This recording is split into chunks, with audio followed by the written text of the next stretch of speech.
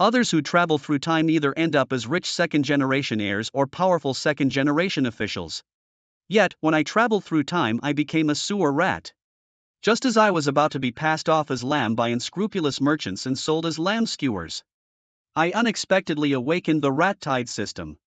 Not only could I produce millions of rat companions to serve me, I could also devour everything to become stronger. At this point, I had not yet recovered from the shock of turning into a rat. The next moment, I discovered something even more shocking. I saw one rat engaging in a fleeting act with another rat. Just as I was shocked, that rat seemed to sense the movement around and looked towards me, saying, "Little brother, you're finally awake. I thought you wouldn't wake up." Before I could speak, he continued, "Your brother Erzwang has gone out to find you something to eat. He'll be back soon, just hang on for a bit and you'll have a feast soon." Soon after, I heard a noise outside the cave, and the next moment I saw two rats dragging a body about twice their size into the cave, apparently a cat. Then I saw Erzwang run towards me and drag the body in front of me, loudly saying, "Eat." After speaking, they both began to devour the cat, with crunching sounds continuously coming as Erzwang relished the meal. Seeing this, I was somewhat resistant, but my stomach growled and I reluctantly took a bite. Suddenly, a voice in my mind said, "Ding, evolution value plus 0, 1 flesh value plus 0, 1 ordinary gray rat. Skill, split, can split into one ordinary gray rat." Then I suddenly pounced on the cat's body, opened my rat mouth, and bit down as if a starving ghost had reincarnated. My ravenous eating stunned both Dazhuang and Erzwang. Dazhuang stopped devouring and looked at me with slight affection, saying, "Look how hungry you are, big brother really feels for you." Hearing this, Erzwang also said, "Tonight your second brother will catch a wild chicken to nourish your body." I devoured the cat like a whirlwind, and a voice in my mind also announced an upgrade evolution. Evolved into a mid-level gray rat, the split skill can now create 5 ordinary gray rats. Then I loudly said, "Big brother, I'm going out for a walk." Hearing this, Dazhuang agreed, but he still felt something was odd. He looked at Erzwang and said, "Has Sanjuan gotten a bit bigger?" Erzwang thought for a moment and replied, "It seems so, big brother. I feel Sanjuan is a bit different." The next moment I staggered out of the rat hole and came to a large rock. I looked up and suddenly saw an eagle's claw tightly grasping a rat flying into the sky. The cries for help from the small rat in the air attracted the other gray rats of this mountain. Soon 2 gray rats arrived late, worriedly saying, "Sanjuan, are you alright?" Seeing I was fine, they continued, "Stay at home and tell big brother and second brother if you get hungry." Then Erzwang prepared to go hunting again. I said, "I'll go too." Hearing this, Erzwang looked at me, thought for a while and said, "Okay, but be careful, weasels hunt us at night." Then we ran into the forest.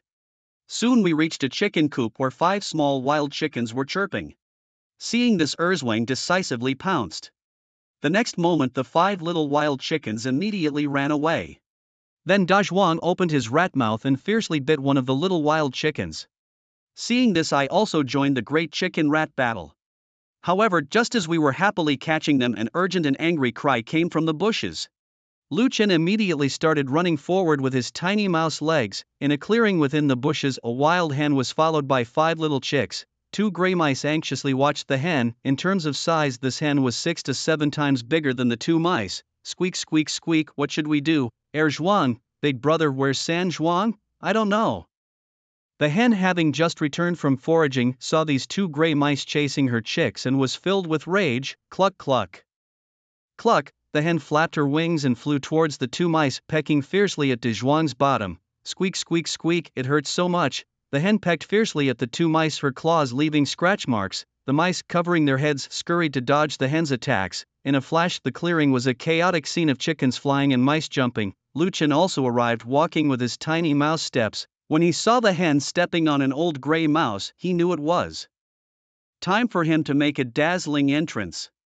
Split, suddenly 5 gray mice appeared beside Lu Chen. Squeak, squeak, squeak, a chorus of mouse cries filled the air. Little ones, bite her. The 5 gray mice quickly pounced towards the hen, angrily pecking at the 2 big gray mice on the ground, didn't notice. The 2 gray mice, with paws over their heads, continuously squeaked out pleas for mercy. The moment the 5 gray mice appeared, Lu Chen could clearly sense that he could control them with a single thought, as if these mice were a part of him. Squeak, squeak, squeak, the 5 mice sprang into action, biting towards the hen's neck. The hen, proud and unaware, was suddenly attacked by 5 gray mice. Cluck, cluck, cluck, what courage you have, to think of eating my children. At this moment, the hen wished she could kill these two mice instantly. Suddenly, the hen felt a pain in her neck and it seemed like something heavy was hanging there. Then something jumped on her back and started tearing at her. Cluck cluck cluck, mice. The hen turned her head and saw two gray mice tightly biting her neck. Another mouse had jumped onto her back and two more were biting her legs fiercely. Startled, the hen flapped her wings, trying to shake off the 5 mice on her. However, Lu Chen's will made these 5 mice cling tightly, refusing to let go. The hen kept flapping her wings at the mice on her, but to no avail. Feeling her strength gradually fading, the hen began to panic. Lu Chen, not far away, watched the hen intently, eyes gleaming as if he were looking at his own food. My experience points. Oh, behave. The more you struggle, the more excited I get. Eventually, as the blood slowly drained from her neck, the hen's strength diminished and she finally fell to the ground. In her dying moments, she looked towards her chicks hiding in the bushes, her face filled with anxiety. Cluck cluck cluck, run. The little chicks, understanding their mother's words, started running towards the bushes. Lu Chen, with a single thought, sent the 5 gray mice chasing after the direction the little chicks fled. Before long, 5 gray mice returned, carrying a small wild chicken in their mouths. De Zhuang and Er Zhuang quickly got up from the ground. De Zhuang stretched out his mouse paw to tidy up his disheveled fur and stood up on his hind legs. He thanked the 5 gray mice with a fist clenched in his paw, squeaking, "Thank you, my 5 brothers, for coming to my aid. A drop of water shall be returned with a spring. I, De Zhuang, enjoy making friends. I felt a kinship with you 5 at first sight. How about we become sworn brothers?" Lu Chen felt a bit embarrassed by De Zhuang's forwardness. After De Zhuang finished speaking, he waited for a response, but the 5 gray mice didn't reply. Instead, they ran towards Lu Chen and then disappeared. De Zhuang rubbed his eyes in disbelief. What in the world? Those 5 mice just vanished into San Zhuang's body. De Zhuang looked at Er Zhuang and both saw the shock in each other's eyes. Er Zhuang immediately ran to Lu Chen, touching him here and there, asking, "San Zhuang, where did those 5 gray mice go? I clearly saw them run towards you and then they just disappeared." Lu Chen swatted away Er Zhuang's paw from his body. "That's my skill." "A skill? What is a skill?" Er Zhuang asked De Zhuang, puzzled. De Zhuang scratched his head with his paw. "I've got it." The sudden outburst startled both Er Zhuang and Lu Chen. "I've heard that skills are something that only higher tier beasts possess." Following this realization, De Zhuang burst into laughter. "Ha, heaven bless our Zhuang family." De Zhuang's eyes filled with fervor as he looked at Lu Chen. Meanwhile, Lu Chen ran towards the corpse of the wild chicken and began to devour it. Ding, evolution value plus 0.1, flesh value plus 0.1. System notifications rang continuously, but Lu Chen, absorbed in his feeding, ignored them until he had completely consumed the wild chicken's body. Species: low-level gray mouse, mid-level gray mouse, May 19th, 20, level, tier 0, level 1, May 19th, 20, skill, cloning, can split into 5 low-level gray mice. Seeing he was only 0.5 away from the next evolution, Lu Chen eyed the bodies of the 5 small wild chickens on the ground. They might be small, but they're enough for a few bites.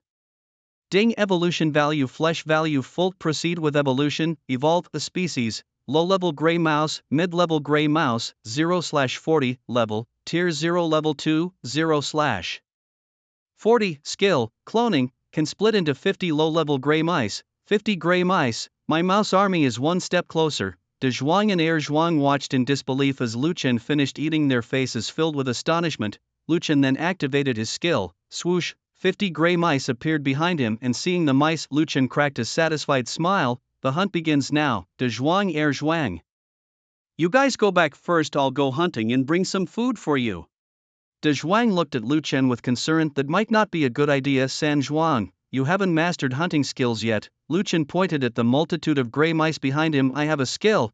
Da Zhuang stroked his head thoughtfully, resembling a rat deep in contemplation. Squeak squeak squeak. Alright then, San Zhuang, you must be careful. Having said that, Da Zhuang and Er Zhuang, the 2 rats, raced towards the gray rat mountains. Lu Chen watched their figures gradually disappear into the darkness. Those are 2 fine rats. When I rise in power, I will surely take care of you both. Chirp, chirp, chirp. A cool breeze brushed against Lu Chen, carrying with it the chirping of crickets from the bushes. Under the moonlight, a giant rat the size of an adult human arm led the way, followed closely by 50 gray rats of similar size. The pristine moonlight reflected off their gray fur, each rat moving in perfect unison. Lu Chen, commanding his gray rat avatars, started searching for beasts in the bushes. Squeak squeak squeak. One of the rat avatars sounded an alarm. With a thought, Lu Chen directed all the gray rats towards the source of the alarm. Let's see what we found this time. He ran towards the source of the alarm on his rat legs, followed closely by 5 gray rats, ensuring his safety. Approaching, Lu Chen carefully examined 2 creatures huddled up ahead. They were 3 times his size, resembling hedgehogs with bodies covered in long hard spines, each about 20 centimeters long, pointing outward. Lu Chen found these spiny creatures somewhat familiar but couldn't quite place them. Suddenly it clicked: porcupines. But these porcupines looked different from those he remembered. Just as he pondered this, the 2 porcupines suddenly inflated. Lu Chen had a bad feeling. Swoosh, swoosh, the spines shot out in all directions. Oh my god, the spines penetrated many of the rat avatars. One of the spines, now embedded in a rat avatar, stopped mere centimeters from Lu Chen's head. 20 or so rat avatars lay on the ground while the 2 bald porcupines fled desperately. A surge of anger welled up inside him. Squeak, squeak, squeak, kill them for me, he commanded. The swarm of rats moved instantly, chasing the 2 bald porcupines. In moments, the 20 or so gray rats caught up and swarmed over them, biting fiercely into the porcupine's flesh. The porcupines screamed and thrashed, trying to shake off the rats gnawing at their bodies. Lu Chen followed calmly behind. That was truly a close call. I almost perished at the hands of these 2 porcupines. It was clear now that these weren't ordinary porcupines. Their spines could shoot out. I must be more cautious from now on. This world is not as simple as it seems, Lu Chen mused as he approached the 2 bloodied porcupines, showing his gleaming white rat teeth. Squeak, squeak, squeak. Don't be afraid, this will be quick. The porcupines, slowly lifting their heads, trembled incessantly as Lu Chen opened his mouth and started devouring them. Ding, evolution value plus 0.1, flesh value plus 0.1. The evolutionary prompt in his mind continued until he had completely devoured the 2 porcupines.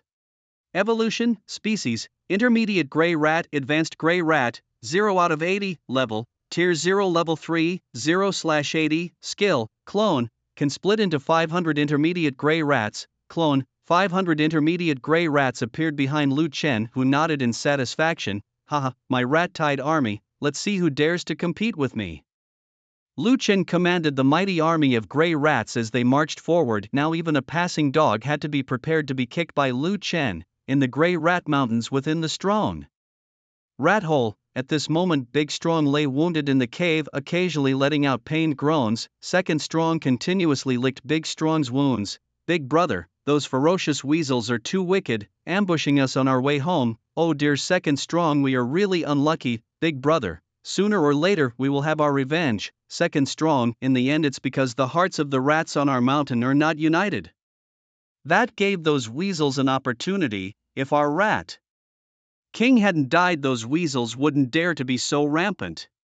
At this point Second Strong glanced at the stone blocking the cave entrance and whispered, Big brother, now that our mountain has no rat king and the group of rats is without a leader, have you thought about becoming the rat king yourself? Big Strong immediately sat up, his eyes shining as he looked at Second Strong. Think about it, how could I not? Lately, I've been continuously mating with the female rats, hoping they will bear offspring to support me in becoming the rat king. Cough. Cough. Big brother, that method won't work. Then what else can we do? Second Strong, the great king of our gray rat mountain, said that to become the rat king of the mountain you must either be able to deter those weasels or need to be recognized by the current rat king. Mentioning the rat king of the gray rat mountains, Big Strong felt a deep fear. The rat king of the gray rat mountains was a second-tier gray rat, half the size of a human with exceptionally sharp claws. It was rumored that the rat king had a unique talent which allowed him to gradually become the king of the gray rat mountains. Big brother, what about Third Strong? Doesn't Third Strong have that skill? With it to deter the weasels, won't the control of this mountaintop be ours to declare? Yes, Second Strong, from now on we 3 brothers will dominate this mountaintop. Big Strong clapped his rat paw, and despite the pain that made him grimace, he couldn't hide the smile in his eyes. Meanwhile Lu Chen, after devouring 2 wild boars, continued to search for other creatures around. He spared no rabbits, all were consumed by Lu Chen. However, these rabbits, not much smaller than Lu Chen himself, couldn't bring him much evolutionary value. As Lu Chen was searching for more animals, a group of over 20 fully armed soldiers cautiously advanced through the gray rat forest. The leader stretched out his hand and all the soldiers immediately stopped and looked towards their leader. Where are we now? A soldier quickly pulled out a map from his backpack and started to study it carefully. Captain Wang, we are currently in the Grey Rat Forest, which is close to the Grey Rat Mountain Range. This area is populated with lower-tier demonic beasts. Wang Chong took the map from the soldier and started to study it. After a while he ordered a brief rest. We're almost at the mission site. Yes, Captain. The group of over 20 fully armed soldiers, sitting in groups of 4, remained vigilant of their surroundings. About half an hour later Wang Chong stood up and the rest of the soldiers quickly followed suit. Wang Chong chose a direction and led the team forward. He was part of the Earth's military and this mission was to capture creatures from this otherworldly entrance for research. Wang Chang's strength wasn't formidable, merely at level 0 to 8, so he could only lead the team into the Grey Rat Forest. The squad of 20+ members stopped at a valley. Under Wang Chang's command, some soldiers armed with iron traps and landmines cautiously moved towards the entrance of the valley. Another team armed with rifles remained on high alert. Fortunately, there were no incidents and the landmines were buried at the entrance of the valley. Wang Chong watched the soldiers return, a trace of joy crossing his heart. Completing this mission would allow him to exchange for a strength-enhancing potion, potentially advancing him to level 0 to 9. With this thought, Wang Chong was even more eager to complete the mission. Lu Chen was leisurely walking in the Grey Rat Forest when sudden loud explosions made him stop in his tracks. Oh my goodness, what was that sound? The explosion, sounding very close, gave him a fright. Then familiar sounds of gunfire alerted him immediately. Lu Chen, taking on the form of a rat, scurried towards the source of the sounds. As he neared a valley, his suspicions were confirmed by what he saw. Humans, it truly was humans. In the valley ahead, over 20 soldiers with rifles were shooting into the valley. Several red boars bearing tusks charged at the soldiers. After being hit by more than a dozen bullets, the boars finally fell. Such thick skin. Lu Chen marveled at the toughness of the red boars while using his cloning skill. 500 grey rats ran towards the dead boars in the valley, dragging a boar's body back in Lu Chen's direction. Captain, a group of grey rats is dragging away a boar's corpse. Upon hearing this, Wang Chong looked over and saw hundreds of grey rats quickly dragging a boar towards the other side of the valley. Never mind them, we can't take these boar corpses back anyway. Wang Chong continued to command his men to hold their formation and shoot at the charging boars. Soon the valley was littered with the bodies of over a dozen boars. Quick, extract the blood from their hearts. The team expertly located the boars' hearts and with a stab of a dagger blood gushed out, which they collected into vials. It was clear that this was not Lu Chen's first time dealing with such matters. On the outskirts of the valley, Lu Chen looked at the wild boar corpse in front of him, which was several times his size, and began to devour it with his mouse mouth wide open. Ding, evolution value plus 0.5, flesh value plus 0.5.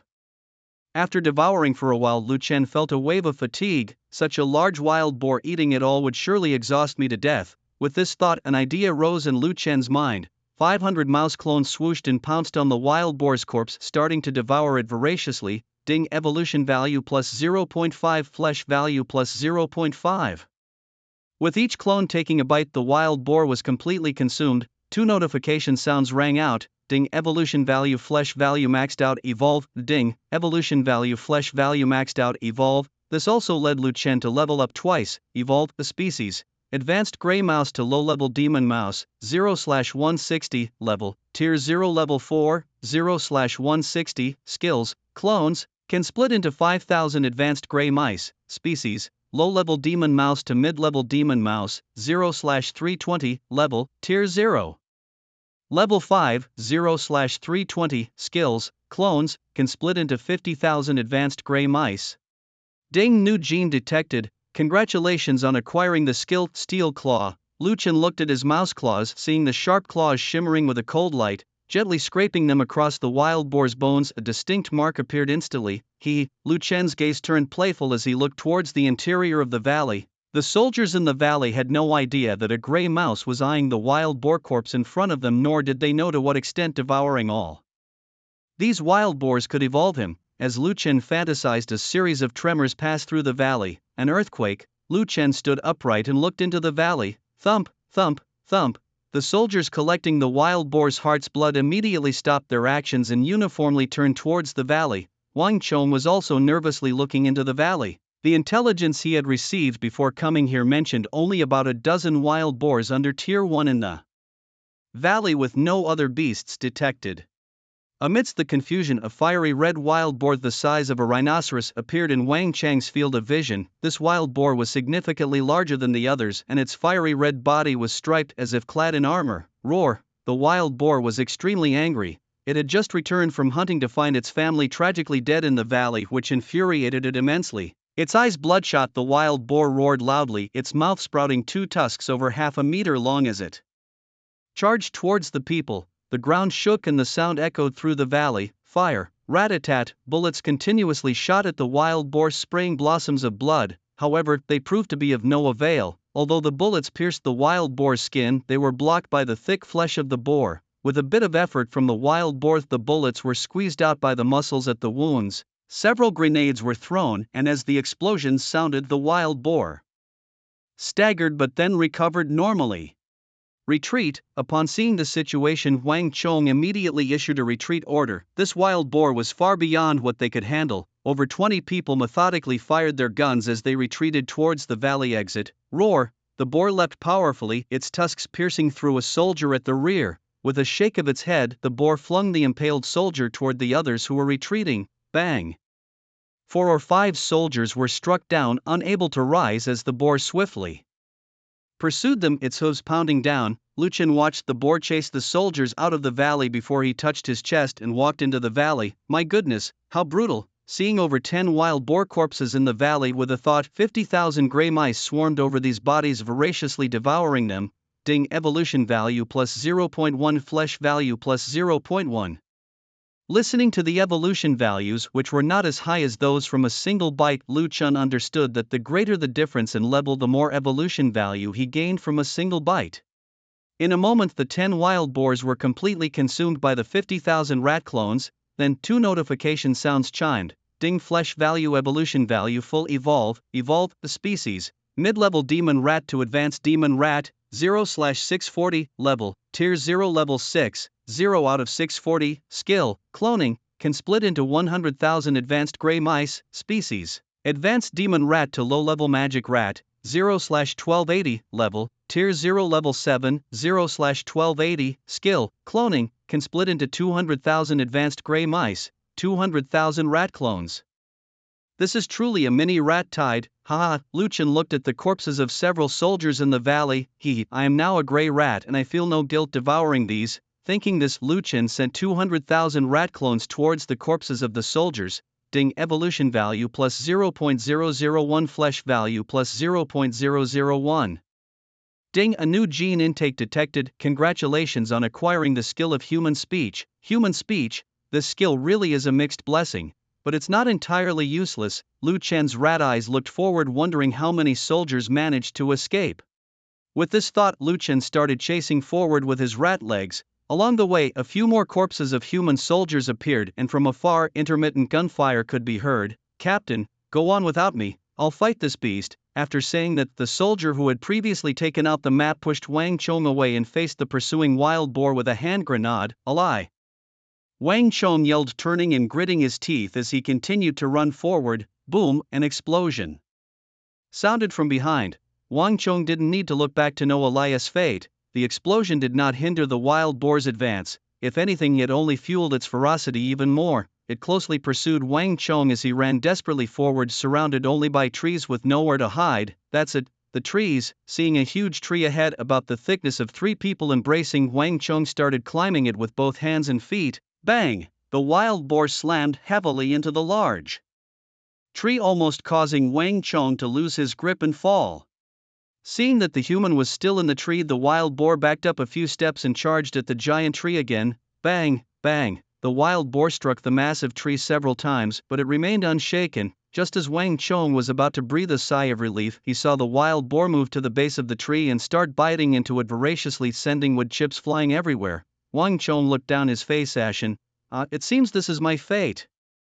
Squeak, squeak, squeak, a chorus of noises reached Wang Chang's ears, prompting him to look in their direction. What he saw was a vast, gray mass of rats, endless in number. The wild boar also noticed the anomaly behind it and turned around to see a horde of gray rats. The boar scoffed at the rats, confident it could crush dozens of them underfoot with ease. It roared at the rat swarm, seemingly to intimidate them into leaving quickly and not disturb it. However, the rats were unmoved. Squeak, squeak, squeak, charge my little ones, came a cry from behind the rat swarm. This call stirred the rat tide as if a stone had been thrown into a calm lake, causing it to boil over. The rat tide charged at the wild boar. Seeing this, the boar, which usually wouldn't even spare these small mice a glance, realized they were now challenging its authority. It immediately moved its heavy limbs and charged into the swarm. 200,000 rats split apart like a tidal wave, instantly overwhelming the boar. Thinking that its charge would crush a large number of rats and cause the rest to retreat, the boar was taken aback when the enraged rats started biting into its flesh, tearing off chunks of meat. As soon as the boar made contact, its skin was ripped open and it let out pained cries. The intense pain made it want to flee, but it couldn't escape with its body covered in rats. Even its eyes were gnawed blind, causing it to thrash about like a headless fly. Eventually, the exhausted boar collapsed with a thunderous fall, and the rat swarm swarmed over it, leaving behind nothing but a skeleton and a pool of blood in mere moments. At that point, the rat swarm collectively stood up on their hind legs, looking up at Wang Chong in the tree. Seeing this, Wang Chang's scalp tingled. He had just witnessed how the boar was completely devoured by the rats. He definitely did not want to end up the same way. The rats then parted to make a path, and an ordinary-looking gray rat walked up to the base of the tree. This gray rat crossed its arms and looked up at Wang Chong. Then something happened that Wang Chong would never forget for the rest of his life. The gray rat actually spoke human language. Human, come down. Stunned, Wang Chong looked at the rat below, then gritted his teeth and slid down from the tree. Human, introduce yourself, the rat in front of him said, its tone steady and devoid of any nonsense. Trembling, Wang Chong replied, Great rat, my name is Wang Chong. Thank you for saving my life. The rat Lu Chen looked at Wang Chong. He wasn't one for idle chatter. I won't beat around the bush. I know you're not from this world. From now on you'll work for me. Wang Chong glanced at the gray rat in front of him. Could he even say no? Great rat, whatever tasks you need, please command me. Lu Chen looked at Wang Chong and knew that he was only temporarily appeasing him, but he was confident that the next words he would speak would surely stir Wang Chang's heart. If we collaborate, I can help you obtain what you desire in this other world. In return, you help me with a few tasks. You must know the reason those noble families in your world are so powerful is that they have found partners in this other world. If you're willing, by partnering with me, you too could establish a noble family. A noble family? The Wang family, Wang Chong muttered to himself, recalling rumors he had heard in the military about noble families rising to power through alliances formed in other worlds. Lu Chen watched quietly as Wang Chong pondered, not wanting to interrupt his thought process, confident that Wang Chong would be tempted. Wealth, women, power, what man could resist such temptations? Wang Chong thought of his team, over 20 men, all lost their days spent toiling on the brink of death. His decision was forming. All right, Lord Rat, I agree, but what must I do? He asked eagerly. Lu Chen didn't reply immediately. Instead, a group of gray rats gathered around and placed a backpack in front of Wang Chong. Opening it, Wang Chong found it stuffed with tubes of beast blood, the hard-won prize from their last deadly venture, which sealed his resolve. Lord Rat, where should I find you next time I come to this other world? Wang Chong inquired. Lu Chen, satisfied, responded, You know of the gray rat mountains, right? I am at the outermost peak. The rat horde will clear a path for you. Wang Chong nodded, picked up the backpack and walked through the path opened by the rats. He then left the gray rat forest without stopping until he reached the entrance to the other world. Holding a token in his hand, he clenched it tightly. Suddenly, a portal appeared before him. Wang Chong dived in, and just as swiftly, the portal vanished. Upon returning to Earth, Wang Chong solemnly handed over the collected beast blood and submitted his resignation from the military. His superiors, understanding that he was the sole survivor and deeply affected, approved his resignation. However, instead of succumbing to despair, Wang Chong formed a small exploration team, recruiting some newly graduated researchers ready to make a mark. Believing that if noble families could rise to power, why couldn't he? At the Gray Rat Mountains, at the outermost peak, about 10,000 gray rats had gathered outside their den, basking in the sunlight. Big Strong Limping moved towards an open space where 9 robust gray rats had gathered, and an elderly slender gray rat stood at the forefront. Squeak, squeak, squeak. Today at this peak we convene to elect a new rat king to lead our horde, the elderly rat announced. These 10 candidates here are the contenders. The one with the most support will be chosen as the king of our mountain. Squeak, squeak, squeak.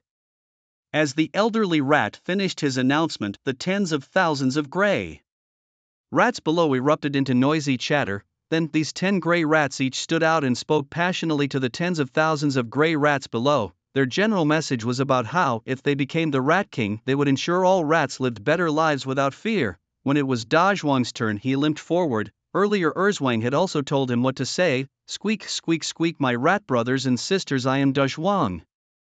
I believe many of you know me. My heart aches for our rat kind. We are considered low among the beasts, and being individually weak, we've often been bullied by other species. Just the other day, several weasels brazenly came here to catch and eat our kin. Tens of thousands of gray rats were so frightened that they hid in their holes. Dazhuang couldn't stand it anymore. We had to fight them. Then a rat from below ran to the front and said loudly, Dazhuang, I support you. That day my brother was nearly killed by a weasel, and not a single rat stood up to help us. It was Dazhuang. Dazhuang rammed into that weasel and saved my brother. Many other rats spoke up too. Yes, that day I also saw only Dazhuang dare to fight those weasels. Right, I was very scared then and only saw Dazhuang fighting the weasels while the other rats ran back into their holes. Yes, I saw it too, many rats from below voiced out. They could all hear Dazhuang roaring outside as he fought the weasels. That day when Dazhuang just got back, he saw several weasels rampaging through the rat crowd. Timid as he was initially planning to run into the hole. Unexpectedly, he was targeted by a weasel. Seeing this, Dazhuang knew that if he didn't get fierce, he would be dragged away and eaten by the weasel. As for saving that gray rat, it was a stroke of luck. As he ran towards the mountain top, missed his step and collided with that weasel. Many spoke of Dazhuang's heroic deeds from 2 days ago, making the other 9 gray rats somewhat ashamed. After all, when the weasels attacked, they were all hiding in the holes, too scared to show themselves. Seeing this, Erzwang shouted loudly, Dazhuang, Rat King, Dazhuang, Rat King. As these words came out, the crowd of rats also started chanting, Dazhuang, Rat King, Dazhuang. Watching his name being chanted more and more, a smile appeared on Dazhuang's face. A gray rat handed him a hat crown with 2 colorful feathers, which was placed on Dazhuang's head. At that moment, the slender elderly rat walked over. From today onwards, Dazhuang is our new Rat King. The many gray rats below also happily squeaked in celebration. According to the rules of the rat kind, the other 9 rats who failed to become king would serve as the guards of the Rat King. Dazhuang felt as if he was dreaming, watching the many gray rats addressing him as the Rat King. Lu Chen also arrived at the Gray Rat Mountains and headed for the cave he had visited before. As soon as he reached the entrance, he saw 8 gray rats standing guard at the entrance like sentinels. Stop! What are you doing? Lu Chen was about to walk into the cave, but was stopped by a gray rat. The other 7 rats also surrounded Lu Chen. I'm going home. This is my home. Going home? What's your name? Sanjuan. It seems I've heard that the king has another brother. I'll go ask. A gray mouse ran towards the hole. Squeak, squeak, squeak. The weasels are attacking. The cries of the mice began to echo. Weasels. With a whoosh, the 7 gray mice in front of Lu Chen burrowed into the hole, incidentally pushing a stone to block the entrance. Damn it! Lu Chen couldn't help but curse as he watched the quick response of the 7 gray mice. So you all go into the hole, and I'm not afraid of the weasel. Lu Chen looked at the entrance in disbelief. Suddenly, the mountain became chaotic with more than 10 weasels rushing towards the scattering gray mice. At this moment, Dazhuang had just joyfully learned of his brother Sanjuang's return. Suddenly he saw 7 gray mouse guards run into the hole and block it. Squeak, squeak, squeak. What happened? King, the weasels are attacking. Weasels? Oh no, Sanjuang. Dazhuang spread his tiny mouse feet and was about to run outside the hole, and Erzwang immediately followed. Seeing Dazhuang pushing the huge rock at the entrance, 8 mouse guards were startled and immediately stopped him. King, it's dangerous outside. Dazhuang and Erzwang regardless continued to push the huge rock. Outside, Lu Chen with his claws ready looked down from a height at the 10-odd weasels surrounding him. Just as he was about to make a move, 2 gray mice, Dazhuang and Erzwang, emerged from behind him at the hole entrance. Squeak, squeak, squeak. Who dares to bully my little brother? Dazhuang shouted angrily, quickly coming to Lu Chen's side with Erzwang right behind. Lu Chen moved slightly inside, hadn't expected these 2 mice to risk danger to rescue him. True bravery often outweighs slaughtering dogs. The 10-odd weasels around mockingly looked at the 3 mice, especially the one in front with 2 colorful bird feathers in his hair. That must be the Mouse King. Now we're in for a treat. Lu Chen, seeing the weasels drooling, hesitated no more. Behind Lu Chen appeared more than 100 gray mice, each with sharp fangs and claws. Little ones, attack. The 100+ mouse clones pounced on the 10-odd weasels and dust flew everywhere in an instant.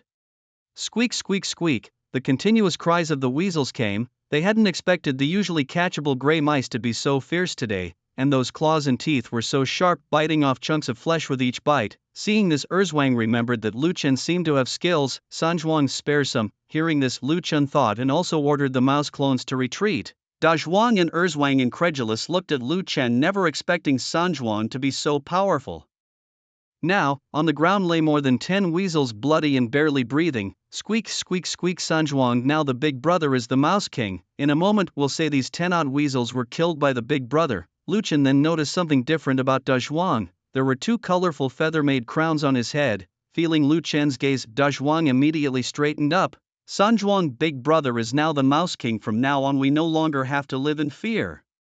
Oh, Lu Chen wasn't interested in asking how Dazhuang became the Mouse King. He headed back into the hole, ready for a good sleep. Entering the cave, the 8 mouse guards looked nervously at Lu Chen. They suddenly realized that this mouse had just been surrounded by weasels, yet here he was walking in alive. Lu Chen glanced at the 8 mice but ignored them. Go outside and see. The 8 mice cautiously walked out of the cave and were shocked to find more than 10 weasels bloodied and lying on the ground, with Dazhuang and Erzhuang kicking them one by one. Seeing this, the mouse guards assumed it was the Mouse King who had killed the weasels, saving Dazhuang the trouble of explaining himself. The 8 mouse guards then ran wildly on the mountaintop. Squeak, squeak, it's safe, everyone come out. It was the Mouse King. The Mouse King killed those weasels. Hearing the shouts outside, the mice in the cave cautiously poked their heads out and immediately saw the Mouse King and the bodies of more than 10 weasels. Tens of thousands of gray mice quickly gathered around. Long live the Mouse King! Long live the Mouse King! The mice shouted loudly, and some braver ones walked up and kicked the weasel bodies a few times. Dazhuang, watching the many gray mice flattering him below, stretched out his mouse paw and immediately all became silent. Squeak, squeak, my subjects, these weasels dared to invade our gray mouse tribe. Such audacity! Today I, Dazhuang, act as the enforcer of heaven. Come hang these weasel bodies on the mountain. Let any other weasels thinking of invading know what happens when they mess with Dazhuang. Squeak, squeak, long live the Mouse King! The Mouse King is formidable. After finishing his speech, Dazhuang turned and walked back into the cave while the mice rushed to hang the weasels' bodies in the valley. From that day on, the weasels dared not invade the mountain of gray mice again. Inside the cave, Lu Chen was quietly lying on a soft bed of straw placed on a large rock, resting when Dazhuang and Erzhuang came over and started licking Lu Chen's fur. Lu Chen suddenly got up, disgusted. That's just gross. He couldn't help feeling nauseous thinking about the saliva all over him from the 2 mice. Sanjuang, seeing you safe, I can rest easy. Yes, Sanjuang, although big brother is now the Mouse King, he still cares about you, Dazhuang said to Lu Chen. Sanjuang, you're not young anymore. Now that I'm the Mouse King, if you fancy that young female mouse, just use my name. Hearing this, Lu Chen almost spat blood. Just the thought of the time he first opened his eyes to find Dazhuang on top of a female mouse sent shivers down his spine. He had no such interest, especially since he always considered himself human. Lu Chen quickly changed the subject. Dazhuang, are you content with being the king of this mountain? Have you thought about becoming the king of the entire Gray Mouse mountain range? This statement struck Dazhuang and Erzhuang like a bolt from the blue. Want to? How could we not? A mouse who doesn't want to be the Mouse King isn't a good mouse at all. Seeing Erzhuang's thunderstruck expression, Lu Chen also made a promise. Once I become stronger, I will surely make you 2 the kings of the Gray Mouse mountain range. Dazhuang and Erzhuang were so excited they nearly jumped up.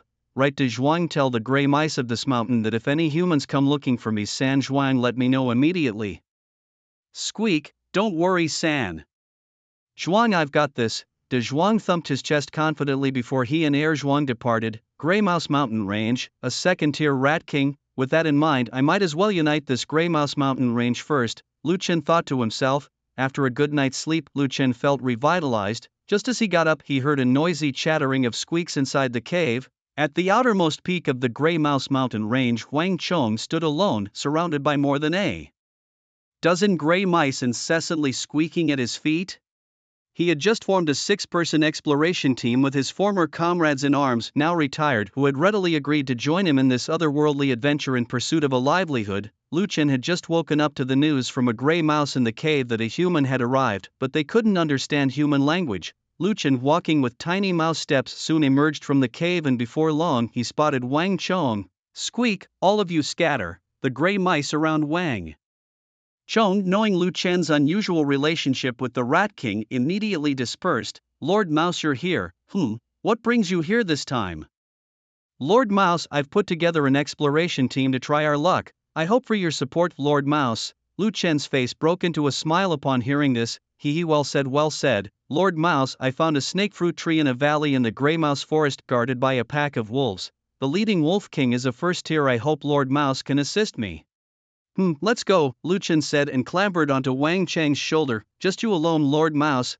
Seeing that Lu Chen had nothing more to say, although puzzled, Wang Chong continued walking with him. Soon, they left the Grey Mouse Mountain range with 5 anxiously waiting people ahead. Old Wang, is this the Grey Mouse you mentioned? Wang Chong immediately interrupted. Oldly, this is Lord Mouse. Lu Chen assessed the man with a glance, about 1.7 meters tall, robustly built, rugged in appearance with a scruffy beard. Let's move. Wang Chong led the way towards the Grey Mouse Forest. The group of 6 men and 1 mouse ventured deep into the forest, which was overgrown with weeds and dense trees. Birds chirped and wild animals roared occasionally around them. The group maintained a vigilant silence as they moved. About an hour later, they reached a valley and looked down. The valley housed about 20 fierce wolves, among them a conspicuous snow-white wolf, significantly larger than the others. Next to a pool in the valley stood a thick fruit tree laden with fruits. Lu Chen quickly counted about 30 fruits. Then the 6 men turned their gaze toward Lu Chen. With a swift movement, Lu Chen jumped off Wang Chang's shoulder. Divide, squeak, 200,000 mouse clones appeared behind Lu Chen. Is this a magical beast's innate skill? The 6 men thought to themselves, taking a sharp intake of breath at the power of Lu Chen's talent. Such an endless mouse tide could exhaust even the mightiest of foes. My minions attack. Like a tidal wave, the 200,000 mouse clones surged towards the valley, their momentum overwhelming. The pack of wolves was suddenly startled, their gaze immediately turning towards this direction as a large number of gray mice surged forward. With a howl, the snow-white alpha wolf unleashed a blade of wind from its mouth, slicing over a dozen mice in half. Yet, this display did nothing to deter the swarm of mice. The wolves braced themselves, watching as the mice charged down the hill. Mice leaped onto the wolves, their sharp claws digging into the wolves' fur as they began to gnaw viciously. Each wolf was covered in a dense layer of gray mice. The alpha wolf was the first to react, swatting away dozens of mice with a sweep of its paw. However, against a horde of 200,000, this was merely a drop in the ocean. The alpha's once pristine white fur was now stained red with blood as more and more mice climbed onto him. Amidst the rising dust, the mice continued their relentless assault on the wolf pack. The squeaking of the mice was chilling to the bone, especially to a group of 6 onlookers. Some of the weaker wolves were bitten to the point of immobility, rolling on the ground in a futile attempt to shake off the mice, but to no avail. As soon as any mice fell off, others immediately jumped to take their place. Ding, evolution value plus 0.1, flesh value plus 0.1. The notification sounds kept ringing out as Lu Chen watched the scene in the valley with his keen mouse eyes. The Wolf King, not to be outdone, leapt high into the air, unleashing several more wind blades to clear a small area, but in just a moment that cleared space was again swarming with mice. The Wolf King, unwilling to give in, landed back among the mice and was quickly overwhelmed. The mice began to devour the 20 or so wolves, leaving behind only their bones. Ding, evolution value flesh value maxed out. Evolve species. Low-level demon mouse, mid-level demon mouse, 0/2560, rank 8th level of 0 tier, 0/2560, skills, clone, can split into 400,000 advanced gray mice, steel claws, sharp teeth, human speech. Just 2 more levels to reach the first tier, truly establishing a foothold in this strange world. Let's go, said Lu Chen to the 6 people behind him. They exchanged glances and followed him into the valley. The 200,000 mouse clones swiftly turned to face them, parting to create a path. Lu Chen approached a fruit tree, eyeing its fruits. Are these snake fruits? He mused, feeling an overwhelming urge to devour them. Wang Chong quickly got the hint, signaling the others to climb the tree and start picking. 36 snake fruits were laid before Lu Chen. He walked over, opened his mouse mouth, and started to nibble. A whole snake fruit was swallowed. Ding, evolution value plus 50, flesh value plus 50. Lu Chen's eyes brightened as he bit into another fruit, but this time no notification sound followed. It seems only the first consumption is effective, Wang Chong explained to a slightly disappointed Lu Chen. I see, Lu Chen responded, taking 2 more fruits for himself and handing the rest to the 6 people. 6 people immediately ate one each with joy and stored the rest in their backpacks. Lu Chen looked at the 6 people and then said, "What are your plans next?" Wang Chong shook his head. "Lord Rat, this foreign land is vast and my strength is weak. Previously, I only operated within this gray rat forest and I dared not venture too deep. How about this, you all follow me deeper into the gray rat forest? Alright, Lord Rat. Hearing that they would be accompanied by the powerful Luchin, the 6 of them felt much more at ease, knowing their lives were somewhat secured. Since that's the case, let's have my rat tide occupy this gray rat forest first. Split. 400,000 rat clones densely appeared in the valley, even covering the area above the valley. Wang Chong and his companions, seeing the rat tide that had now doubled in size, were extremely nervous. Squeak, squeak, squeak. The army of rats surged out of the nest and ran towards the outside of the valley. Lu Chen stood on Wang Chang's shoulder, following the rat tide in search of other beasts in the Gray Rat Mountain Range. The Gray Rat Mountain Range was not large, consisting of 15 peaks. The peak where Dezhuang was located was the smallest, with only tens of thousands of gray rats. The other peaks all started from 100,000, especially the largest 1 inch, which was the residence of the king of this entire Gray Rat Mountain Range, with a population reaching 500,000 gray rats.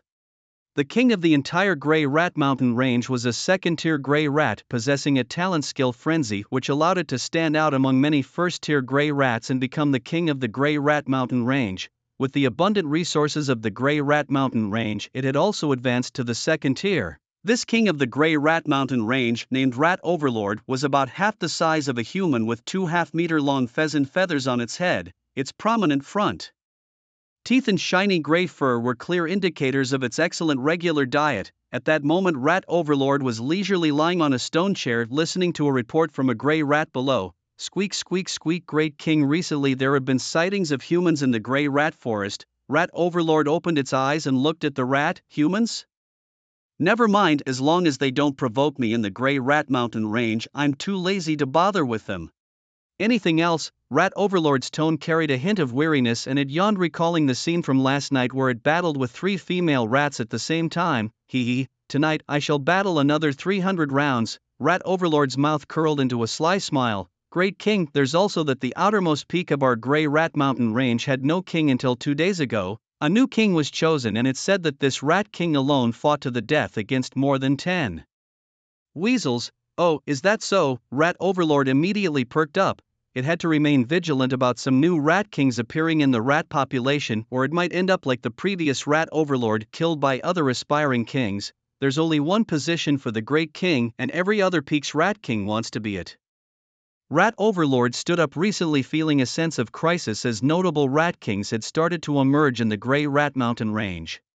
Rat Overlord waved away the gray rat and then fell into deep thought. After a long pause, he seemed to have made up his mind. By nightfall, a shadow about half a man's height stealthily left the Gray Rat Mountains. This shadow was none other than Rat Overlord, who upon leaving the mountains dashed furiously towards a distant direction, the territory of the snakes. In the Gray Rat Forest at night, around a campfire, 6 figures sat surrounded by a dense crowd of gray rats. In the darkness, countless pairs of eyes watched their surroundings, creating a chilling atmosphere. If Wang Chong hadn't known the origin of these gray rats, he might have been scared enough to run away on the spot. During the day, they had witnessed the terror of this rat pack, fearless and ferocious, devouring any prey that fell among them. The Gray Rat Forest was typically a gathering place for lower-tier beasts, most of which were first-tier. Although many beasts were devoured during the day, there was no further evolution. Lu Chen leaned against a tree, closing his eyes to rest. Wang Chong and the others were roasting 2 whole rabbits over the fire. The dripping fat crackled in the fire, making the flames burn brighter, and the aroma spread far and wide. Suddenly a loud roar echoed through the night, exceptionally loud. Thump, thump, thump.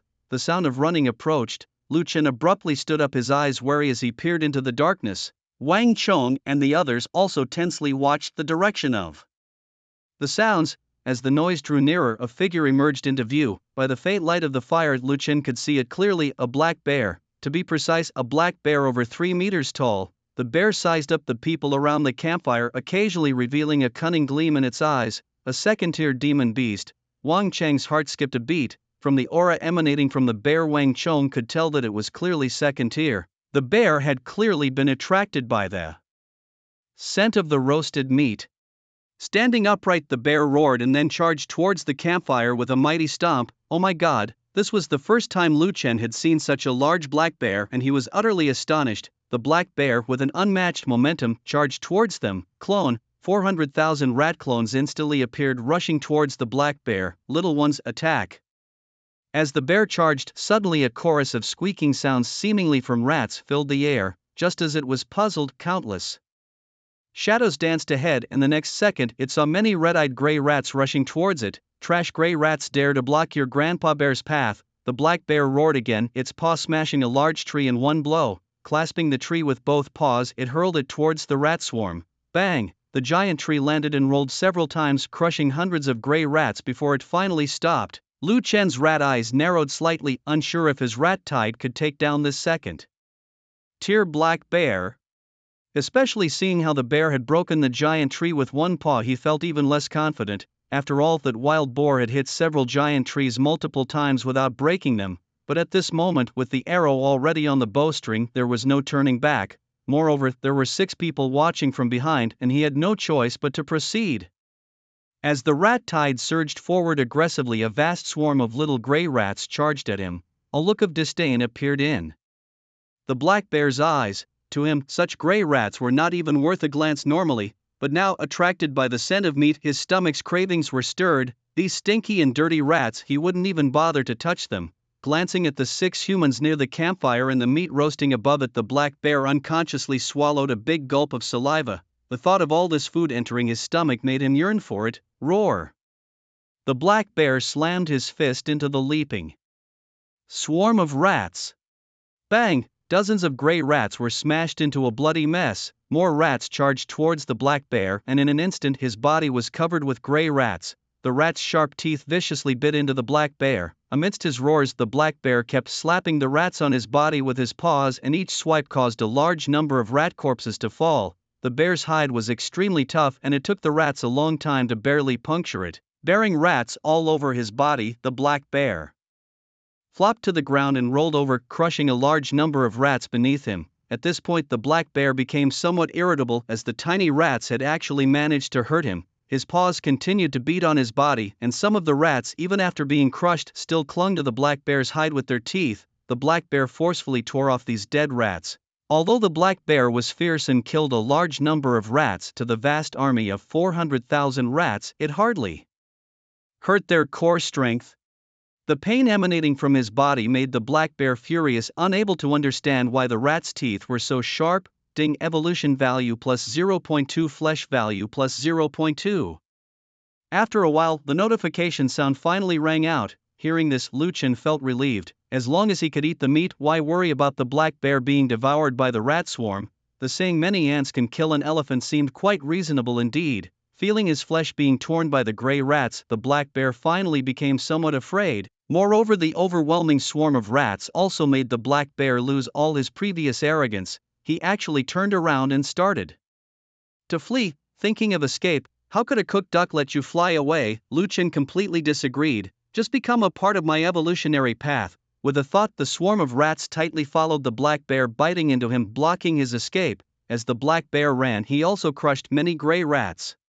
The more he ran, the more afraid he became in his heart, as he couldn't outrun the swarm. Moreover, he already felt the searing pain on his body, and his weight had significantly decreased because large chunks of his flesh had been eaten by those detestable gray rats. At this moment, the black bear also deeply regretted his actions, wondering why he had to give in to his cravings. However, there is no medicine for regret in this world. The black bear's mournful screams also rose up, feeling that he had no strength left to use against the rat swarm. Escape, just escape.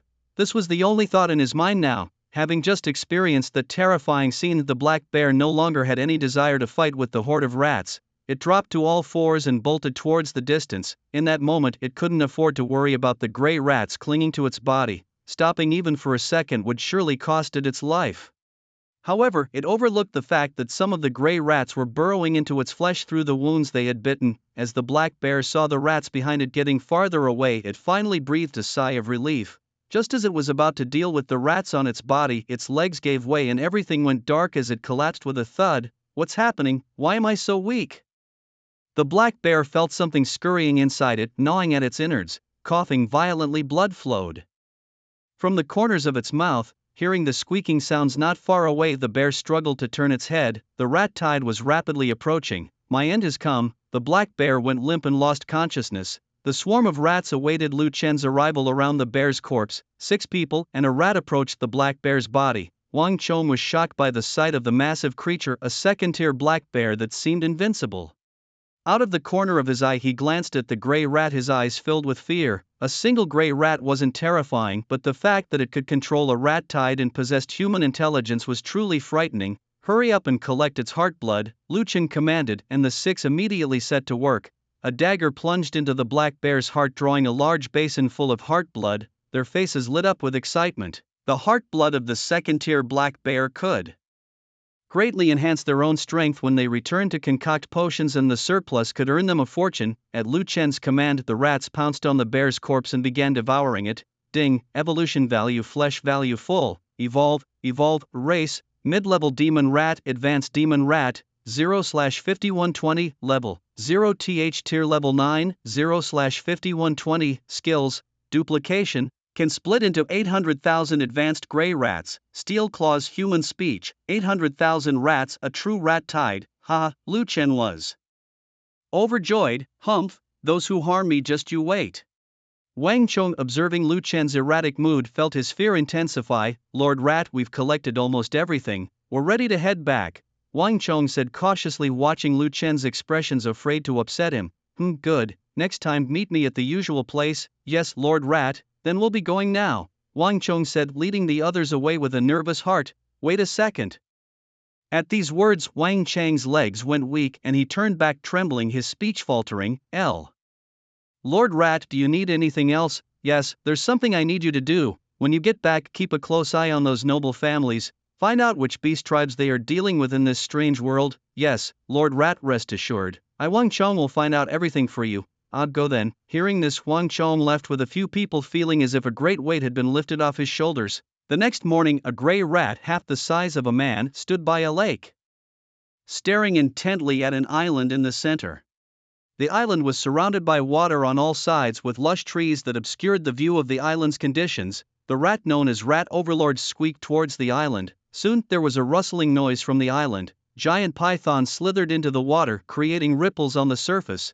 With a splash, the pythons extended their heads out of the water, looking down at Rat Overlord from a high position. The leading python was golden all over, about as thick as a water bucket and more than 10 meters long, with 2 protrusions on its head as if something was about to grow out. This second-tier golden python flicked its tongue and looked at Rat Overlord, hissing, Rat Overlord, what brings you here? Rat Overlord looked at the golden python and bowed his rat paws, saying, Brother Blast, we are old acquaintances, and I am here today because I need your help. Python Blast, recalling the times they had shared together, though they had later separated due to their species differences, one becoming the Rat King and the other the Python King, asked, what is it? Tell me, I want you to go to the outskirts of the Grey Mouse Mountains and devour some gray rats, Rat Overlord said. That's your own kin and you want me to devour them? Python Blast was extremely surprised. You don't know, Brother Blast, the other Rat Kings in the Grey Mouse Mountains are growing too fast and I fear they threaten my position.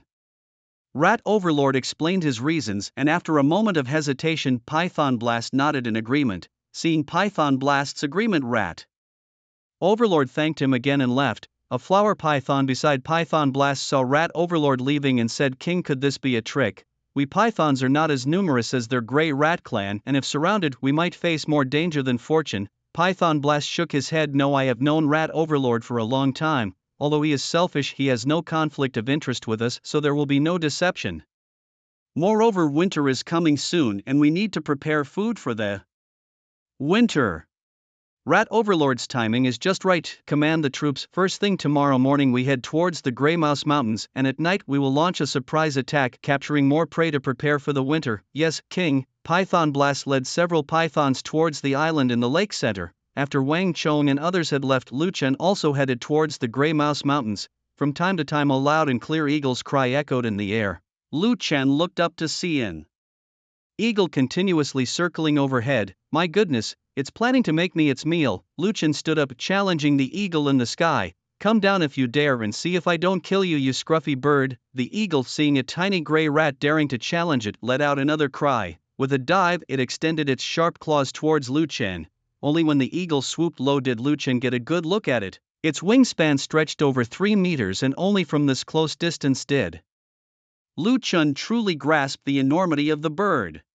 As the giant eagle dove towards him, Lu Chun quickly scurried behind a large rock for cover. The eagle, missing its target, soared back into the sky, circled low a few times, and then flew away. Lu Chun waited a long time before cautiously poking his head out, muttering, "Raggedy bird, one day I'll roast you for a meal." With it he leapt from behind the rock, dusted himself off, and continued on his way towards the Grey Mouse Mountain range. Rustling sounds filled the air as small birds fluttered away from the trees and lower-class beasts trembled in fear. A multitude of snakes slithered forward in formation. 10 years to become a snake, 100 to become a python, 1,000 to turn into a jiao, and 10,000 to transform into a dragon.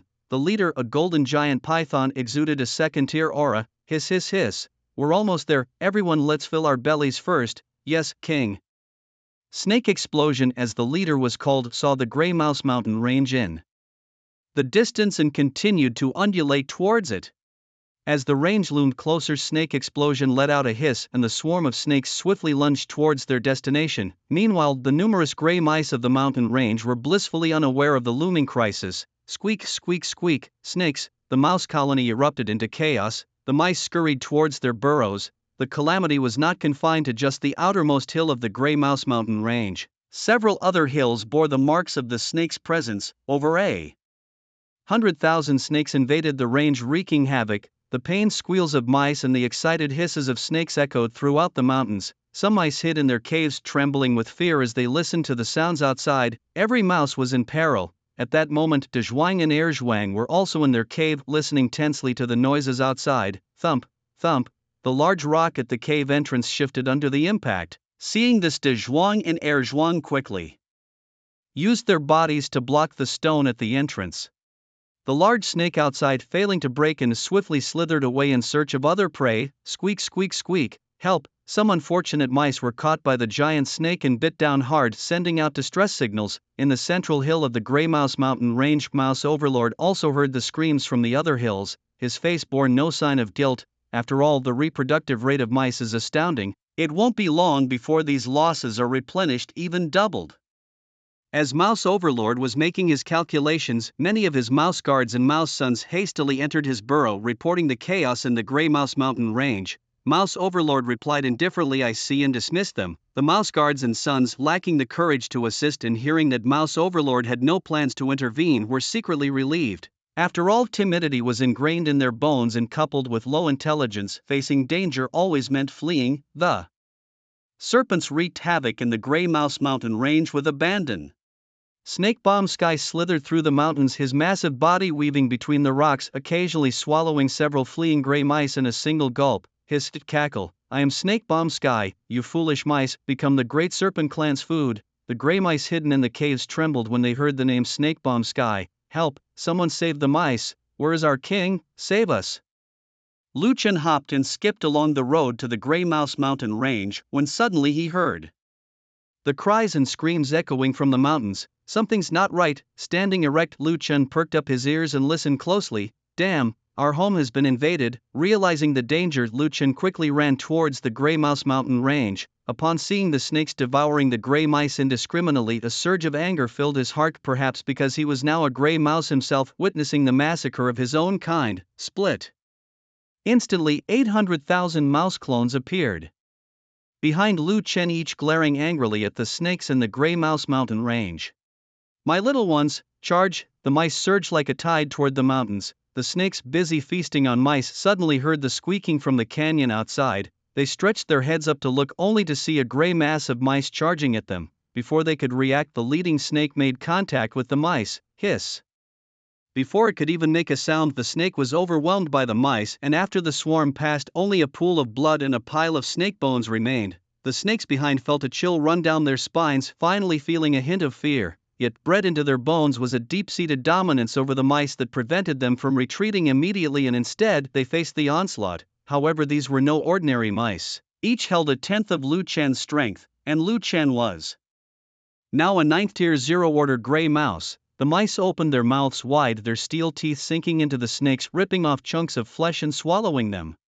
The snake screamed in agony. Snake Bomb Sky on another mountaintop saw this and realized he had been tricked. "It's a trap," His first thought was that Mouse Overlord had schemed against him, luring him to attack the Grey Mouse Mountain range while ambushing him from behind. Retreat. Snake Bomb Sky led the way towards the center of the Grey Mouse Mountain range, remembering that Mouse Overlord was supposedly on the central peak.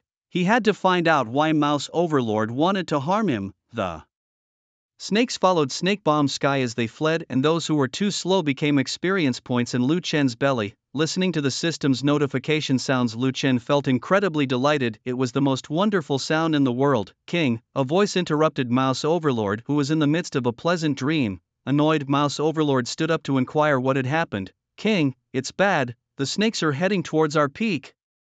Mouse Overlord's eyes widened. How is that possible? Didn't I tell them this mountain was mine? Have you seen clearly? Are those snakes really heading towards this hilltop? My lord, it is clear now, led by a golden python making its way up the hill. Rat Overlord's face fluctuated between light and dark. It took a while before he kicked a gray rat and headed outside the cave. Outside, his numerous rat guards and rat sons were already neatly waiting at the cave entrance, having long received the news that the snakes were coming to this hilltop. Rat Overlord glanced at his fellow rats, waved his paw and led them down the hill. They hadn't gone far before they encountered Snake Explosion leading the snake horde. The two groups collided head-on. Snake Explosion, you are treacherous. Rat Overlord, you are deceitful. Both voices rang out simultaneously. Rat Overlord and Snake Explosion stared each other down, rat eyes to snake eyes. Weren't those rats behind you an ambush you set up? Rat Overlord immediately shook his head. Both quickly realized it must have been some Rat King's trickery.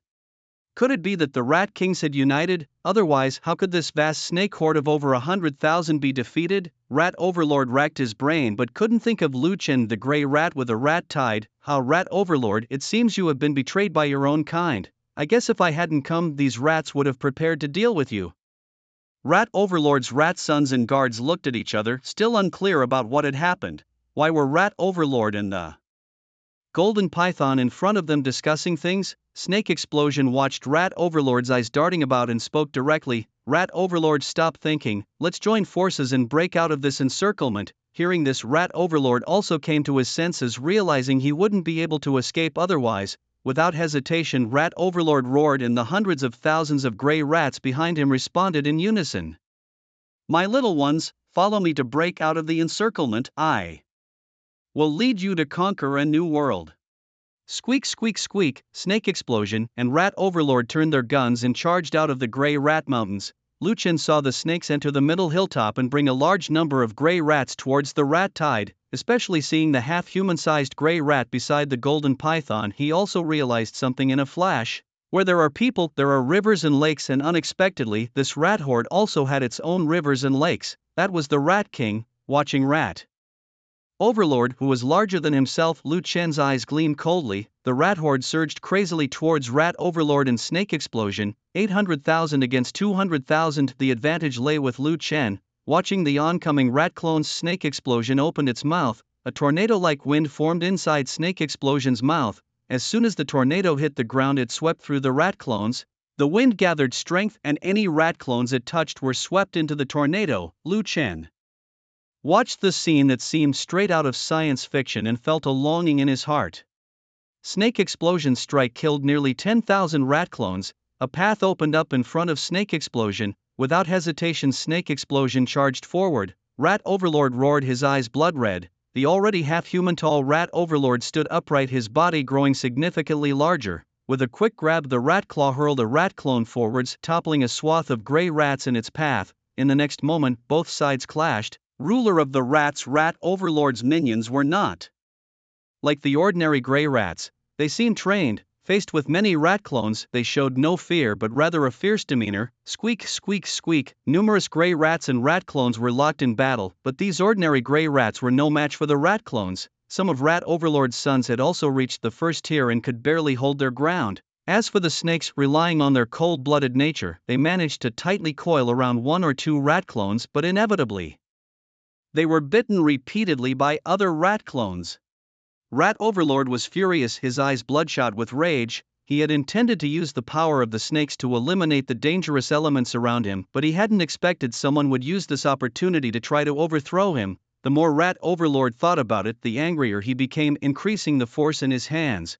Finally, Rat Overlord and Snake Blast, along with a few tribal members, broke through the rat swarm and reached the outskirts of the mountain range. Rat Overlord looked back sadly at the gray rat mountains, which would no longer belong to him. Rat Overlord, let's go, we'll come back another day to fight, Snake Blast anxiously said as he looked at the gray rats catching up behind them. Rat Overlord glanced back at the gray rat swarm and shouted angrily, today Rat Overlord has fallen into your hands, but I will surely reclaim what is mine. Seeing Rat Overlord escape, Lu Chen felt helpless. After all, his rat swarm could not keep the opponent. Ding, evolution value, flesh value is full, would you like to evolve? The prompt sounded at that moment. If it had been any earlier, none would have escaped. Evolve a species. Advanced Demon Rat, Low Level Dog Rat, 0/10240, Level, Tier 1, 0/10240, Skills, Clone, can split into 160,000 Advanced Gray Rats, Steel Claws, Sharp Teeth, Human Speech, 160,000 Advanced Demon Rats, a veritable army of millions. Each advanced demon rat was half the size of Lu Chen, watching the departing Rat Overlord. And Snake Blast, a cold glint flashed in Lu Chen's eyes. Let them prance around for a few more days. The gray rats of the Gray Rat Mountain seemed to stop at the noise outside, each poking their heads out. De Zhuang and Er Zhuang looked at the ground full of gray rats just as the rat swarm parted to make a path, and Lu Chen walked over leisurely. San Zhuang, are these all your subordinates? De Zhuang stammered. Lu Chen nodded his rat head. Then you could be the rat king of the entire Gray Rat Mountains, right? De Zhuang, Rat King. Rat Overlord has already been driven away by me. If you want to be the Rat King, go ahead. Just kidding, I don't have the leisure to lead this group of timid and fearful gray rats. I be the Rat King. Hearing that he could be the Rat King of the entire Gray Rat Mountains, De Zhuang seemed to be stunned by this huge surprise. Around the periphery of the rat swarm, 10 other mountain rat kings were squeaking towards the rat swarm. Who is your great king? I demand to see your great king. Amidst their respective realms, they saw to their great anger that the Rat Overlord had allied himself with the serpents that preyed upon them. Through his rat avatar, Lu Chen also observed the 10 first-tier rat kings. Making way, the rat avatar cleared a path and the rat kings cautiously advanced along it. Their eyes darting around, they scrutinized the scene before them, especially a gray rat the size of a large dog, even bigger than the Rat Overlord, causing them to scurry over and prostrate themselves at Lu Chen's feet. Great King, your humble servant greets you. Deep down, Lu Chen scorned these gray rats. When there was trouble they hid, but now in calm times they hurriedly emerged. Pointing with a paw, Lu Chen declared, from now on this mighty one, De Zhuang, is your king. One rat king quickly understood and immediately prostrated before De Zhuang, followed swiftly by the others. Squeak, squeak, squeak, greetings, great king. De Zhuang, though initially startled, soon stood tall and chest out, adopting a seasoned demeanor. These are my second and third brothers. We are brothers from the same mother. As long as you remain loyal, I, De Zhuang, will not mistreat you. Thank you, great king. The rats rose to their feet, a clear sign of their allegiance. Suddenly a rat darted beside De Zhuang. Great king, with your status you certainly can't stay in this small hole anymore. I've had the rat palace cleaned and prepared for your move. The rat palace? Haha, well thought, great king.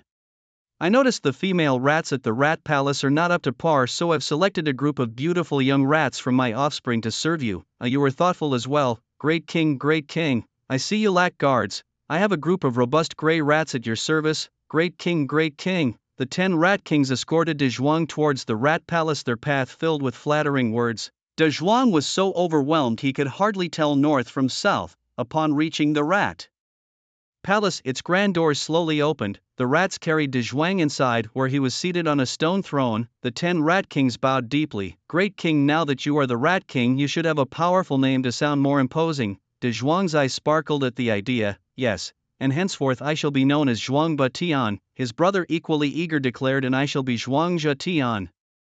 It seemed Rat Ba Tian and Snake Zha Tian had deeply influenced them. Settling into his stone chair, Zhuang Ba Tian watched as 5 young female rats made coy gestures at him. He gazed back at them, lost in their charm. After a moment he cleared his throat. These are my second and third brothers, who shall now be known as the second and third great kings. Yes, great king. More young female rats scurried to the sides of Zhuang Zha Tian and Lu Chen. Zhuang Zha Tian's eyes gleamed, whereas Lu Chen looked on in disgust as the young female rats swarmed around him. With a swift slap, he drove away the little female mice. "Your Majesty, is it possible to hold your coronation ceremony the day after tomorrow?" I'm alright, you guys handle it. By the way, if there's nothing else, you may leave now." The mice glanced at Zhuang Badian and quickly exited. As soon as King Mouse left, Zhuang Badian suddenly sprang up, pouncing on one of the small female mice. Indescribable noises soon emanated from the cave. Seeing Zhuang Badian unable to control himself, Zhuang Zhetian also pounced on another small female mouse. The two mice didn't consider Lu Chen an outsider and behaved as if no one else was present, causing Lu Chen to feel embarrassed. Mouse Badian and Snake Zhetian have not yet been dealt with, and you two have no sense of crisis. Truly shameless rascals. On the outskirts of Snake Island at this moment, Mouse Badian and Snake Zhetian, covered in wounds and gasping for breath, collapsed on the ground. Mouse Badian looked at his remaining forces. From the original development of over 100,000 gray mice, now only about 10,000 remained. Snake Zhetian had let out over 100,000 large snakes, and now only about 20,000 had survived. Mouse Badian pounded the ground fiercely. "Brother Zhetian, I can't swallow this humiliation. I've never suffered such a loss." Snake Zhetian also said fiercely, "Right, Brother Badian, I swear by my snakehood this vengeance must be avenged." The snake and the mouse began to devise a strategy. Now weakened, they knew they couldn't take revenge alone. After a moment, both raised their heads and a name escaped both their lips simultaneously. Huang Dalong, Earth H Province N City. Wang Chong and 5 others were in a room. On the table were tubes of beast blood and over 20 snake fruits. Wang Chong broke the silence first. "Oldly, handle the snake fruits as our startup capital and establish a guild." "Okay, what should we call the guild?" After thinking for a moment, Wang Chong replied, "Gray Mouse Guild." Li Wen packed the snake fruits into his backpack and left. Old 5, Old 6, gather information on the noble families for our next trip to the otherworld to give an account to Lord Mouse. Yes, Big Brother. Old 3, Old 4, how is the recruitment of research personnel going, Big Brother? It's not ideal, only a few newly graduated researchers are interested. You know, the experienced researchers are all taken by major companies and noble families. No one really wants to join us like this.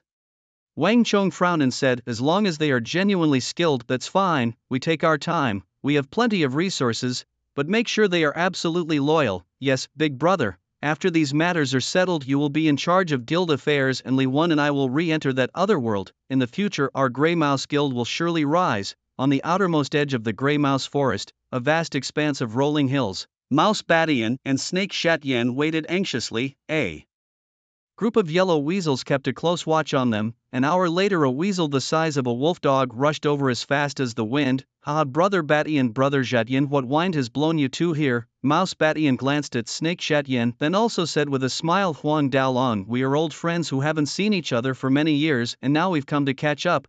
Why wouldn't you welcome us?" Huang Dalong's eyes were incessantly darting around.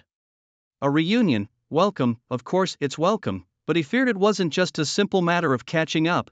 As soon as Shu Badian heard this, he feigned anger and said, "Huang Dalong, what do you mean by that? Don't think I don't know how long you've been coveting the Grey Mouse Mountains, always allowing your subordinates to cross the Grey Mouse Forest to devour some grey mice." Hearing this, Huang Dalong awkwardly coughed. Indeed, he had long coveted the Grey Mouse Mountains, but with only over 500,000 weasels under his command, he couldn't possibly devour the entire mouse population at once. Moreover, if he ever left his territory, the neighboring Minotaur tribe would surely take the opportunity to invade his land. The Minotaurs, although only numbering in the tens of thousands, had every one of them at least at level 1, especially their chief, who had reached level 4. If it weren't for the sheer number of his weasel forces causing the Minotaurs to hesitate, his territory would have been annexed by the Minotaur tribe long ago. "Brother Badian, this must be a misunderstanding. It must have been some weasels acting without my orders," Huang Dalong hastily added. "I will definitely teach them a lesson later. But may I know the purpose of your and Brother Zhetian's visit this time?" Shu Badian glanced at Shi Zhetian, who flicked his tongue and said, "Huang Dalong, to be honest, there's been a rebellion within Brother Baishan's Grey Mouse group, and even my help was insufficient to quell it. So we've specifically come to seek your assistance." Huang Dalong, sensing an opportunity, pretended to be troubled and said, "This might be difficult to handle." He was not one to act without seeing an advantage first. Shu Badian snorted coldly, "Huang Dalong, as long as you help me retake the Grey Mouse Mountains, the grey mice of the first 2 mountain heads will be yours to devour, and I will not interfere." your tribe will not have to worry about food and can grow strong. Upon hearing the benefits laid out before him, Huang Dalong immediately beamed with joy and said, "Brother Batian, you're too kind. How dare some mice betray you? I Huang Dalong can't stand such traitorous acts, rest assured I will definitely help you." After saying this, Huang Dalong ran off to start mustering his troops. In the middle of the Grey Mouse Mountains, Zhuang Batian was sitting on a stone throne with a massive crowd of grey mice from various mountain heads standing densely below. At that moment, wearing a crown and bursting with vigor, Shu Batian couldn't stop smiling. A mouse king stepped forward, standing in the middle of the crowd, and shouted loudly, "Squeak, squeak, squeak, today is a great day. Our grey mouse tribe welcomes our 30th mouse king Zhuang Batian. Our great king will surely lead our grey mouse tribe to dominate the lands and ensure our tribe is no longer oppressed." At these words, all the grey mice cheered loudly. Zhuang Batian, feeling a surge of pride, looked down at the mouse crowd below. He was just an ordinary grey mouse and had somehow become their king in a confusing turn of events. And just yesterday Zhuang Zhetian had presented him with 2 fruits. After consuming them, he and Zhuang Zhetian had mysteriously shed all their fur and grown new coats, inexplicably reaching level 1. At this moment it felt a surge of power coursing through its rodent body. It was all thanks to San Zhuang. As these thoughts crossed Zhuang Batian's mind, he turned to look at Lu Chen. How majestic San Zhuang appeared. Suddenly a grey mouse staggered over in panic. "Not good, my king. Enemies have launched an attack from outside." The mouse gasped, "It's bad news, my king. A pack of weasels and a swarm of snakes from beyond the mountains are here, and they demand to see you." Upon hearing this, the assembly of mice below erupted into chaos. Zhuang Batian felt a wave of anxiety. He had just ascended to the throne of the Rat King. Was he to be dethroned so soon? Thinking of the grey mouse's natural predators, the weasels and the snakes, he glanced nervously towards Lu Chen. "San Zhuang, maybe we shouldn't be kings anymore." Lu Chen looked at the helpless big rat and slapped his hand down. "What is there to fear? I was just about to look for them, and now they've come to us. This is the perfect opportunity to settle this once and for all." With it, he ran towards the exterior of the Grey Mouse Mountains. Zhuang Batian gritted his teeth and followed. Seeing their king unafraid, some clever grey mice also quickly followed. Now was the time to show their loyalty. They howled and charged out with Zhuang Batian. Outside the Grey Mouse Mountains stood Rat Batian, Snake Zetian, and Huang Delang in a row, eyeing the territory. Suddenly a grey mouse as big as a wolf dog burst out. The 3 beasts were startled, mistaking it for the new Rat King. Rat Batian, grinding his teeth, glared at Lu Chen. "Are you the new Rat King? State your name." Just as Lu Chen was about to speak, Zhuang Batian's voice carried over. "I am the new Rat King, Zhuang Batian. This is my brother San Zhuang." Rat Batian, full of rage, stared at Zhuang Batian. "This rat is truly despicable. Not only has he taken my throne, but he also chose a name similar to mine. You've got some nerve, seizing my throne." "What do you mean your throne? Thrones are for taking turns. Next year it'll be at my house." Zhuang Zetian jumped out to defend his brother as soon as he saw him being verbally bullied. Rat Batian squinted and asked, "And who are you?" "This is also my brother." Zhuang Zetian, his Snake Zetian slithered forward, flicking its tongue. "You've got the audacity to use my name, Snake Zetian. You 3 brothers must really be tired of living." Huang Delang looked disdainfully at the 3 mice and the few hundred grey mice scattered behind them. "Batian brother, Zetian brother, why waste words on these 3 clowns? Just finish them off." As soon as Huang Delang spoke, a horde of eager weasels behind began rubbing their paws together, ready to strike. Rat Batian, looking at the 3 mice and the hundreds behind them, felt a nagging doubt. The mouse group from that day was much larger. Why so few now? Could it be a trick? Lu Chen, growing impatient with the 3 beasts, declared, "Losers still have the cheek to come here. This time I'm taking your mouse lives, clone." Suddenly a multitude of mice appeared behind them, startling Rat Batian, whose small mouse brain couldn't figure out what was happening. "My minions attack!" Lu Chen commanded, and 1.6 million rat clones squeaked furiously as they surged forward. Huang Dalong was taken aback and turned to flee. But wait, rats are supposed to be afraid of weasels, not the other way around. How could a weasel be frightened by these little grey rats? These were no ordinary rats, though. Each was as big as a wolfhound. Huang Dalong's force of over 500,000 weasels, together with snake bombs, 200,000 strong snake horde, roared and charged into battle. As soon as the 2 sides clashed, the snakes and weasels groaned inwardly in despair. The grey rats bit fiercely, swallowing flesh and blood whole, forcing the snakes and weasels into a hasty retreat. Upon seeing the overwhelming swarm of rats, Huang Dalong realized something was amiss and led the way in flight, leaving behind those who couldn't escape fast enough to be surrounded by the rat tide. Rat Tyrant saw Huang Dalong flee without a fight and was furious with anger. The cunning, cowardly Huang Dalong. His cowardice had for the moment saved his own life. Lucky you, Lu. Chen watched as Huang Dalong with some of his weasels fled the scene. The masses of rat clones continued to pounce on the snakes and weasels wave after wave like a tidal surge. Rat Tyrant transformed into a huge rat with blood-red eyes and even sharper claws. Snake Bomb lashed out with his tail, sending a large number of rat clones flying, blood splattered everywhere. From his mouth he unleashed a tornado sweeping through the rat horde.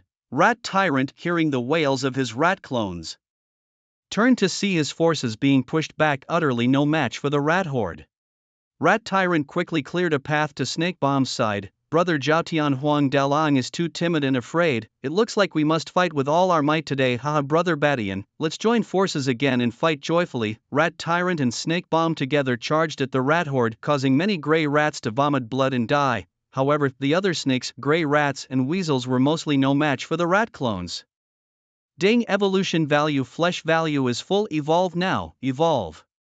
Lu Chen had been waiting for this moment of evolution for too long, continuously watching as the experience points slowly filled up. Species: low-level K9 rat, mid-level K9 rat, 0/120480, level, Tier 1 level 1, 0/20480, skills, clone, can split into 320-0000 advanced gray rats, razor claws, steel teeth, speak human. Low-level K9 rat, 3.2 million. Lu Chen felt his body grow slightly larger and he even sprouted 2 K9 teeth in his rat mouth. Clone, with a single thought.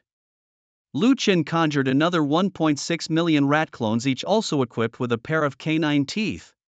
My minions attack. Without hesitation the clones charged forward. As more rat clones joined the fray, Rat Tyrant and Snake Bomb grew increasingly exhausted, their eyes reflecting utter despair. The original force of over 700,000 now reduced by Huang Dalong's retreat to just over 500,000. At this moment only over 100,000 remained of the snake and weasel forces, most of whom had lost the will to fight further. Facing the fearless gray rats, all the animals were terrified. Shouts echoed through the valley, and these 100,000 were no match for Lu Chen's army of 1,000,000 rats. Soon only Mouse Bai Tian and Snake Jia Tian were left, both gasping for breath and sitting on the ground utterly exhausted. The rat clones surrounding them did not immediately attack, instead they cleared a path. Lu Chen, accompanied by Zhuang Ba Tian and Zhuang Jia Tian, approached the two exhausted animals. Snake Jia Tian immediately prostrated his snake head on the ground, hissing, "I, Snake Jia Tian, am willing to submit, haha. Brother Jia Tian, it's the victor that becomes king. Where has your dignity as the Snake King gone?" Mouse Ba Tian looked disdainfully at Snake Jia Tian. What does dignity count for in the face of life and death? Snake Jia Tian simply wanted to survive, clearly understanding that although he could still lead a group of snakes, it wouldn't be with the freedom he once had. However, Lu Chen had no intention of sparing either of them. They were but mere second-tier lords. Looking at his panel, Lu Chen estimated that devouring the two would allow him to evolve again. Zhuang Ba Tian was most delighted at this moment. He had thought his kingship was at risk before he could even settle in, but now his major threats had turned into this. Truly, how unpredictable life is. Squeak, hiss. With a single thought from Lu Chen, the rat swarm rushed forward and devoured the two, leaving only skeletons within moments. Ding, evolution value, flesh value is full. Evolve, evolve. Species: mid-level dog rat, high-level dog rat, 0/40960, level, Tier 1 level 2, 0/40960, skills, clone, can split into 640,000 advanced gray rats, razor claws, steel teeth, human speech, 6.4 million rat clones. Seeing that Mouse Ba Tian and Snake Jia Tian had died, Zhuang Ba Tian happily took 100 or so gray rats back to continue his coronation ceremony. Lu Chen, however, looked towards the distance. One must eradicate evil completely. Initially he had not been determined to kill Mouse Ba Tian and Snake Jia Tian, which allowed them to make a comeback. Now he had also made enemies with the Weasel clan. Who knows what help they might seek to retaliate against him. If you don't remove the roots, the spring breeze will bring them back to life. Lu Chen understood this well. Zhuang Ba Tian and Zhuang Jia Tian had both reached Tier 1, barely having the power to protect themselves, and should be able to control the gray rat swarm. Moreover, his recent actions must have been witnessed by many rat kings surely deterring them. Without further ado, Lu Chen left the Grey Rat Mountains and headed towards the Grey Rat Forest. Now familiar with the path, he traced the tracks left by Huang Delang during his escape. In H province and city on earth, Li Wen said to Wang Chong in front of him, "It's all taken care of, old Wang. Good, then the two of us will enter that different world again." Li Wen hesitated to speak, and Wang Chong also noticed his concerns. "Old Li, don't worry, the Great Rat had instructed me when he left. Fewer people make for easier action, moreover, with its capabilities, having more people wouldn't be of any use. Old Wang, what I'm worried about isn't this. Why would it want to help us? Those not of our kind, their hearts must be different. Is it really alright for us to cooperate with these monsters?" "Old Li, what you're saying, I've thought about it too. But you should also know that those noble families have risen by cooperating with these monsters. Even some in the army collaborate with them. You and I trying to make something of ourselves on our own, it's absolutely impossible. We're just low-level evolvers. What kind of schemes could Lord Rat possibly have against us?" Li Wen sighed deeply and did not speak again. Grey Rat Forest. After traveling for most of the day, Lu Chen finally arrived in the territory of the weasel. Seeing the figures of weasels continuously appearing on the low hills ahead, a cold smile appeared on Lu Chen's lips. The time to hunt was about to arrive. Split. 6.4 million rat clones bustlingly appeared behind Lu Chen. At Lu Chen's command, a tsunami-like tide of rats surged towards the low hills ahead. The weasels on guard on the hill were stunned for a few seconds. The next moment, they sounded the alarm. Dust rose in large swathes from the hill. Ambush, ambush! Weasels in the caves poked their heads out in groups. Some robust weasels rushed out of the caves, starting to organize a defense. But when they saw the sky-filled, dog-sized rat horde, they were terrified. "Quick, inform the king." At this time, Yellow Great Wave was resting in the cave mansion, having just returned to its territory with the remnants of its defeated troops, feeling deeply frustrated. "Damn rat tyrant and serpent explosion causing me to lose so many descendants. I must hurry to reproduce, otherwise if those minotaurs notice, they will surely seize the opportunity to wage war and invade my territory." As Yellow Great Wave pondered how to develop its people, the noisy sounds outside caught its attention. "What's going on?" "Just back, and with nowhere to vent my full anger. A weasel has actually run into the barrel of my gun." A weasel stumbled and ran in. "Disaster, king, an attack." "What? Could it be that the minotaurs got the news?" Yellow Great Wave had no time to think and rushed out of the cave. "My children, do not fear, follow me." With a roar from Yellow Great Wave, a large number of weasels responded and charged with him to meet the enemy. As Yellow Great Wave ran, it thought to itself, "Now, counting them all, we still have over 500,000 people. We should be able to withstand the Minotaur's attack." Just as Yellow Great Wave led the weasels out, it saw the mountainside covered with a sea of rats. At that moment, it felt a chill in its heart, realizing it was a rat horde attack. Could it be that rat tyrant and serpent explosion have been defeated so soon? At this time, Yellow Great Wave's mind was full of questions. However, the rat tide did not give it time to think, and in a short time, it completely surrounded the weasel group. Yellow Great Wave, looking around at the vast tide of rats, shouted loudly, "I surrender! I surrender!" Amidst the rat horde, Lu Chen clearly heard Yellow Great Wave's voice of surrender, yet he paid no heed at all. The tide of rats surged towards the weasel pack, overwhelming them in an instant. As the wave of rats showed no signs of stopping, the weasels struggled fiercely with the incoming rodents.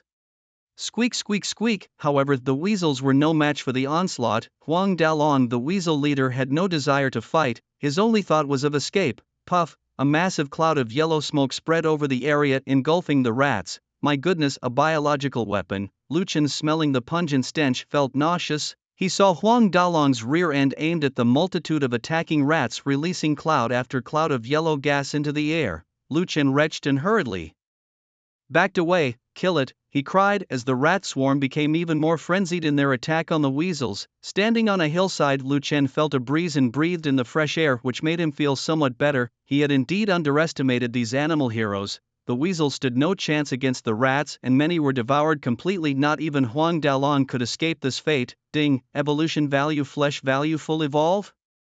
Evolve, species, superior canine rat, low level. Rat Demon, 0/81920, level, Tier 1 level 3, 0/81920, skills, clone, able to split into 128000000 superior gray rats, razor claws, steel teeth, human speech. With 12.8 million canine rats, Lu Chen now felt an urgent desire to return to Earth to seek revenge on the noble families. At this moment Lu Chen felt somewhat elated. Suddenly a bright light in the not-too-distant area caught his eye. Lu Chen immediately turned to look. A car. He saw a camouflage-colored off-road vehicle parked in the nearby woods, its windows down, with someone inside using binoculars to survey the area. Military or noble family, Lu Chen wondered. Inside the extended off-road vehicle sat 6 fully armed soldiers. Captain, this rat swarm is too powerful. They've even wiped out the weasel pack. Just watch quietly, don't talk, and be careful not to alert them. Don't worry, Captain. What species are these rats to be as big as wolves and dogs? Hold on, Captain, is that rat looking at us? The people inside the vehicle immediately looked in the direction pointed out. They saw a gray rat, noticeably larger than the others, staring intently at them. Let's go. Quick retreat. Upon hearing the captain's order to retreat, the driver immediately started the vehicle and floored the accelerator, sending the off-road vehicle flying away. So cautious, Lu Chen saw the off-road vehicle flee and a playful smile appeared on his rat face. I am not those ordinary beasts. Lu Chen retracted his rat clones and followed the tire tracks left by the off-road vehicle. As he followed, Lu Chen suddenly stopped. He had stumbled upon a territory. The tire tracks had passed right by a territory, surprisingly without being stopped. Lu Chen observed minotaurs coming in and out of the territory, each with at least the strength of Tier 1. These minotaurs, with human bodies and bull heads, stood about 2 meters tall, wielding giant axes, clubs or hammers. It seemed it was time to cooperate with humans. Lu Chen, seeing this, circled around the territory of the minotaurs before continuing his pursuit forward. Soon Lu Chen followed the tire tracks and arrived at a valley surrounded by mountains on 3 sides.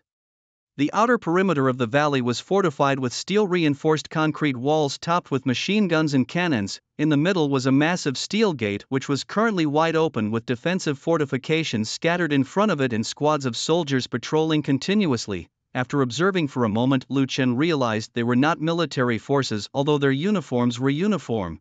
However, the insignias clearly were not military. At that moment 3 trucks were towing the corpse of a strange beast into the camp. The creature was about the size of 2 trucks, now devoid of life, with its body still oozing blood from numerous large wounds. The most fatal blow was a piercing wound at its heart, as if punched through by a fist. Let's test your strength. Thinking this, Lu Chen hesitated no more. Clones.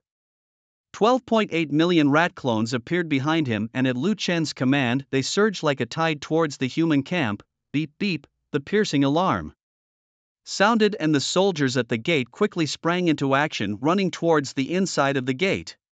Numerous soldiers took positions on the walls. Fire. Without a moment's hesitation, the machine guns on the walls opened fire. Soldier after soldier holding rifles continuously fired at the rat swarm below. The dense bullets rained down like droplets, splashing up large sprays of blood. Swaths of gray rats fell during their charge. A middle-aged man, accompanied by 3 soldiers, quickly climbed up the wall. Zhang Jiao looked at the rat swarm charging like a tide below, his heart chilling. He had never seen such a large array before. Usually, it was they who mobilized tens of thousands to hunt a few strange beasts. This place was a camp of the Jincheng group in an alien world, and he was the person in charge of this camp. His duty was to oversee everything here, hunting strange beasts and searching for rare treasures to send back to Earth. Zhang Jiao instantly calmed down and began to think. Such a massive rat swarm shouldn't have passed unnoticed, but why had no news been received? Moreover, this camp was located behind the territory of the Minotaurs. There was no reason not to attack the Minotaur territory, especially since the group had just delivered a batch of cold weapons to curry favor with those Minotaurs. It made no sense that they would turn hostile so soon after receiving the weapons. Zhang Jiao glanced back at the 3 individuals behind him and felt a bit more at ease. One was a 5th-tier revolver and 2 were 4th-tier revolvers. All 3 were covered in traces of blood, clearly having been through a major battle. One of the 4th-tier revolvers, looking down at the rat tide, said something's off about this rat tide. The other 4th-tier revolver, hearing this, immediately looked towards the swarm. This rat tide is indeed different. The 5th-tier revolver glanced at the 2 behind him, realizing they saw something unusual about the rat tide, but they hadn't grasped the root of it. This rat tide is commanded by a rat king. Mice are naturally timid creatures unless they are under the command of a rat king. As they spoke, Zhang Ju and his companions looked down at the surging tide of rats below. The eyes of these gray rats held no trace of fear as they charged towards the city walls. even as many were torn apart by bullets. Not one rat halted its advance, not a single rat retreated. As the rat horde reached the base of the walls themselves seemed to sprout wounds from which jets of flaming oil were sprayed. Countless rats turned into fireballs. Then the cannons atop the walls roared to life, their shells exploding amidst the rats with each blast seemingly random, as if searching for something. At that moment Lu Chen felt the fur on his rat body stand on end, a sense of danger overwhelming him. Without thinking, he immediately dropped to the ground. Boom, a massive fireball whizzed past, narrowly missing his scalp. My goodness, that was extremely dangerous. Lu Chen saw that many rat clones around him were reduced to ashes by the strike. Touching his chest, he realized that had it hit him, he would have turned to ash as well. Seeing that in just over 10 minutes nearly 1,000,000 rats were lost, Lu Chen's heart sank and he sent out the thought to retreat. Instantly, as quickly as it had arrived, the rat tide withdrew. Lu Chen looked up at the city walls, realizing that the recent attacks were clearly the work of high-level evolvers. They must have guessed that a rat king was controlling the horde. You're lucky this time. I'll return when I've grown stronger. Lu Chen led the rat horde back the way they had come. Along the way they passed through Minotaur territory. Seeing the Minotaurs, who were all at least tier 1 coming and going, greed began to stir within him. If we can't beat humans, surely we can defeat these Minotaurs. With that thought, Lu Chen used his power to clone himself. The patrolling Minotaurs noticed the overwhelming gray tide of rats approaching. Moo! A long urgent bellow echoed through the sky. Enemy attack! Instantly, the territory was filled with uproarious bovine noises as Minotaurs, weapons in hand, charged out furiously. The sight of the rat horde charging forward was truly a fearless spectacle. The Minotaurs swung their huge iron clubs at the rats, smashing more than a dozen with each blow, sending them flying bloodied and mangled and knocking over others behind them. One Minotaur, wielding an axe, cleaved several rats in half with a single swing, blood spattering as it roared triumphantly skyward. But before it could act further, one rat after another pounced on it. Sharp claws reached for the Minotaur's body and vicious teeth aimed for its throat. The Minotaur hurriedly swung its huge hand, slapping away several rats, even grabbing one and crushing its skull with sheer force. Meanwhile, more rats climbed onto its back, biting chunks of flesh from the Minotaur. The Minotaurs were in pain, swatting at the gray rats clinging to their bodies. However, as soon as they managed to dislodge some, new waves of rats continued to assault them. Gradually, the first Minotaur was overwhelmed and collapsed to the ground, his body completely ravaged. Even the weapon in his hand was tossed aside. From behind, roars of anger erupted as second and third tier Minotaur leaders charged forward. The third tier Minotaurs crouched slightly, their hands touching the ground. In the next moment, they lifted huge chunks of earth and with all their strength hurled these massive stones at the rat swarm. The stones flew through the air, crushing many of the gray rats. Squeak, squeak, squeak. However, the briefly cleared area was instantly filled again by the relentless tide of rats. The rats surged forward, competing to be the first to reach the Minotaurs. The Minotaurs' eyes bloodshot with fury, some even started charging on all fours towards the rat swarm. Those who charged plowed through the rats, creating paths in the swarm, but in no more than a breath's time, these paths were filled again. As the Minotaurs charged, their horns lifted. Many rats continuing until they were utterly exhausted. Although the Minotaurs' charge killed many rats, they inevitably lost their strength. Swarms of rats climbed up and began gnawing at the flesh of the Minotaurs. The Minotaurs screamed in agony, but they had already lost all their strength. Ding, evolution value +1, flesh value +1. Lu Chen's rat face broke into a smile, surprised that biting a few of these first-tier Minotaurs could bring him so much experience. Seeing a large number of Minotaurs fall, the third-tier Minotaur leaders grew even angrier, their movements unceasing. The chunks of earth they threw traced parabolas as they hit the ground. At this moment, two earth-shattering roars came through. Roar! Upon hearing this sound, Lu Chen immediately felt a surge of blood and energy. These were definitely high-tier Minotaurs. Two fourth-tier Minotaurs appeared, one old and one strong. The robust one was the chieftain of the Minotaurs, Neo Dali. The elderly hunchback one was the tribal elder of the Minotaurs, Neo Dadayan. As soon as they appeared, Neo Dadayan shouted towards the direction of the rat swarm. Which rat king friend is this? Has our Minotaur tribe offended you in any way? Neo Dadayan immediately recognized that such a scale of rat swarm must be commanded by a rat king. After speaking and receiving no response for a long time, Neo Dali became impatient. Elder, why waste words with them? Let me go in and tear that rat king apart. How daring to offend our Minotaur tribe? Neo Dadayan did not respond, continuing instead. Dear Rat King friend, why must we come to this point of life and death? I am Neodadian the elder of the Minotaur tribe. We can sit down and discuss any conflicts, turning hostility into peace. Neodadian, such a straightforward name indeed. Lucian sneered upon hearing this, an old fox indeed. If I were to speak up, wouldn't you instantly locate my position, and how could I be a match for you then? You think I'm a fool? Neodandan had been waiting for a long time without any response. What a clever rat king, he thought to himself. He had initially planned to pinpoint your position by listening to the sounds, but it seems you've seen through that tactic. Neodandan frowned as he watched the massive tide of rats. He didn't recall such a large-scale rat infestation nearby. He remembered passing through the Grey Rat Forest and reaching the Grey Rat Mountains, where the rat population was only around 1 million, and they were not nearly as large as the rats before him now. Unable to sit still any longer, Neodali let out a furious roar and charged into the fray wielding a massive spiked club. With a running start he leaped into the midst of the rat horde. The club in his hand swept through the rats with a fierce gust, sending bodies flying within a 10-meter radius, crushing a vast swath of grey rats. The horde quickly surged towards Neodali. Stomping his foot, Neodali caused the ground around him to sprout hard, sharp spikes. In an instant large numbers of grey rats were impaled, their bodies torn apart.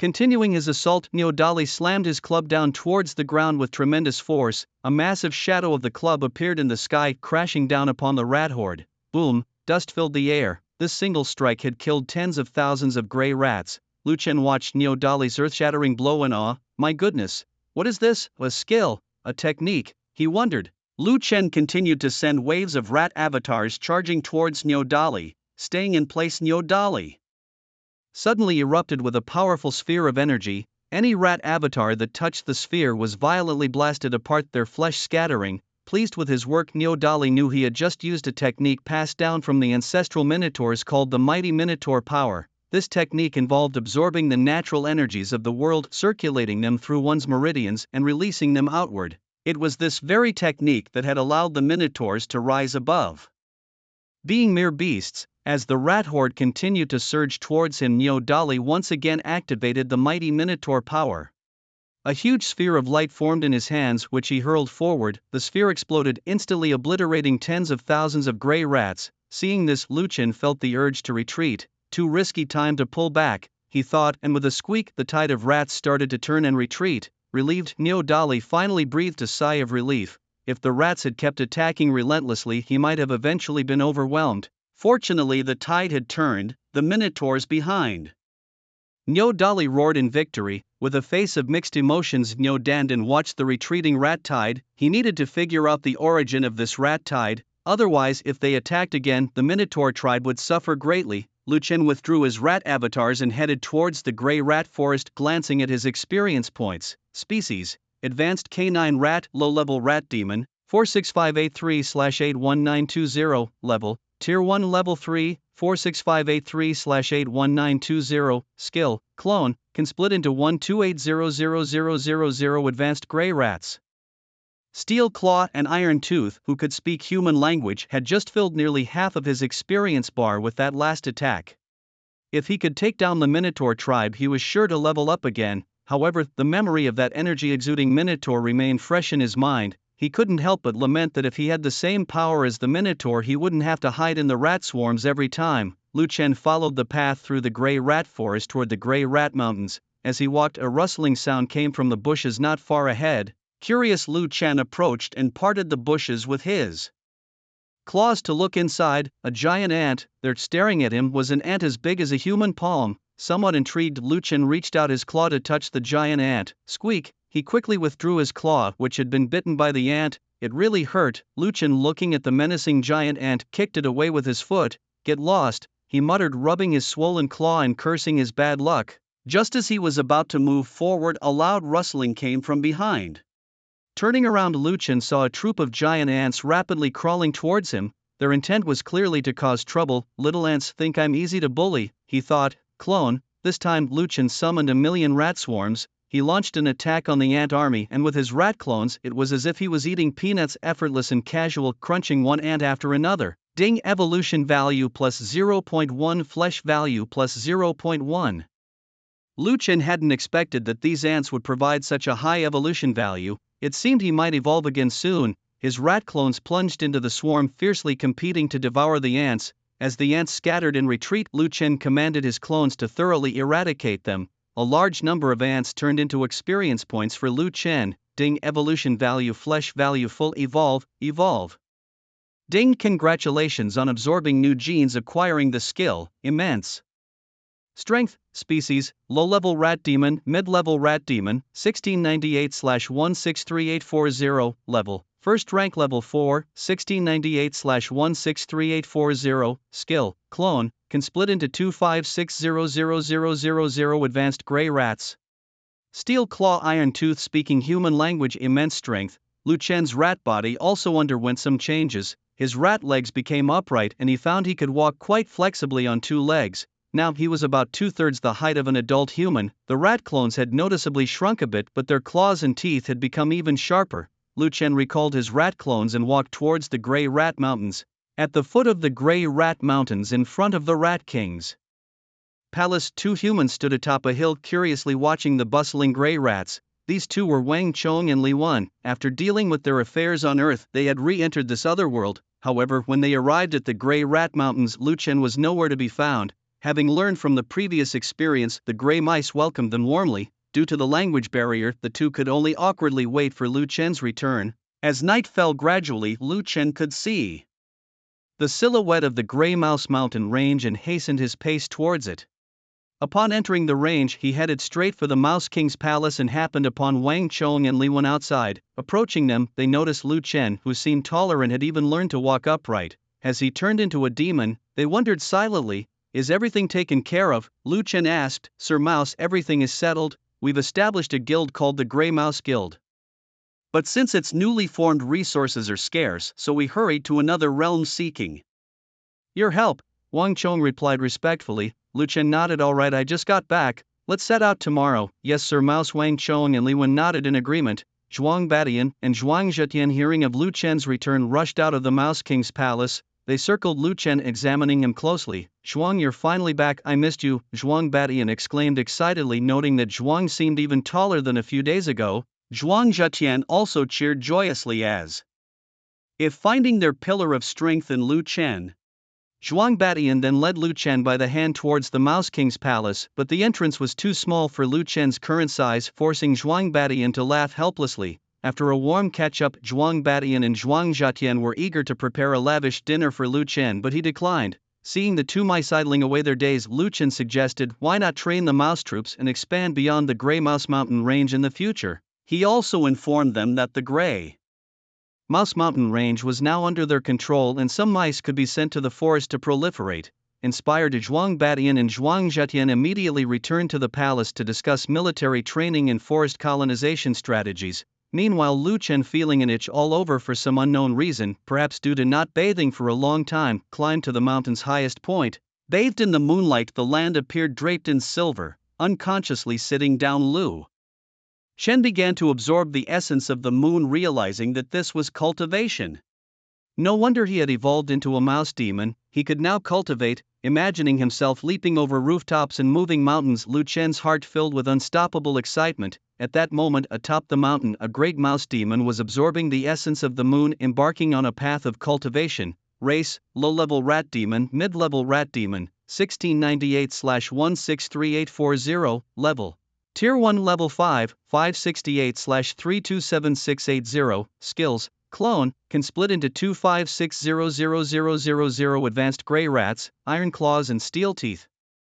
Human speech: immense strength. Lu Chen didn't expect that the rat god devouring technique would have such an effect. He only practiced it for one night and already saw significant results. Stretching out his claw, a blade of light condensed on its edge. He could now release his chi externally. With a swipe of his radiant claw, a turtle shell was cleaved into two halves. Satisfied, Lu Chen stood up and headed towards the Rat King's palace. First, he called upon Zhuang Badian and Zhuang Zhetian, two rat demons, and passed the technique on to them. They were amazed by its power. Lu Chen also told them that he needed to travel again and urged them to practice diligently. The two rats, reluctant to see Lu Chen leave again, tearfully instructed him to be careful on his journey. Carrying Wang Chong and Li Wan with him, Lu Chen left the Grey Rat Mountain range. From that night onwards, whenever there was moonlight, two gray rats absorbing the essence of the moonlight could be seen atop the highest peak. Walking ahead, Lu Chen listened to. The two discussed the complex powers on Earth, now divided into four major military factions: the Eastern Alliance led by the Dragon Country, the Southern Alliance by the American Country, the Western Alliance by the European Country, and the Northern Alliance by the Russian Country. The gatekeeper families were numerous and powerful, especially in Dragon Country, which was famous for its 5 major families and 3 major groups: the Nangong, Huangpu, Sema, Shangwan, and Dongfeng families. These families, said to have a long and prosperous heritage, were thriving once again with the resurgence of Qi. The Umbrella Corporation, Landers Corporation, and 3 Stars Corporation, spanning across the European and American countries, were also incredibly powerful. These 3 groups, along with the 4 military factions and 5 major families, all had Tier 7 powerhouses in command representing large forces. Medium forces were led by Tier 6 evolvers and small forces by Tier 5 enhancers. There were also various other teams and guilds, all striving to survive in this foreign realm by acquiring resources. As Wang Chong talked endlessly about these gatekeeper families, Lu Chen was still unsure which one had framed him. By the way, there's a human camp nearby. Do you know which family it belongs to? The two shook their heads, explaining that the 3 groups for military factions, 5 major families, and various otherworldly beasts had all established their own cities in this realm. Cities? Heck, these people really do have a knack for business, Lu Chen commented, leading the pair back towards the Grey Rat Forest. This time he intended to explore the Minotaur territory, perhaps even take over the camp. Looking back at his companions, he added, beyond the outskirts of the Grey Rat Forest lies a huge Minotaur territory with over 100,000 members, and not far from here, in a canyon, there's a human settlement. Wang Chong and Li Wen were utterly shocked by the scene before them. They had heard that once one became a first-stage evolver, and with the aid of certain techniques one could absorb the essence of heaven and earth, thereby accelerating their evolutionary path. They had not expected that this rat demon had already reached this stage. Perhaps they could also obtain techniques from this rat demon to cultivate themselves. These techniques were generally controlled by the military and noble clans, acquired from another realm. Techniques were incredibly precious. Ordinary evolvers didn't even have the privilege to glance at them. With the right techniques, one could maximize their power. A second-stage enhancer with the right techniques could even defeat a third-stage enhancer. However, what they didn't realize was that Lu Chen didn't possess any techniques. He was merely forcibly cultivating with the essence of the moon. Witnessing this, Wang Chong and Li Wen grew even more respectful of Lu Chen. The moon's radiance bathed Lu Chen, continuously absorbed into his body, until deep into the night Lu Chen slowly stood up, his rat claws seemingly more powerful. He stood and scanned his surroundings. Suddenly a gleam caught his attention. A light flickered incessantly on a nearby mountaintop, catching his rat eyes. Lu Chen thus hastened his rat legs towards it. Shortly he reached the mountaintop and followed the path to the source of the light. A turtle shell, a half-buried turtle shell, the other half exposed, reflected the moonlight. Lu Chen began to dig around the shell, which was connected to several others. Without a word he dug them all out, 10 shells in total. Lu Chen dusted off the shells and examined them closely. They depicted a small mouse seemingly absorbing and cultivating with the moon's essence, gradually transforming into a rat demon. Lu Chen arranged the shells in a row and slowly began to read. As he did, he seemed to become entranced, his gaze fixated on the shells. In his eyes the mouse images seemed to come alive. The next second, those images, along with streams of light, flew towards Lu Chen's head and vanished. Lu Chen was momentarily petrified. The image of a mouse in his mind moved continuously, swallowing the essence of the sun and moon, eventually transforming into a humanoid figure. Then a complete technique appeared in Lu Chen's mind, the rat god essence devouring technique. Immediately Lu Chen sat cross-legged and began to cultivate under the moon. The moonlight shone on Lu Chen as if draping him in a silver veil. A humanoid rat continuously absorbed the essence of the moon, enhancing his own body. Gradually Lu Chen became fully immersed in his cultivation. When the first rays of the morning sun shone on him, he slowly opened his eyes, his gaze filled with joy. In just one night he had advanced a level. I'm preparing to take down the 2 essential routes leading to the Grey Mouse Forest. When the time comes, you should arrange for people to guard these 2 strongholds. You can then rely on the mouse forces to expand in all directions. The 2 men immediately agreed. Thus, the 2 men and a mouse walked through the Grey Mouse Forest, Indiana, the territory of the Tauran. After the mouse tide from the past 2 days, the Tauran also suffered significant losses. Inside a large Tauren tent at this moment, Nyo Dandan and Nyo Dali were sitting at the top with 8 third-tier Tauren leaders below them. Nyo Dandan looked at the people below and spoke. Everyone must be cautious recently. The Mouse King has slinked away this time, but he will definitely not rest at this. When he comes back, he will surely be stronger. Nyo Dali snorted coldly and said, Great Priest, those cowardly death-fearing mice, if they dare come, Nyo Dali will be the first to kill him. We must show those damned mice that our Tauren tribe is not to be trifled with. Nyo Dandan glanced at Nyo Dali, sighing inwardly. Their Tauren tribe had always been brave but reckless, each one fierce and aggressive, especially when their temper flared up, always acting impulsively beyond persuasion. Well, since the Mouse King has retreated, he must have known the difficulty and retreated. His mouse forces also need time to recuperate. Nyo Dandan then spoke some more words of caution to the Tauren and then waved his hand to dismiss the 8 Tauren leaders. Nyo Dali, looking at Nyo Dandan and about to speak, suddenly an alarm sounded from outside. Enemy attack, enemy attack. The 2 Tauren looked at each other, not knowing the situation, and immediately ran outside, especially Nyo Dali, who was holding back a belly full of fire and was anxious to vent it somewhere. Lu Chen, accompanied by Wang Chong and Li Wen, had just left the Grey Mouse Forest not far when they saw the territory of the Tauren split. 25.6 million mouse clones appeared behind Lu Chen. Although it wasn't the first time Wang Chong and Li Wen had seen this mouse tide, they were still shocked to see it again. Lu Chen, looking at these over 20 million mice, didn't believe they couldn't break through this small Tauren territory. Squeak a squeak, amidst the flying dust, the mouse horde charged towards the Tauren territory. The Tauren did not react as quickly as the last time. Lu Chen intended to catch them off guard. A large number of mouse clones charged directly into the camp. The Tauren, caught off guard, were no match for the prepared mouse tide. Screams of agony filled the camp instantly as some Tauren struggled towards the camp's outskirts. However, outside the camp was also a vast expanse of mice, you rodents, seeking death. Nyo Dali roared as he charged out of the camp, and any oncoming mice were shattered by the elemental force released by Nyo Dali. Nyo Dali charged towards the mouse horde outside the camp, trying to locate and kill the Mouse King. Meanwhile, Lu Chen, along with Wang Chong and Li Wen, stood on a distant hillside watching the mouse horde assaulting the Tauren territory.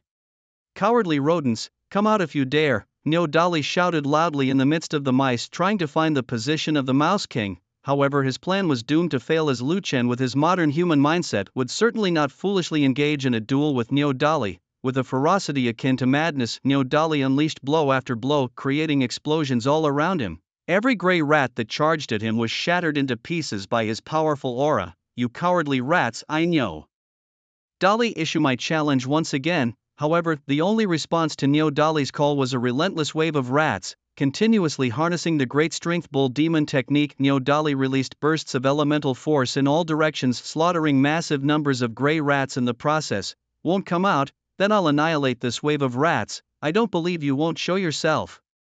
Nyo Dali, wielding a large mace, swung fiercely at the surrounding rats, smashing any that came close into a pulp. Wang Chong watched Nyo Dali wreak havoc among the rat swarm, a deep sense of dread filling his eyes. He knew well that if he were to confront Nyo Dali, he too would likely be crushed into nothingness. This Minotaur must possess the strength of a 4th tier, Wang Chong speculated. The battle cries within the Minotaur territory were deafening. Nyo Dabbled had already demonstrated his formidable strength, killing large numbers of grey rats. His cultivation technique, similar to Nyo Dali's, focused primarily on brute strength. Nyo Dabbled, gazing upon the devastation within the camp, was seething with rage. Old and frail, he could no longer afford to hold back, unwilling to see his years of effort go to waste. Suddenly straightening his stooped frame, Nyo Dabbled picked up a giant axe from the ground and began hacking away at the rat tide, yet the tide seemed endless. As soon as he cleared an area, it was immediately refilled. Seeing many minotaurs being devoured by the swarm, Nyo Dabbled released his elemental force outward towards the edge of the camp, knowing well the tactic of capturing the leader first. Upon reaching the outskirts, Nyo Dabbled saw Nyo Dali in a fierce battle within the rat tide. Seeing Nyo Dali's faltering strength, Nyo Dabbled immediately charged to his aid. Along the way, Nyo Dali used his giant axe to overturn many grey rats. The two joined forces, their bodies already covered in blood. Nyo Dali continued to roar, trying to draw out the Rat King. Wang Chong and Li Wen, watching the situation, felt a trace of fear in their hearts, devoid of any emotion. Ding, evolution value. Flesh value full. Proceed with evolution. the minotaurs in the camp had been completely devoured by the rat tide, pushing Lu Chen to the brink of evolution. Evolve species: mid-level rat demon to high-level rat demon, 6000/400000 level, tier 1 level 6, 3000/600000 skills, clone, can split into 50 million advanced gray rats. Steel claws human speech immense strength. Lu Chen was checking his upgraded attributes when suddenly a howl reached his ears. Looking towards the battlefield, he saw Nyo Dali with 2 gray rats clinging onto him, one of which had taken a large chunk of flesh from him. In pain, Nyo Dali felt his strength waning. In the next second, numerous rat clones climbed onto Nyo Dali, their sharp claws viciously tearing at his flesh. Mighty Nyo Dabbled witnessed Nyo Dali being attacked by a swarm of rats and immediately rushed to his rescue. Waves of elemental energy emanated from Nyo Dabbled's body, scattering all the rat clones that had latched onto Nyo Dali. Realizing the tide was turning against them, Nyo Dabbled shouted at the heart of the rat swarm, "Rat King, we wish to surrender." Hearing this, Wang Chong and Li Wen also looked towards Lu Chen, their hearts swayed by the proposal. These 2 Minotaur warriors were powerful, truly invaluable allies, yet Lu Chen remained unmoved. His own strength was meager compared to the Minotaurs, and should their loyalty waver in the future, he would be at their mercy. Seeing the relentless rat swarm, the Minotaurs fell into despair. Nyo Dabbled's body increasingly bent and crooked, his hand trembling as he gripped his giant axe, which could slip from his grasp at any moment. Together, they had slain millions of rat clones, but now they were utterly drained of strength. The rat swarm surged forward and swiftly overwhelmed Nyo Dali and Nyo Dabbled. "I refuse to accept this." A roar slowly faded into the sky. Within the Minotaur territory, undried bloodstains and skeletons of Minotaurs littered the area, a hellish scene that stirred Wang Chong and Li Wen's hearts. Leading the way, Lu Chen had noticed something unusual in the eyes of the rat clones. He walked forward, and the rat clones parted to form a path. Lu Chen entered a wooden hut where he found the floor covered with energy crystals. Stretching out a rat claw, he casually picked up one and began to channel the rat god devouring element technique, instantly absorbing the energy crystal completely. Ding! Flesh value plus 1000. Seeing tens of thousands of energy crystals around him, a gleam shone in his rat eyes. "You too take some energy crystals and absorb them as well," Lu Chen said. Wang Chong and Li Wen exchanged glances before picking up some crystals. Lu Chen, oblivious to others, continued to absorb more crystals. Ding! Flesh value plus 1000. Not far from the Minotaur territory, in a human camp, Zhang Jiao was listening to a report, his face showing utter shock. "What? The Minotaur territory has been completely overrun by the rat swarm? How is that possible?" "Sir, it's absolutely true. The scale of the rat swarm was immense. Even the tribal chief and the shaman of the Minotaurs died from exhaustion." Zhang Jiao, unable to comprehend how the rat swarm that had suffered losses under his command could have annihilated the Minotaurs so quickly, felt a sense of crisis despite having a 5th-tier evolver at his side. "Captain Lin, could you please visit the Jackalman territory and seek support? Tell them we are willing to provide them with another batch of weapons." Lin Li, sensing that Zhang Jiao might be overreacting, still had to obey the orders of the highest authority in the area. The steel gates of the camp swung open and an off-road vehicle drove out, carrying a soldier at the wheel and Lin Lu. On top of the city wall, Zhang Jiao stood with 2 other 4th-stage evolvers, watching the departing vehicle and murmuring to himself, "I hope my guess is wrong." Ding! Flesh value plus 1000. Wang Chong and Li Wen stared in disbelief as Lu Chen continuously absorbed the energy from the crystals. After a while, the two felt saturated and had to stop to refine the natural forces contained within the crystals. However, even with their techniques, they couldn't absorb the energy crystals as crazily as Lu Chen did, who seemed to absorb without needing any refinement at all. Ding! Flesh value full. Proceed with evolution. Evolve race: middle level rat demon to high level rat demon.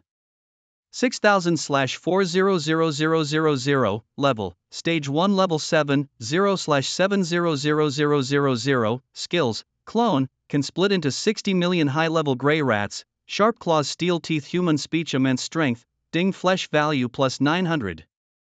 By the time Lu Chen had completely devoured the energy crystals in the area, he had reached the 2nd stage. Race: middle level rat demon to high level rat demon, 6000/400000 level, stage 2 level 0, 3260/100000 skills, clone, can split into 100 million middle level rat demons. Sharp claws, steel teeth, human speech, immense strength.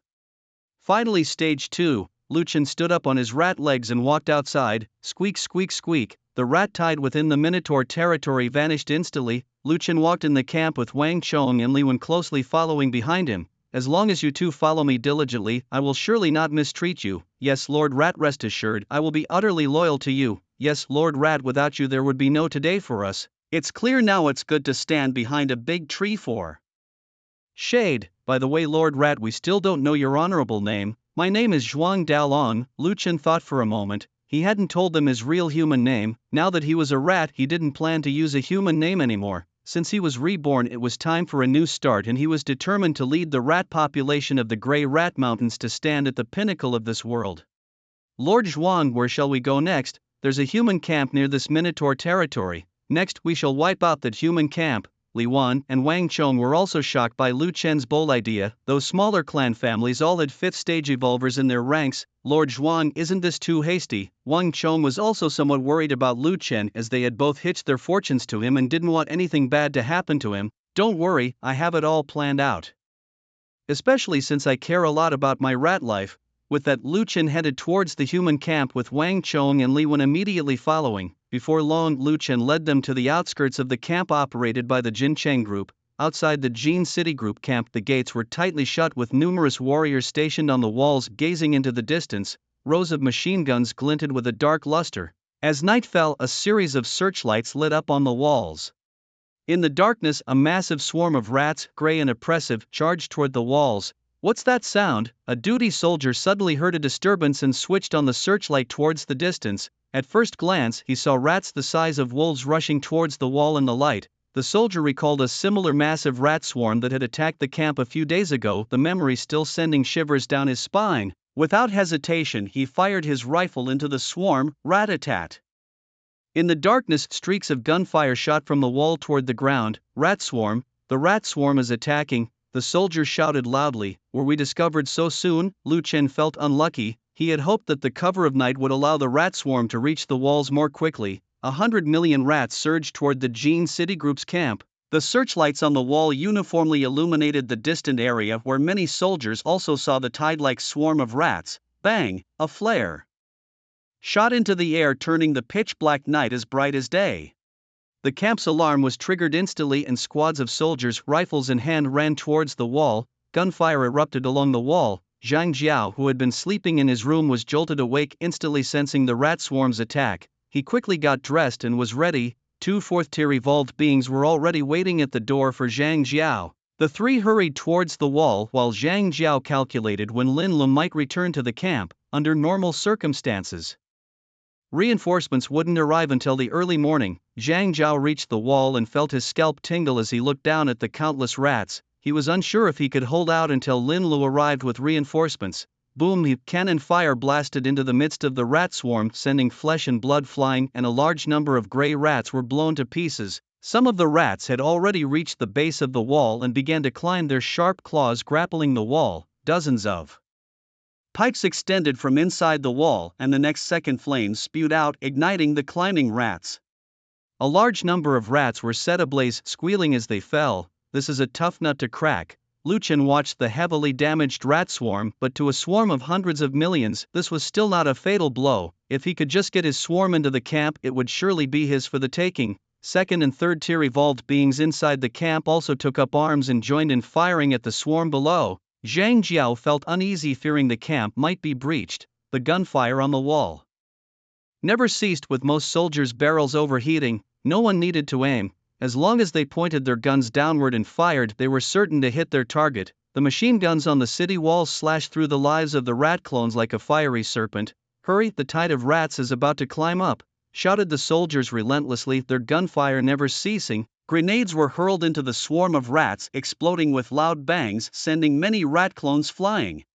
Below the city walls, layer upon layer of rats furiously climbed upwards. After more than 2 hours, finally a rat clone breached the top of the wall. However, the moment it reached the top, it was swiftly chopped into pieces by the soldiers above. This delay allowed more and more rat clones to surge over the wall and attack the soldiers. One rat clone pounced on a soldier, its fangs fiercely biting down, and the outcome was predictable. Once the rat tide overtook the wall, the soldiers could No longer attend to the rats below, many soldiers retreated step by step. They were no match for the tide of rats and could only hope to hold them off by retreating to more advantageous terrain. Numerous first and second stage evolvers were overwhelmed by the rat tide, screaming in despair. Zhang Jiao, protected by two fourth stage evolvers, retreated towards the camp. Along the way, witnessing the devastation within the camp, he shouted loudly to those around him, "Everyone gather to me and break out!" Zhang Jiao's shout injected a strong dose of courage into everyone's hearts. They moved towards the source of the sound. Soon more than 20 people had gathered around Zhang Jiao. He then led these 20-plus evolvers towards the other side of the valley to retreat. At this point he could care about nothing else but saving his own life. When Zhang Jiao reached the rear city wall of the camp, he did not hesitate to order the gates to be opened. Looking at the evolvers beside him, besides the two fourth stage evolvers, the remaining 10+ were all third stage evolvers. With the camp ablaze, Zhang Jiao quickly ordered everyone to get into off-road vehicles and flee frantically out of the city. Just as they left the camp, the massive rat tide pursued them relentlessly from behind, getting closer and closer. The group occasionally showed panicked expressions as they looked back at the approaching rat tide, their faces gradually showing despair. Suddenly, from ahead, the sound of barking dogs rose amidst billowing smoke rising into the sky. Zhang Jiao saw groups of jackal people charging towards them, a glimmer of hope appearing on his face. As the jackal people drew nearer, Zhang Jiao also saw Lin Lu among them, accompanied by two fifth-stage jackal people leaders. These two were the grand leader and the second leader of the jackal people tribe. Seeing the vehicles followed by the rat tide, even the grand leader was shocked. He had heard of rat tides numbering in the tens of millions, but never had he seen rats of such size. "Cover, retreat," he ordered as the jackal people drew their bows ready to face the overwhelming rat tide. Whoosh whoosh whoosh. In the next moment, a barrage of arrows rained down towards the location of the rat tide. Lu Chen, through his rat avatar, also saw the approaching army of jackalmen. Suddenly, the tide of rats halted their advance. Each individual stood upright, watching the jackalmen army retreat. Lin Lu looked at Zhang Jiao, who had visibly aged in an instant, and asked, "This camp?" Zhang Jiao sighed deeply and said, "Alas, we have suffered heavy losses this time. The camp has been completely overtaken by those rats." Lin Lu found himself at a loss for words to comfort Zhang Jiao. He felt that the Zhang Jiao before him had lost the spirited demeanor he once had after enduring such an ordeal. "Damn those rats, one day I will find you and tear you to pieces." Lin Lu vowed in his heart to settle accounts with the Rat King. Alas, such a pity for the supplies we had stored for so long. Every time Zhang Jiao thought about the many supplies left in the camp, he felt as if the sky was falling unbearable. Upon his return, the higher-ups of the Jincheng group would certainly not let him off easily. Each time he thought of this, Zhang Jiao's hatred for the Rat King and the rat tide deepened. Outside the camp in the mountain valley, Lu Chen watched as this campsite of the Jincheng group now seemed to have fallen into his hands. Thinking of the monster corpses and the many energy crystals inside the camp, a smile uncontrollably spread across Lu Chen's face. He walked straight towards the camp's warehouse and saw the tightly locked door. With a flick of his rat claw, the steel lock was sliced open. Lu Chen walked into the warehouse, looking at the neatly arranged monster corpses and energy crystals, and began devouring them immediately. In the Grey Rat Mountains, since Lu Chen's departure, Zhuang Batian and Zhuang Zhetian, the two rats, began to vigorously develop the fighting capabilities of their rat group during the day. At night, the two rats would go to the highest mountain peak to absorb the essence of the moon. Some rat guards, seeing Zhuang Batian and Zhuang Zhetian absorbing the moon's essence, also sat around them and started learning in earnest. The moon's essence emanating from around the two rats drifted into the bodies of these rat guards. They all felt a surge of spirit, a warm current flowing within their bodies, and their respect for Zhuang Batian and Zhuang Zhetian increased even more. A night hurriedly passed. The next morning, a series of crisp chirping sounds echoed in the sky. The gray rats, who had meditated all night, suddenly heard the strange sounds from the sky. Each standing up to check the situation, they saw the sky darken with eagles soaring. Upon hearing the eagle cries, the gray rats in the Grey Rat Mountains ran towards their caves like startled birds. Eagles dived towards the Grey Rat Mountains from the sky. These eagles seemed to have a natural dominance over the rats, causing trembling in the hearts of those who heard the eagle cries. The circling eagles almost covered the entire Grey Rat Mountains. Large eagles swooped down low, and a resounding eagle cry filled the air. Blades of wind shot forth from the mouths of the eagles, slashing towards the peaks of the mountains. Boom, rocks crumbled, and the terrified mice within the caves scurried out, running for their lives. Those too slow to escape were buried beneath the rubble, as the mice darted about the eagles in the sky swooped down targeting the scurrying creatures. One by 1 inch the mice were snatched up in the talons of the eagles and carried into the air. The talons pierced deeply into the bodies of the mice, causing them to squeal in pain. Inside the Mouse King's palace, Mouse Overlord Sky and Mouse Blast Sky trembled in fear, hiding deep within their burrow, daring not to make a sound. A fourth-tier male eagle overlooked the Mouse King's palace from above. Listen, King of the Grey Mouse Mountain. Each month you must tribute 100,000 mice to us at Eagle Creek Gorge, or we shall leave none alive in your Grey Mouse Mountain. After declaring this, the group of eagles in the sky cheered jubilantly. Then, fully satisfied, they flew off into the distance. After a long while, when the mice of the Grey Mouse Mountain heard no further noises, they cautiously poked their heads out. Squeak, squeak, squeak. Fear was evident in their eyes, and a sense of desolate sorrow spread among the mouse community. Big brother, what should we do? Are we really going to let those eagles from Eagle Creek Gorge devour our line? Mouse Overlord Sky, with his dim and lifeless eyes, looked at Mouse Blast Sky, unable to think of any solution. The mere presence of that fourth-tier male eagle earlier had left him breathless, and their mouse community was no match for the eagles. Let's wait for Third Strong to return. He surely has a way. Hearing Mouse Overlord Sky mention Third Strong, Mouse Blast Sky felt somewhat relieved. Meanwhile, Lu Chen was still inside the warehouse, ceaselessly devouring energy crystals and monster flesh. The system's notification sounds never stopped in his ears. Ding, evolution value plus 0.01, flesh value plus 800. He realized that since he had transformed into a mouse demon, devouring monster flesh only gave him minimal evolutionary points. However, absorbing energy crystals allowed him to quickly gain flesh value and level up. He guessed that the strength of these monsters was not enough, as most of the corpses in the warehouse were of first and second tier beasts. Outside the warehouse, Wang Chong and Li Wen sat cross-legged with a beast skin between them, displaying the words Great Strength Bull Demon Technique. This was obtained by Lu Chen after he conquered the territory of the Minotaurs and was now entrusted to the two men to help them quickly increase their strength. Unknowingly, more than 20 days had passed. The warehouse doors creaked open and out walked a mouse demon taller than a man and walking upright. This mouse demon had hands with sharp claws, a mouth full of teeth as hard as a shark's, a body covered in tough dark gray fur, eyes that glinted dangerously, and a long thin tail trailing on the ground. It was Lu Chen who had completed his evolution after devouring energy crystals, significantly enhancing his strength. Lu Chen looked towards his attribute panel. Race: mid-level rat demon, high-level rat demon, 56806/400000. Level: Stage 3, Level 5, 0/500000. Skills: Cloning, can split into 5 billion advanced gray rats.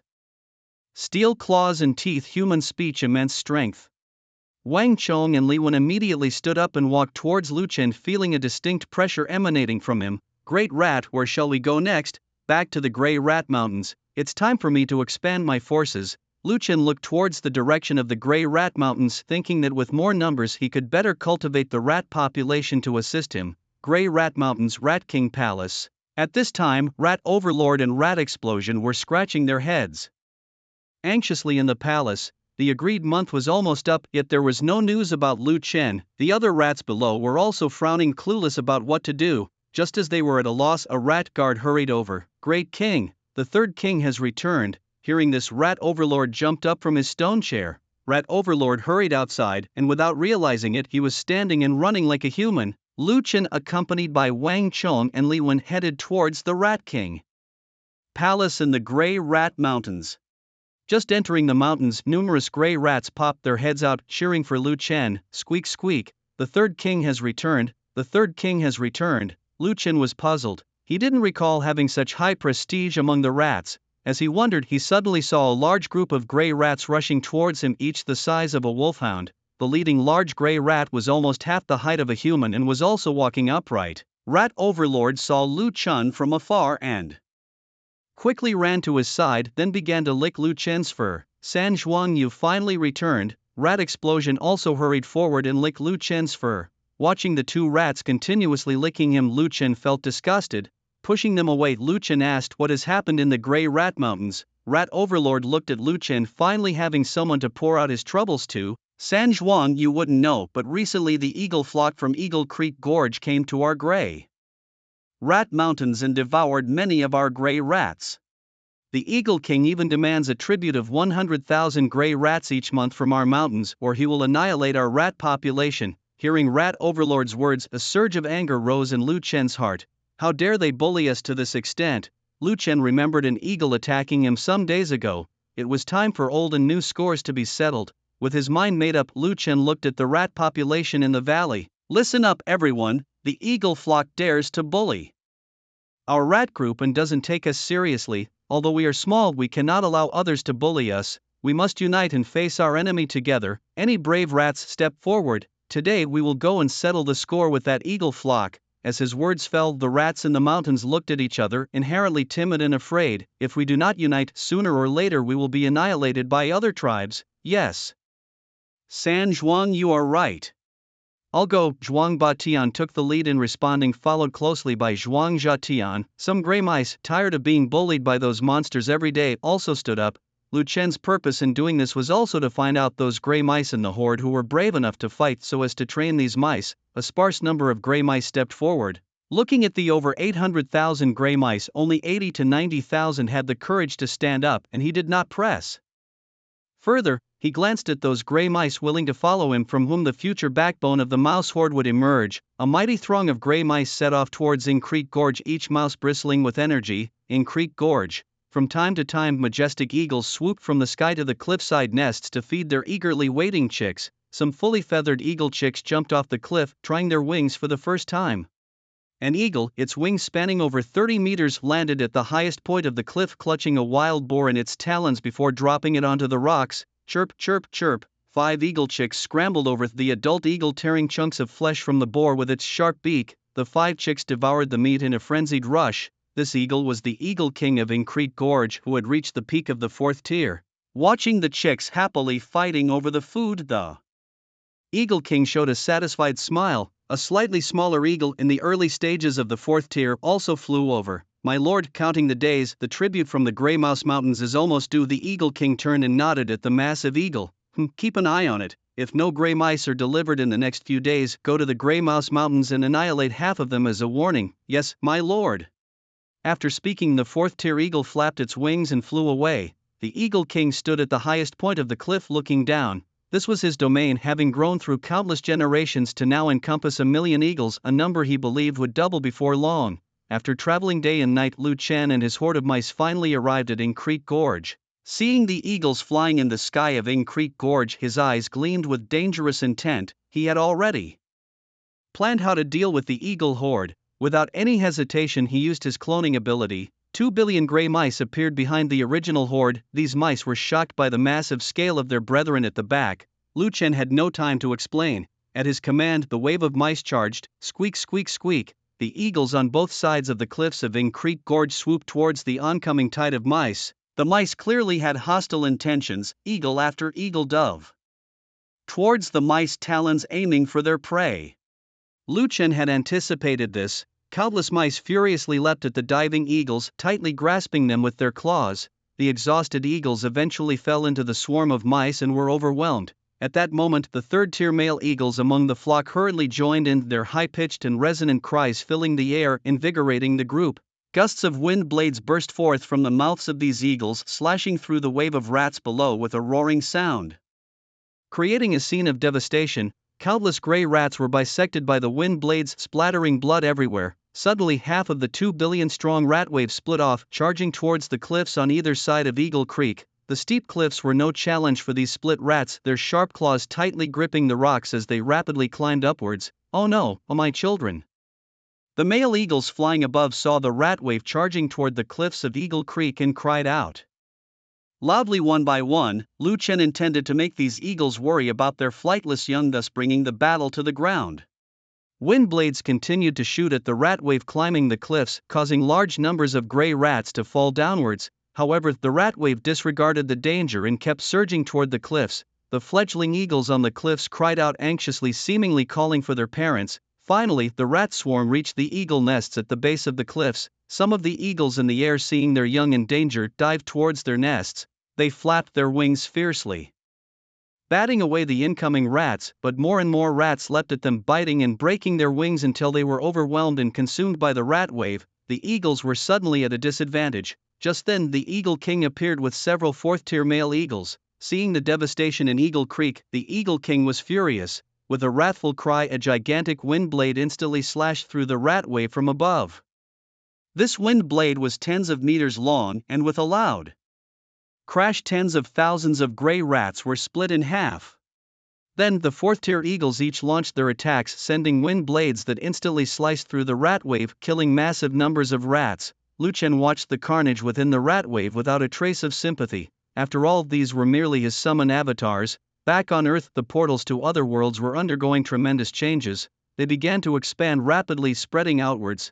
At this time, Earth's noble families and corporate conglomerates were converging towards the portals. Everyone watched as suddenly a sound like shattering glass rang out in their ears, followed by a sensation as if the earth were shaking. A wave of energy from another world washed over them.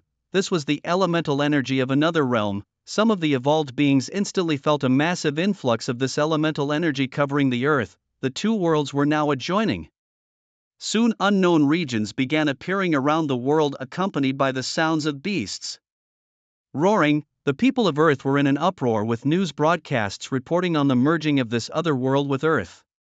The revival of elemental energy, many felt stronger than ever before. In Eagle Creek, Lu Chen suddenly felt the earth-shaking sensation approaching, unaware of what was happening elsewhere. But now he had no mind to care about anything else, as the rat tide was assaulting the eagles.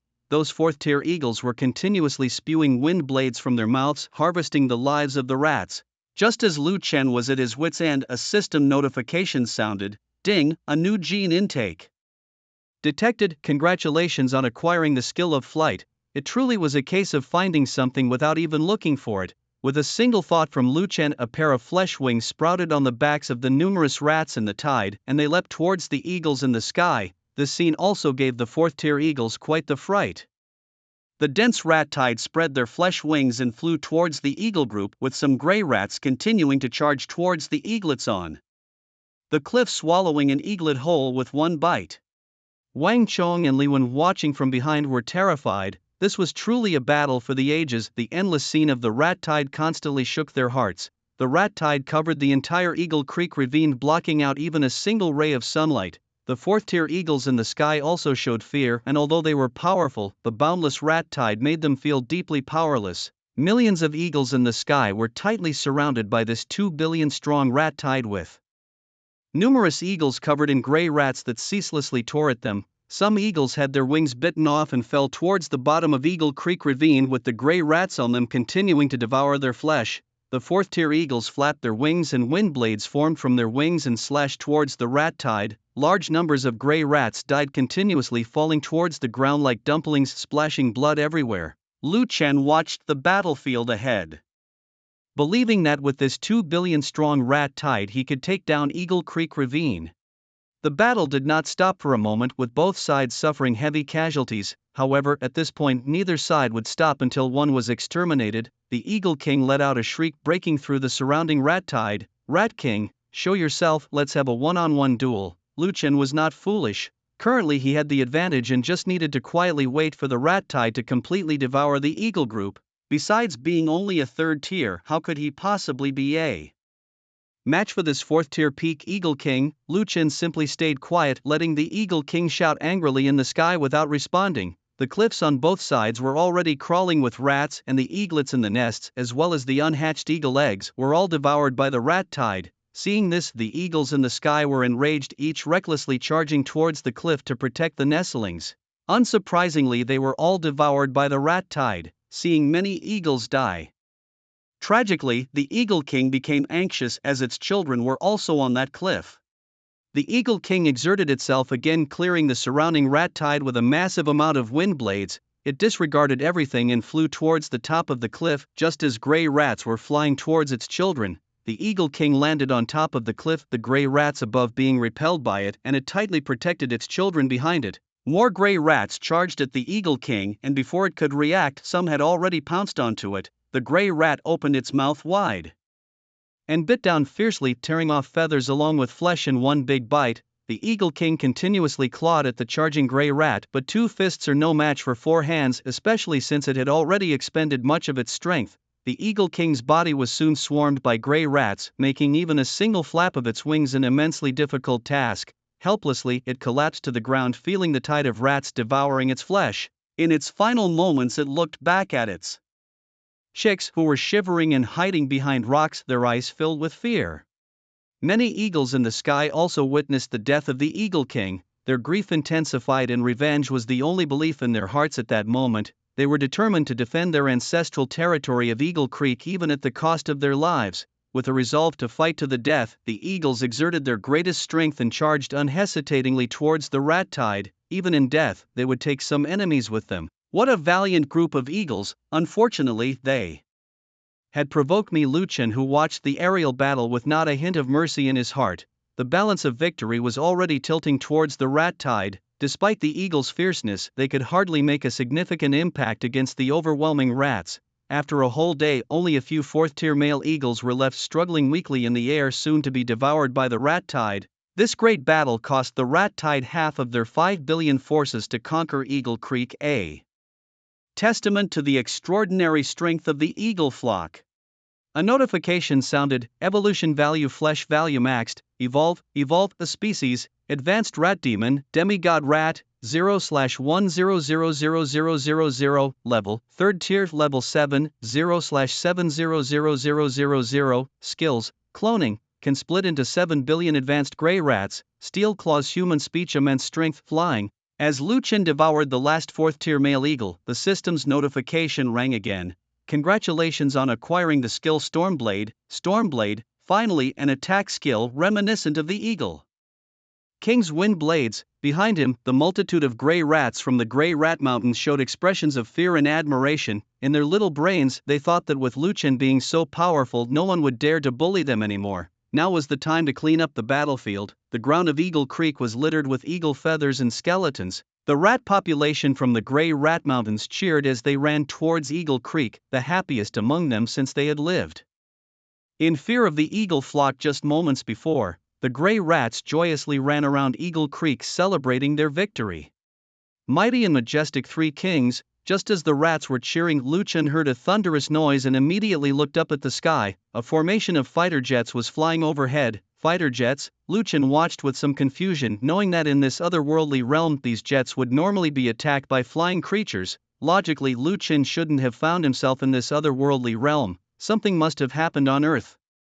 With this thought, Lu Chen turned to look at Wang Chong and Li Wen. The two were also puzzled by the appearance of the fighter jets. Let us return to Earth to investigate, suggested Wang Chong and Li Wen after exchanging a glance, deciding to check for any news back home.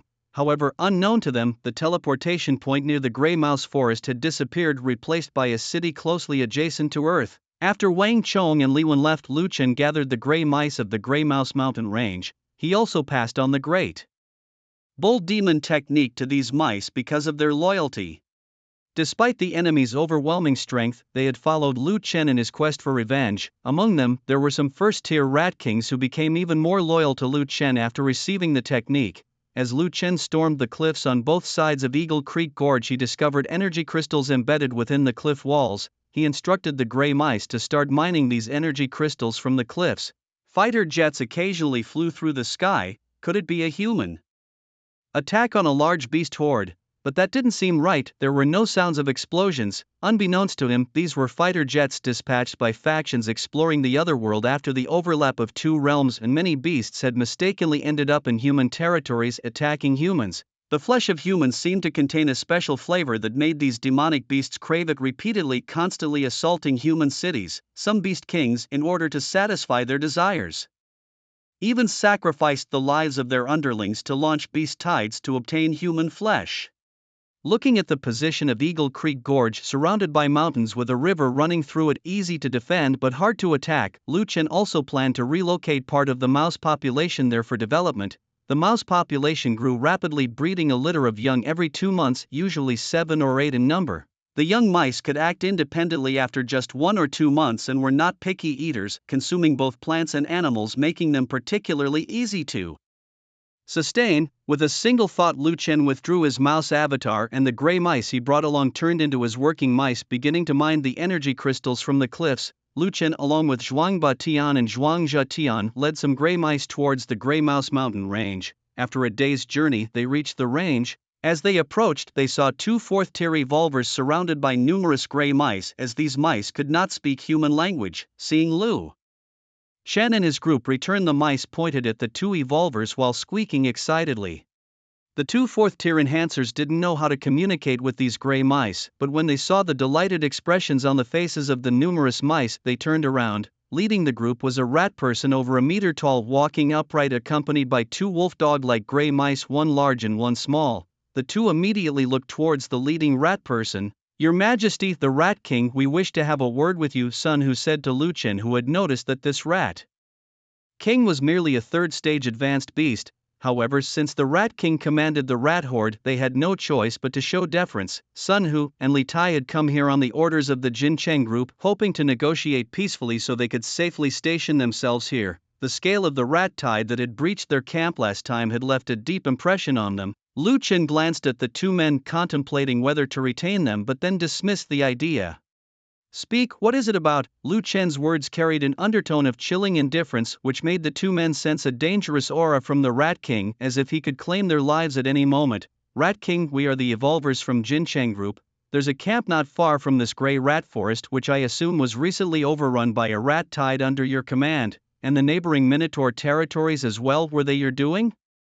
Initially, Jin Cheng Group's leadership planned to annihilate the rat tide. However, when they approached the hyena men and promised them substantial benefits, the hyena men refused to cooperate. They had never seen a rat tide of such magnitude and had only heard of it. Such tides are not something ordinary clans can handle. The saying, "ants can kill an elephant," is not without merit. The hyena men did not want to exchange their people's lives for a battle with these despised gray rats. Left with no choice, Jin Cheng Group's leadership changed their strategy to mirror the approach used with the Minotaurs and hyena men, agreeing to pay a monthly protection fee to the rat horde to prevent them from attacking their camp. "Rat King, Jin Cheng Group is willing to provide your clan with a certain amount of food, energy crystals, or weapons each month in exchange for peace between our sides." Lu Chen, is squinting his rat eyes, pondered for a moment before responding with a statement that startled both men. "Does this food include your humans as well?" Upon hearing this, the two men visibly displayed anger. "What do you mean, Rat King? Although we are a small force, Jin Cheng Group would never engage in selling out our own people. If this is your stance, I'm afraid we cannot proceed with this cooperation." Observing the genuine anger on their faces, Lu Chen realized that the previous attempts on his life were not orchestrated by Jin Cheng Group. "You may continue to stay in your previous territory and you will have my protection, but in return you need to do some tasks for me." Protection? The two were puzzled. The Rat King was clearly only third tier and yet spoke of protection, seemingly unaware that the typical demon kings who could protect other forces were at least at the 8th or 9th level, if not 10th. Seeing their skeptical expressions, Lu Chen guessed what they were thinking. They simply doubted his power. He chose not to explain further. "King Rat, you might not be aware yet, but the other world has now overlapped with our world, allowing us to send support at any moment if danger arises." "What? The two worlds have overlapped? Then I can personally investigate which noble family has wronged me." "No, currently I am not in human form, and rashly entering the city would surely lead to my persecution." As Lu Chen pondered, Wang Chong and Li Wen arrived at the Gray Rat Mountains. The two glanced at Sun Hu and Li Tai and respectfully addressed Lu Chen, "Mighty Sir." Lu Chen waved his hand and said, "I already know." Sun Hu and Li Tai looked curiously at the two men who seemed quite close to the Rat King. Lu Chen, with a stern tone, declared to Sun Hu and Li Tai, "How dare anyone sleep peacefully by my side? You two can either pledge your loyalty to me or use force to try and take the camp we discussed before. A war of attrition. With my 7 billion rat clones, I doubt they can outnumber us." He was also planning to expand his territory, as managing these lands without help was not feasible. Unless the Jincheng Corporation submitted, he was not willing to leave a ticking time bomb at his doorstep. Clones. With a single thought from Lu Chen, the Gray Rat Mountains were swarmed with clones of rats, each with glowing red eyes staring down Sun Hu and Li Tai. The two men wanted to protest, but seeing the mountains filled with rats as large as dogs, they were frightened. The sheer number overwhelmed them. Even if they mobilized their entire corporation's resources, they would be utterly drained. Without another word, they bid farewell to Lu Chen and left. Just after they departed, Wang Chong spoke up, "Mighty Sir, the other world and Earth have overlapped." "Yes, I already know," Lu Chen replied. "Mighty Sir, those two men are They represent the forces behind the camp I previously conquered, known as the Jincheng Corporation.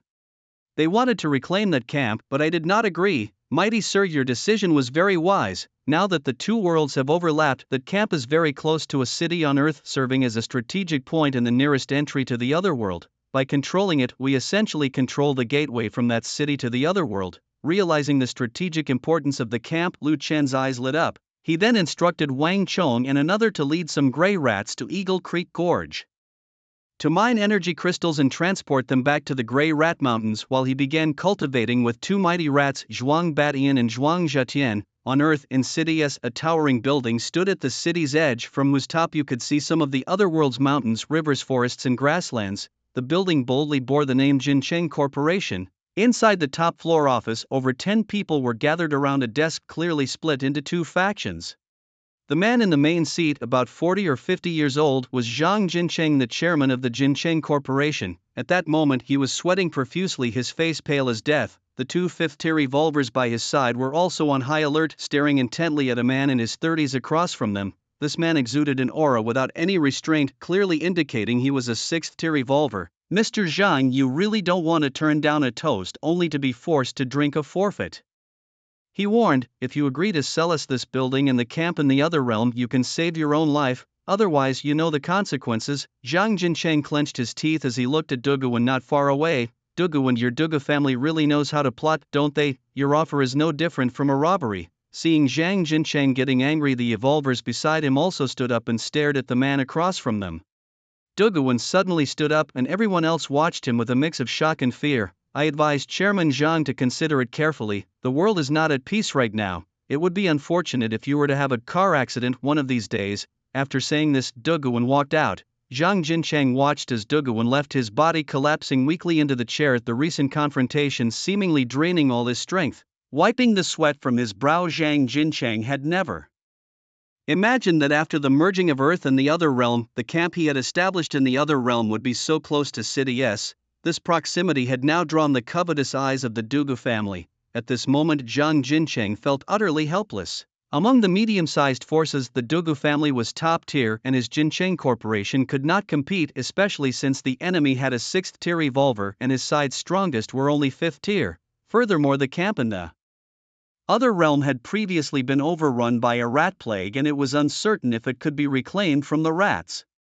Feeling like he had lost his soul, Zhang Jincheng recalled the days when he founded Jincheng Corporation without facing such dire straits. Just as everyone felt at a loss, two figures entered the room. It was Sun Hu and Li Tai, who had just returned from the other realm. Seeing them, Zhang Jincheng forced himself to perk up. How did it go? He asked. Sun Hu and Li Tai sighed and shook their heads. It seems that the jackal-like people have been interfered with by another force and are unwilling to help us anymore. As for the rats, if I'm not mistaken, it must be that the Dugu family has reached some agreement with them that we don't know about. What about the rats? The Rat King is unwilling to return the camp to us unless we submit to it. Submit to it? A mere Rat King harbors such ambitions? Truly terrifying. The situation was exceedingly unfavorable for Zhang Jincheng. Just when Zhang Jincheng didn't know what to do, a 5th-tier revolver stood up and said, Chairman, I want to leave Jincheng Corporation. Everyone turned to look at this 5th-tier revolver. Lin Lu immediately stood up. There were only these two 5th-tier revolvers in Jincheng Corporation, and from the beginning, the chairman had openly provided resources to cultivate them. Nowadays, when the group is in trouble, there are those who just pat their backsides and want to leave. How can such ungrateful behavior not anger Lin Lu? What do you mean? Have you forgotten how the chairman nurtured you? Lin Lu rebuked loudly. However, Zhang Jincheng waved his hand and said, I understand your thoughts and I don't blame you. When disaster strikes, everyone fends for themselves. Now the Jincheng group is indeed in peril, so anyone who wants to leave should do so quickly. Having experienced the warmth and coldness of human relationships firsthand, Zhang Jincheng saw that as soon as the group faced a crisis, there were those ready to leave. I'm sorry, Chairman, said the 5th-stage evolver, who then left without looking back. One led and the others stood up one by one, bowed to Zhang Jincheng and left. Only 4 people remained in the room. Zhang Jincheng, waving his hand grandly, said, You all can go too. Chairman, the kindness you have shown me, Lin Lu, is something I can never repay in this lifetime. Even if Jincheng Group ceases to exist, I will at least ensure your safety. Yes, Chairman, I, Sun Hu, may not be well educated, but I know the meaning of loyalty, laughed Sun Hu. if Sun who is a leaving how could I leave? We agreed to live and die together, the last person in. The corner slowly stood up. Chairman, the outpost in the other world was lost under my watch. Zhang Jiao, I am deeply grateful that you haven't blamed me. Given the circumstances, I must redeem myself and cannot leave. Zhang Jincheng's eyes gradually moistened as he looked at the four people before him. I never thought I'd Zhang Jincheng, having lived most of my life, would end up understanding life so clearly. Well, since that's the case, I will take one last stand with my four brothers. After all, what does it matter if Jincheng Group ends up in their hands in the end? Everyone laughed heartily together, and then they began to discuss how to deal with the crisis. Should we seek refuge with other forces? Zhang Jincheng shook his head and said no, other medium-sized forces won't risk offending the Dugu family for our sake, and as for those large forces, they might not value us. Those large forces are fighting in the central areas of the otherworld, some even venturing into the barbaric lands where it is said that beast gods exist. For a moment they were at a loss for any solution. Zhang Jincheng then looked at Sun Hu and asked, how strong is that rat king you encountered? The one that leads the rat horde? Sun Hu shook his head and replied, the rat king has transformed into human form, possessing only the strength of the late third stage, but his rat horde is numerous. Zhang Jiao, recalling something, immediately followed up. That rat king seems very intelligent. After breaching our outpost, he managed to halt the advance of the rat horde when faced with support from the jackalmen. Hearing this, Zhang Jincheng's face showed a thoughtful expression and soon his eyes revealed a determined look. Good, let's meet this rat king together. If he truly has strength or potential, I wouldn't mind receiving the protection of his rat horde. That very day the chairman of Jincheng Group released a message. The Jincheng Group was in turmoil as a large number of evolvers left the company. This behemoth enterprise in S-City seemed to be facing difficulties and might go bankrupt at any moment. Many of S-City's media outlets rushed to the Jincheng Group building upon hearing the news, all eager to meet Chairman Zhang Jincheng and uncover the truth. The building was surrounded by a throng of reporters, all hoping to get first-hand information from Zhang Jincheng. However, they were bound to be disappointed, as at that moment Zhang Jincheng, accompanied by four others, was heading towards another realm.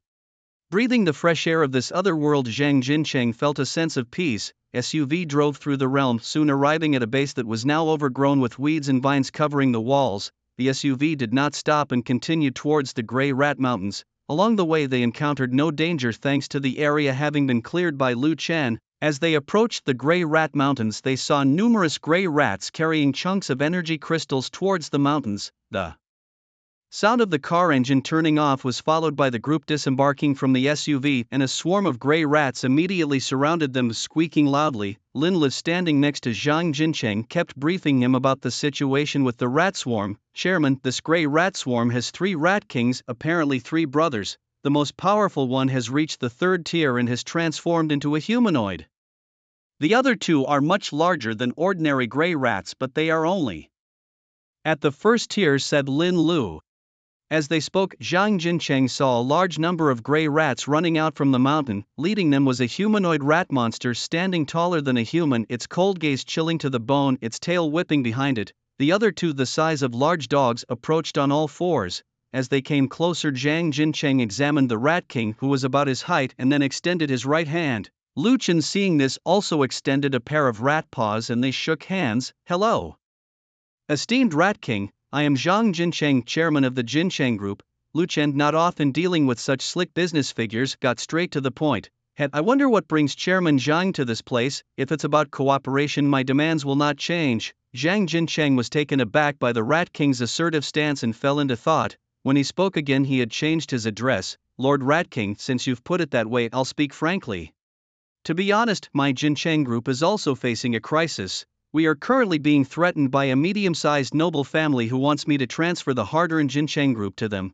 Given their power, I am left with no choice, so I am here to seek your help, Lord Rat King. If you could help my Jincheng Group overcome this current difficulty, I promise that my Jincheng Group will be at your service in the future. Zhang Jincheng was now out of options and decided to tell the truth. A middle-ranking clan? Why don't you seek cooperation with those wolf-like people? They are cunning and crafty and won't make a move without significant benefits. Moreover, it seems the Dugu family has already approached them. He paused, adding, helping you is no problem, but I hope you will keep your promises, otherwise you should know the consequences. Zhang Jincheng's eyes suddenly brightened, as if seeing a glimmer of hope for survival. However, the next moment when he looked at Lu Chen, he hesitated and said, "Lord Rat King, the other party has a tier 6 evolver. Your strength." Lu Chen made a reassuring gesture and then said, "Just a tier 6 evolver, don't worry, I'm about to enter tier 4. Seeing Zhang Jincheng's skeptical look, Lu Chen offered no further explanation. Zhang Jincheng had heard about the terrifying rat tide under the Rat King, but he was unsure if it could handle a tier 6 evolver.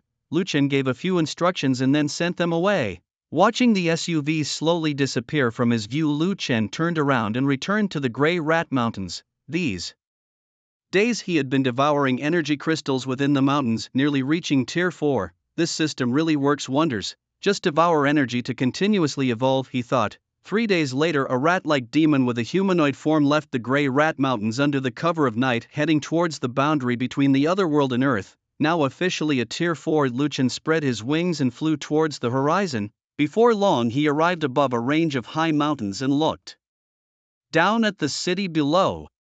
The dazzling neon lights of the city flickered continuously and skyscrapers stood in dense rows. The bustling city starkly contrasted with the quiet of the otherworld. At the city's boundary, raised walls blocked the roads with armed soldiers standing guard on top.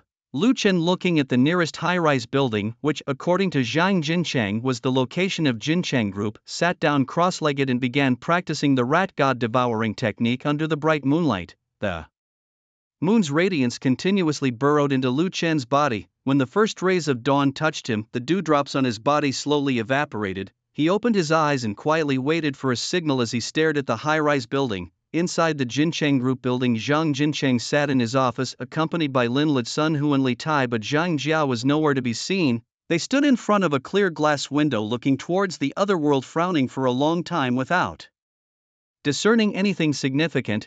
Zhang Jincheng sighed deeply, feeling utterly powerless at that moment. Just as he was about to ask a question, the office door banged open. It was Duguan, accompanied by 6 people. "How is it, Chairman Zhang, have you made up your mind? I heard you made a trip into the otherworld. You must have gone to seek reinforcements. Did they bring reinforcements?" "Ha!" Zhang Jincheng looked at Duguan's furious face. The mere thought of his opponent's previously hideous expression made him want to step forward and teach him a lesson, but alas, he was no match for him.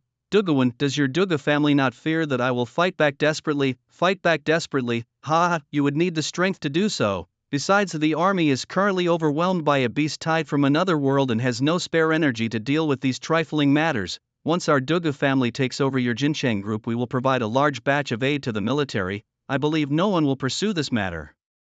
Your Duga family really has a ruthless heart."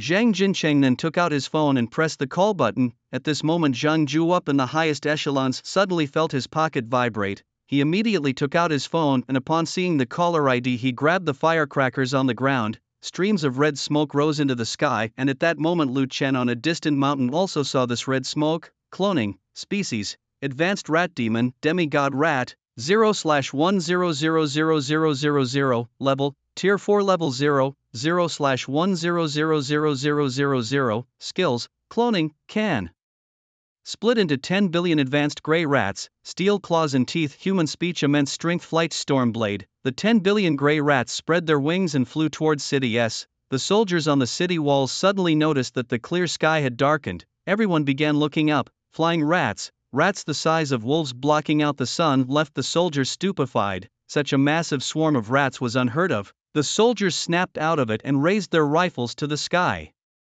ready to fire. A sharp voice came from above, "Shooters will die." The soldiers looked at each other, hesitating. Even the officers below were at a loss. They started making calls, but by then the rat tide had already swept majestically into City S. Zhang Ju on the rooftop was startled by the scale of the rat tide, then his face turned ecstatic. Lu Chen followed the rat tide towards the Jincheng Group building. The rats instantly surrounded the building, tightly covering it so densely that no sunlight could penetrate. Inside the Jincheng Group building, everyone was bewildered by the sudden darkness. Zhang Jincheng, seeing the glass completely covered with gray rats, showed a relieved expression on his face. Duguan looked outside at the glass. Flying gray rats? How could they be so huge? Surprised, but the corner of his eye catching Zhang Jincheng's relaxed expression, he instantly understood that these were the reinforcements Zhang Jincheng had called for. At this moment, Duguan didn't know how the rat swarm had gotten in, but since there were no alarms from the city's defenses, it was clear they were already inside. It must have been Zhang Jincheng who snuck in secretly, and Du Gowen also speculated that the number of these grey rats was large and might be controlled by a rat king. It seems you have no understanding of the strength of a 6th stage evolver. Well then, today I will let you witness the true power of a 6th stage evolver. With this thought, Du Gowen glanced at Zhang Jincheng and then walked toward the glass. With one punch, the glass shattered completely, and elemental force was unleashed, instantly causing a mass of grey rats in front to burst into blood and flesh. Du Gowen then jumped down and the swarm of rats squeaked and rushed towards him. Du Gowen released a massive amount of elemental force into the ground, scattering it around, and a large number of grey rats were blasted away. At this moment Du Gowen frowned at the dense wave of rats surrounding him. He gathered a great amount of elemental force around his right fist and swung it fiercely forward. With the punch, the elemental force exploded forward with a sonic boom. At least tens of thousands of grey rats were burst open by this attack, filling the air with clouds of blood mist. However, Du Gowen's punch did not clear a path through the swarm. Instead, it was quickly filled in by other rats. After several attempts, Du Gowen's frown deepened, as he could not sense the full extent of the rat swarm. At this time, the few people he had brought with him also jumped down. The several dozen meters drop was trivial for these 4th stage evolvers. Seeing the 6 people engaged, Du Gowen's heart settled slightly. The 7 rapidly attacked, using their elemental force to continuously slash at the approaching rat swarm. At this moment, Lu Chen walked into the room from the window on the top floor. Seeing Lu Chen's arrival, Zhang Jincheng and the others immediately gathered around. Mr. Rat, this. Don't worry, a mere 6th stage entering my rat swarm only has the fate of waiting for death. At this time, many warriors were looking towards the rat swarm surrounding the Jincheng group in City S. The huge rat swarm was truly hair-raising, and the situation inside was unknown. News of such a massive scale of rat swarm in City S quickly spread to other cities. Each city feared that a similar number of rats might appear in their own city. Inside the City S defense base, dozens of figures watched the screens displaying various aspects of the rat swarm. They were puzzled as the rat swarm only surrounded the Jincheng group and did not attack the city. Given the scale of the swarm, they dared not act rashly, knowing that a rat king must be present, and if the rat king became enraged, the entire City S would plunge into a storm of blood and gore. Therefore, these high-ranking guardians also issued a strict command not to fire. They were still unclear about the purpose of the rat swarm. Could it be that the Jincheng group had offended the rat king, thus leading him to bring the swarm for revenge? Amidst everyone's speculations, they were unaware that a fierce battle was unfolding within the rat swarm. The battle was completely one-sided, and the ground was already piled with the bodies of grey rats. Du Gowen and the 6 people he brought with him were all exerting their full strength to kill the swarms of grey rats that surged towards them. Every sweep of their elemental power caused large groups of rats to spit blood and die. However, the 6 4th stage powerhouses were not as valiant as Du Gowen. After all, there was a clear gap in their levels. Shortly, one of the 4th stage powerhouses could no longer sustain his strength and was struck on the back by a grey rat, turning his back into a bloody mess. Seeing this, the 4th stage powerhouse turned around in anger to strike, but the grey rat swiftly retreated. His attack missed, and taking advantage of this, the rest of the rats swarmed him and managed to bring him down. The powerhouse let out a piercing roar as he unleashed his elemental power, repelling the surrounding rats. But before he could catch his breath, the rats surrounded him again from all directions, leaving him drained of all strength. Overwhelmed by the rat tide, he perished with great reluctance. Seeing one of their own fall, Du Gowen's expression turned extremely grim. He was already doing his best to fight off the rat tide, but he still couldn't see the path ahead. As time passed, Lu Chen couldn't help but take action, eager to test his own skills at the 4th stage. Suddenly, the rat tide dispersed and a wind blade struck towards the back of another 4th stage powerhouse. Caught off guard, the powerhouse took a solid hit. His protective elemental force shattered instantly, leaving his back severely mutilated. As he turned around, he saw a rat person charging towards him at high speed. 4th stage, the Rat King. Seeing the Rat King extend its sharp claws, he knew he couldn't dodge in time, and channeling his elemental power, he shouted loudly, "The Rat King is here!" The next second, his throat was slashed open and he fell to the ground, clutching his neck. The Rat King. Just as they were at a loss, suddenly someone discovered the Rat King's whereabouts, and Du Gowen immediately rushed towards the source of the sound. However, by the time he arrived, only a corpse remained, surrounded by many grey rats feasting on it.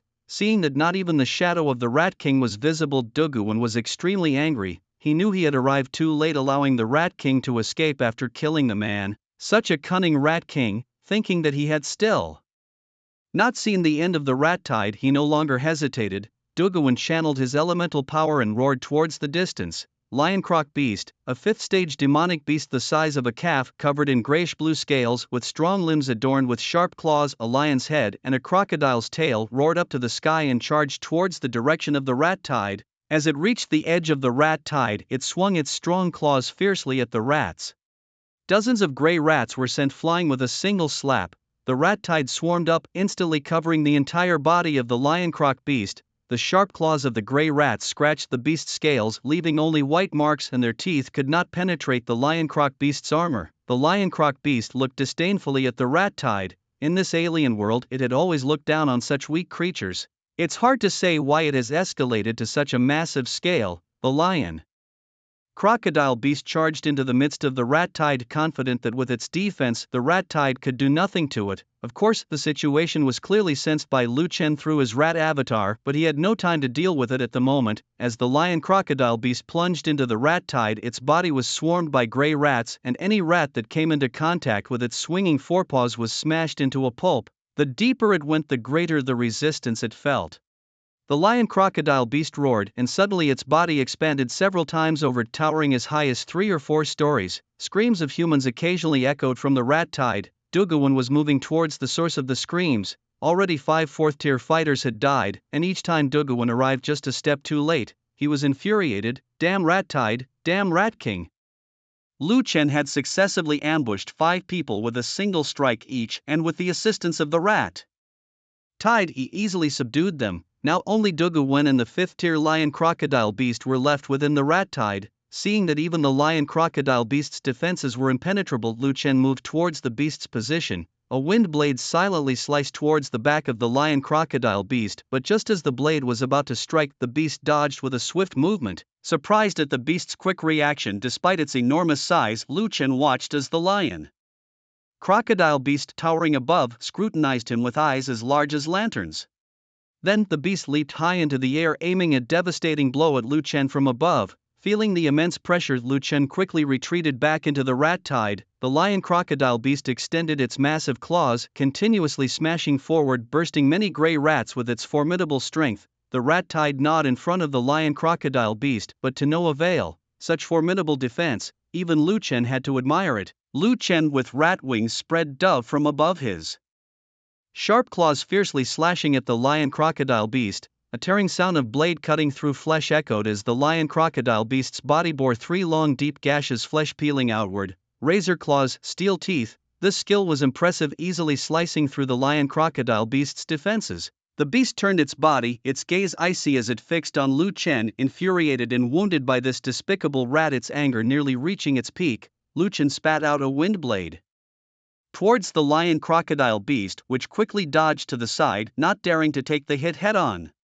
In the next moment, the lion crocodile beast charged, shaking the ground as it leapt towards Lu Chen in the air. Numerous gray rats, disregarding their lives, pounced on the lion crocodile beast, hindering its ascent. Lu Chen instantly disappeared into the rat tide, leaving no trace. The lion crocodile beast continued to roar in fury, venting its anger on the surrounding rat tide. A flash of cold light passed, and several deep, long wounds appeared on the lion crocodile beast's body. Blood gushing out profusely, the tide of rats relentlessly attacked the wounds of the lion crocodile beast, viciously biting into the flesh of its injuries and tearing off chunks of bloody meat. The lion crocodile beast felt the pain and roared, forcefully flinging the gray rats clinging onto its body. During the beast's frenzied state, Lu Chen took the opportunity to repeatedly launch sneak attacks, creating numerous wounds on the beast. Together with the relentless gnawing of the rat tide, the lion crocodile beast was soon covered in injuries. Some gray rats continuously devoured its flesh, burrowing into the body of the lion crocodile beast. In an attempt to escape, the beast rolled on the ground, crushing a large number of rats, but as soon as it got up, the rat tide overwhelmed it again. Notifications chimed in: evolution value plus 100, flesh value plus 50. With more alerts sounding, the lion crocodile beast rolled on the ground, trying to crush the swarm of rats on its body. It became frantic, charging wildly. the rats momentarily parted, allowing a massive wind blade to slash towards the lion crocodile beast. The blade struck solidly, slicing some of the gray rats in half as well. The wound was so deep that the bones of the lion crocodile beast were visible, causing it to howl in agony. Lu Chen watched coldly as the rat tide engulfed and devoured the flesh of the lion crocodile beast. Duguan, who heard the beast's pitiful roars, was shocked and charged towards it. However, Lu Chen had no intention of letting him through. The rat tide almost suicidally blocked Duguan's path, driving him to frustration. Meanwhile, the rat tide fearlessly continued its assault on the lion crocodile beast. Gradually, the beast's struggles lessened, and Lu Chen watched as the rat tide incessantly devoured it. The once mountain-sized lion crocodile beast was now reduced to half its size, motionless until it was completely consumed by the rat tide, leaving only a skeleton behind. Notification chimed. Flesh value full. Proceed with evolution. New genes detected. Skill acquired. Scaled armor enlargement. Evolved the species. Advanced rat demon, demigod rat. 48,000/10000000. Level, Tier 4 Stage 2, 0/20000000. Skills, Clone, can split into 20 billion. Advanced gray rats, steel claws and teeth. Human speech, immense strength. Flying storm blades. Scaled armor enlargement. Lu Chen looked at his rat body, now covered with hard scales under the gray fur, and felt no inconvenience. Instead, the scales provided him with even greater defense. He had become stronger again. Lu Chen headed towards Duguan, a 6th-tier powerhouse.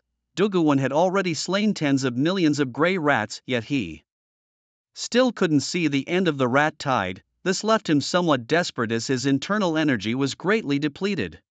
If he couldn't break through soon, he might exhaust his strength and be devoured by the rat tide. This was the first time he truly understood the terrifying nature of the rat tide, endless and oppressive, leaving no hope for escape. The 6 people who came with him were already dead, and even his mount was nowhere to be heard, likely meeting a grim fate. The thought of being devoured by a tide of rats made his scalp tingle with fear. He wondered where the Jincheng group had found such a formidable rat king. Duguan's mind raced for escape strategies, but he could find no way out from the overwhelming swarm. Standing in the midst of the rat tide, he felt a profound sense of helplessness. Suddenly, he sensed something stirring above him and quickly looked up. 2 wind blades slashed down directly at him. In the nick of time, Duguan dodged to the side, and the wind blades carved 2 huge trenches into the ground. Seeing the Rat King emerge, Duguan immediately gathered his Yuan energy, aiming to strike at Lu Chen in the air. But in the next moment, Lu Chen vanished. With no other choice, Duguan turned to fight the oncoming horde of rats. Lu Chen intermittently reappeared, harassing Duguan and draining his Yuan energy. Several times, Duguan pretended to be exhausted to lure Lu Chen into attacking. Facing a 6th-level adversary, Lu Chen was exceedingly cautious. He wouldn't arrogantly close in for the kill. Seeing that Lu Chen wasn't falling for his feints, Duguan decided to play rough, unaware that this Rat King's mind was filled with human thoughts. As the Rat King appeared again, another wind blade slashed towards Duguan. Pretending to be drained, Duguan staggered and the wind blade struck him in the chest. Blood stained his front, and Lu Chen looked on in surprise as what was meant to be a miss had hit its mark. Lu Chen smirked slightly, seeing through Duguan's plan. "You think I'm just a simple gray rat, easy to fool, huh?" Duguan remained vigilant for another appearance from the Rat King, but after a long wait, there was no movement. Internally, he cursed the Rat King for being so cunning, not striking even though he was injured. Truly cautious. "I can't delay any longer. My Yuan energy is almost depleted." Just as Duguan felt a surge of hope, thinking the Rat King couldn't resist attacking, another wind blade struck from behind.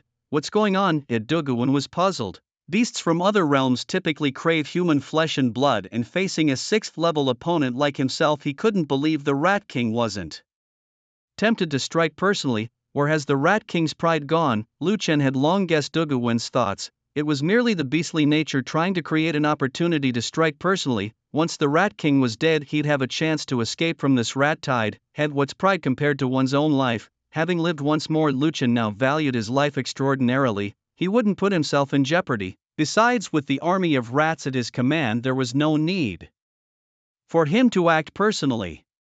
To be placed in a desperate situation is to be reborn. Feeling the wind blade approaching from behind, Duguan gritted his teeth and didn't dodge, letting the wind blade slash towards his back. Staggering, the blade struck him squarely in the back. Duguan used the momentum to crawl forward. "I refuse to believe you can resist striking." Duguan rolled twice on the ground before quickly standing up, feigning serious injury. Lu Chen wasn't fooled and quickly devised a plan. Duguan was overjoyed when he finally saw the Rat King reveal itself. As the Rat King lunged towards him, Duguan gathered all his elemental power ready to strike. However, he saw the Rat King suddenly spread its wings and fly into the air. With no choice left, he released the elemental power he had gathered towards the swarm of rats, a bit too eager for quick success. Duguan deeply regretted his hastiness, having thought he had victory in his grasp only to miss such a perfect opportunity due to his impatience. What he didn't know was that Lu Chen was merely using this strategy to drain his elemental power. The rat tide relentlessly rushed towards Duguan, who now appeared extremely disheveled, his internal elemental power nearly depleted. "Rat King, come out," he finally cried out in desperation. Lu Chen paid him no heed. He only needed to wait quietly for Duguan to exhaust his elemental power and be devoured by the rat tide. Eventually Duguan did exhaust his last bit of strength, with gray rats occasionally biting off chunks of flesh from his body. Powerlessly he waved his arms trying to drive away the gray rats devouring him, but he lacked any strength to do so. A formidable sixth-order fighter, he ultimately perished in the jaws of a rat tide, dying with great unwillingness. By now it was too late to change anything. Lu Chen looked at the human skeleton on the ground without a hint of emotion. He then flapped his rat wings and flew towards the top floor room of Jin City Group. Inside the room, everyone was anxiously looking at each other. Upon seeing Lu Chen enter, Zhang Jincheng immediately looked at him with a questioning gaze. Accompanied by Lu Chen's nod, Zhang Jincheng's hanging heart was finally put at ease. Zhang Jincheng quickly began to show his loyalty. "Thank you, Lord Rat King, for your assistance. From now on, Jin City Group will follow your lead, Lord Rat King." Lu Chen nodded at the people in the room. "Hurry up and establish that camp in the other realm, and also build a road leading to the Grey Rat Mountains." "Yes, Lord Rat King, we will get on it immediately. Now that matters here are resolved, I will head back first." "Safe travels, Lord Rat King." Lu Chen flew out of the Jin City Group building. He then transformed into a gigantic form, and a huge rat tens of meters tall appeared in the sky. All the people in S City watched this enormous rat person. "Starting today, Jin City Group will be under the protection of our Grey Rat Mountains. Anyone who troubles Jin City Group will face the retaliation of our rat tide." After saying this, Lu Chen led the dense swarm of rats out of S City, flying towards the other realm. Long after the rat tide had left, many people began discussing, "That rat tide is terrifying. Wasn't Jin City Group about to go bankrupt? How did they suddenly become so closely connected with the rat tide?" Don't speak rashly. Jin City Group hasn't done anything outrageously wrong. Don't slander them. Be careful, or the rat tide might retaliate against you. The Jincheng Group is on the rise indeed. With such a formidable otherworldly force backing them, they could practically walk sideways in the otherworld. But you think too much. The otherworld is no simple place, and there are far more terrifying things you haven't yet seen. A mere rat tide is nothing. The news of the rat tide in City S quickly reached the ears of the three major groups, the four alliances, and the five great families. These powers also sent people to City S to investigate. Such a massive scale of rat tide even made these powers feel a chill in their hearts. On one hand, they wanted to see if they could make peace with this Rat King, and on the other hand, they wondered if they could use the Rat King to carve out new territories in the otherworld. In the Dugu family, a warrior rushed hurriedly into the courtyard. At this time, inside the courtyard of the Dugu family, a middle-aged man in his 40s was absorbing an energy crystal. "Master, it's not good." A voice reached the ears of Dugu Xian, who was absorbing the energy crystal. Dugu Xian frowned and opened his eyes, annoyed at being disturbed during his cultivation. He then looked at the newcomer, suppressing his anger, and said indifferently, "What's the matter? Why the panic?" The person struggled to catch a few breaths, gasping, "Master, Lord Dugu has met with disaster." Dugu Xian shot up, his eyes widening in disbelief at the messenger. "Say that again." "Master, Lord Dugu has met with disaster." Dugu Xian unsteadily sat back down on his chair. The Dugu family was able to hold a top position among mid-sized powers because it had 4 6th-tier powerhouses. Now losing one meant weakening the family's force. "No, I cannot show any signs of weakness. Once other powers sense our fear, they will surely kick us while we're down." "Good, very good. Someone dares to strike against my Dugu family, they must be tired of living." Dugu Xian's first thought was that the attack came from other mid-sized powers, especially since Dugu had not entered the otherworld, and since the 7th-tier powerhouses of the large powers were in the otherworld, it must have been those mid-sized powers. As he thought of the possible hostile powers, they each surfaced in his mind. Which power did it? Dugu Xin asked. The person hesitated a long while before speaking. It's not human forces, it's the rat tide. Lord Duguin died in the rat tide. The rat tide? How could that be? Didn't he go to City S and not enter the other world? Tell me exactly what happened. Master Lord Duguin went to City S to discuss an acquisition with Jincheng Group. It was supposed to be smooth sailing. Unexpectedly, the remaining few from Jincheng Group, together with Zhang Jincheng, entered the other world seeking help. Although we had bribed the Jackalmen, somehow they managed to find the Rat King of the Grey Rat Mountains. It's unknown what deal they struck, but the Rat King agreed to protect them. Just yesterday, the rat tide covered the sky and earth around City S to the extent that even the city's defenders dared not shoot at will, because of the rat tide that reached a staggering scale of over 10 billion. In the end, Lord Duguin and his subordinates were literally worn down to death by the rat tide, and even the lion crocodile beast was devoured by it. The Grey Rat Mountains? A rat tide of 10 billion? Weren't there less than 1 million grey rats in the Grey Rat Mountains before? How did it reach a scale of 10 billion in such a short time? And wasn't that Rat King just at the second tier? Reporting to the family head, it's not very clear. It was only known that the Rat King claimed to be from the Grey Rat Mountains when he left, and he even revealed his true form, towering over 10 meters tall and transformed into a humanoid. The aura he emitted had already reached the 4th tier. After hearing this, Dugu Xin fell silent, but his heart couldn't help but be filled with admiration. This Rat King is extraordinary, so huge at the 4th tier he will surely become a force to be reckoned with. It seems that seeking revenge for the rat tide is extremely difficult unless I can advance to the 7th tier. Can we really just swallow this loss? This does not fit our Dugu family's style of returning an eye for an eye. Right, since this Rat King has such strength to transform into a human form, he must have consumed a lot of humans. If so, I will use some humans as bait to temporarily cooperate with him, then gradually plan and find an opportunity to eliminate him. Thinking this, Dugu Xin also temporarily gave up the plan to avenge Duguin. Go send someone to contact this Rat King, tell him the benefits promised by the Jincheng Group and our Dugu family will offer double, and we will provide 100 humans each month for the Rat King to devour. Yes, family head. The person trembled at the thought of providing humans for the Rat King to devour, but soon regained composure. At this time, City S was a melting pot of chaos, with various forces inquiring about the rat tide incident. The Jincheng Group was recruiting and preparing to enter the otherworld with the outpost as a center to continue exploring. They first recruited a large number of workers to go to the otherworld. When this news was released, many people signed up, attracted by the high wages. Previously, many noble families had also recruited some workers to go to the otherworld to establish cities, but it was quite dangerous. After all, it is difficult for ordinary people to survive in the otherworld, and they might be attacked by monsters at any moment. Thus, many lives were lost. Now, the recruitment by the Jincheng Group might also be for city building. Many people started to speculate. Great rewards bring forth brave men. Soon batches of workers were gathered, driving off-road vehicles towards the otherworld. The first stop was the previous outpost, where Zhang Jincheng planned to build a city to serve as a hub between the otherworld and City S. The commercial value that this city could bring once established was immeasurable. Moreover, with the protection of the rat swarm, the safety of this city was guaranteed, unlike other cities that occasionally suffered from monster tides. Thus, the first batch of workers was brought to this outpost of the Jincheng Group. After tidying up the outpost, they began to build the city walls in earnest. After returning to the Grey Rat Mountains, Lu Chen also had the two rats Zhuang Batian and Zhuang Zhetian patrol the area from time to time. A squad of Grey Mouse troops was stationed near the base, ready to report any danger promptly. Everything was proceeding at a rapid pace. Meanwhile, Lu Chen was busy absorbing the energy crystals excavated from Eagle Creek Gorge to enhance his strength. This otherworldly soil is really tough, exclaimed a worker wielding a pickaxe after several strikes, speaking to his colleague nearby. Indeed, we've been working for half the day and we've only managed to dig this short distance. If we start building the road, it will take even longer. Just us here won't be enough.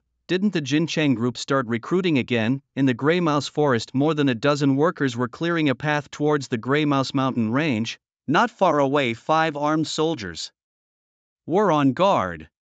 Who's there? Who's behind that tree? Suddenly one of the soldiers aimed his rifle behind a large tree. The rest quickly aimed their weapons in the same direction. Come out! A stern shout rang out, and the next second a group of hyena men emerged from behind the tree, their eyes gleaming menacingly at the humans. "Run," shouted one of the soldiers to the workers behind him. Upon seeing this, the dozen workers hurriedly dropped their tools and ran back the way they came. The hyena men, seeing people fleeing, immediately gave chase. The 5 soldiers did not hesitate to open fire on the hyena men. Bullets struck the hyena men, splashing blood, but unless hit in the head, the hyena men continued to charge forward. Seeing the overwhelming number of hyena men, the 5 soldiers retreated while firing. One quickly pulled out a flare. Pop! The flare shot up into the air and exploded. The warriors guarding the base saw the flare in the sky and immediately sounded the alarm bell. 2 o'clock direction. There's a call for help. It must be the road expansion team. Engines roared within the base and soon 6 off-road vehicles sped out of the base. Each off-road vehicle was filled with warriors, some even reaching the first and second tiers of combat readiness. The vehicles raced towards the location indicated by the flare. "Faster, run faster," shouted the soldiers, sprinting ahead while occasionally shooting back at the pursuing hyena men. Despite their efforts, the hyena men began to close in. Grenades were thrown into the midst of the hyena men, temporarily halting their advance. Just when the soldiers were about to lose hope, the rumbling sound of vehicles approached from ahead. Off-road vehicles with rifles extended from both sides opened fire, sweeping bullets across like a fiery serpent. The 2 vehicles at the rear accelerated to the front, one braking sharply and drifting to a stop right in front of the 5 soldiers. "Get in!" Without wasting words, the 5 quickly jumped into the vehicles. Then the off-road vehicles sped away, leaving a cloud of dust behind. The hyena men continued to run, chasing the vehicles, but they could no longer keep up. The driver floored the accelerator, fearing any delay might end up with them in the jaws of the hyena men. Seeing that they couldn't catch up anymore, the howling of the jackal people echoed through the air. Those who had escaped death finally let out a sigh of relief. The off-road vehicle slowly drove into the stronghold, and Zhang Jinchang on the city wall looked towards the territory of the jackal people. He had dealt with these jackal people before and knew them to be cunning and deceitful. He himself definitely couldn't handle them, and now he had no choice but to seek the Rat King's intervention. The jackal people. When Lu Chen in the Grey Rat Mountains learned that the jackal people had come to cause trouble, a flicker of anger sparked within him. "I haven't even settled my scores with you, and yet you dare to provoke me. This is a good opportunity to get rid of you and eliminate future troubles." Upon hearing the news, Lu Chen also emerged from the Grey Rat Mountains. By now, nearly 100,000 rat guards selected from the mountains had reached the first stage, with the more talented ones reaching the late first stage. Zhuang Batian and Zhuang Zhetian, after nights of absorbing the essence of the moon, had reached the second stage. These 2 rats, now over half a human's height and with greatly increased intelligence, insisted on following Lu Chen to show the Jackal King the might of the Grey Rat Mountains. Seeing their determination, Lu Chen, not minding the extra company, decided to take them along. Thus, the 3 rats headed towards the territory of the jackal people. Under the sunlight, a bizarre scene unfolded. A rat man walking upright, accompanied by 2 large grey rats, moving towards the distance. In the territory of the jackal people, a massive fortress sprawled across a huge valley. The fortress consisted of ancient wooden houses home to millions of jackal people of various sizes. Outside the fortress, squads of jackal warriors armed with knives, spears and clubs patrolled cautiously, keeping a vigilant watch over their surroundings. At the very heart of the fortress stood a grand wooden palace bustling with activity. Inside the palace, the Jackal King sat in the highest place, with various beastmen seated below him: tiger men, lion men, dog-headed men, goat men, rhinoceros men, leopard men.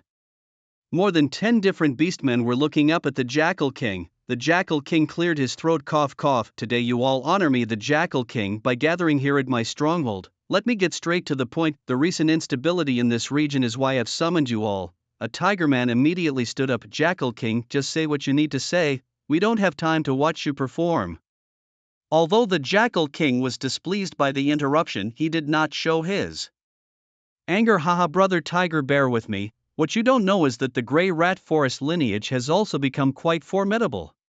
A massive rat tide has wiped out the Minotaur territory completely, and they seem to be on the verge of further expansion. I thought it was something serious. Those grey rats are no more than ants to me. I could crush them with one hand. Brother tiger, this rat tide is no ordinary threat. They have already annihilated the Minotaur territory and a nearby human settlement. Moreover, there seems to be an intention to continue expanding. By then, my territory will surely be the first to bear the brunt." Once my land is lost, there will be nothing to stop the mouse plague, and the vast savanna of beasts will be directly accessible." Upon mentioning this, a grave expression also appeared on the face of the tiger man. Their tiger tribe has records of the mouse plague. It is said that long ago a group of gray mice came to the savanna of beasts, led by a mouse king who had become a demon and walked upright. They began to proliferate on the savanna of beasts. These gray mice reproduced astonishingly quickly, and coupled with the rich resources of the savanna of beasts, eventually this group of mice under the leadership of the Mouse King swept through one beastman tribe after another. Finally, the beastman tribes formed a united army of beastmen that managed to suppress the mouse plague. Jackal King, is there any falsehood in what you say? In fact, the Jackal King didn't quite understand the intentions of the mice. He just felt that the mice had destroyed the Minotaur's territory, and moreover their territory is quite close to that of the Jackal people. To prevent future problems, he prepared to strike first. Of course, he also had a good strategy. Using his own people would definitely result in heavy casualties, so he thought of other races on the savanna of beasts. After all, if he could involve a few tribes, his own people would have to sacrifice less. The Jackal King was about to reply when suddenly a loud noise was heard within the fortress, and the ground of the entire fortress shook. Lu Chen arrived at the Jackal people's territory with Shu Batian and Shu Zhutian, looking at the fortress in front of them, which was much more luxurious compared to the Grey Mouse mountain range. Envy appeared in the eyes of the two mice. This is the territory of the Jackal people, with a population of over 1 million. The Jackal people inside the fortress were living in an orderly manner. Lu Chen's eyes gleamed ferociously, then he looked towards the two mice. "Once we conquer this place, you two can live here as you please." Upon hearing this, the two mice became excited, jumping and scampering around Lu Chen. Lu Chen looked ahead at the territory of the Jackal people, extending his right claw. A swirling mass of wind blades kept converging in the palm of his right hand. Stormblade. As the mass of wind blades left Lu Chen's right hand, it grew larger with the wind and flew towards the fortress of the Jackal people. The giant trees in its path were sliced into pieces by the numerous wind blades.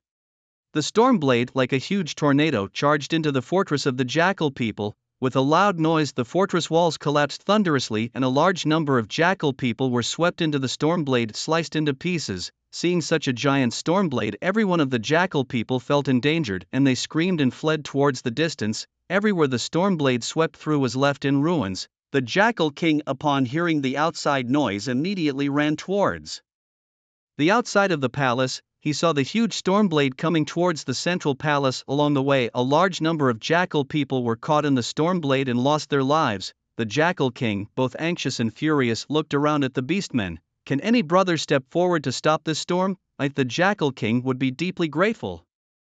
The Wolf King had not awakened any divine powers, and although he possessed the strength of a 5th tier, he could have stopped the storm. However, it would have required a massive expenditure of yuan energy. The current situation was unclear, and using a lot of yuan energy now might leave him unable to cope with potential problems later. At this moment, a tiger person stepped forward, seemingly to demonstrate the might of the Tiger clan. A startling roar echoed around, and in the space before the storm, massive earthen walls rose from the ground, blocking the path of the storm. Soon the two collided, sending dirt flying everywhere as the walls were continuously sliced by the storm, which also began to lose its momentum. Finally, after shattering 7 or 8 huge earthen walls, the Stormblades dissipated. Lu Chen saw from a distance the collision between the Stormblades and the earthen walls. It seemed that the Wolf King did have some skills. The clones. A tide of rats surged towards the Wolf people's fort, an imposing sight. "What is that?"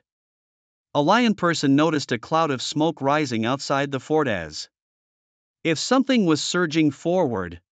All the beastmen looked in the direction the lion person was pointing. Indeed, something was rushing towards them. The aftermath of the Stormblade's attack was visible all the way to the outside of the fort. The Wolf King stared intently, feeling it looked somewhat familiar, but couldn't recall where he had seen it before. Alarmed, he shouted, "The rat tide! It's the rat tide! Quick, block it!"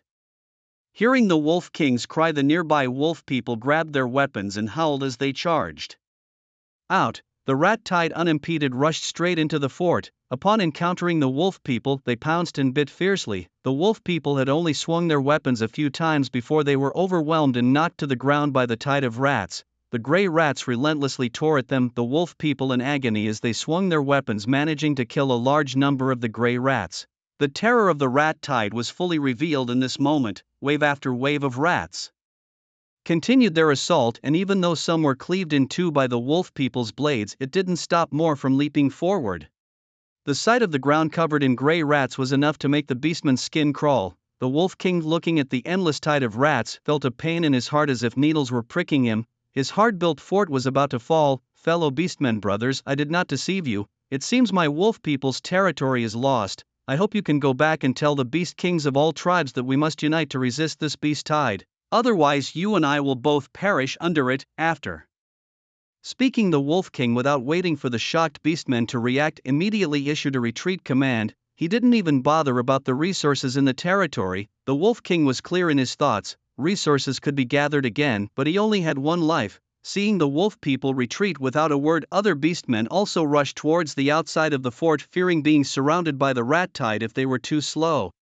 The gray rats, with their sharp claws and fierce fangs, tore into the wolf people, ripping off chunks of flesh mercilessly. The defeat was as swift as a collapsing mountain. Originally, the jackalmen who had just charged out managed to temporarily hold back the onslaught of the rat tide. However, as soon as they heard the withdrawal order from their king, they discarded their armor and fled towards the outskirts of the fortress. The relentless rat tide overwhelmed those jackalmen lagging at the rear. Once they were toppled, there was no escaping the rat tide. They were devoured, leaving nothing but skeletons behind. Rat Overlord watched the surging tide of rats with exhilaration. He swiftly climbed the fortress walls, shouting loudly, "Where is the Jackal King? Your grandfather Rat Overlord has come specifically to take your head."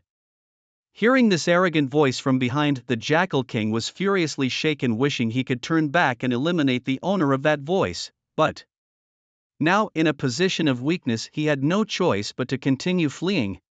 "Humph, once I assemble the Beastman Alliance, you will pay," the Jackal King thought bitterly. Lucien watched the Jackalman, who didn't even have the courage to fight to the death, with disdain. He was now eyeing the resources painstakingly gathered by the Jackalman. The able-bodied Jackalman fled the fortress, leaving behind only the old, weak, sick, and disabled who couldn't escape in time. Lucien showed no mercy towards these Jackalmen, letting them be consumed entirely by the rat tide.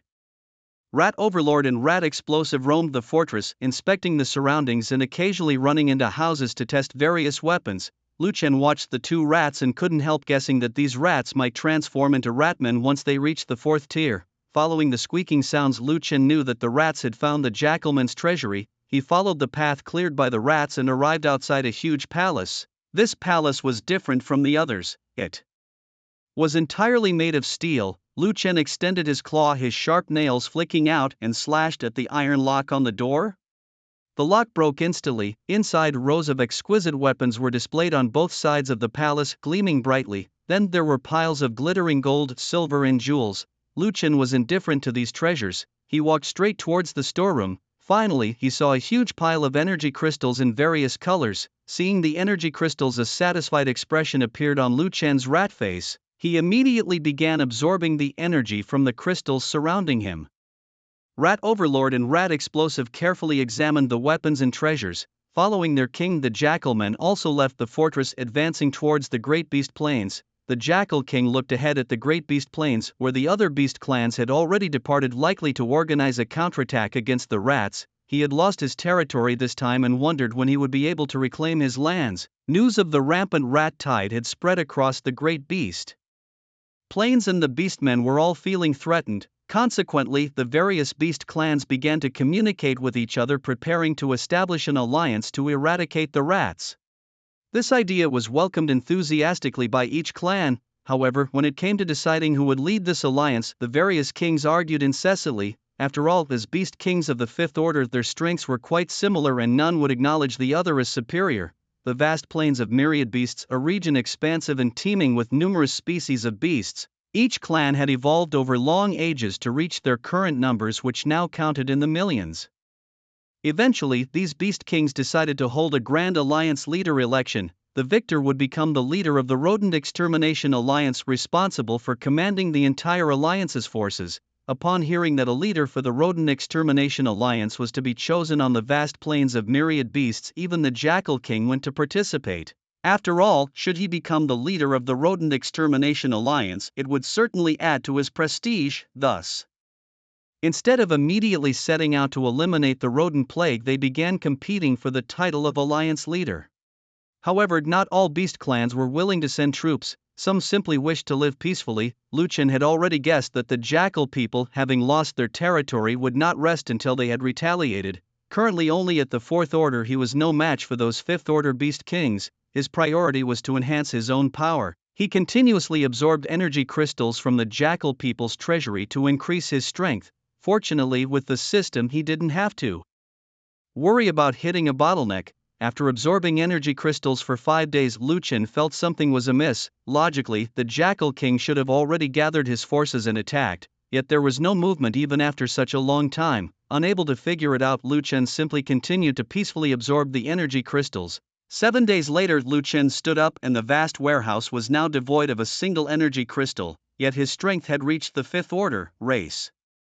High-level rat demon, demigod rat, 60,000/1000000, level, 5th order level 1, 0/100000000, skills, clone, can split into 100 billion high-level gray rats, steel claws and teeth, human speech, immense strength, flight, storm blade, scale, armor, enlargement.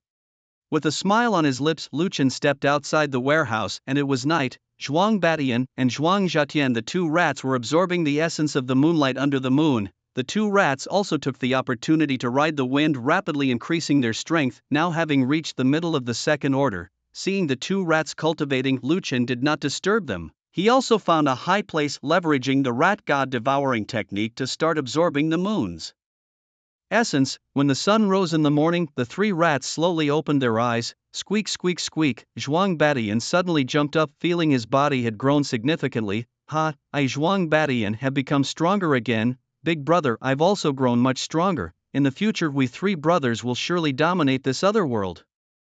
Zhuang Batian and Zhuang Zhetian, the 2 rats, began to dream about dominating the otherworld in the future. Lu Chen watched the 2 rats and helplessly shook his head. Their intelligence was indeed worrisome. Having waited in the jackal people's territory for most of the day without seeing any beastmen arrive, Lu Chen decided to head to the vast plains of myriad beasts. After all, he urgently needed resources for growth. No sooner said than done. By noon, Lu Chen, along with Zhuang Batian and Zhuang Zhetian, was heading towards the vast plains of myriad beasts. At this moment, in the vast grasslands of the Great Beast Prairie, 2 beast kings were locked in one-on-one combat. After days of fierce competition, only these 2 had persisted to the end. The victor would lead as the supreme leader of the Rodent Extermination Alliance, commanding the beast clans in the upcoming war against the rodent swarms. The contenders left were the Tiger King and the Lion King, both top-tier powerhouses of the Great Beast Prairie. The Tiger King's roars reverberated across the field, met by the equally thunderous roars of the Lion King. Neither warrior would yield, their elemental forces colliding over the expansive plains, sending massive shockwaves in all directions.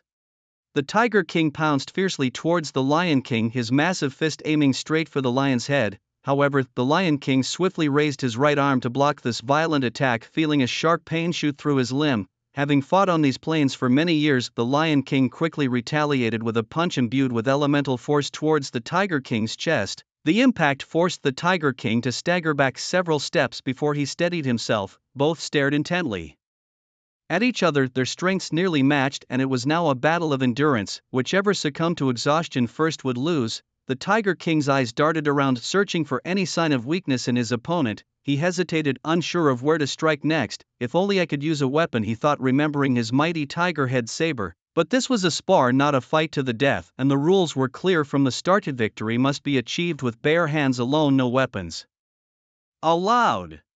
Seeing the Tiger King hesitate, the Lion King could no longer contain his impatience. In an instant, his body was enveloped in blazing flames, which seemed to be a part of him, causing no harm to himself.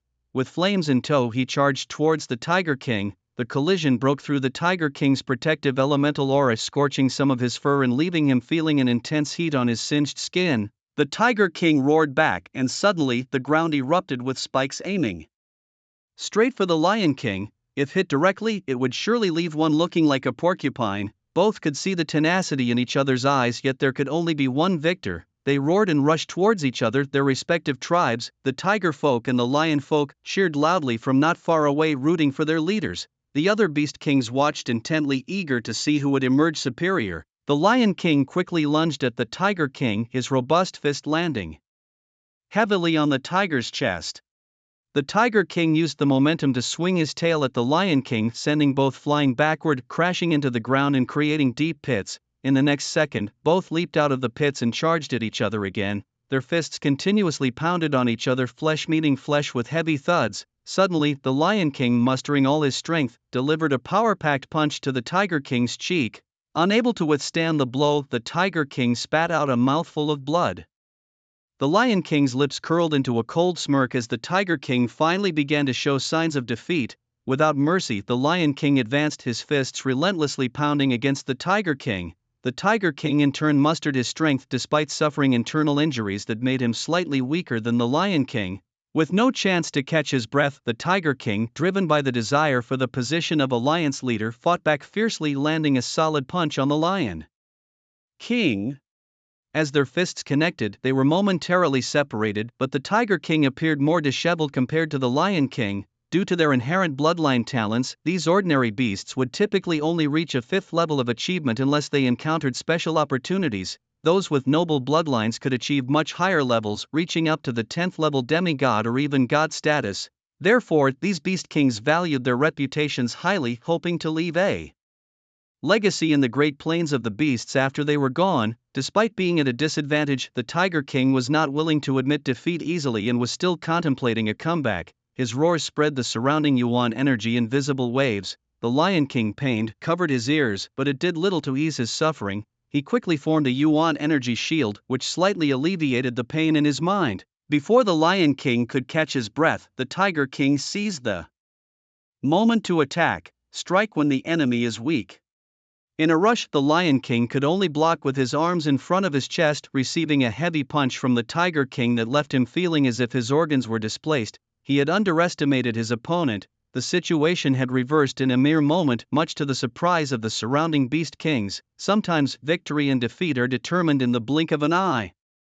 The Tiger King gave the Lion King no opportunity for recovery. Behind the Lion King, giant earthen spikes thrust towards him. In a critical moment, the Lion King managed only to turn and swing a punch. The sound of the spikes shattering was followed by a gust from behind. The Tiger King's punch landed solidly on the Lion King's back, knocking him down as if struck by lightning. I concede. The Lion King uttered his surrender and the Tiger King promptly stopped his assault. Standing victorious, the Tiger King howled to the sky. He was the ultimate victor. The thought of soon becoming the leader of the Rat Eradication Alliance filled the Tiger King with pride.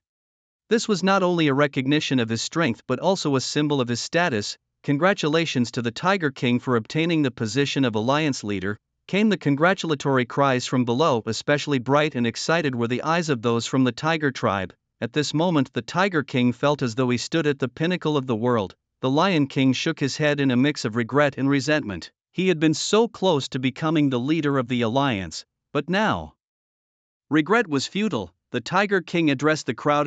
Everyone rest for a day. Tomorrow, our Rat Eradication Alliance will head to the Grey Rat Forest to exterminate the Grey Rat Horde. At this moment, the Tiger King was full of vigor, determined to lead the Beastmen to eradicate the rat plague and thus cement his own reputation. The other Beast Kings scattered, preparing to gather their tribes for the impending battle. Meanwhile, Lu Chen, along with Rat Overlord and Rat Explosion, were advancing towards the vast beast plains. Not far into their journey, they stumbled upon a camp of jackalmen. In this makeshift camp, numerous jackalmen had started to light fires and cook. They were exceptionally vigilant. A slight rustle of the wind would make them look around immediately. These were mostly strong and robust jackalmen. The weak ones had already been devoured by the rat plague, contributing to their evolutionary value. Damn the rat plague! Damn the Rat King! The jackalmen cursed continuously, their homes destroyed and families scattered by the rats, forcing them to flee to the vast beast plains. Facing an unfamiliar environment, these jackalmen had to start all over again. Let's hit them with a big one. Stormblade. Lu Chun unleashed a tornado towards the jackalmen's camp. What was that sound? A jackalman's ears twitched and he turned his head towards the outside of the camp. What is this? It seems so familiar. Have I seen it somewhere? In the next instant, his puzzled gaze sharpened. Not good. Howling, the jackalman immediately alerted the others of the incoming danger.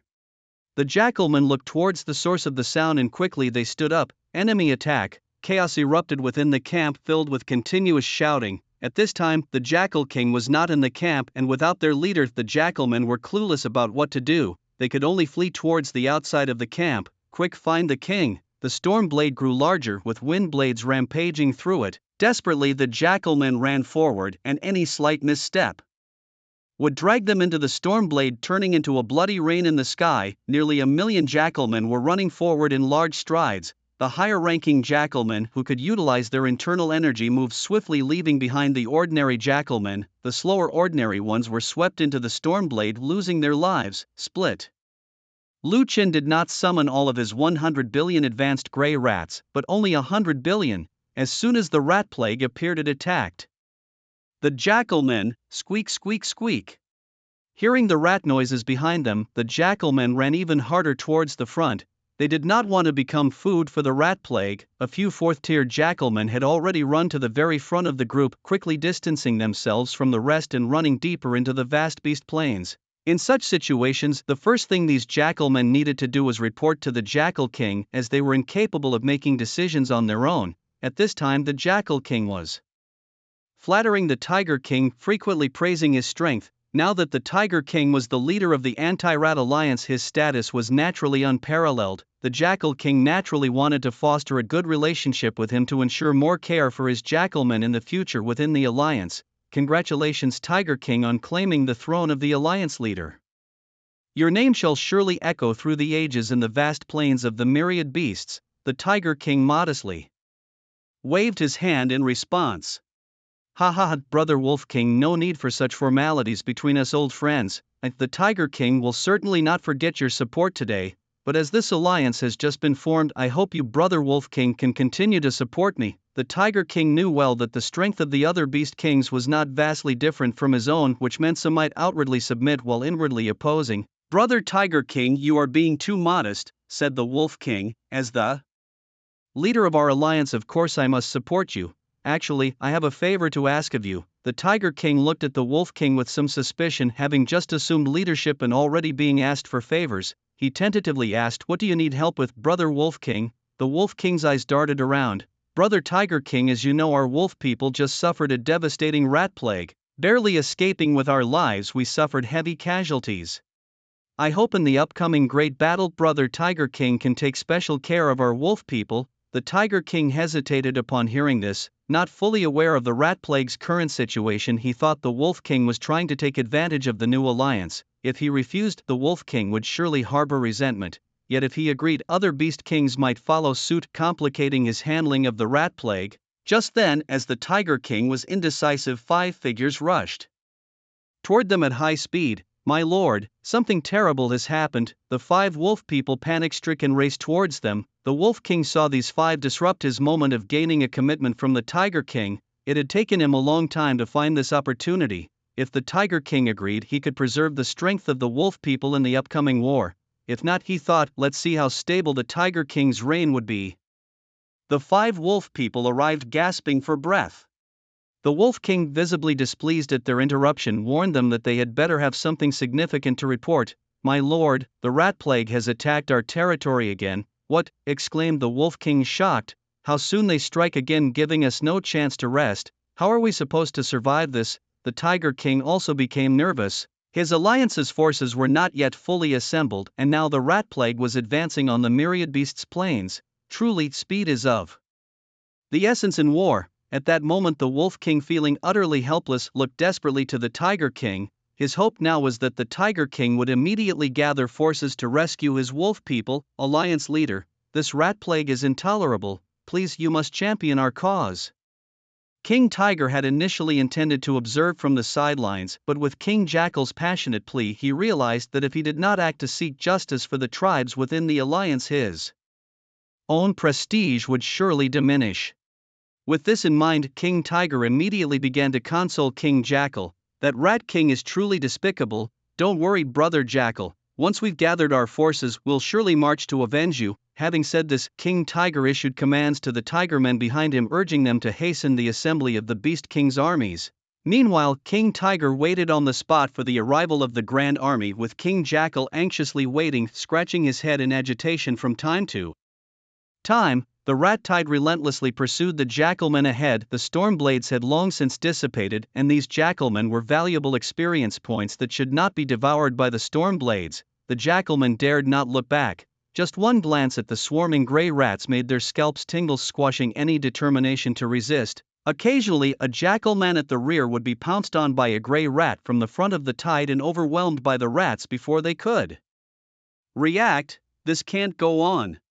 Some of the jackalman leaders, seeing this scene, steeled their hearts for the sake of their tribe's survival. Suddenly, some third-tier jackalman leaders unleashed their elemental powers, causing a large number of jackalmen around them to fall to the ground. This triggered a chain reaction. Some jackalmen in the rear, caught off guard, stumbled and fell, creating chaos. The rat tide swiftly covered these fallen jackalmen. However, these jackalmen were not willing to be devoured by the rat tide without a fight. With a tactic akin to a lizard shedding its tail, they too showed great courage, sacrificing some of their number in hopes of escaping. Lu Chen, observing the jackalmen's maneuvers, understood their strategy. The fallen jackalmen quickly got to their feet and began to fight back, their weapons flailing at the approaching gray rats. Even in dire straits, the jackalmen's inherent ferocity was aroused, but facing the massive scale of the rat tide was like a few ripples momentarily disturbing a calm lake before tranquility was restored. However, this delay indeed created an opportunity for the rest of the jackalmen to distance themselves from the rat tide. Lu Chen watched the jackalmen growing more distant like startled birds and decided not to let the rat tide pursue them further. Just as he was observing the distant group of jackalmen, he noticed that they had stopped fleeing.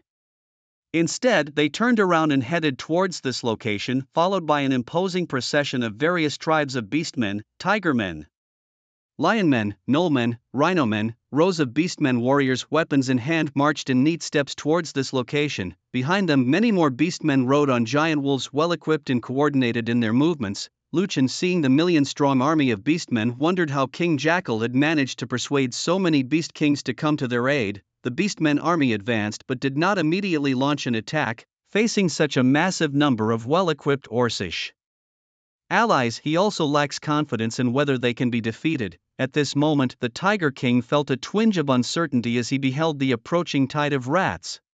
Not long before, at the request of the Wolf King, he had hastily rallied his forces and hurried to this location without making thorough preparations. The two sides, separated by merely 100 meters, watched each other warily. Mounted on a massive wolf, the Tiger King stepped forward and bellowed toward the masses of rats, "Where is the Rat King? Dare you show yourself?" Upon seeing the formidable fifth-tier Tiger King step forward from the beastly coalition, Lu Chen hesitated slightly, causing the sea of rats to part and form a path. Soon after, two rats, Zhuba Tian and Zhuzha Tian, swaggered forward. Disdain flickered in the Tiger King's eyes as he regarded the mere second-tier strength of these two rats. However, his expression grew serious when he saw Lu Chen, who stood taller than a man and walked upright. Instinctively, the Tiger King felt a pressure. He sensed that this fifth-tier Rat King was no ordinary foe. Zhuba Tian, standing erect, faced the Tiger King.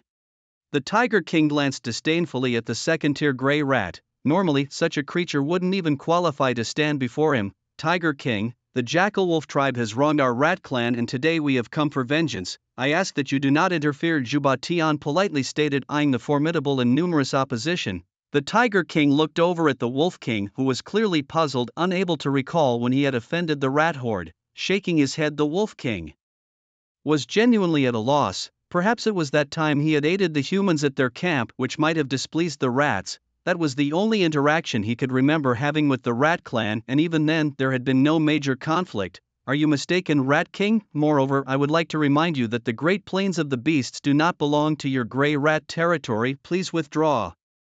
Lu Chen finally stepped forward, addressing the Tiger King.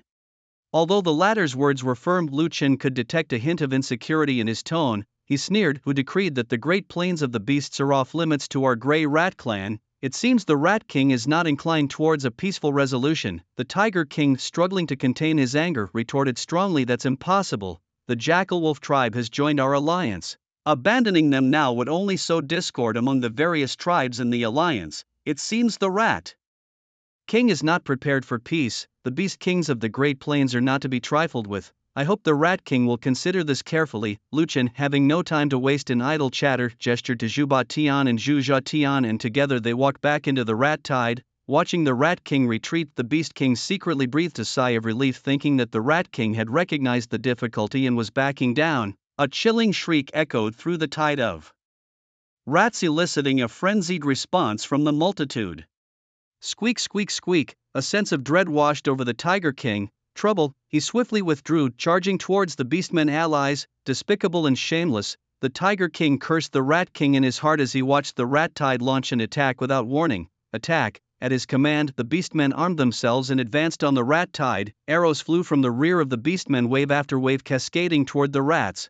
The arrows soared overhead before plummeting down towards the dense masses. It was as if a rain of arrows were falling from the sky, piercing through the bodies of countless gray rats, each rat impaled with multiple arrows. Despite the loss of many, the subsequent waves of rats pressed forward undeterred. Each arrow found its mark, due simply to the sheer density of the rat tide. With my trillions of gray rats, I do not believe you have enough arrows. Lu Chen continued to command the rats to advance. About 10 minutes later, the barrage of arrows thinned and the rat tide had gained considerable ground.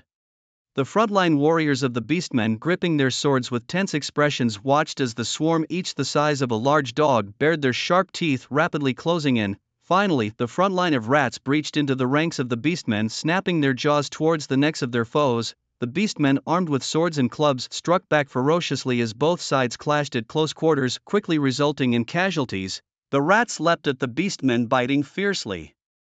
Even as they were struck by blades, each bite tearing flesh and eliciting screams of agony, blood splattered in a brutal display as the rat tide engulfed the Beastmen like a flood. Any Beastman knocked to the ground was quickly overwhelmed by more biting rats, making it nearly impossible to rise again. The leading Beast Kings, surrounded by the tide, demonstrated formidable strength, dispatching numerous rats effortlessly. The green grass was stained red with blood, the bodies of rats and Beastmen alike telling the grim tale of the battle.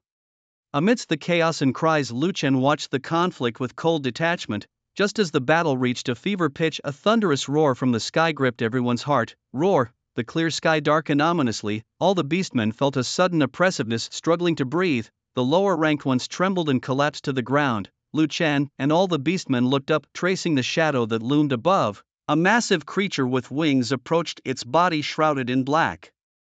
Its horse-like head adorned with horns and scales, for stout legs hung suspended in the air, its large claws tipped with sharp spurs, and its long, sinuous tail swayed continuously behind it. A dragon, 10-step giant dragon. The Beast Kings sensed the strength of the pitch-black dragon in the sky, each showing a face of terror. The kilometer-long dragon floated above the battlefield, its massive head looking down, eyes filled with coldness and ruthlessness. The dragon mockingly gazed at the Beast Kings. They felt instantly paralyzed, as if plunged into an icy cellar, their bodies turned ice cold.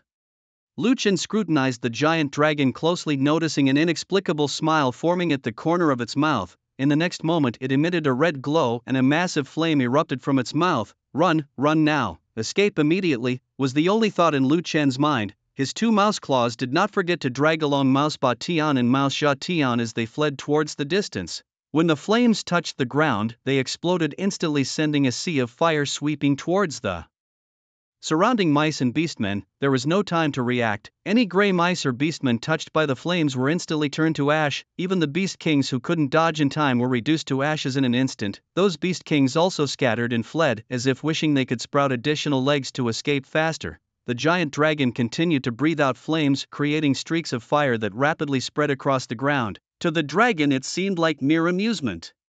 Lu Chen looked back at the approaching sea of fire and the rampaging dragon in the sky. In just a short while, about a quarter of the mouse tide below had been lost. The Beastmen coalition also suffered heavy losses, with all the Beastmen frantically escaping. Do they really think I'm easy to bully? One by one the mice sprouted wings and flew toward the giant dragon in the sky. With a roar, the dragon's cry shattered many of the gray mice, their bodies bursting into a mist of blood. How dare these tiny creatures challenge the majesty of the giant dragon? Lu Chen kept his attention on the scene from afar, his desire to devour the giant dragon growing in his heart.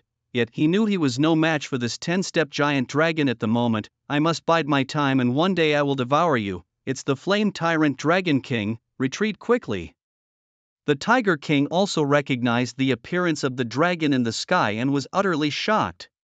Who would have thought someone knew me? Bakar, the flame tyrant Dragon King, The flame tyrant Dragon King in the sky interestedly looked towards the one who had called out its name and then surprisingly spared the Tiger King and his beastmen. Flame tyrant Dragon King, it seems this other world is not as simple as I thought. Thinking this, Lu Chen along with Zhuangba Tian and Zhuangzhe Tian ran towards the distance. He was unsure if this 10-step flame tyrant Dragon King could detect him. So it was better to keep a distance. The flame tyrant Dragon King in the sky had already noticed Lu Chen and the three mice and was about to pursue, but suddenly an anomaly transmitted through the air. A white giant tiger with 6 wings on its back, 2 horns on its head and purple lightning patterns on its body flew towards them at high speed, its size nearly matching that of the flame tyrant Dragon King. In the blink of an eye, it reached the vicinity of the flame tyrant Dragon King.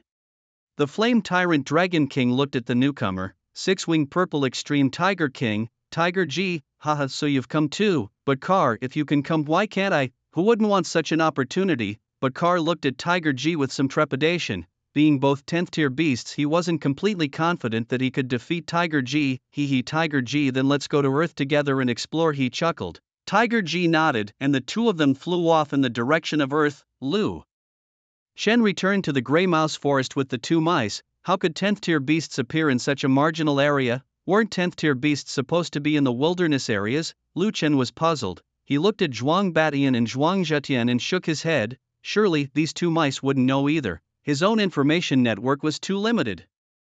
Lu Chen paced back and forth deep in thought, while the 2 mice, seeing his state, didn't dare to disturb him. After a long while, Lu Chen seemed to have made up his mind and walked towards the stronghold.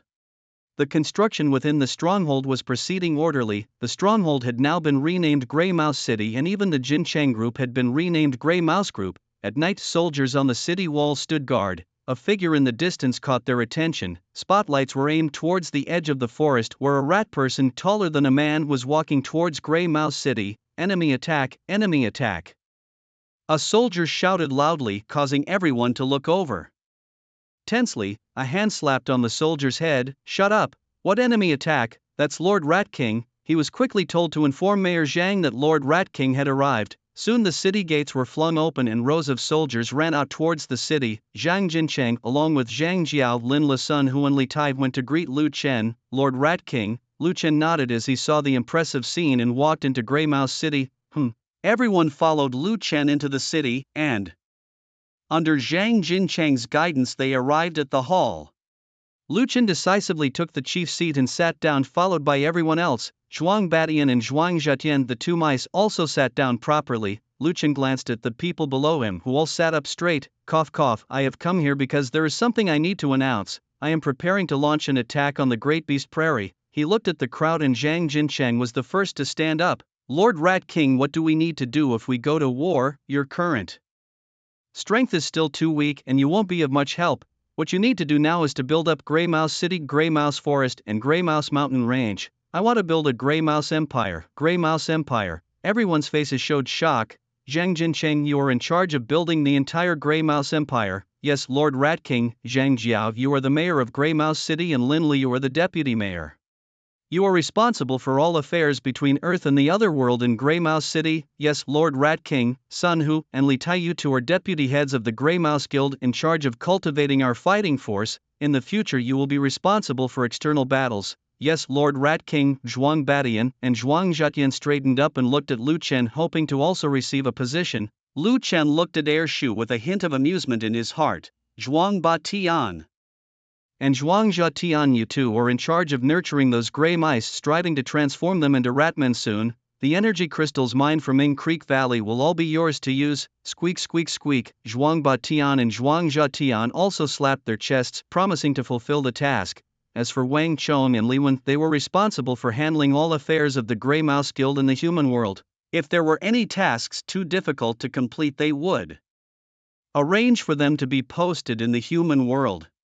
Thus, a simple embryonic form of the Grey Mouse Empire was established. After arranging everything for everyone, Lu Chen left alone, preparing to head to the Great Beast Plains. The Beastmen Alliance had suffered heavy losses from the rampage of a giant dragon last time. This was an excellent opportunity for him to seize control of the Great Beast Plains. The Great Beast Plains, the territory of the Tiger people. Inside a large tent, more than a dozen Beast Kings sat with worried expressions.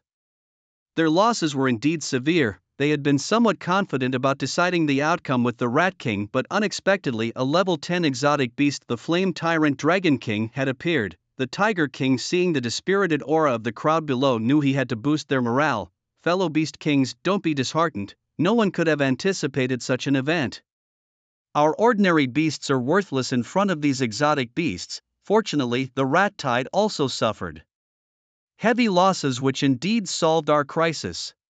The faces of the Beast Kings showed slight improvement. Now, with new worlds merging into our otherworld, it seems the otherworld is about to change again. The Tiger King thought of the words told by the previous Tiger King on his deathbed. This otherworld wasn't so vast initially. Every once in a while new worlds would merge into the otherworld, and each time a new world merged an opportunity would arise. It was an opportunity to ascend to godhood. As for how this opportunity could be obtained, perhaps only those high-level exotic beasts or demigods knew. Just as the Tiger King was pondering, a voice interrupted him. "Great King, the rat tide is attacking again." The Beast Kings immediately stood up, their minds undecided. The rat tide was as persistent as a plaster sticking to them, unbearable. Gather the allied forces, we set out to exterminate the rats. This time I must take the Rat King's head and display it in my tent. With a roar, the Tiger King led the more than 10 Beast Kings out of the tent with an imposing momentum. Boom, boom, boom. The sound of drums thundered throughout the camp, gathering the Beastmen army around the territory of the Tiger people. As the drums sounded, the Beastmen allied forces gathered again. After the last great battle, many Beastmen were still wounded. The Tiger King, leading the Beast Kings, approached the front of the Beastmen allied forces. Looking at the over 20 million Beastmen, he waved his large hand and led them forward. Lu Chen eyeing the city ahead, his rat eyes filled with greed.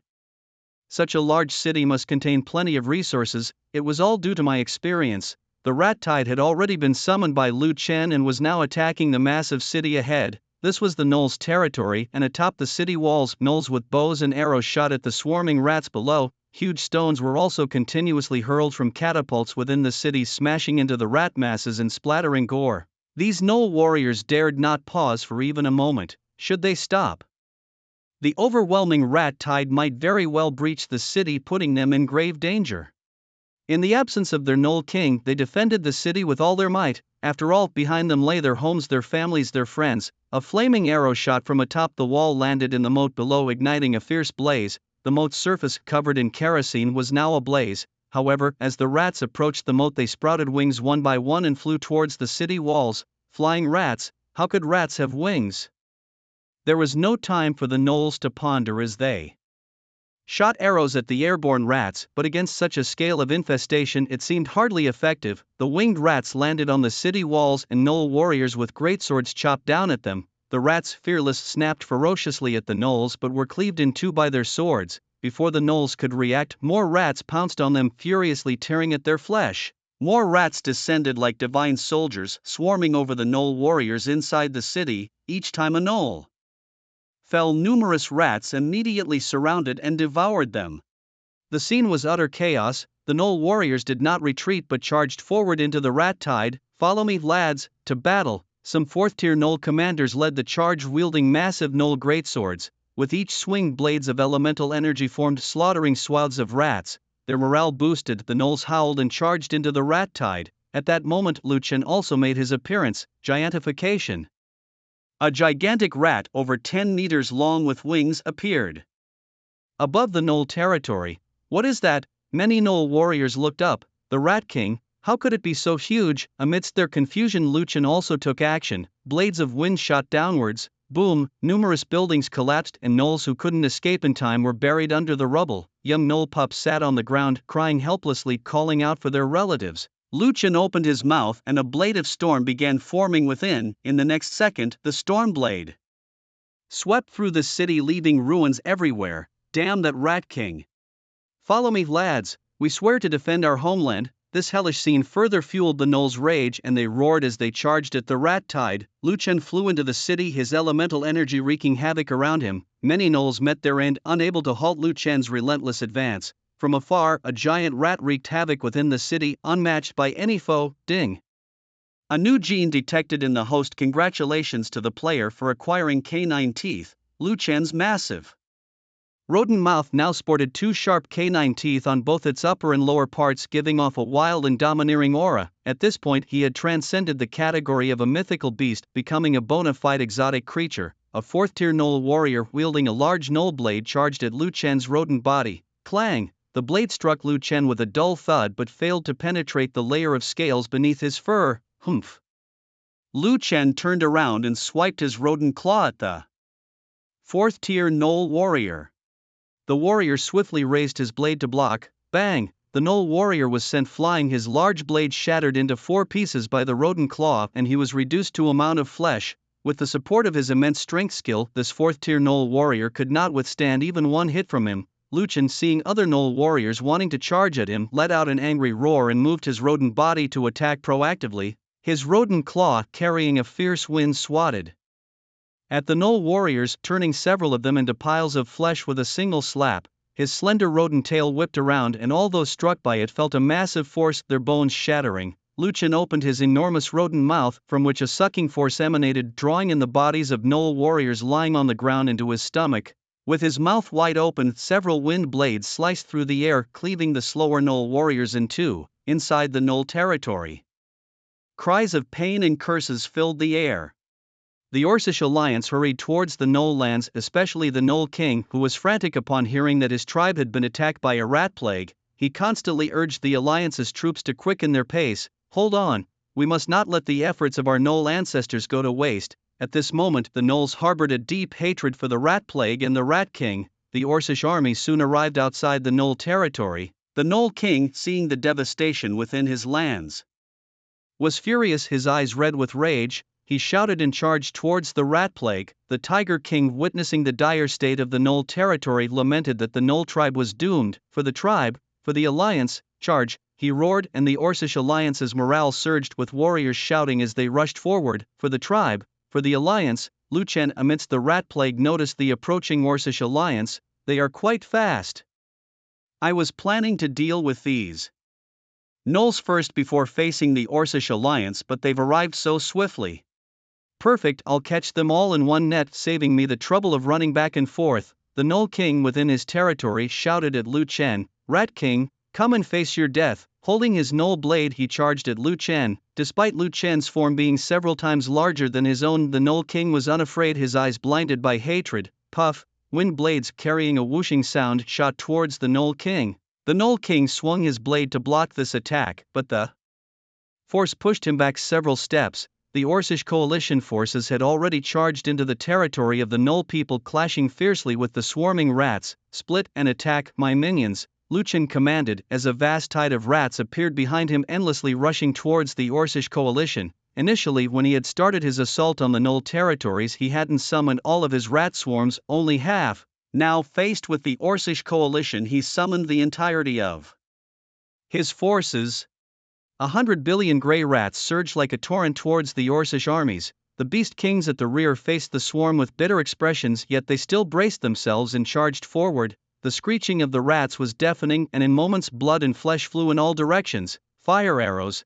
A rain of thousands of arrows shot towards the Gnoll territories from the Orcish forces at the rear.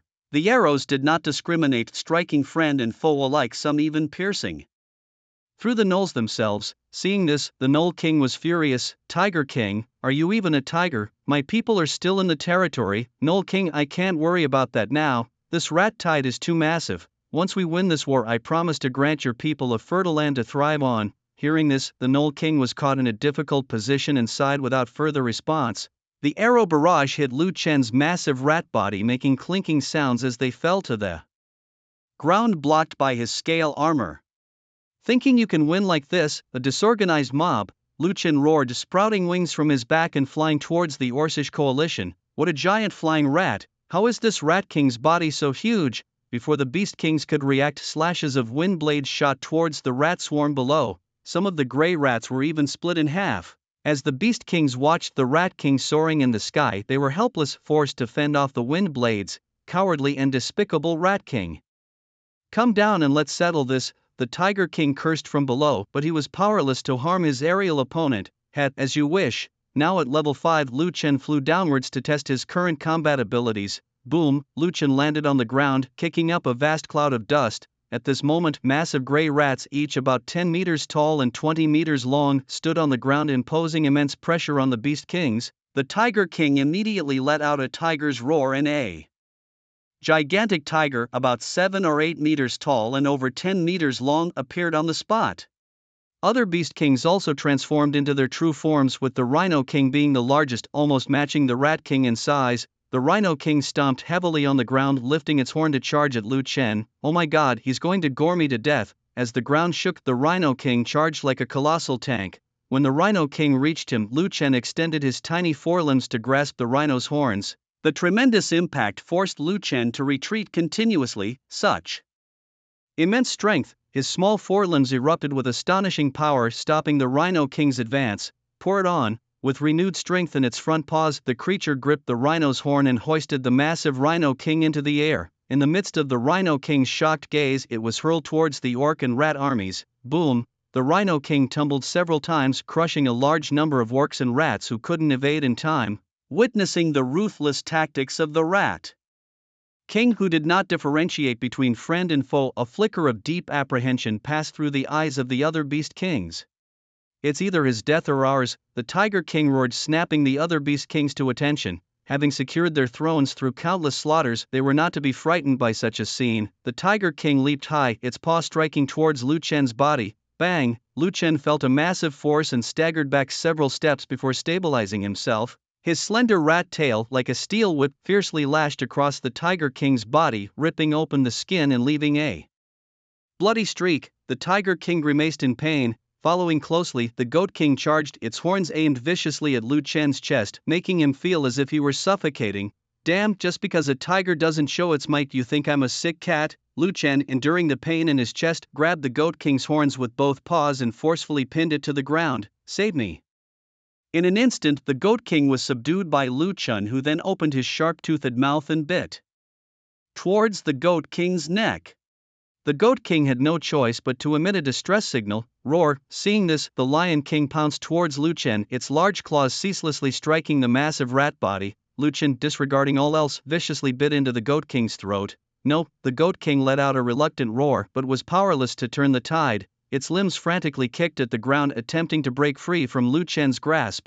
Gradually, the Goat King's movements slowed, and with a forceful bite, Lu Chen tore open its throat. Lu Chen then stood up and swiped a paw at the Lion King, who was furiously attacking him, sending it flying. Lu Chen looked over his rat body, noticing fresh bloodstains, and felt a vague pain. His rat eyes coldly surveyed the surrounding beast kings. Their gaze averted, they dared not meet his stare, especially fearful of his blood-stained mouth. Just one encounter had already resulted in the fall of a beast king, leaving the others terrified. For a moment, none dared to strike first, fearing they might become the next Goat King.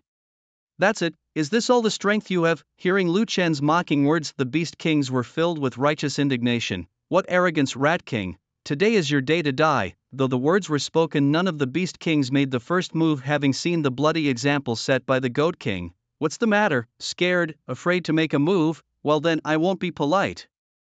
Lu Chen charged towards the beast kings, his sharp rat claws striking at the Bison King. The Bison King, caught off guard that the Rat King would choose to strike him first, became enraged. "Think I'm a soft persimmon, easy to squeeze?" The Bison King's temper flared instantly, its horns charging towards the Rat King. "Die!" With a swoosh, the rat's claw struck first, lashing out and marking the Bison King with 3 terrifying gashes. The massive force sent the Bison King stumbling and tumbling to the ground. Seizing the opportunity, the Tiger King charged at Lu Chen, his massive jaws aiming for Lu Chen's neck. In the nick of time, Lu Chen countered with a swipe of his rat claw towards the head of the Tiger King. Though he dodged the attack, the sheer force still threw him to the ground. At this moment, the Jackal King saw his chance and disgracefully reached for Lu Chen, who was now on the ground. "Damn it, shameless!" Lu Chen, infuriated, whipped his tail, striking the Jackal King's head. Snap! A crisp sound echoed as the Jackal King's head spun, disoriented, struggling to maintain balance. "Despicable cur, daring to ambush me!" Lu Chen quickly got up, and before the Jackal King could regain his senses, Lu Chen's sharp claws slashed at the Jackal King's throat. A horrific scream rang out as blood spurted from his neck like a fountain. Strike when the enemy is down. With the momentum, Lu Chen flipped the Jackal King over, his sharp claws now tearing through the Jackal King's abdomen. Rip! The Jackal King was gutted open, his body twitching before finally lying still. Another Beast King had fallen. The remaining Beast Kings, witnessing the brutal might of the Rat King, were filled with dread. Even the Tiger King sensed their intent to retreat, but retreating now would mean they'd never muster the courage to stand against the Rat Tide again. The Tiger King charged at Liu Chen once more. He had to severely injure this Rat King, or else the anti-Rat alliance would crumble if the Rat King continued his rampage. The Tiger King, with a gust of wind, pounced towards Liu Chen, and seeing this, the Lion King also lunged at him. These two were particularly ferocious, their carnivorous nature innately fierce. The two beasts attacked Liu Chen from both sides. In an instant, three giant beasts clashed, blood splattered and fur bristled. Although Liu Chen was protected by a layer of scale armor, he was still marred with numerous wounds. In contrast, the other two beasts fared much worse, their bodies covered in deep claw-induced wounds, their flesh torn and blood flowing freely. Both were panting heavily, having exerted their full strength in the fierce battle and now feeling the toll on their stamina. It was unbelievable to the two beasts. How could such a lowly gray rat be so powerful? The Tiger King and Lion King exchanged glances, each seeing the uncertainty in the other's eyes. To fight or to retreat, they couldn't decide. In their moment of hesitation, Liu Chen charged at them, his fangs aiming for the Tiger King. Seeing this, the Lion King also pounced towards the Rat King. He couldn't let the Tiger King face the Rat King alone, or else he would surely be defeated soon. As the Lion King charged, Liu Chen kicked fiercely with his hind legs against the Lion King, using the force to leap towards the Tiger King. The Lion King, hurt by the kick, was knocked over, rolling several times on the ground. Meanwhile, Liu Chen pounced on the Tiger King, who was significantly smaller in size. The Tiger King's claws flailed, striking Liu Chen's rat body and leaving trails of blood. Liu Chen allowed the Tiger King to strike him, opening his rodent mouth to bite at the Tiger King's throat. Feeling the vital part of him being bitten, the Tiger King struggled even more fiercely, his claws striking wildly. If he did not go mad, his life would soon be over. Liu Chen roared angrily, instantly increasing the strength in his mouth, his canine teeth piercing deeply into the Tiger King's throat. The Tiger King's struggles also diminished instantly. Liu Chen felt a surge of hot blood filling his mouth. Sensing that the Tiger King in his mouth had stopped moving, Liu Chen turned to face the charging Lion King. Impossible. The Lion King, seeing the Tiger King perish in the Rat King's mouth, stared in disbelief. With the death of the Tiger King, the other Beast Kings began to turn and flee, for now that the leader of their alliance was dead, they had no courage to face this Rat Tide anymore. Seeing Liu Chen charge towards him, the Lion King hesitated for a moment and then began to flee, knowing well that he was no match for Liu Chen when fighting alone. Liu Chen watched the fleeing Lion King. He was not about to let him escape. Liu Chen flapped his wings and chased in the direction of the fleeing Lion King, a whirlwind accompanying him in the air as he rushed towards the fleeing Lion King below. With a dive, Liu Chen opened his rodent mouth to bite at the back of the Lion King's neck. The Lion King only felt a strong wind coming from above, but at this moment he was solely focused on escaping and could pay attention to nothing else. Roar! Xie! Scream rang out. Liu Chen firmly bit onto the Lion King's neck, then carried him into the air. The Lion King's limbs struggled incessantly, but to no avail. The Lion King's blood was scattered from the air to the ground. Seeing their Beast King flee, the Beastmen allied forces also instantly collapsed. The Beastmen forces started running towards the rear, but the Rat Tide did not intend to stop, catching up and pinning down one Beastman after another to start tearing them apart. The scene tipped one-sidedly, the Beastmen in total disarray. With just a thought from Liu Chen, the Rat Tide began devouring the bodies of the four Beast Kings on the ground. Liu Chen coldly watched those fleeing Beastmen forces. You can run from the monk, but not the temple. Once the Rat Tide finished devouring the bodies on the ground, the system's notification sound also rang out. Ding, flesh value full, proceed to evolve. Ding, new genes detected, congratulations on acquiring. Skills: Fire Control Technique, Earth Control Technique, Race, Advanced Rat Demon, Demigod Rat, 70,000/1000000, Level, Tier 5 Level 3, 0/300000000, Skills, Cloning, can split into 300 billion advanced gray rats. Steel claws and teeth, human speech, immense strength, flying storm blades, scale armor, gigantism, canine teeth, fire control technique, earth control technique. 2 new skills acquired. Liu Chen experimented a bit. With a single breath, a large ball of flame spurted out from his mouth. Waves of heat assaulting the surroundings, the fire clung to the ground and would not extinguish. Earth control technique. On the ground, clumps of earth gathered in the air, instantly forming huge earth balls. With a command from Lu Chen, the huge earth balls plummeted downward at high speed. Hitting the ground, they shattered instantly, creating huge craters before Lu Chen. What great power! Lu Chen was extremely satisfied with these two abilities. At the same time, he felt that after leveling up, his original skills had been enhanced to some extent. Lu Chen's massive rat body also grew a bit larger. In the next moment, his gigantic rat form reverted back to human shape and he walked towards the kobold territory with his tail swishing behind him. Nowadays, the kobold territory was filled with the old, the weak, the sick, and the disabled. These kobolds didn't hold much significance for Lu Chen to devour anymore. He planned to keep these kobolds for later to mine for him in Eagle Creek Gorge. Upon arriving in the kobold territory, Lu Chen first used a swarm of rats to locate the kobold's treasury. Leaving the swarm outside to keep watch, he then began to devour the energy crystals. Meanwhile, back in Grey Rat City, over 20 Tier 4 and Tier 5 powerhouses from various forces were sitting in chairs, waiting. Soon, Zhang Jiao and Lin Lu entered the room. Everyone stood up to greet them. Zhang Jiao looked at these powerhouses from various forces. He hadn't expected that one day he would earn their respect, all because of their fear of the Rat King. Lord Zhang, welcome, everyone greeted him. Welcome to our Grey Rat City. I apologize for not greeting you from afar, please forgive me, Zhang Jiao replied. Lord Zhang, you're too kind. We just happened to come to Grey Rat City and wanted to discuss a potential collaboration with you. A collaboration? Is the Rat King in the city? Zhang Jiao had already guessed that these people were here for the Rat King. Hey, I'm sorry, but the Rat King has gone to the Great Beast Prairie a few days ago. As he spoke, everyone's brows furrowed. When will the Rat King return? Zhang Jiao, with a bitter smile, said, Gentlemen, the Rat King did not inform me about this. Of course, how could you know what the Rat King is up to? The crowd joked and the hall fell into a thoughtful silence. What brings everyone here today? Why not tell me, Zhang Jiao, so that I can inform the Rat King when he returns? After a moment of looking at each other, a Tier 5 powerhouse stood up and addressed Zhang Jiao and Lin Lu. Lord Zhang, now that Grey Rat City lies next to City S and is a crucial route to the other realm, we representing our respective forces would like to establish a foothold in Grey Rat City. I see. Well, there's no need to trouble the Rat King then. I can make decisions regarding that matter. After all, the purpose of establishing Grey Rat City was to facilitate trade between Earth and the other realms.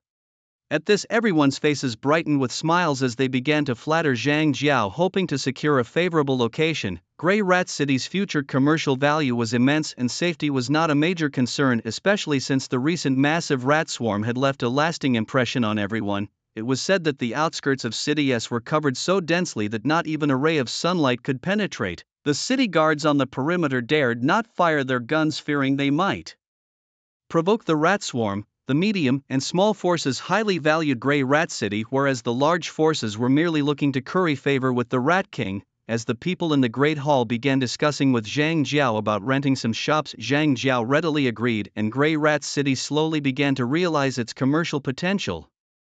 Many adventurers and guilds use Grey Rat City as a resting point, given its proximity to a nearby safe city. Occasionally, orcs also visit to purchase necessities, thus the city witnesses a temporary harmonious coexistence of humans and orcs.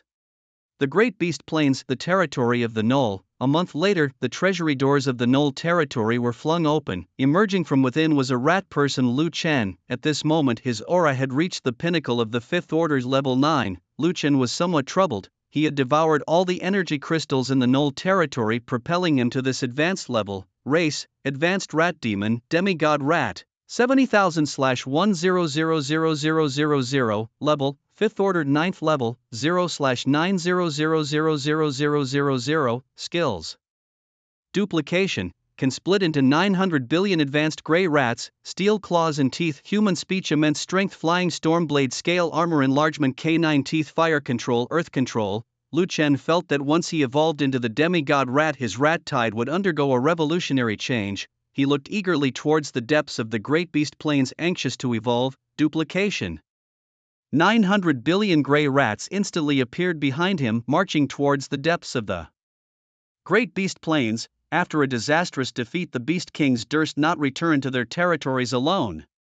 Thus, they gathered their forces to collectively resist the rat tide. After the Tiger King's death, the Beast Kings had chosen the Rhino King as the new alliance leader, primarily because he had survived a hit from the Rat King. The Rhino King quickly dispatched his subordinates to the Misty Swamp seeking assistance from the Crocodile people. In the Grand Hall, many Beast Kings waited anxiously for news from the Misty Swamp.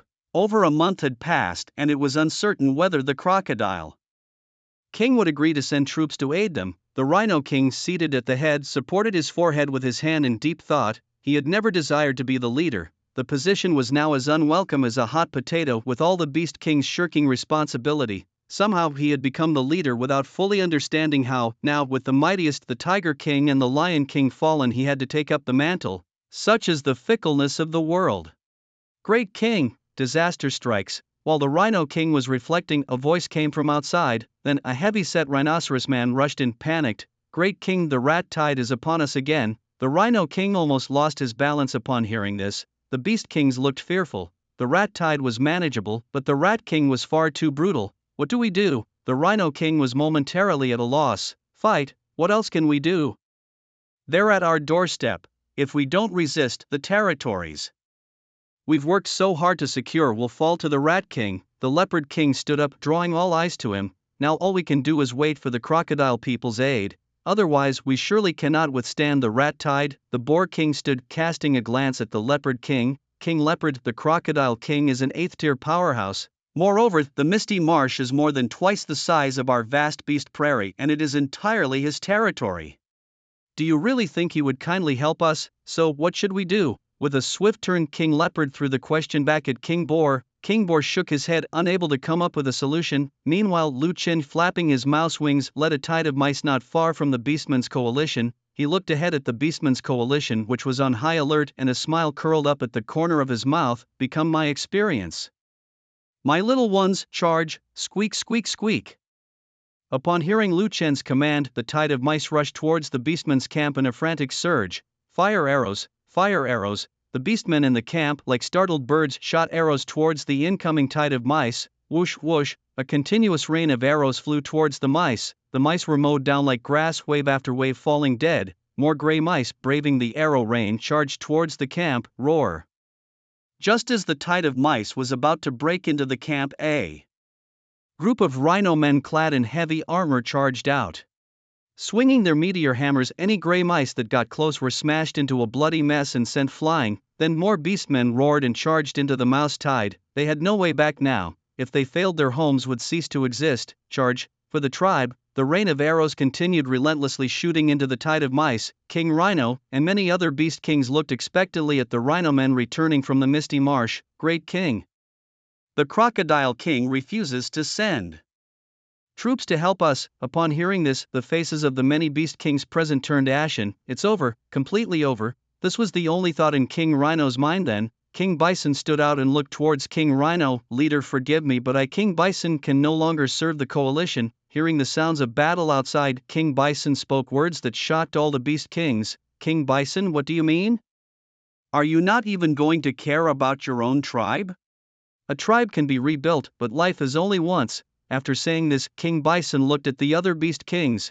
Brothers, who is willing to join me in breaking through the Misty Marsh? Once we're past it, we can establish new tribes. Inspired by his words, the beast kings' eyes gleamed, and one by one they stood up. Under the leadership of King Bison, they quickly fled towards the back of the camp. Now only King Rhino and King Leopard remained. King Rhino looked at King Leopard and sighed. King Leopard, why don't you flee? Where can we flee to? This vast world has no place for beast clans of ordinary bloodlines like us. King Leopard's words resonated with King Rhino. Hi, King Leopard, today let us join forces and properly meet this Mouse King. Agreed. King Rhino and King Leopard, with their aura unleashed, charged towards the camp. The Beastmen's coalition, initially weak in morale, felt the aura of the Beast Kings and instantly their spirits soared. King Rhino, with his voice mixed with vital energy, roared loudly, "My people, hold on! The Crocodile King from the Misty Marsh has agreed to send troops." The Leopard King sighed as he looked at the Rhino King, realizing that all they could offer the Beastmen coalition was a sliver of hope to ignite their fighting spirit. As the Rhino King and Leopard King made their appearance, the vast Beastmen coalition charged forward. Among them, the Tiger Men and Lion Men were particularly fierce in Their attack driven by a desire for revenge against the Rat King who had slain their leaders. Earth control technique. Suddenly a massive amount of soil surged towards the sky, quickly forming huge earthen spheres. These spheres plummeted towards the Beastmen coalition. With a loud crash, the giant earth balls shattered on impact, splattering blood and flesh of the surrounding beastmen and rats. Lucien kept hearing the system notifications by his ear. Ding, evolution value plus 0.1, flesh value plus 0.1. Lu Chen refrained from using the fire control technique and the Stormblade because that might not leave any corpses for him to devour. Transforming into a gigantic rhino over 10 meters tall, the Rhino King charged towards the swarm of rats. Thump, thump, thump, each heavy stomp on the ground felt like an earthquake, crushing a vast number of gray rats underfoot. With unstoppable force, his horn gored through millions of gray rats, carving a bloody path through the swarm. By now, the Rhino King's body was densely covered with gray rats that incessantly bit him. However, against the thick skin of the Rhino King, they only left white marks. With a fierce shake of his body, he flung off a large number of rats. Relying on his tough skin, the Rhino King shook off the rats clinging to him and continued his charge into the rat tide. "I'll crush you all," he roared. The Leopard King also transformed into a gigantic leopard, his forelimbs extending into blades over half a meter long. As he swung his limbs, vital energy was unleashed, slicing any rat touched by this energy cleanly in half. Lu Chen, observing these two beast kings rampaging through the rat tide, flapped his rat wings and first approached the Leopard King. Lu Chen was puzzled as to why only these two beast kings were here, wondering where the others had gone. Upon seeing Lu Chen, the Leopard King's face showed a resolute expression. In a blink he charged at Lu Chen, his claws, infused with vital energy, fiercely slashing towards Lu Chen's body. Sparks flew as the claws struck the scales, creating grooves, but drawing no blood. How is this possible? The Leopard King couldn't believe it. The defense of the Rat King had not been so formidable in their last encounter. How could it be that he couldn't even breach his opponent's defenses this time? It had only been a month and the Rat King had grown to such an extent, it was utterly astounding. Lu Chen looked at the Leopard King with a mocking expression. Sensing the scorn in Lu Chen's eyes, the Leopard King's anger flared. Having been a beast king for years, he had his own regal dignity. Now, seeing the disdain in Lu Chen's eyes, a fierce determination rose within him to make the Rat King pay. The Leopard King gathered all his vital energy into his claws, and with a powerful push from his hind legs, he pounced towards Lu Chen. "Die!" roared the Leopard King, his paws striking at Lu Chen, leaving trails of blood with each swipe. Watching the frenzied Leopard King clawing at him, Lu Chen made his move. His sharp mouse claws instantly pierced through the Leopard King's chest, extracting a still-beating heart. So this is what death feels like. With no strength left, the Leopard King collapsed to the ground, his eyes filled with reluctance as he gazed into the distance. After the Leopard King's death, Lu Chen rushed towards the Rhino King. At this moment, the Rhino King, unchallenged and moving like a fish in water, sent hordes of mice flying with every charge, resembling a heavily armored tank in his unstoppable rampage. The area around him was littered with the pancake-like corpses of gray mice. Just as the Rhino King continued his charge, a giant mouse, even bigger than the Rhino King himself, appeared in front of him. Its front paws tightly grasped the Rhino King's horns with immense strength. Lu Chen exerted his force, pulling back on the Rhino King's horns, halting his advance. The Rhino King struggled, trying to topple the Mouse King, but no matter how much he thrashed, he couldn't break free from Lu Chen's clawed grip. Boom! With another burst of strength from his claws, the Rhino King felt an irresistible force and crashed heavily to the ground. Lu Chen's hind legs stepped on the Rhino King's head, and despite the Rhino King's struggles, he couldn't get up. He watched as the sharp mouse claws came slashing towards his neck, his face turning ashen. It was over. Blood spurted out like a fountain, and the Rhino King felt his strength rapidly draining away. He recalled his life from a simple young rhino who had eaten a magical fruit and grown step by step to become the Rhino King. But now his life had reached its end. With the fall of the Beast King, the Mouse Tide fought more fiercely, and the Beastmen coalition could not resist. Without command, the coalition fell into chaos, with Beastmen being swallowed by the Mouse Tide one after another. The defeat was inevitable, and the overwhelmed Beastmen coalition began to disperse and break out in a panic. Like dogs that had lost their homes, they fled in terror, blood flowing like rivers along their path. The disorganized Beastmen, with fear and despair written all over their faces, thought only of saving their own lives and had completely lost their will to fight. Those who fled slowly were overtaken by the Mouse Tide and instantly turned into piles of bones. Ding evolution value flesh value filled evolve now, evolved the Ding host detected to have evolved into a demigod mouse possessing a trace of divinity able to grant different types of troops to the mouse tide. Scaled gray mouse, huge and powerful. Clad in thick scales extremely strong in defense. Speedy gray mouse, extremely fast, sharp-toothed and fierce, flame-spewing gray mouse, breathes fire scorching everything in its path. Windblade gray mouse, spits wind blades sharp as knives. Earth spike gray mouse, spits earth spikes summoning giant rocks. Host, please allocate. Lu Chen looking at these troop types also had an idea. Scaled gray mouse, 200 billion speedy gray mouse, 500 billion flame-spewing gray mouse, 100 billion wind blade gray mouse, 100 billion earth spike gray mouse, 100 billion. Ding host detected to have divinity extract god level skill. Extract. Ding congratulations to the host for obtaining the divine skill meteor of wind and fire. Race, demigod mouse, god mouse, 0/10 million. Level, 6th tier level 1, 0 out of 100 million. Abilities, clone, can split into 1 trillion gray mouse clones. Scaled gray mouse, 200 billion swift gray mouse, 500 billion flame gray mouse, 100 billion wind blade gray mouse, 100 billion thick earth gray mouse, 100 billion inch divine skill, meteor of wind and fire technique, mouse god devouring technique. Lu Chen's own mouse form remained unchanged, but when he transformed into his true form, a gigantic mouse 30 meters tall and over 60 meters long appeared on the spot. On the back of the giant mouse were 2 enormous mouse wings, and its body was covered with a layer of black scales bristling with gray stiff hairs. Its slender mouse tail flicked with a sensation of tearing through space. Its robust hind legs and sharp forelimbs were incomparably fierce, and atop its originally bald head grew a solitary black horn. Opening its mouth revealed rows of teeth sharp like saw blades, instilling a sense of dread and eeriness. Lu Chen roared to the heavens in a terrifying 6th-tier pressure rippled around him. The surrounding waves of mice bowed respectfully on the ground as if worshipping a godlike mouse king. Lu Chen held a contemptuous demeanor towards the world, believing that even gods would eventually become mere food for his mouse swarms. Looking at the fleeing Beastmen Alliance army numbering less than 100,000, Lu Chen lost any desire to pursue them. Out of great mercy he spared them. He looked at the ground covered with white bones, let out a piercing screech, and the mouse tide instantly vanished without a trace. With a powerful leap, he soared into the air, flapping his enormous mouse wings towards the direction of Grey Mouse City, overseeing the vast and boundless Great Beast Prairie. This was the territory he had conquered. In the future his Grey Mouse Empire was sure to expand far and wide, shining brightly in this foreign realm. Grey Mouse City, look, what is that? A city guard looked up to see a massive beast flying towards them and quickly sounded the alarm. Instantly the city's defenders mobilized with anti-aircraft guns and machine guns swiftly aiming at the sky. People from various shops in the city came out in droves, eager to see Grey Mouse City's strength in facing the enemy. Upon receiving the news, Zhang Jiao and Lin Le quickly rushed to the city walls. This was the first time Grey Mouse City encountered a foreign beast since its establishment. They must demonstrate formidable strength, or else not many forces would choose to stay here in the future. Everyone tensely watched the approaching beast in the sky, their hearts nearly leaping out of their throats.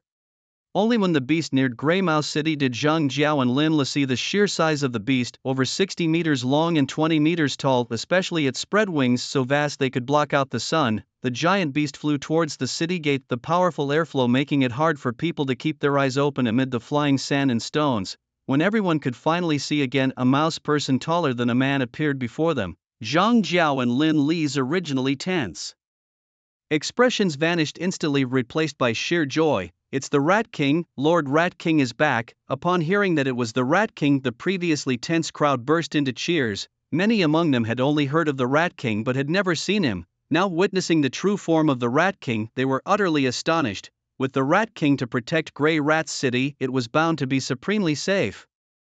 Zhang Jiao and Lin Le quickly opened the city gates, leading a troop of armed soldiers to the gates. Welcome back, Lord Rat King. Zhang Jiao and Lin Le spoke first, followed by the chorus of soldiers echoing welcome back, Lord Rat King. The deafening voices rose up along the city walls and Lu Chen nodded at the people.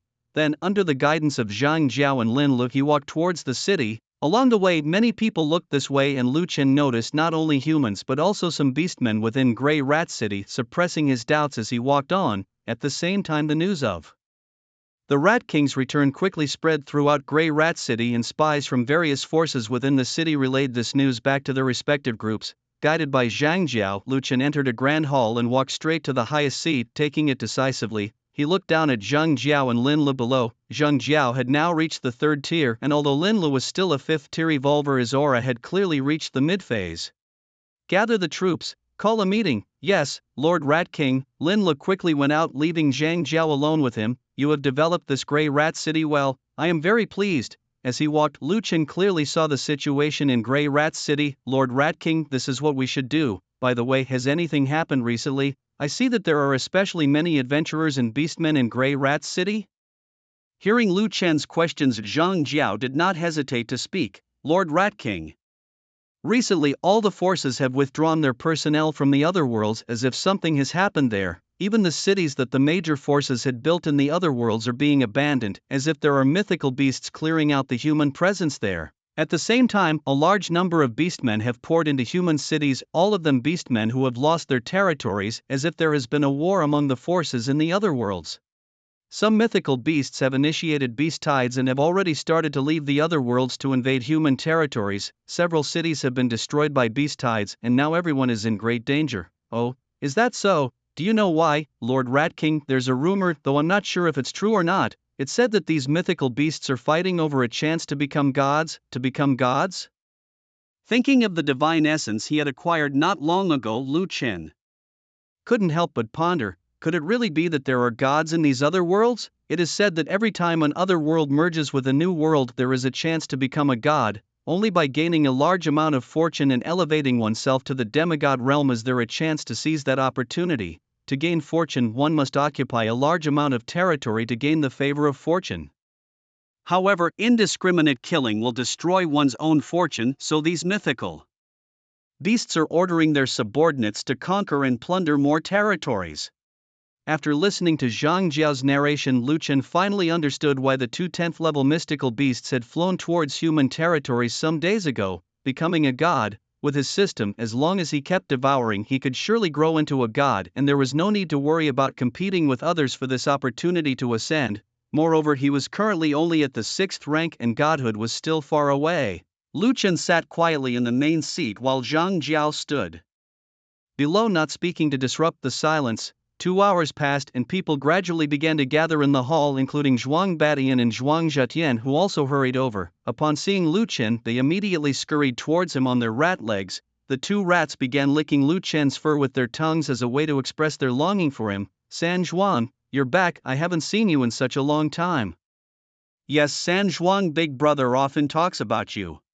By now Zhuang Batian and Zhuang Zhetian had grown to the 3rd rank, their size now over half as tall as a person. Lu Chen gestured for the two rats to sit down. At this moment in the hall, Zhang Jiaolin, Le Zhang Jincheng's son Hu Li Tai Wang Chong and Li Wen all sat upright together, looking up at the Rat King. Lu Chen cleared his throat and his next words left everyone utterly shocked. The great beast plains have been conquered by me.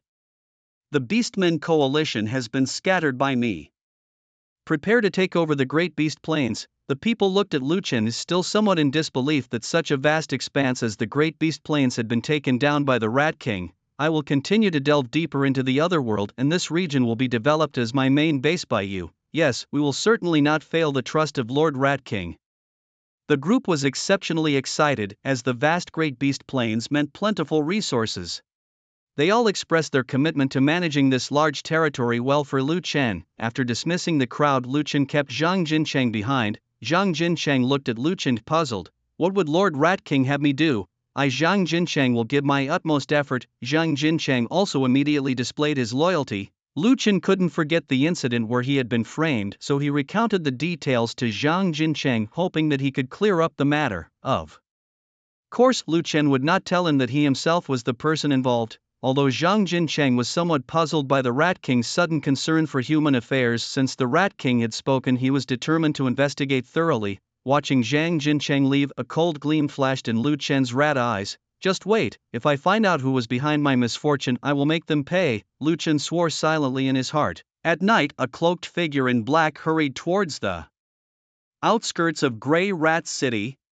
After traveling several miles outside the city, the black cloak fell to the ground, revealing a bipedal rat person. it was Lu Chen using the cover of night to leave Grey Rat City. With a powerful leap, Lu Chen took to the air, transforming into his true form, a giant rat with wings, quickly flying away, stirring up a great gust of wind. In the midst of the foggy swamp, numerous colossal crocodiles floated motionlessly in the water, awaiting their prey, resembling dead logs. A moose standing over 2 meters tall slowly approached the edge of the swamp to drink. It was cautiously alert to its surroundings, ready to flee at the slightest sign of danger. Oh, how sweet the river water was! Driftwood seemed to slowly float towards the moose, which glanced up briefly but then lowered its guard. Why were there so many branches floating over it, wondered with a big question mark in its little head. Suddenly splashes erupted on the water's surface and the supposed dead branches leapt out, revealing themselves as crocodiles with gaping jaws, snapping at the moose as it drank.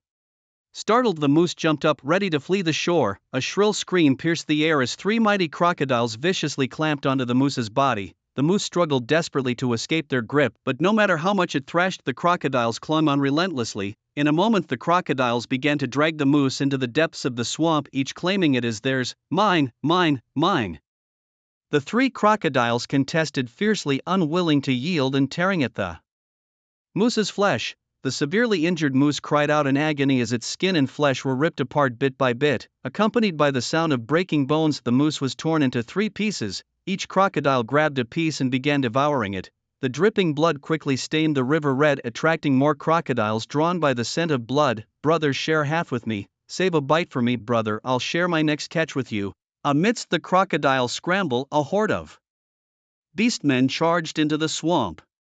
Seeing this, the crocodiles immediately calmed down, waiting for the beastmen to venture deeper. The hunt was about to begin. Deep inside a massive thicket, an 8-meter-tall massive crocodile man was voraciously tearing into the carcass of a wild buffalo. Upon closer inspection, this buffalo was the Beastmen Coalition's Buffalo King, surrounded by several other Beast King's corpses. It seemed they had escaped the beast tide, but fate had other plans. Suddenly, a 2-meter-tall crocodile man ran towards the scene. Great King, a large number of beastmen have appeared in our territory, seemingly trying to cross through the foggy swamp. The Crocodile King lifted his head, blood dripping from the corners of his mouth as he savored his meal. Has the Beastmen Coalition been defeated? How useless, he scoffed. Since they've failed, what's the point of them staying alive, dreaming of crossing my foggy swamp? They'll just become nourishment. The defeated Beastmen Coalition also planned to cross the foggy swamp to survive in another land. Most of these escaping beastmen were of Tier 3 or 4 strength. A Tier 4 tiger man cautiously surveyed the swampy surroundings, the water surface overgrown with aquatic plants and covered in layers of mist. Everyone be careful, there are many crocodile men in this foggy swamp. But as soon as we step beyond this foggy swamp, a new world awaits us, a world where we can thrive and reproduce. This tiger man had never been to the foggy swamp before. He had only heard about it from the Tiger King. However, every time the Tiger King mentioned the swamp, the clear fear on his face was enough for the tiger man to guess that this place was no ordinary swamp.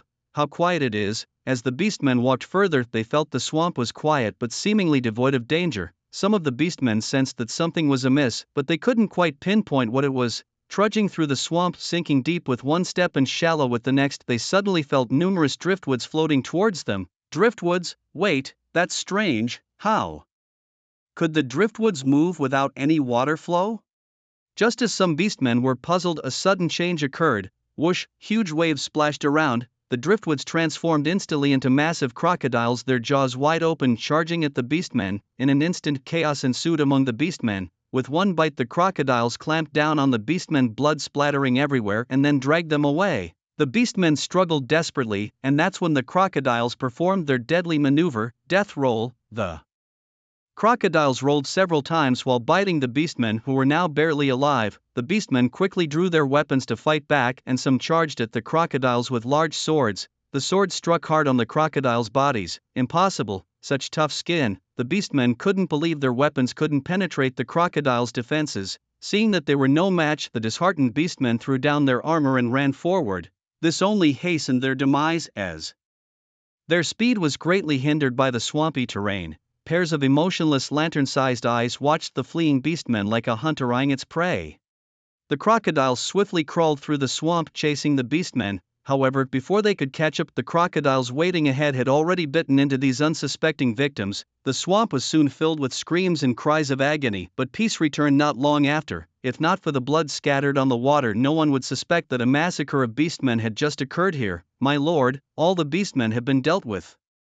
However, the young ones report they haven't had their fill. The crocodile king abruptly stood up, his long tail smashing heavily on the ground with a thud. The nearby 7th-tier crocodile man immediately bowed his head respectfully. Being cold-blooded, crocodile men would eat even their own kind when hungry, especially the crocodile king who had consumed countless 7th-tier crocodile men. Not satiated, our crocodile man clan has been dormant for too long. It's time we hunted everything. Let's start with the rat plague. The Crocodileman clan, now numbering over 1 billion, has no natural predators in this swamp, all are their prey.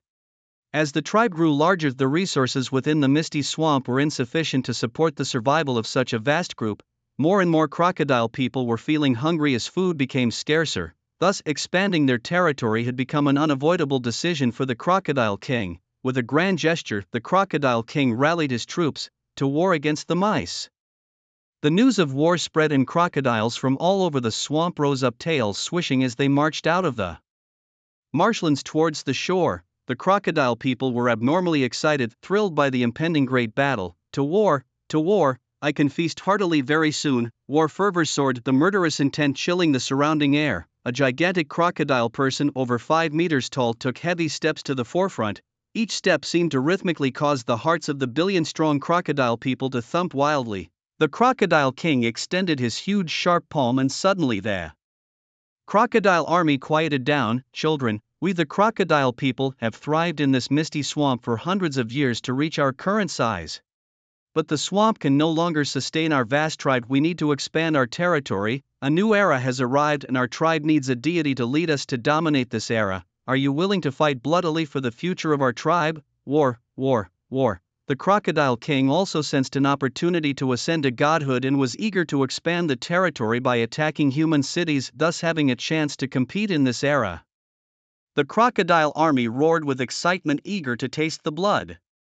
Simultaneously, more tribes from other realms also began to expand their territories, not only for their own race but also to seize that sliver of a chance to become gods. The crocodile king gestured downwards with a sweeping hand. Go, my children, go and slaughter. At his command, the crocodiles at the rear roared and charged towards the great plains of beasts, desperate to devour flesh. The ground trembled, and 1 million crocodiles galloped forward. A massive torrent surged towards the great plains where herds of grazing animals were feeding on fresh water grasses.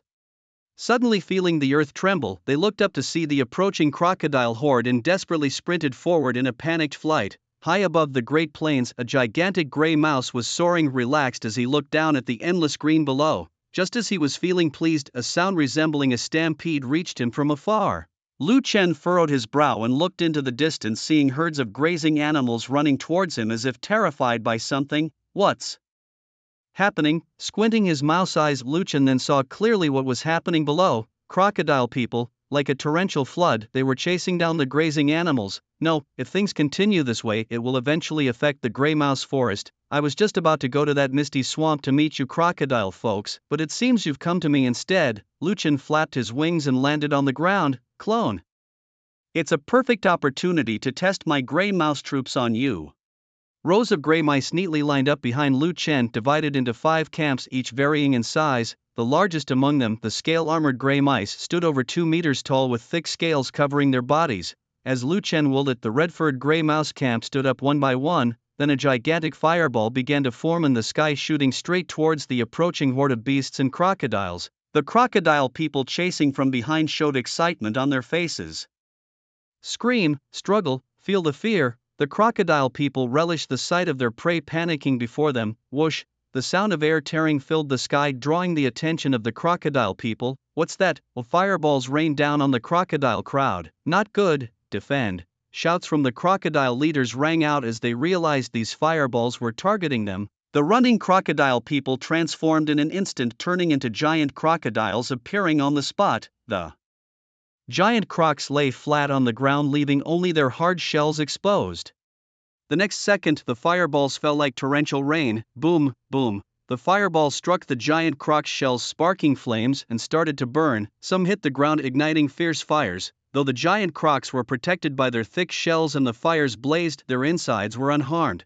The fireballs continued to shoot towards the crocodile crowd. Then, the thick earth-gray mice also made their move, spitting sharp spikes of earth towards the crocodiles. Some of the giant croc's shells were filled with these earth spikes. Seeing casualties on their side, the crocodile leaders could no longer sit still. Roar! With the sound of the crocodile charge horn, the previously still giant crocs all stood up, moving their sturdy limbs forward. Despite facing fireballs and earth spikes, these giant crocs were fearless. Little ones, charge for me. The giant crocs rushed towards the mouse crowd, eager for a war to soothe their restless hearts. Unfortunately, they picked the wrong opponents. Squeak, squeak, squeak. At Lu Chen's command, the razor-sharp, fast-moving gray mouse troops launched an attack on the giant crocs, swarming like a tide towards the crocodile crowd.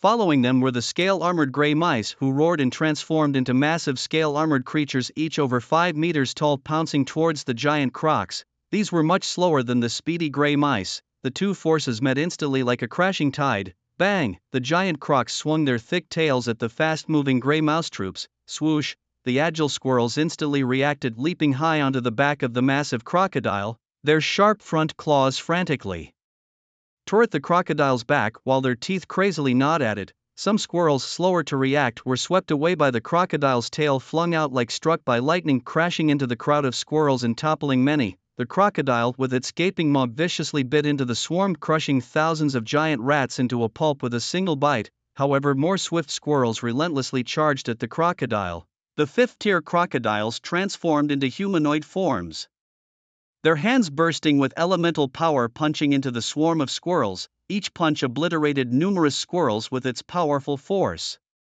The sound of flapping wings filled the air as flame squirrels, earth squirrels, and wind blade squirrels from behind simultaneously took to the sky, heading towards the crocodiles. The flame squirrels in the air spat out fireballs at the crocodiles, igniting fierce flames among them. Some crocodiles, engulfed in flames, had their skins split open, attacking even more wildly in their frenzy. The earth squirrels in the air spewed sharp earth spikes that rained down like arrows on the crocodiles. Below, the dense spikes covered the ground. Some crocodiles, pierced by numerous spikes, struggled to crawl a distance before collapsing with a defiant roar. Both sides suffered damages, but the swift squirrels bore the brunt of it. Seeing that the airborne squirrels were untouchable, the higher-tier crocodiles grew anxious. The sixth-tier crocodiles transformed into crocodile men, their mouths forming a massive orb of elemental power. The next moment, the orb shot towards the airborne squirrels. Boom! Thunderous explosions erupted as the elemental orb burst upon contact with the squirrels, scattering energy in all directions and blasting the affected squirrels to pieces.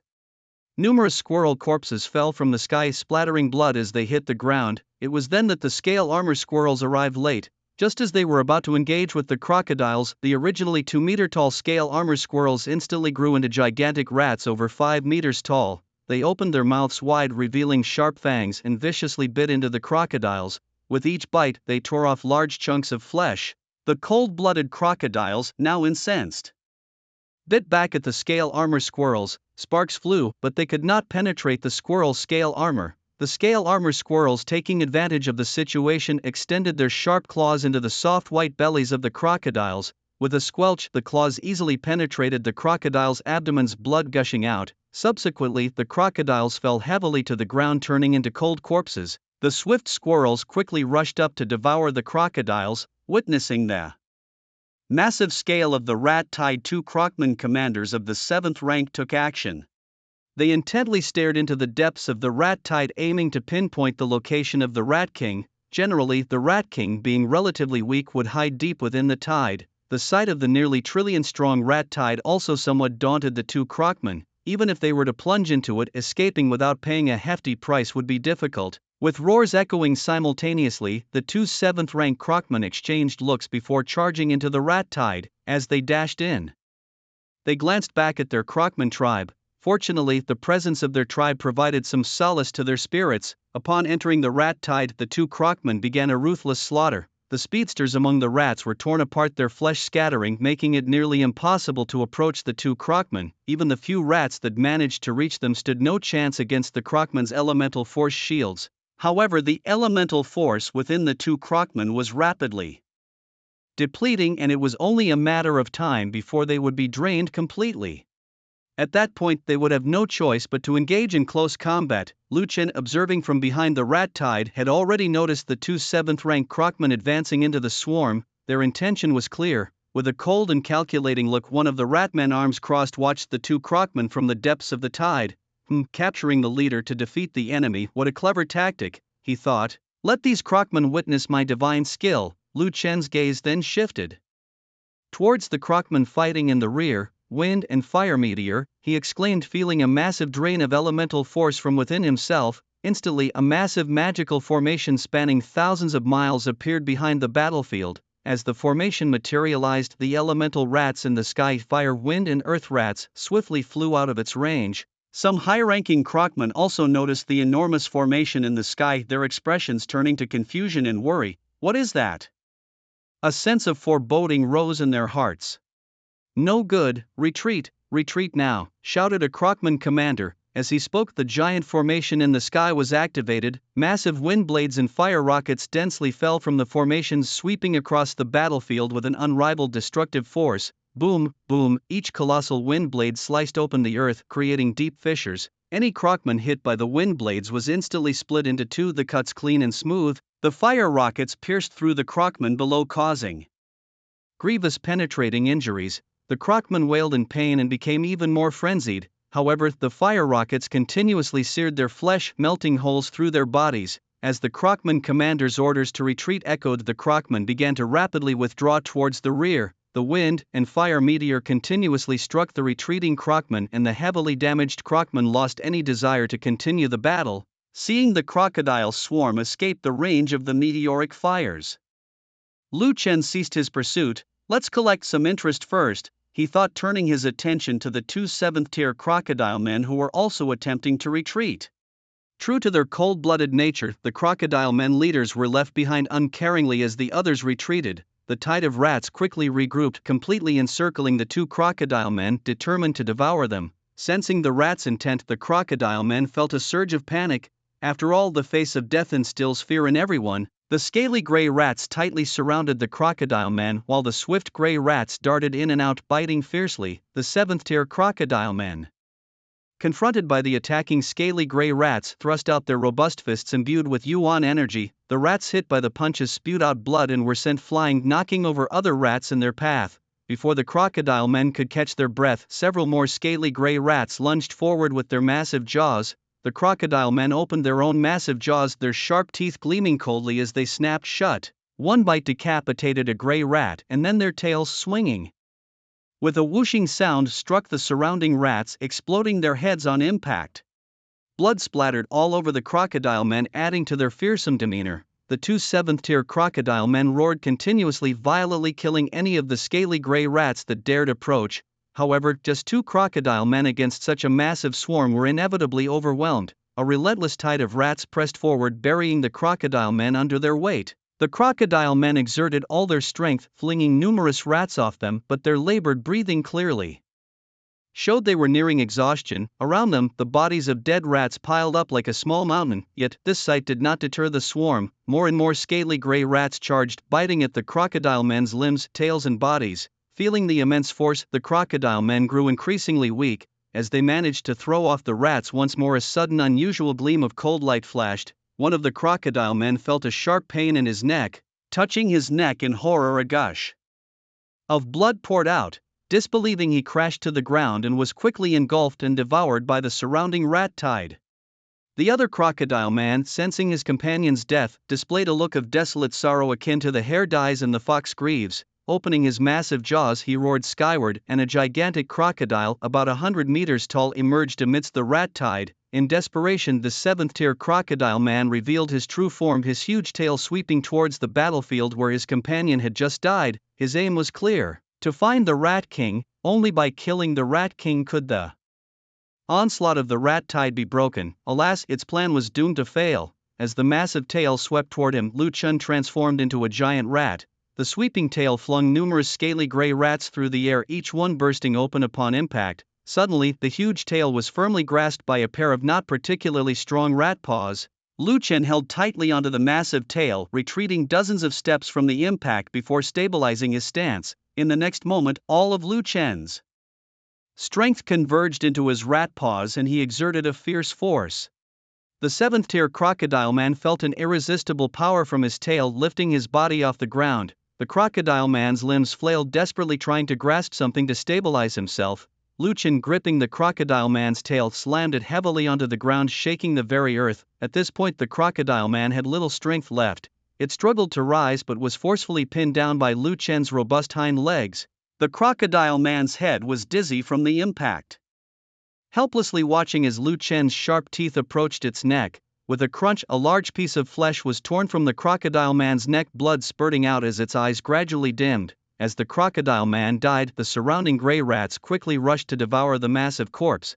Meanwhile, as a war erupted in the vast plains of the animal kingdom in the icy plains of the extreme north of another world, a thunderous noise echoed as a glacier collapsed. A giant wolf 10 kilometers tall and snow-white appeared silently above the glacier, its aura clearly of the 10th tier.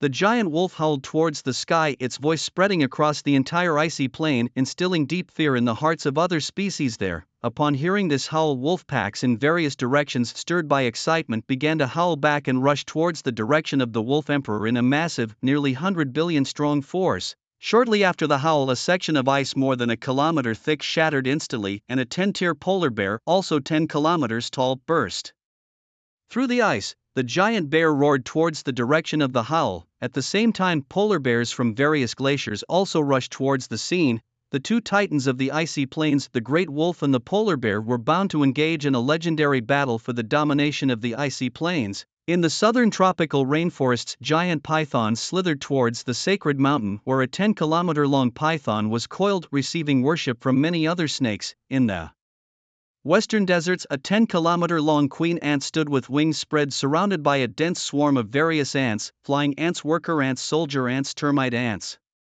More and more massive tribes emerged, each vying for territory and a chance at divinity. Having devoured the crocodile man, Lu Chen, along with a tide of rats, moved toward the direction of the misty swamp, sensing another opportunity for evolution from these giant crocodiles. On the outskirts of the gray mouse forest, pairs of red eyes densely appeared among the trees. Two gray mice, each half the size of a human, emerged from the woods and gazed out over the vast expanse of the great beast prairie. Squeak, squeak, squeak. A truly magnificent and explosive scene unfolded. As the squeaking sounds continued from behind them, more and more large gray mice revealed themselves. Seeing the army of over 200,000 gray mice behind him, Zhuang Beishan's face showed a satisfied expression. This was the elite force selected by Zhuang Beishan and Zhuang Zetian from the mouse population of the Gray Mouse Mountain Range, a mouse army known as the Zhuang Family Army. They were prepared to train these mice on the Great Beast Prairie. Big brother, from now on this Great Beast Prairie will be our hunting ground.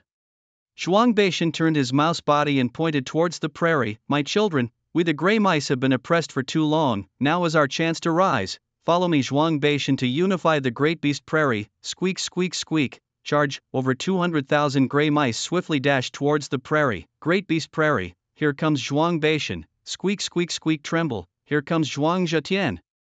The massive swarm of mice began their hunt on the prairie.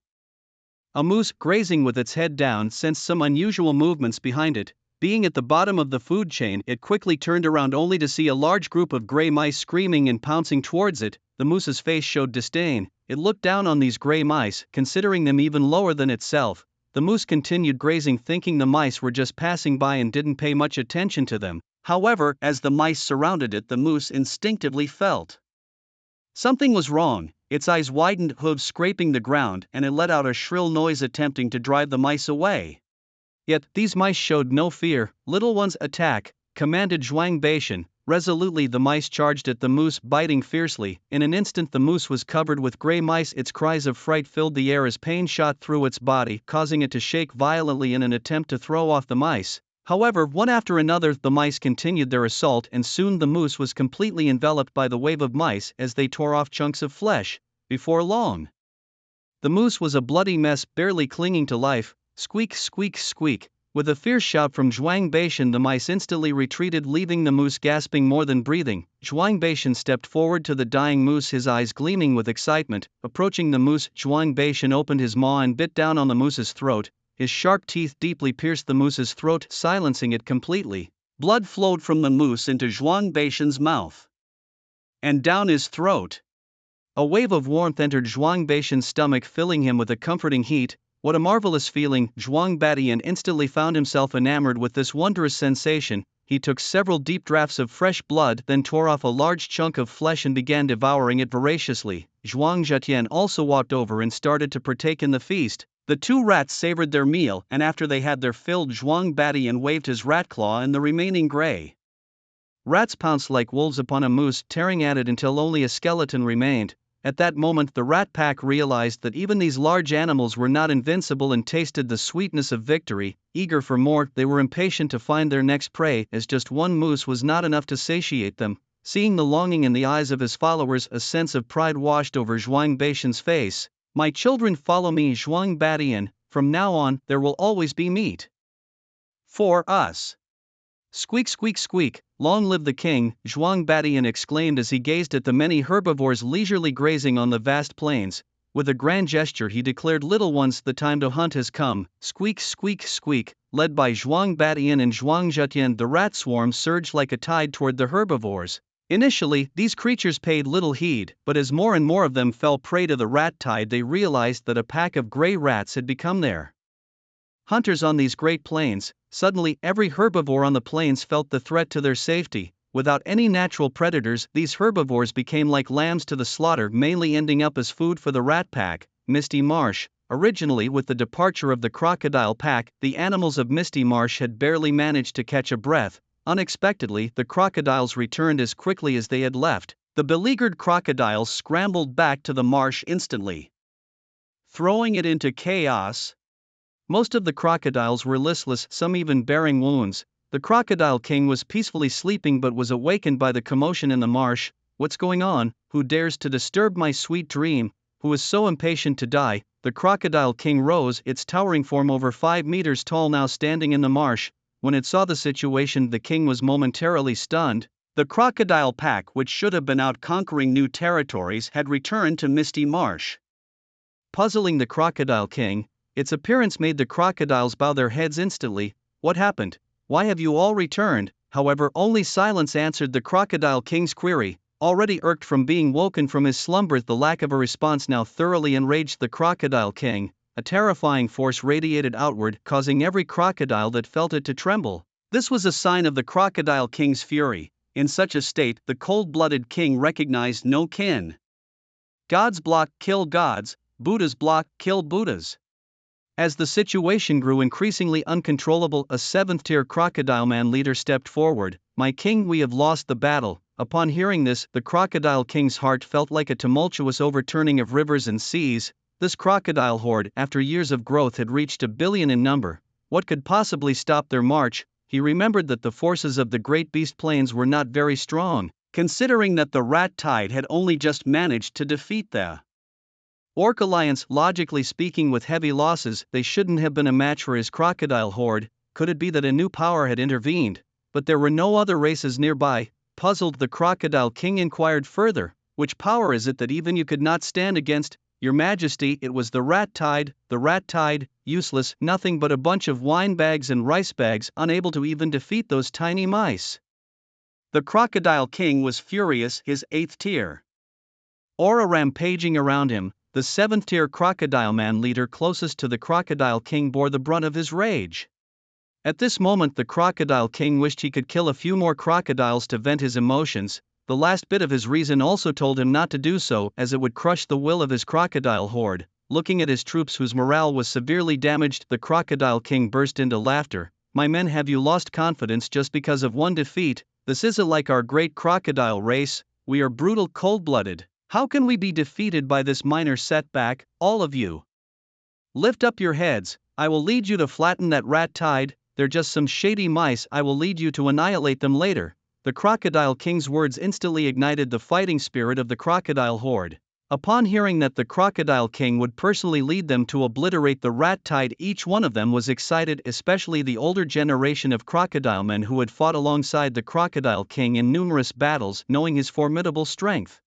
He led the charge in battles, invincible and undefeated, leading his crocodile men. They had crushed their enemies with ease. Now to be able to fight alongside the Crocodile King once more brought tears to these old crocodile men. To death in battle, to death in battle. The foggy swamp erupted again as giant crocodiles excitedly stood and pounded their chests in response to the Crocodile King's call. The Crocodile King, seeing the fighting spirit he had stirred in his troops, showed a satisfied smile. However, the corners of his mouth twitched incessantly. He was eager to tear apart the rat tide to vent his own restless emotions. The Crocodile King waved his hand to stabilize the excited crowd. The primary task now was to let the crocodile men rest for a while. Having just suffered a defeat, the crocodile army's morale had just been reignited, their hearts burning with pent-up anger. The army needed to hold back this anger for a while, as unleashing it later would definitely enhance their combat strength.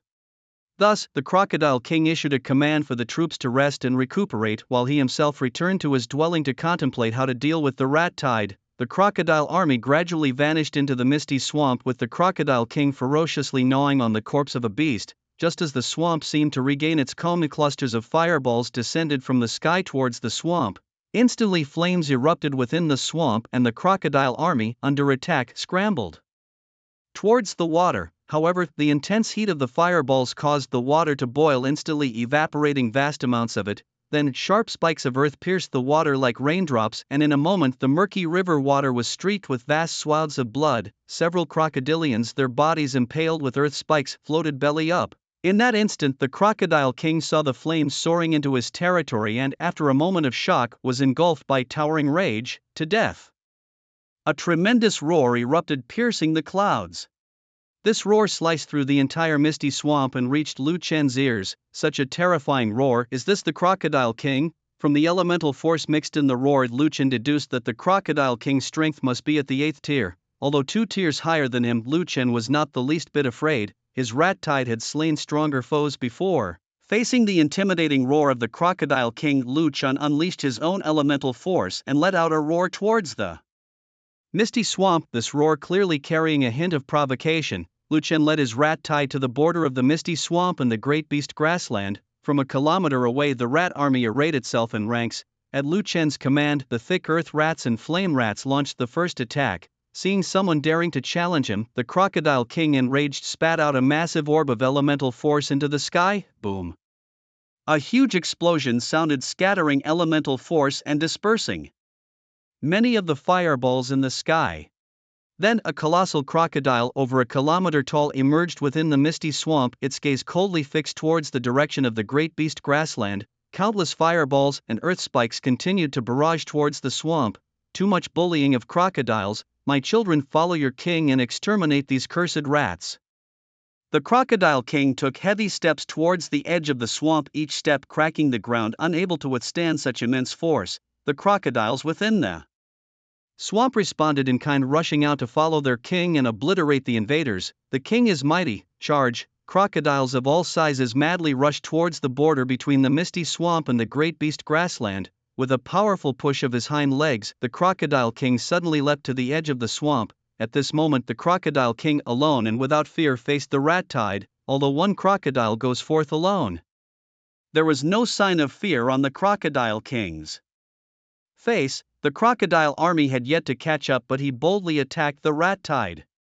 Rat King, if you dare, come out and fight. After saying this, the Crocodile King charged forward. Such bravery! A crocodile dragon filled with courage. Lu Chen, hidden within the rat tide, understood the Crocodile King's intentions, yet he made no response. You've got some brains, wanting to take my head amidst a billion-strong army. I'm not foolish, I'll play along slowly.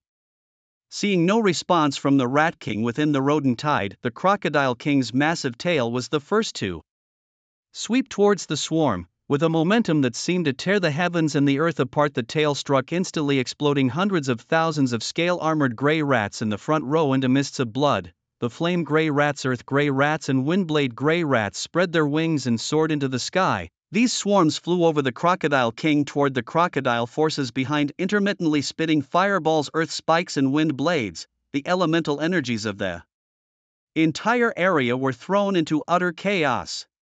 Then the swift gray rats began their charge. The tide of rats surged forward like a flood surrounding the Crocodile King in mere moments. Some of the swift gray rats continued their rush towards the rear, and soon the rat tide clashed fiercely with the crocodile army. Squeaking furiously, the swift gray rats lunged at the crocodile forces, their sharp mouths tearing into the crocodiles. These giant crocs too opened their gaping maws, biting into the gray rats. Dozens, even hundreds, were crushed into meat patties with each bite, but the crocs suffered as well, swarmed by rats tearing at them relentlessly, even in death aiming to rip flesh from the crocodile bodies. The Crocodile King alone stood at the forefront, bearing the brunt of the pressure for the crocodile forces behind him.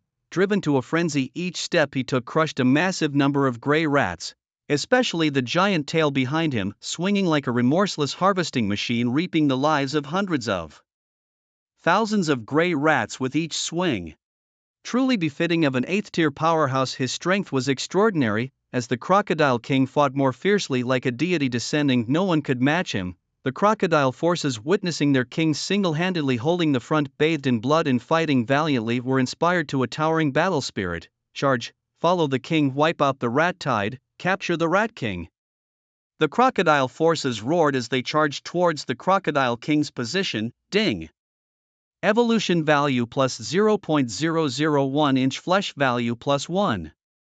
Notifications continuously echoed, even overlapping in Liu Chen's ears. His original billion-strong rat tide had already lost tens of billions. Frowning at the battlefield, although the crocodile forces also suffered heavy losses, his rat tide seemed in a more dire state. The next moment, Liu Chen's frown relaxed, seeing the experience in his flesh value about to level up. Race, Demigod Rat, God Rat. 1652.0005/10 million. Level, Tier 6 Level 1, 91 million/100 million. Skills, Division, Can split into 1 trillion gray rat clones, scale armored gray rats, 200 billion swift gray rats, 500 billion flame gray rats, 100 billion windblade gray rats, 100 billion earth gray rats, 100 billion divine skill.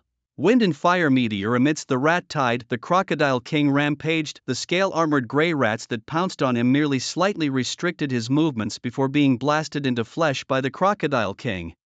Liu Chen watched with greedy eyes as the Crocodile King dominated the battlefield. How much experience could I gain if I devoured you? He wondered, itching to leap into the fray. However, he knew it wasn't the right moment. Charging in now would play right into the Crocodile King's hands. The once grassy expanse of the great beast prairie was now a river of blood, littered with the corpses of gray mice and crocodiles. The scent of blood mingled with green grass and earth, fermenting in the area. Kill, kill. The gray mice with elemental attacks fell from the sky like raindrops hitting the ground. This gruesome battlefield caused the herbivores far from the scene to tremble in fear and panic. Cowardly Mouse King, just wait till I claim your head. The Crocodile King roared again towards the depths of the mouse tide. Despite the overwhelming numbers, he was confident in his ability to obliterate this surge of mice. With a swipe of his claw, he burst a swath of gray mice, venting the rage in his heart.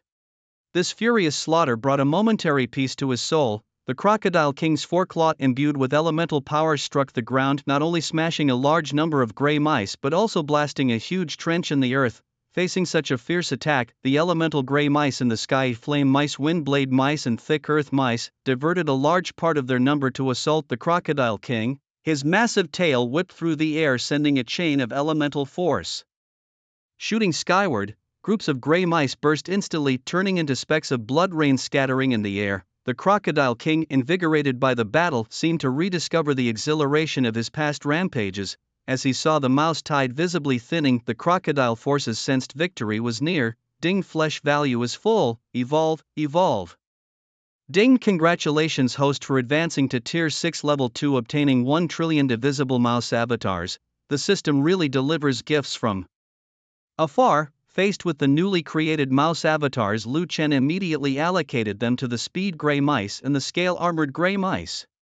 Tribe, Demigod Mouse, God Mouse, 20,000/100000000. Level, Tier 6 Level 2, 0/200 million. Skills, Avatar, can split into 2 trillion gray mouse avatars. Scale-armored gray mouse, 700 billion speed gray mouse, 1 trillion flame gray mouse, 100 billion windblade gray mouse, 100 billion thick earth gray mouse. 100 billion divine skill, wind fire meteor avatar. As Lu Chen activated the avatar skill again, a trillion speed gray mice and scale armored gray mice suddenly appeared behind him. Squeak.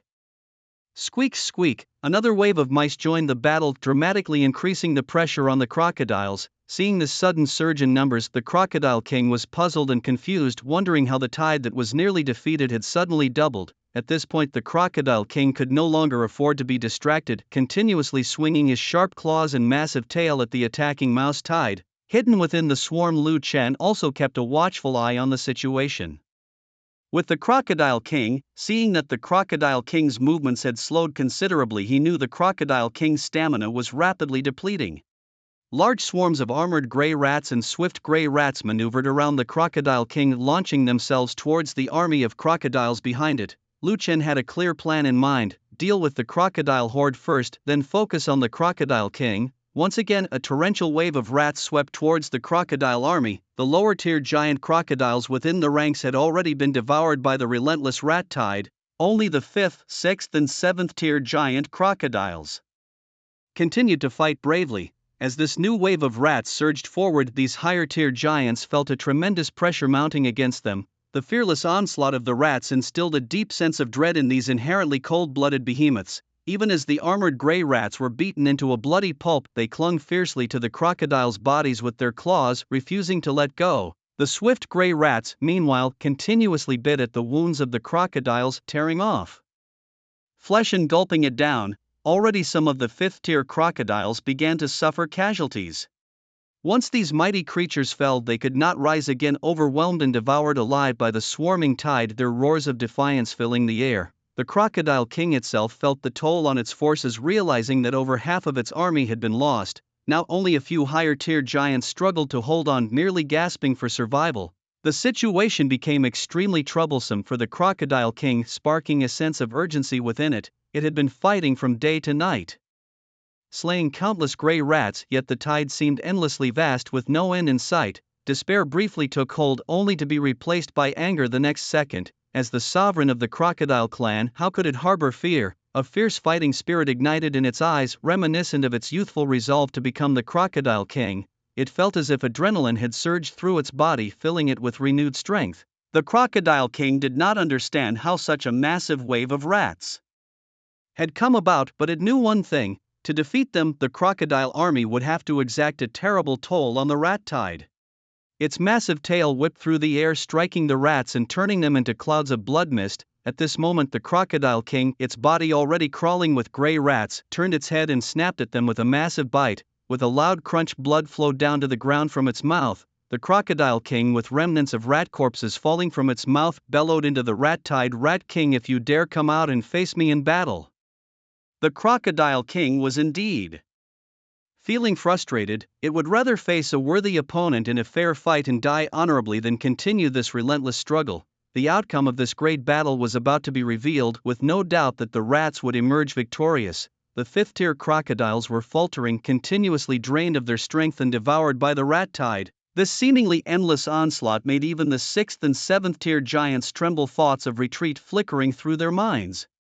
Seeing the once vast crocodile horde reduced to these few high-tier giants, the Crocodile King inexplicably felt a sense of fatigue wash over it. No longer harboring thoughts of domination, it charged madly towards the heart of the rat tide, seeking a desperate fight to locate the Rat King. Its massive body surged forward, and any gray rat in its path was either killed or maimed. The armored gray rats clung fiercely to the body of the Crocodile King, managing for the first time to halt its advance. Bloodstains marked its body, left by the gray rat's sharp claws and teeth. With a loud crash, the Crocodile King fell heavily to the ground, its massive body crushing a large number of gray rats. Its eyes turned a deathly gray. Indeed, we crocodiles were not the favored ones of this era. It struggled to rise, but was dragged down by the armored gray rats, making it difficult to stand. Speedy gray rats burrowed into its body through the wounds, starting to devour its flesh. Despite the pain that spread through its body, the Crocodile King was too weak to struggle. Until its dying moment, it never caught sight of the Rat King. Seeing the Crocodile King's enormous body fall without rising again instilled fear in the hearts of the higher-tier crocodiles. One by 1 inch they began to turn and prepare to flee the scene. However, at this stage it was not up to them to decide if they could leave. wave upon wave of rats pounced on these massive crocodiles, which fled towards the direction of the misty swamp like startled birds, never looking back. Yet, they couldn't escape the surrounding tide of rats and eventually were exhausted and devoured by the swarm. Ding flesh value is full evolution, evolved. Ding congratulations to the host for upgrading to tier 6 level 3, receiving 1 trillion rat clones to distribute freely. Ding, a new gene intake detected, enhancing the claws and sharp teeth of the rat tide. The scales of the armored gray rat are strengthened. Race, demigod rat, god rat, 30k/10m, level, tier 6 level 3, 0/300m, skills, clone, can split into 300 trillion gray rat clones. Armored gray rat, 900 billion speedy gray rat, 1.2 trillion flame gray rat, 300 billion wind blade gray rat, 300 billion thick earth gray rat, 300 billion divine skill, wind fire meteor. Since the fusion of Earth and another world, the vast elemental forces of that world also surged towards Earth. Humans, as the new species of this era, seemed to be the favorites of heaven and earth, cultivating at a rapid pace. This included some lower-tier beasts who also felt the immense elemental forces improving their cultivation speed compared to before. However, as humans rose, the struggle between various powers intensified, with some forces growing increasingly ambitious, constantly recruiting troops and carving out territories. The 3 major groups, 4 alliances and 5 great families, each declared independence, continually expanding their territories. Any smaller forces unwilling to align were obliterated. These forces occupied city after city, clearly aiming to unify human power. Although these forces remained relatively calm for now, it was merely a surface appearance. Sooner or later, these forces would clash decisively. At this time, the city of S was already surrounded on 3 sides by the army of the Nangong family, as a city bridging the otherworldly realms and Earth. S city holds strategic significance. The closest family to S city, the Nangong, also desires to seize control over it. The city's government officials are like ants on a hot pan, anxious and restless. Many are tempted to align themselves with the Nangong family, given the wisdom of seeking shelter under a larger tree. However, the most powerful faction in S city, the Grey Mouse Group, has yet to speak, and these government officials are hesitant to make any overt moves without their say. After all, the Grey Mouse Group controls all the military forces in S city. Without an order from Zhang Jincheng of the Grey Mouse Group, the soldiers would not dare to open the city gates prematurely. Moreover, it is well known that Zhang Jincheng has strong backing, a fact that everyone is acutely aware of. Currently, Zhang Jincheng faces a dilemma. Just recently, the Nangong family sent emissaries to persuade him to surrender. Should he agree to lead his troops and surrender, he could continue to operate in S city. However, knowing the terrifying nature of the Rat King, aligning with the Nangong family would certainly earn him the Rat King's resentment. With the Rat King's ruthless nature, Zhang Jincheng as a traitor would not meet a good end. Furthermore, with the current strength of the Grey Mouse Group, they are no match for the Nangong family and would surely be annihilated. Also, seeking aid from the Rat King now would be too late, as the Nangong family has given him a deadline. He must respond by nightfall. If he fails to respond, the Nangong family's troops will launch an attack by night. After much consideration, Zhang Jincheng heaves a heavy sigh, having made up his mind. He quickly gathers his men and a large amount of supplies and hurriedly evacuates S city, heading towards the otherworldly realms. Lacking the strength to defend S city, he opts for withdrawal, planning to seek the Rat King's aid later. Outside S city, over 500,000 Nangong family soldiers, well equipped, stand outside the city walls. Shortly, a 5th-tier powerhouse runs out from the city. General Nangong Zhang Jincheng has led his subordinates to abandon S city and flee towards the otherworldly realms. Oh, Nangong Outyan narrows his eyes in contemplation. Originally one of the few 7th-tier powerhouses in the Nangong family, the merging of the otherworldly realms and Earth had elevated him to the 8th tier. Now, as the Nangong family begins to expand their territory, he was ordered to lead an army to S city, a junction point with the otherworldly realms.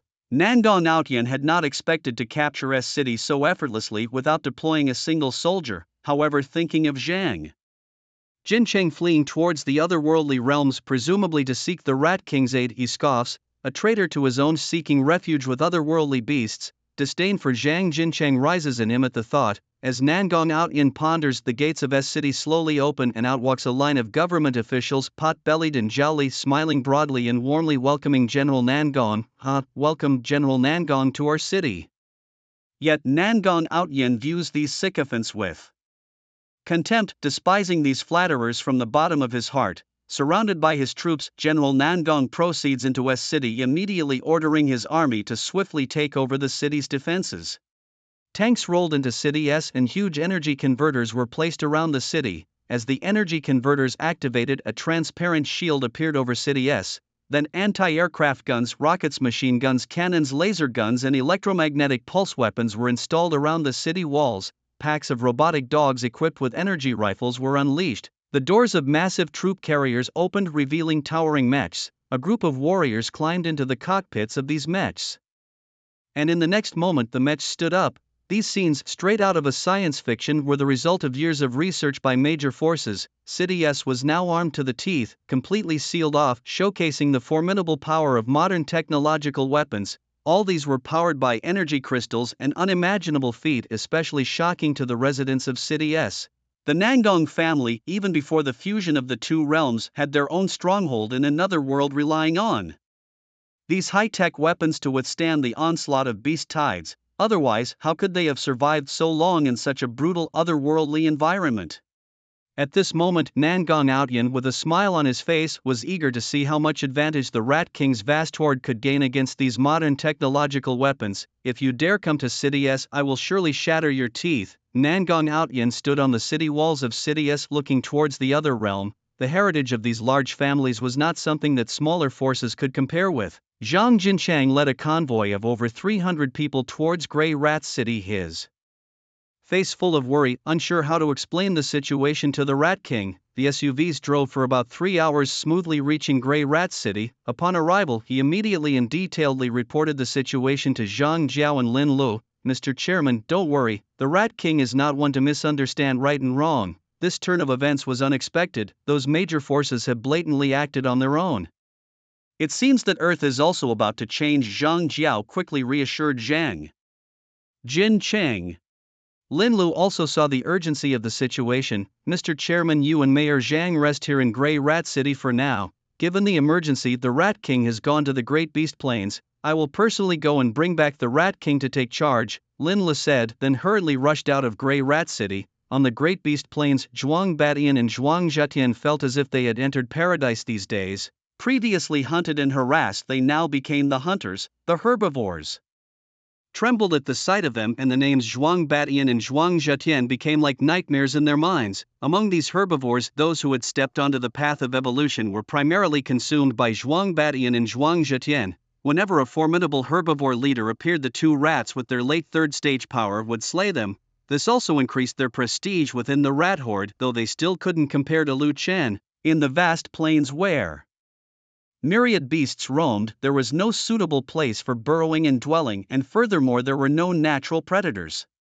Thus, the two rat brothers took over a territory previously held by other beastmen and settled in. Rest for 2 days, little ones, and I, Zhuang Batian, will lead you out hunting. Squeak, squeak, squeak. Yes, long live the great king, long live the great king, long live the second king too. Zhuang Zhetian paused, looking at the clever rats around him with a burst of joy in his heart. A carcass of a first-tier wild boar was carried over by 6 grey rats and laid before Zhuang Batian and Zhuang Zhetian. Zhuang Batian waved his rat paw and the other grey rats immediately understood and retreated. Big brother, please, second brother, please, big brother, you first. The two rats looked at each other and burst into laughter before pouncing on the boar carcass together. Munch, munch, the feast began. Big brother, this first-tier wild boar meat is truly delicious, chuckled the younger rat. Hedgewang, it's bouncy and chewy, indeed excellent. In the future, I'll take you to feast on tiger and dragon meat. Those will truly fortify you, make you want to find a female rat right after eating. Big brother, speaking of female rats, shouldn't we move some of the rat population from Grey Rat Mountain here? There are many male rats here and I see the group getting a bit irritable with no outlet for their aggression. Zhuang, you're right, I've also noticed the rats getting more aggressive lately, fighting among themselves. We can't let this continue. Then shall we move some over? Head, good. I too miss the little female rats from the rat palace. Report to the great king.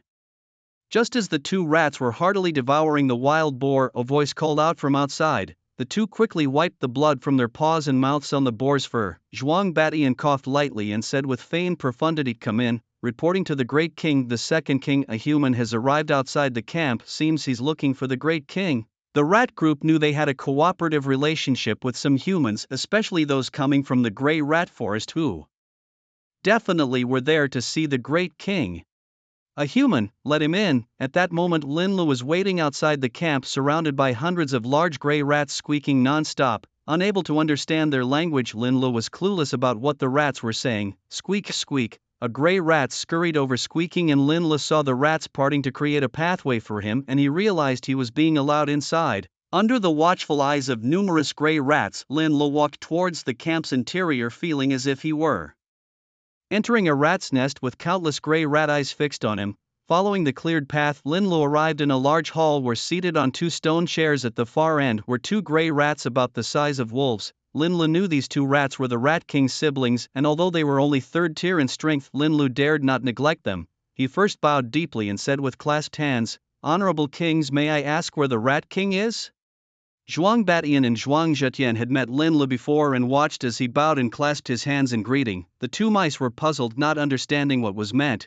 Could this be a way humans greet each other? Zhuang Batian and Zhuang Zhetian jumped down from the stone chairs and stood upright, mimicking Lin Li's bowing gesture. Although the mice looked rather comical, Linlu couldn't manage a laugh. Time was of the essence and he needed to find the Rat King quickly. Observing the mice's actions, Linlu instantly realized their confusion. "Well, these two grey mice don't understand," he sighed lightly and began to gesture with his hands. The two mice looked at each other, aware that Linlu was surely looking for Lu Chen, but they couldn't decipher his continuous hand-waving and dancing. Zhuang Batian and Zhuang Zhatian were also baffled, just staring blankly as Linlu seemed to perform a one-man show. "Is this a human dance?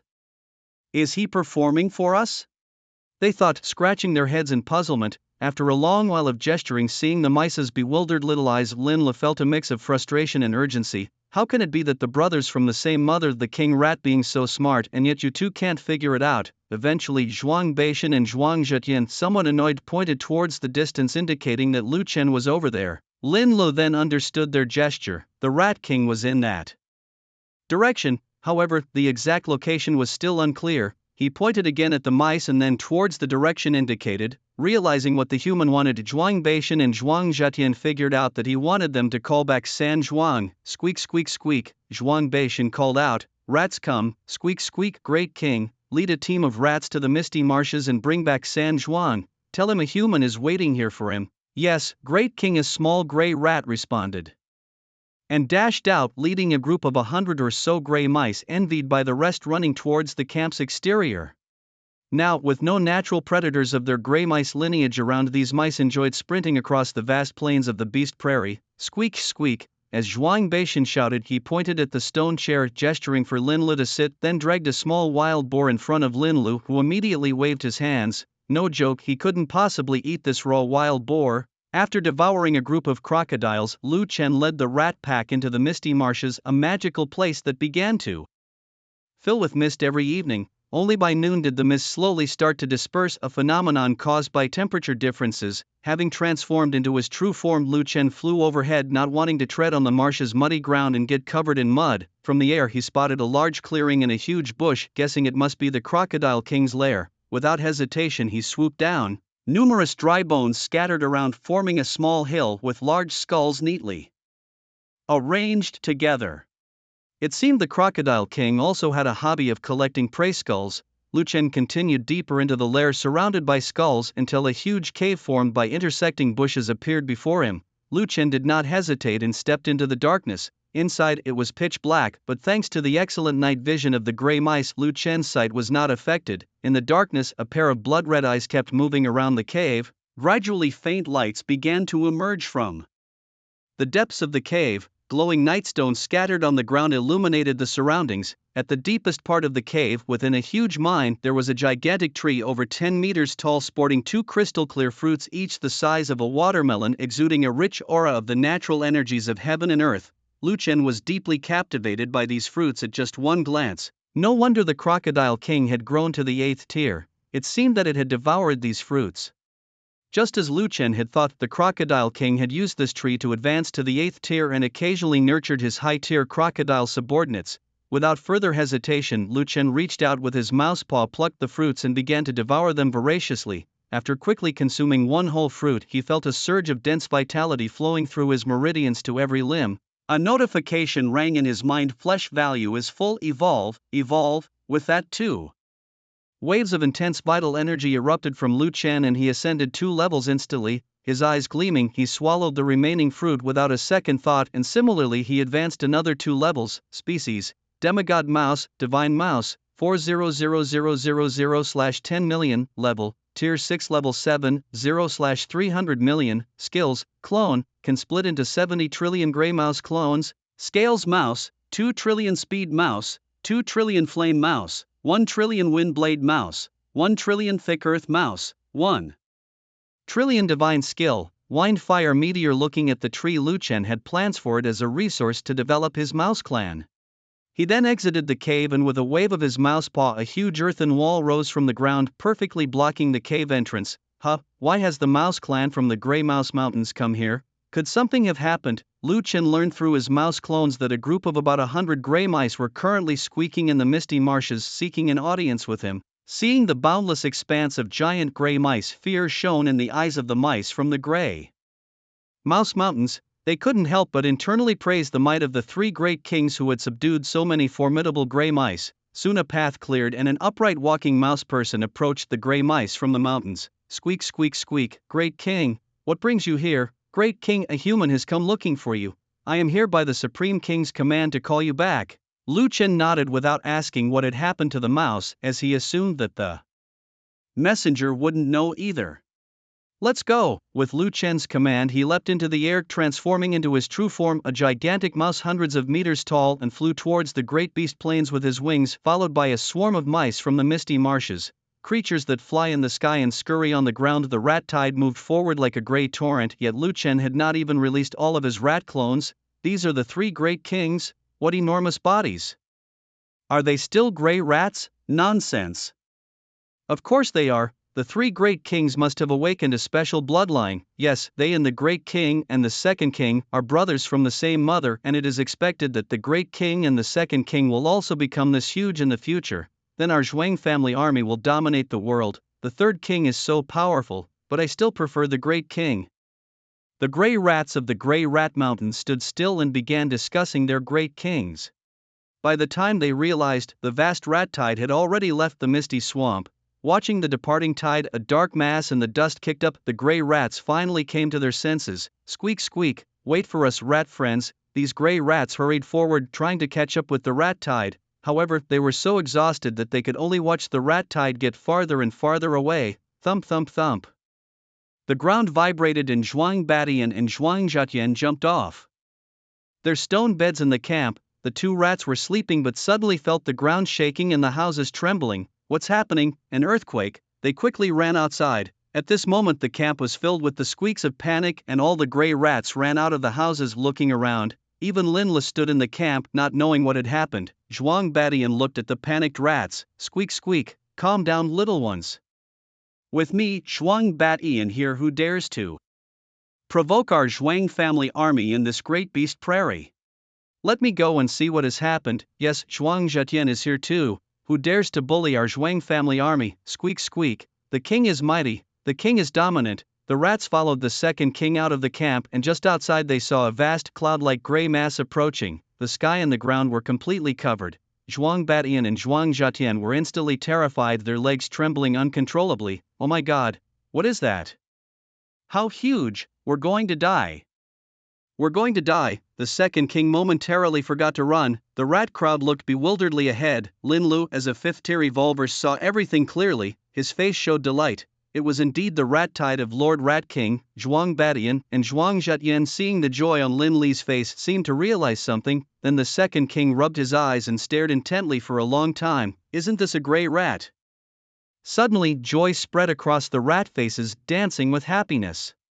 Little ones, the 3rd king has returned. As Zhuang Batian spoke, the rat crowd also became excited. Squeak, squeak, oh, it's the 3rd king. The 3rd king is mighty. The 3rd king is dominant. As the rat tide approached, a huge figure flew out from within, its massive form shocking the hearts of these gray rats. The giant rat landed on the ground, retracted its rat wings, and transformed into a rat person. Zhuang Batian and Zhuang Zhatian immediately ran up and started licking Lu Chen's fur. San Juan, you're back. Big brother missed you so much, second brother missed you too. Lu Chen quickly pushed away the two rats and looked towards Lin Lu. Lin Lu immediately stepped forward. My lord Rat King, there's trouble. Chairman Zhang Jincheng has been driven out of S City. What? Who has the audacity to encroach on my territory? They're looking for trouble. Lu Chen was also furious for the first time, but it's no wonder, he had been painstakingly expanding his territory here and someone dared to steal from his home.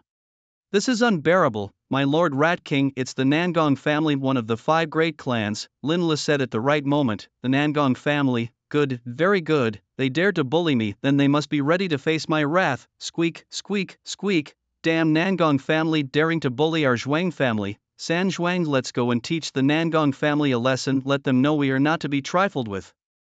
Yes, San Zhuang, our Zhuang family's territory is not for others to meddle. In Zhuang Badian and Zhuang Zhatian both looked righteously indignant, and the rats behind them kept squeaking non-stop. Lu Chen, seeing the strength of the two rats as merely at the third phase late stage, frowned and thought for a moment before nodding his head. He might have to go out again in the future and can't always stay within his territory. He can't rely on himself for everything. It was also time for Zhuang Badian and Zhuang Zhatian to grow up. Although their strength was weak, they had always been very good to him, even sharing the same mother as this body. Seeing Lu Chen nod, the two rats immediately stood up straight, turned around, and shouted to the rat horde behind them, "Follow me, my subjects, let's flatten the Nangong family." Squeak, squeak, squeak, the king is mighty, the king is domineering. Immediately, the rat tide surged like a whirlwind towards the rat city, with Lin Lu leading the way to Rat City. When the rat tide reached Rat City, Zhang Jincheng, Zhang Jiao, Lin Lu and others were already lined up at the city gate to welcome Lu Chen's arrival. Lord Rat King, a loud uniform voice reached Lu Chen's ears, and he nodded and walked to the front of the crowd. Zhang Jincheng immediately stepped forward, his face full of sorrow. Lord Rat King, I lost S City, I failed to protect it, I am willing to accept the punishment. Before the others could speak up for Zhang Jincheng, Lu Chen waved his hand. I already know this is not your fault. Your strength is still too weak, it's only natural that you couldn't stop them. Hearing that the Rat King did not blame him, Zhang Jincheng was immediately grateful and tearfully said, "Thank you, Lord Rat King, for your understanding. What is the situation in S City now? Please tell me in detail." Lord Rat King, S City has now been completely occupied by the Nangong family. The city defense has been replaced by their people, and various advanced high-tech weapons have armed the city to the teeth. The leader is Nangong Outyan, one of the 5 great generals of the Nangong family, whose strength is said to have reached the 8th level, leading nearly 500,000 warriors, all of whom have at least 2nd level strength. Moreover, it is said that this army, equipped with all-around high-tech weapons, has previously withstood several beast tides besieging the city in different worlds. Nangong Outyan, let us go and meet this Nangong Outyan. Lu Chen also discerned the warning in Zhang Jincheng's words, suggesting that he should be more cautious. After all, the opponent had faced large-scale beast-tide sieges before. Insidious squads of soldiers on the city walls were intently watching the movements in the distance. At a kilometer away from the walls that led to another realm, sensing devices were set up to alert them at any disturbance. Not far from this wall, there was a makeshift command tent.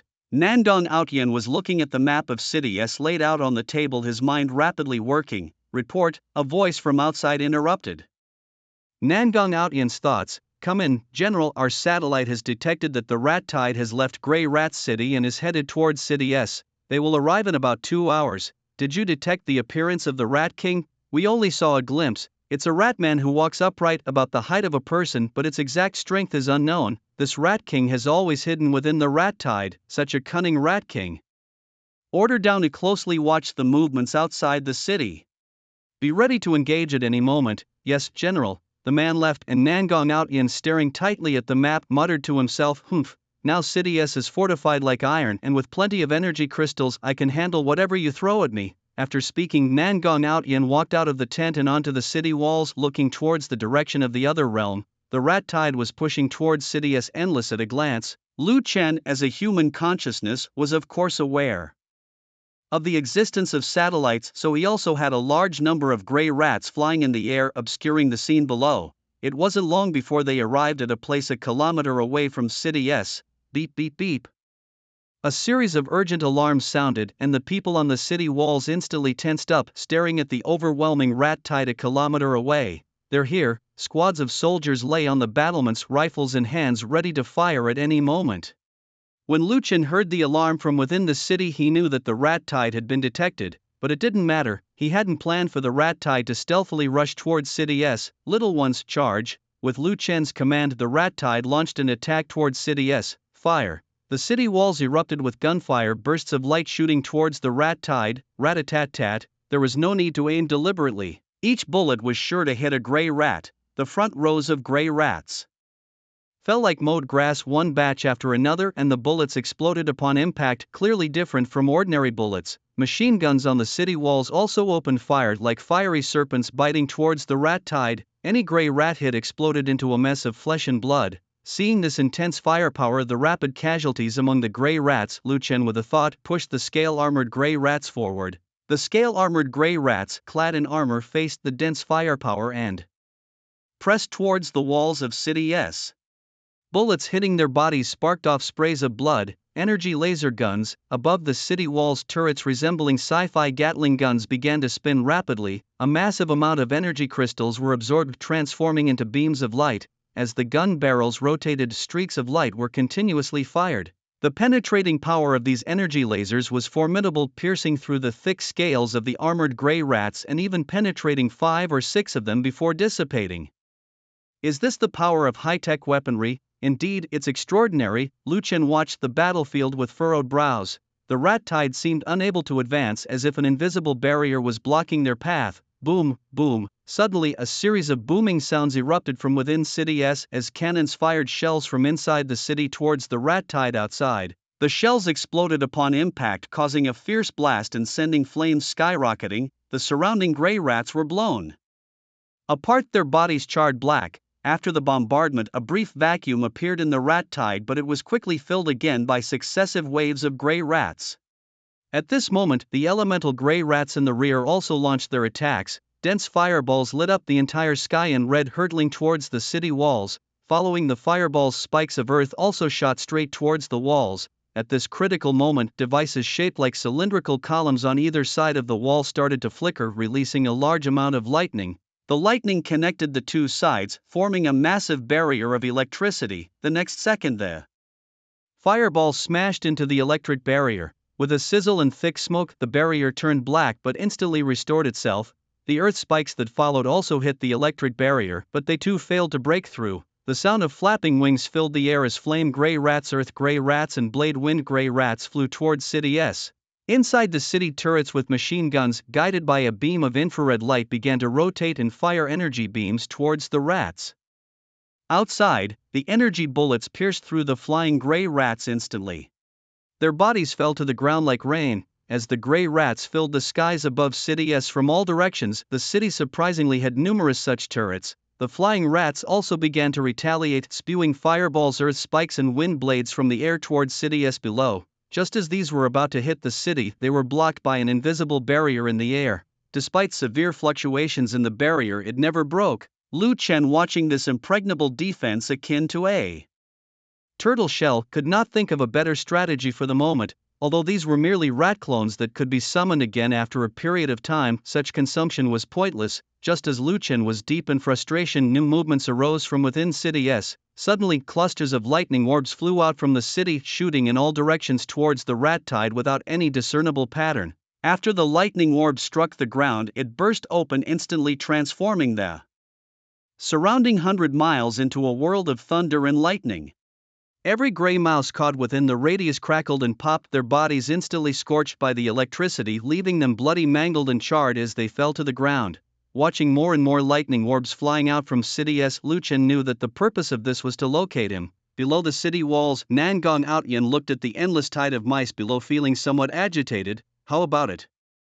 Have you found the location of the Rat King yet? No matter how many gray mice are killed, the tide will not recede. To stop this beast tide, one must either annihilate all the mice or destroy the Rat King. Without the Rat King, the tide will collapse on its own. He had faced a similar tide of mice in another realm, but that time it was mixed with a beast tide attacking together. A chance bombing had revealed the position of the Rat King, and using a missile he had sent the Rat King to his demise, causing the tide to retreat. General, we have no findings. over a dozen soldiers were operating computers, the screens displaying images from within the tide of mice. Still no sign. Contact headquarters, I need artillery support for a saturation strike on the battlefield a kilometer ahead. Yes, General. A soldier rapidly operated the computer, and about a minute later he reported, General Headquarters has approved your request. The target is locked, we need to verify your fingerprint and iris. Nangong Outyan walked over and without hesitation placed his palm on the scanner. Ding, fingerprint verification successful, please verify iris. Ding, iris verification successful, the missile will launch in 10 seconds, please take protective measures. 10, 9, 8, 3, 2, 1 launch. The missile would reach the battlefield in 1 minute. Lucien, watching the heavily fortified city, suddenly felt an inexplicable sense of palpitation. Something was wrong. Why was there a feeling of danger? Lu Chen, unsettled, looked into the distance, and the next moment his expression turned to shock. Missiles streaked across the sky, leaving trails as they headed towards him. Oh my god, run! Lu Chen glanced at the mouse generals Zhuang Batian and Zhuang Zhetian not far away, and in a flash was by their side. Grabbing each mouse by the tail, he sprinted frantically towards the distance. Boom! Missile after missile fell into the tide of mice, the explosive noise reverberating as a violent storm swept around. Mushroom clouds burst from within the tide of mice, raining blood and scattering limbs. Lu Chen, dragging Zhuang Batian and Zhuang Zhetian, fled rapidly. To the rear, the two mice, having never seen such a scene, were petrified and dumbfounded, allowing Lu Chen to drag them by their tails to safety. Missiles continued to rain down on the tide of mice in a sweeping barrage. Occasionally Lu Chen expanded his yuan energy to form a protective shield, fending off the explosive shockwaves. Boom! A missile exploded right in front of Lu Chen, a blaze of fire lighting up the sky as the shockwave swept towards the three mice. Lu Chen immediately pressed the stunned Ursher to the ground. At this moment Zhuang Batian and Zhuang Zhetian came to their senses and began to frantically dig the soil with their heads down. In the blink of an eye a hole appeared in front of Lu Chen. That's right, aren't gray mice good at burrowing? With this thought Lu Chen looked towards City S with shining eyes, while Zhuang Batian and Zhuang Zhetian, terrified by the gruesome scene, were already scared out of their wits. Desperately digging into the hole, Urshu finally breathed a sigh of relief. Once inside, Lu Chen noticed that Urshu hadn't forgotten its innate skills. Inside the hole Urshu continued to dig diligently, and dust occasionally fell from the ceiling as the earth trembled. Watching Zhuang Batian and Zhuang Zhetian digging, Lu Chen began to entertain the idea of making them work. Perfect for digging a few tunnels from underground to City S.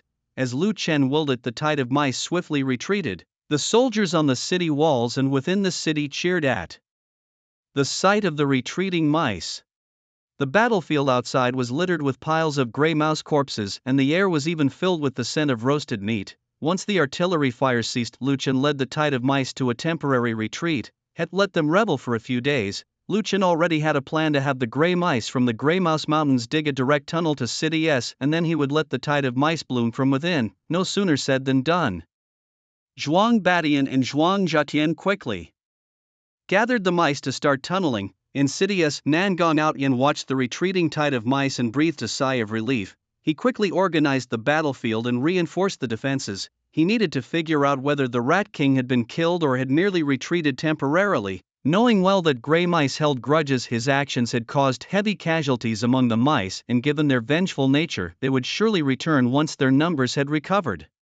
Nangong Outyan didn't want a ticking time bomb near City S, always having to worry about it. He and his men also left the city seeking the Rat King's body. Soldiers loaded the bodies of gray mice onto trucks, transporting them to a central location for a mass cremation. As Nangong Outyan searched, his frown deepened. Finally he concluded that the Rat King was not dead. Damn Rat King, you escaped.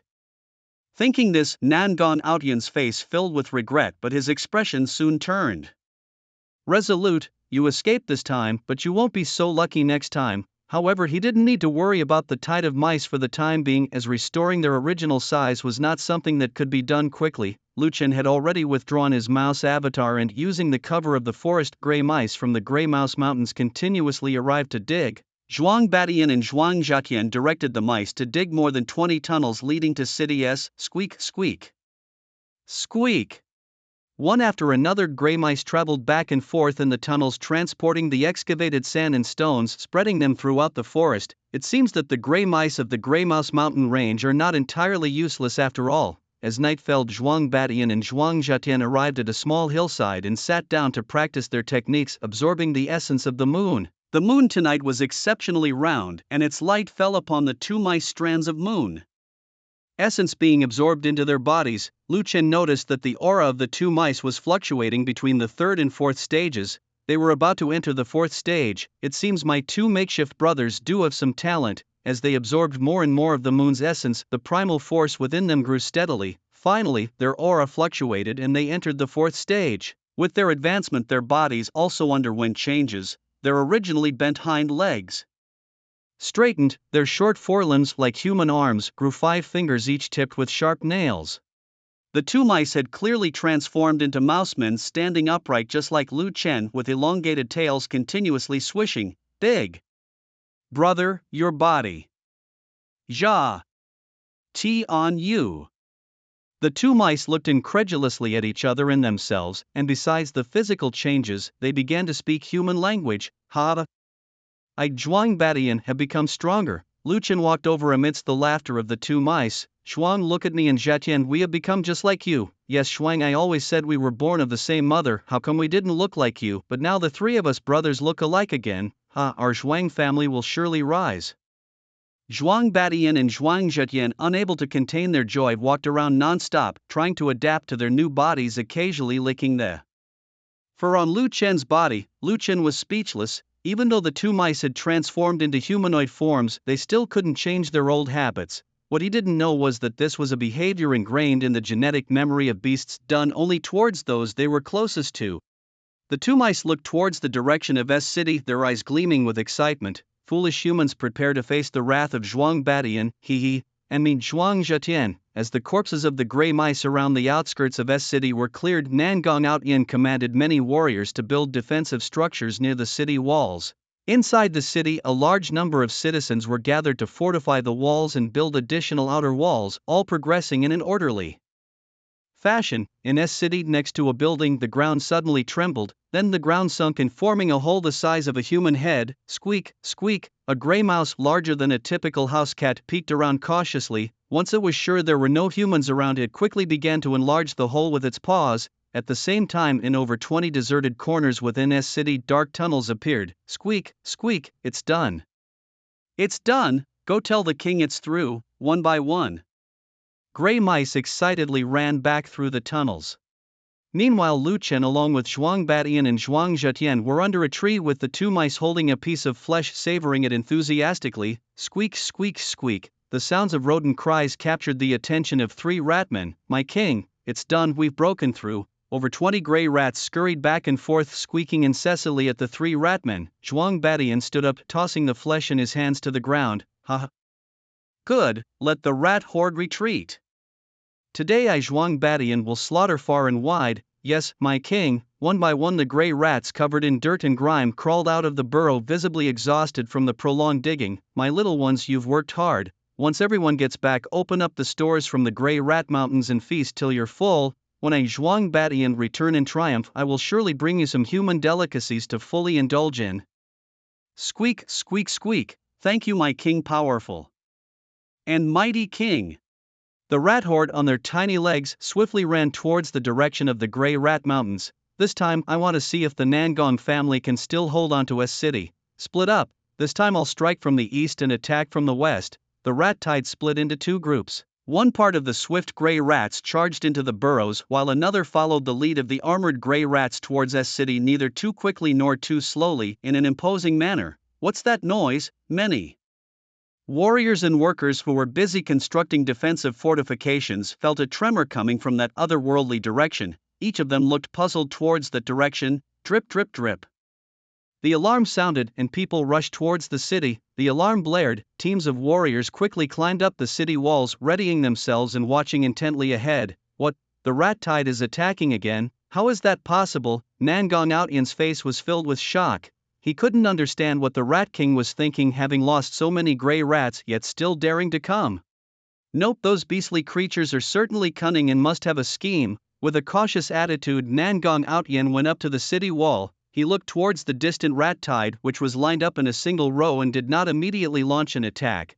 What's going on? Nangang Outyan's confusion deepened as the rat tide did not attack right away. Could it be they want to negotiate? However, after waiting for a long time, there was still no movement within the rat tide. Meanwhile, Lu Chen was waiting for nightfall. A night dark and a wind high is the time for murder and arson. Using the cover of darkness, he intended to seize the city in one fell swoop. The soldiers on the city wall were tense, not daring to relax for even a moment. As time passed, night finally fell. A row of searchlights on the city wall came on, clearly illuminating the area ahead. The warriors, who had been tense for a long time, were also somewhat weary.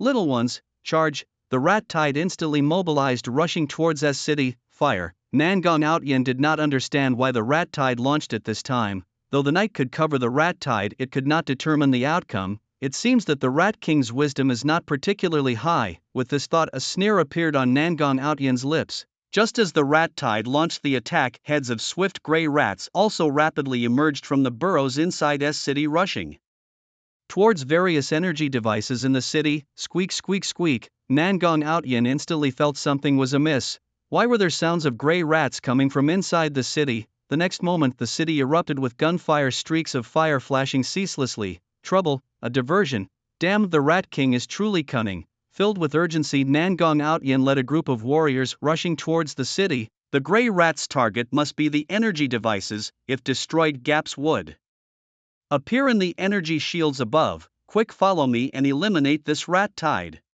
In the city, flashes of fire were everywhere. Boom, a blue orb exploded and instantly the gap appeared in the protective shield above. This was exactly what Nangang Outyan had feared most. The appearance of this gap could very well lead to their downfall. Endless gray rats emerged from their burrows. Zhuang Badian and Zhuang Zhetian, two rat generals, also surfaced, excited by the brightly lit, magnificent skyscrapers. Zhuang Badian summoned his energy and roared, "Hee hee, you foolish humans! I, Zhuang Badian, am here. Scream, fear, hee hee. And I, Zhuang Zhetian, am here too. Our Zhuang army will leave no grass growing." Rat King Nangang Outyan, who was hurriedly on his way, heard this and was filled with rage. Two Rat Kings, daring to invade City S, it's like choosing hell when heaven was opened. Boom, boom, two more explosions sounded, two energy devices were destroyed. Outside the city, Lu Chen also noticed the fireworks from the explosions, which were particularly eye-catching on this dark night. Scaled gray rats mixed with speedy gray rats rushed towards the city walls. Flame gray rats, wind blade gray rats, and thick earth gray rats flew into the sky, spitting fireballs, earth spikes, and wind blades that blanketed City S. Let me add fuel to the fire. Wind and fire meteor. A huge magic circle appeared in the sky above City S, illuminating the entire night sky. Suddenly enveloped by this magic formation, everyone looked up. The formation instantly began to unleash light, with rain of fire mixed with wind blades rapidly falling towards City S. Boom! The fire rain and wind blades hit the shield, making cracking sounds. The energy shield began to tremble violently, as if it couldn't hold on much longer, especially since it was already damaged. About 10 seconds later, the energy shield could no longer withstand the strain and shattered loudly. The gray rats in the air began to fly towards the city. The speedy gray rats on the ground rushed towards the city's warriors. A huge mass pressed against the barrage of bullets as they surged towards the city walls. All the citizens stayed hidden inside their homes, daring not to come out. The tide of rats outside the city also quickly surged towards the city walls. The soldiers, caught between attacks, utterly unable to withstand such a scale of assault. The rat tide, layer upon layer, had already climbed the city walls. At this point, the rifles became somewhat cumbersome, and the warriors, one after another, discarded their rifles, pulling out combat knives from behind and slashing into the rat tide. Swish! A streak of blade light flashed, and more than a dozen speedy gray rats were split in half, followed by armored gray rats charging forward, the same blade light flashing but only leaving a wound on the armored gray rats. With a fierce pounce, the scale-armored rat toppled the warrior, opening its vast mouth to bite at the warrior's throat. From behind, the swift rats also swarmed the warrior, beginning their gruesome feast. The warrior struggled desperately to dislodge the scale-armored rat atop him, but to no avail. Amidst horrific screams, within mere seconds the warrior was devoured until only his skeleton remained. The automatic machine guns on the city walls fired relentlessly, yet they could not halt the advance of the rat tide. The defenders could no longer hold the walls and began to cover each other as they retreated. In the front, warriors holding energy shields fended off flames, earth spikes, and wind blades from the skies, retreating in an orderly fashion. Scale-armored rats, disregarding Their own lives leapt directly into the crowds, causing the soldiers to scatter and become surrounded by the overwhelming rat tide. One by one the warriors fell and were devoured until only their bones were left. General, the city has fallen. Two 7th-tier powerhouses also found Nangong Outyen, who was busy slaughtering the rat tide. Nangong Outyen had initially planned to eliminate the Rat Kings, but after making a sound, the two Rat Kings disappeared. It was only then that Nangong Outyen realized he had fallen for a diversion tactic. The sounds inside the city weren't from the Rat Kings at all.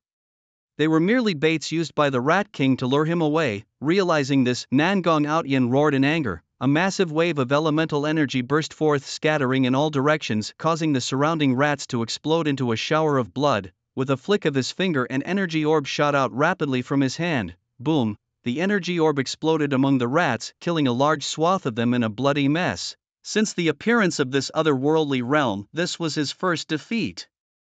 And Nangong Outyen couldn't suppress his raging anger. After venting his fury, he regained his composure. The remaining rationality told him that he must retreat immediately, otherwise the rat tide would overwhelm them, not just sacrificing his own army but also striking a blow to the Nangong family's strength. Retreat, a cold word was uttered from the reluctant Nangong Outyen. His soldiers quickly began to signal a retreat. Squadrons of soldiers rapidly gathered towards the retreat signals.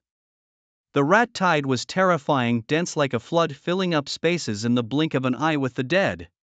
Quick retreat, voices shouted, and at this moment everyone had no time for anything else. If they did not leave now, they might forever be left behind by the rat tide. Lu Chen, upon attacking City S, had already anticipated that the defenders could not withstand such a massive scale of rat tide and would definitely retreat. Thus he had directed the rat tide to completely surround the enemy early on. Looking around, the entire City S, including its outskirts, was densely packed with the figures of grey rats. At this moment, Nangong Outyen was also anxious, having led his soldiers in several charges, but they could not break through the encirclement of the rat tide. Now, the soldiers under his command numbered less than 100,000. The lower-ranked warriors had already been devoured by the tide of rats. Human bones were carelessly strewn across the streets by the relentless swarm. The incessant squeaking of the grey rats unnerved Nangong Outyen. He had not anticipated that after years of battle he would meet his downfall at the hands of the Rat King in such a disgraceful manner. Nangong Outyen threw another punch, channeling his terrifying elemental force into a fist imprint that momentarily cleared a path, but it was quickly filled by the grey rats again. The overwhelming tide of rats disoriented them, leaving them no choice but to advance in the direction they remembered. Lu Chen watched silently from the shadows as the group of elite human warriors tirelessly slashed through the rat swarm. With a mere thought from Lu Chen, the grey rats in the air began spitting fireballs, scattering the warriors completely. Flame rats, earth rats, and windblade rats launched relentless attacks from the sky. The human warriors were forced to use their elemental powers to fend off the aerial assaults while also remaining vigilant against the high-speed grey rats and the massive armored rats that charged fearlessly. These armored rats, scarred and undeterred, plunged into the crowds, splitting the warriors apart. Unable to coordinate, the warriors were gradually overwhelmed by the rat tide. Some warriors, toppled by the rat tide, reacted swiftly by pulling the pins of their grenades, choosing to perish together with the rats amidst the explosions. Nangong Outyen clenched his teeth as he faced the oncoming rat tide. Had the rats not appeared directly in the city, he would not have been defeated so thoroughly. This thought made him curse the cunning of the Rat King internally. General, this rat tide is too vast. We simply can't break through. Nangong Outyen's subordinates looked anxiously at the encroaching swarm, feeling as if their efforts were futile. Hearing the explosions of the grenades mixed with the warriors' roars of defiance, they knew many had chosen a mutual demise. Nangong Outyen turned to look at his followers, his personal guards, whose strength was formidable, yet facing such a massive swarm he was uncertain of their escape. But seeing the hopeful eyes of the many warriors behind him, he knew that maintaining morale was crucial. Brothers, this is merely a horde of rats, follow me in charge. Once we regroup, we shall return and exterminate these despicable grey rats. With that, Nangong Outyen led the charge forward. Meanwhile, the Nangong family had already received news of S City being overrun by the rat tide. In a conference room, a large screen at the front displayed the situation in S City, completely enveloped by the rat tide, obscuring any detailed views inside. The attendees watched in grim silence. A man in his 60s, the patriarch Nangong Shan, broke the quiet atmosphere first. I had not anticipated the rat tide to be so formidable. Patriarch, we must send support to Outyin, or I fear the worst. Yes, indeed, Master, the absence of Nangong Outyin is indeed a great blow to our Nangong family. Nangong Shan listened to the cacophony of discussions around him and sighed inwardly. He was well aware of this, but now it was too late to dispatch troops. They could only carry out long-range strikes and the rest was up to fate. Nangong Li, Master, lead the 2nd Legion to support Nangong Outyin. Yes, Master. Nangong Yi, you are now in command of the long-range combat legion. You must blast open a path through the rat tide to create an escape route for Nangong Outyin. Yes, Master. As everyone began to disperse, Nangong Shan frowned deeply at the screen showing swarms of grey rats. At this moment, Nangong Outyin amidst the rat tide charged forward using his elemental power to create explosive havoc. The family must already be aware of the situation here. Remote support should be arriving soon. Explosions sounded in the sky and behind S City. Following the sounds of explosions, Nangong Outyin pressed forward knowing that this was his family's long-range support opening a path for him. He had to seize this chance to lead his men and break through the encirclement. Once again, Nangong Outyin summoned all his elemental power and charged towards the source of the explosions. Think you can escape? Dream on. Lu Chen watched as missiles were launched towards S City, his eyes gleaming with dangerous coldness. In the air, the fire rat, earth rat, and wind blade rat all changed direction, looking upwards. In the next moment, fireballs, earth spikes, and wind blades were launched towards the incoming missiles. Boom! Giant flames erupted in the air, the missiles exploding before they could reach the rat tide. Nangong Shan, the head of the Nangong family, watched this scene, his face pale with distress. Now, he had no options left. He could only pray that Nangong Outyin would find a way to survive, as losing a whole legion along with an 8th-tier warrior was a crippling blow to the Nangong family. With the sound of cannons, Nangong Outyin could feel the rat tide's attacks intensifying. He looked back and saw his men could no longer keep up with him. After all, as an 8th-tier warrior, he naturally outpaced them. Watching the endless tide of rats, Nangong Outyin gritted his teeth, disregarding the soldiers behind, and continued to fight forward. He knew that in the current situation he alone might have a chance to escape. Carrying others would surely slow him down. After a moment of internal struggle, Nangong Outyin resolutely pressed forward. Lu Chen looked at the fleeing Nangong Outyin with a sneer. So it goes. At the critical moment, it's still every man for himself. I thought the noble families were different from ordinary people. Nangong Outyin, hearing the gradually subsiding screams behind him, knew his men were finished. Holding his war blade, every slash released a massive wave of blade energy, cutting through the swarms of grey rats, blood splattering everywhere. The scaled rat and the speed rat lunged at him, followed by a powerful surge of elemental energy bursting forth from Nangong Outyin. He had been fighting since last night, and the elemental force within him was dwindling. Could it be that I, Nangong Outyin, am destined to perish in the belly of a rat? No, impossible. I, Nangong Outyin, am destined to become a god. I cannot fall here. Aware that gods would emerge in this era of the otherworld and already possessing the strength of a Tier 8, a top-tier entity on Earth, Nangong Outyin was determined to seize the opportunity of this epoch. With this thought, his resolve hardened.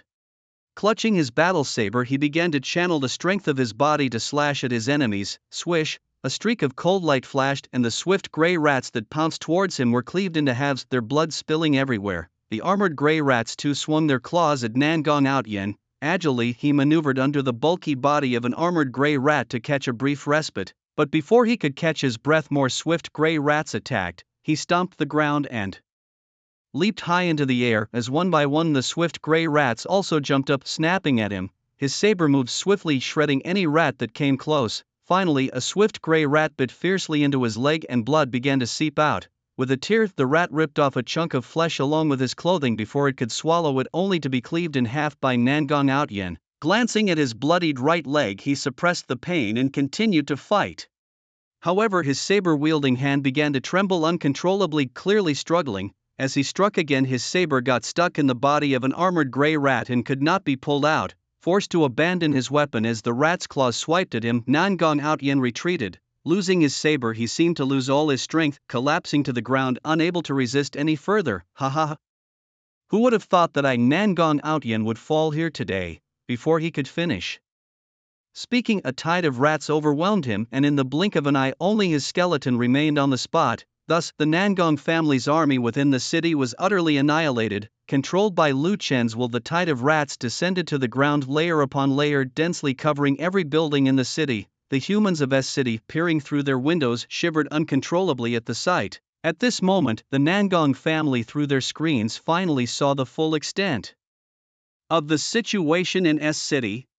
Nangong Shan, watching the scene, hesitated for a long time before finally sighing, "Let's call Nangongli back, Master. This rat tide is a major threat. Let's take this opportunity to eliminate it." Nangong Shan understood what was meant by using nuclear weapons to destroy the rat tide. However, there were still countless people in S City, and using nuclear weapons would not only devastate this city but also affect the neighboring cities. If so, the Nangong family would bear an eternal stigma.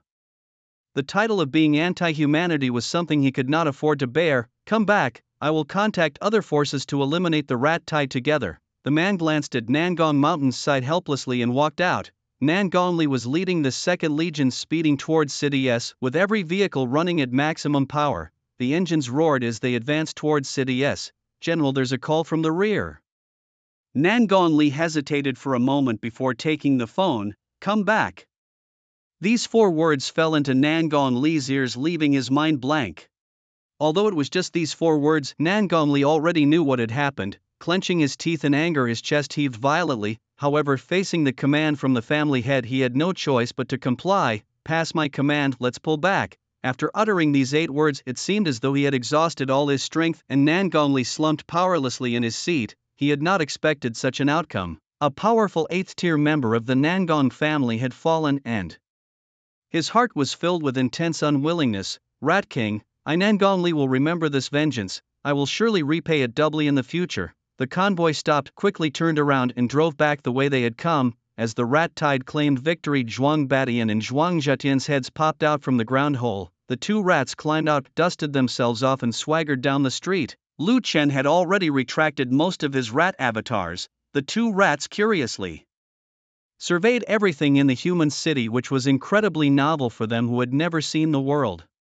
Lu Chen looked into the distance. He knew that this rat tide had annihilated an entire legion of the Nangong family, and they would certainly not let this go and would seek revenge sooner or later. Rather than waiting for them to strike, it would be better to take the initiative. However, the urgent priority now was to stabilize City S and for him to advance to the 7th tier as soon as possible to awaken another divine skill.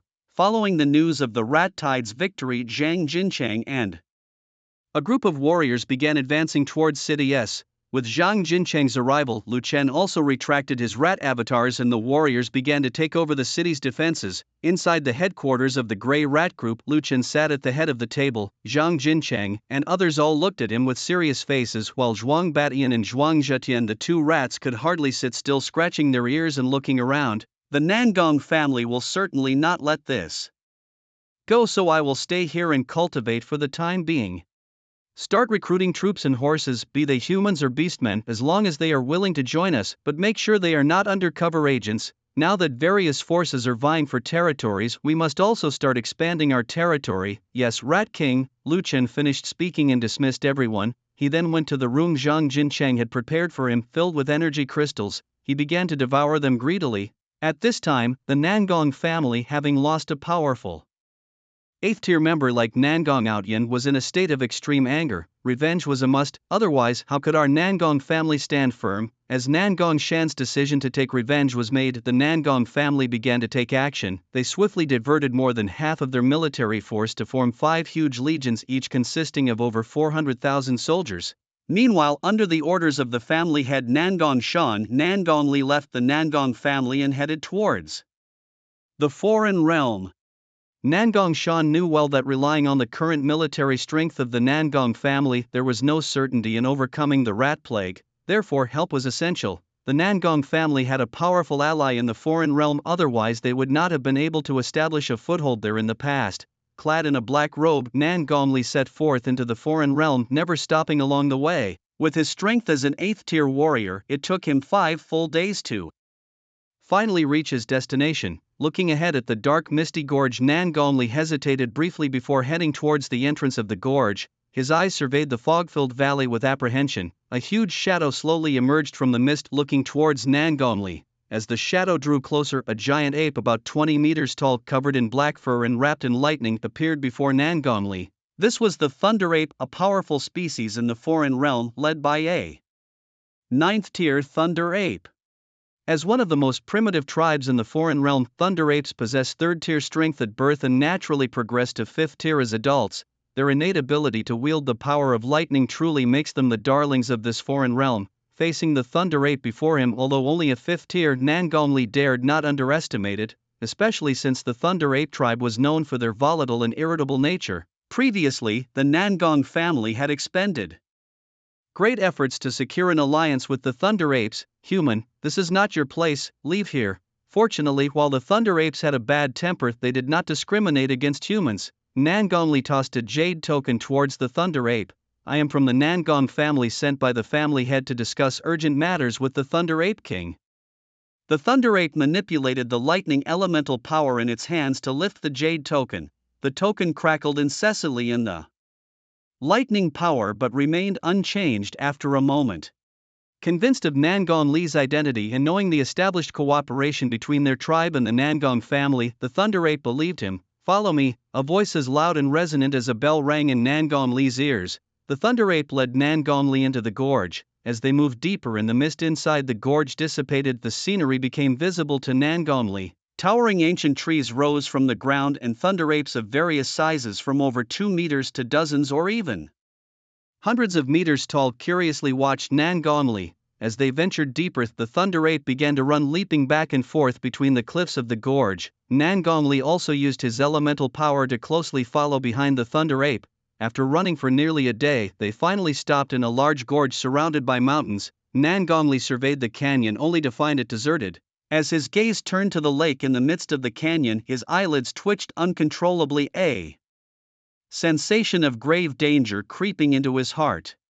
Perched on a rock, barely noticeable unless looked at closely, was a hairless thunder ape about 2 meters tall. The thunder ape that had led him there bowed respectfully to the figure before turning to leave. As the thunder ape stood and looked towards Nangongli, he felt as if a peerless beast had set its sights on him, his heart pounding wildly. What brings the Nangong family to seek me out this time? The Ape King inquired. Great Ape King, our Nangong family is currently facing difficulties and we hope for your powerful support. If you ever wish to compete for the chance to ascend to godhood, our Nangong family will surely support you with all our might. Nangongli replied, the chance to ascend to godhood? It seems that people from your world are aware of it, but such an opportunity is not easily attained. This other world is filled with formidable beings and countless privileged species. The thunder ape spoke somberly, but soon his tone became vigorous. However, we thunder apes are not to be underestimated.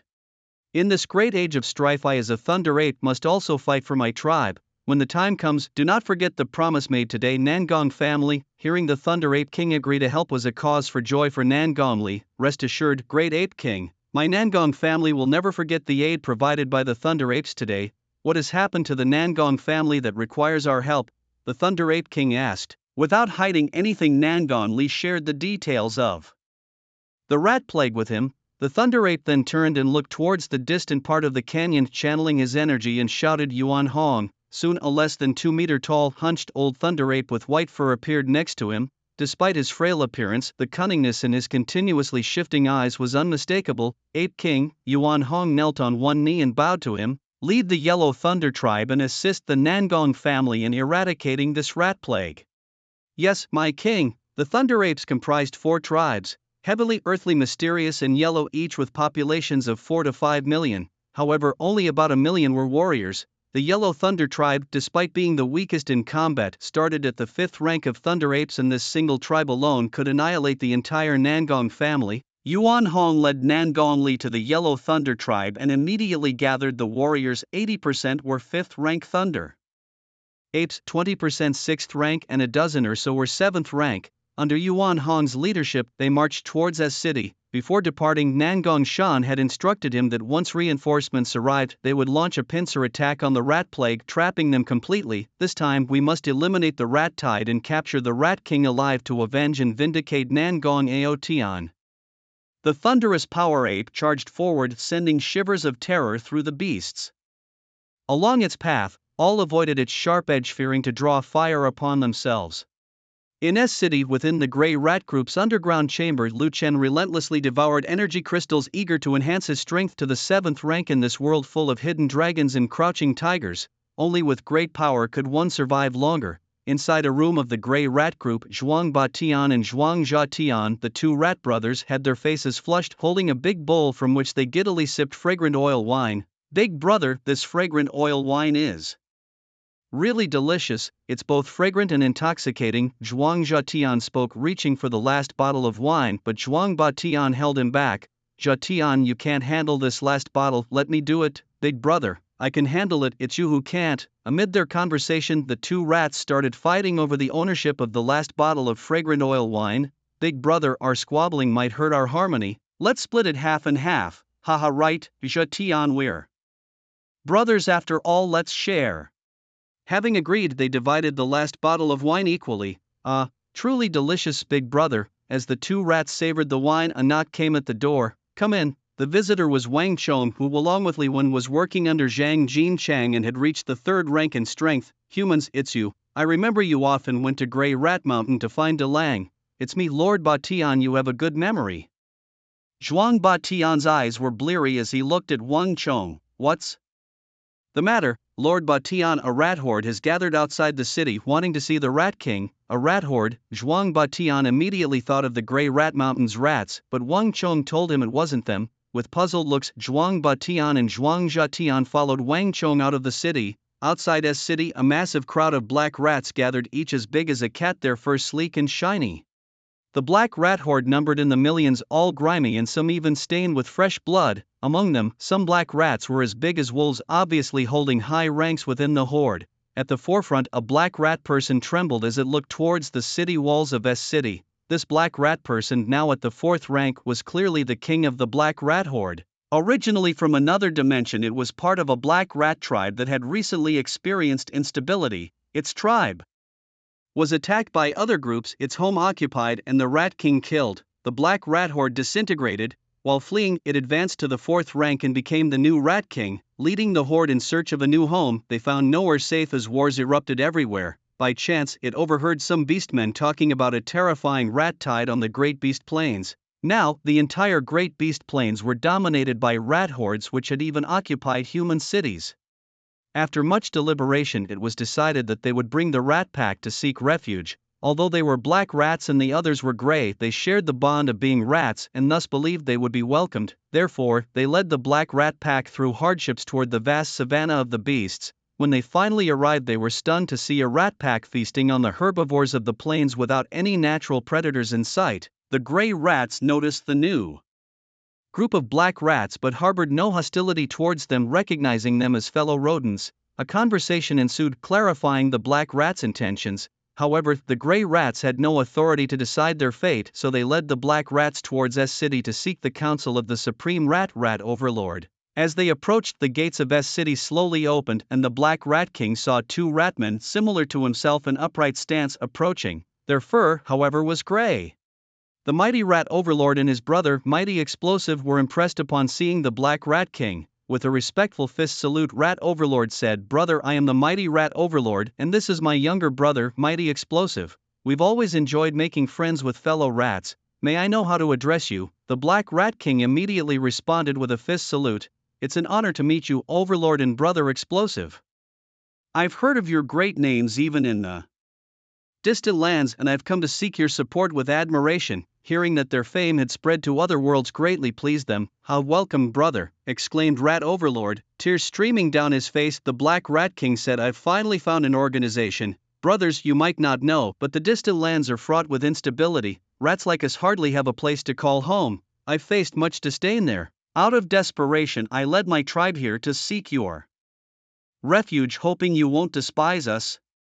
"Brother, where are these words coming from? All rats under the heavens are one family. Rest assured, no one here will bully you," reassured Rat Overlord. "Black Rat King, brother, it feels like we've known each other forever. How about we become sworn brothers?" suggested Mighty Explosive. Hesitating, the Black Rat King looked at both. Seeing his hesitation, Rat Overlord and Mighty Explosive, one on each side, grabbed him and knelt to swear brotherhood. Helplessly, the Black Rat King was pulled into the brotherhood. "Brother, do you have a name?" asked Rat Overlord. The Black Rat King shook his head, then looking at his new brothers he said, "How about I take your surname and call myself Mighty Flip?" "Ha, excellent, our mighty family army has gained another great general," laughed Rat Overlord. "Flip, come, let me take you hunting on the savannah of the beasts, let your rat pack feast."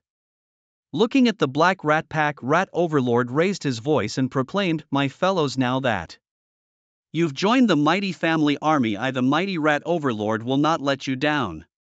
Today I will lead you in your first lesson of rat life, hunting. My fellows, charge!" With Rat Overlord's command, the Black Rat Pack surged forward towards the savannah of the beasts. Squeak, squeak, squeak. Millions of black rats, previously lethargic and starving, howled and followed the mighty Zhuang Badian. Upon hearing the call to hunt, their spirits soared with excitement. The massive tide of black rats surged towards the vast grassland of beasts, passing through the gray mouse forest.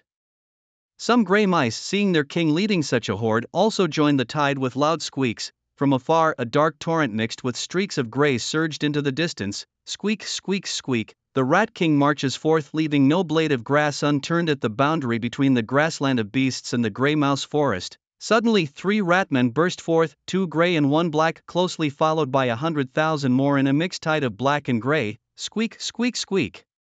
The antelopes grazing nearby were startled by the sudden swarm and immediately took flight. The rat tide swarmed after them like a surge of bees. In no time, several antelopes were overwhelmed, emitting hysterical cries as they fell. I Zhuang Badian have returned. As Zhuang Baishan's cries echoed across the grassland of beasts, the herbivores scattered in terror. Turn the world upside down and let the fatal bite be yours to deliver. At Zhuang Baishan's command, the rat tide parted, revealing more than a dozen bloodied, barely breathing antelopes on the ground, their chests heaving faintly. Zhuang Fantian hesitated, then approached the lead antelope under the encouraging gazes of Zhuang Badian and Zhuang Zhetian. As he hesitated, he opened his mousy jaws towards the neck of the terrified antelope, which trembled violently, desperately wishing to escape but unable to move. Poochie, rat teeth sank into the antelope's neck and a stream of hot blood flowed into Zhuang Fantian's mouth. He felt a warm current flowing down his throat, filling him with a cozy warmth. In an instant he fell in love with this wonderful sensation, sucking greedily.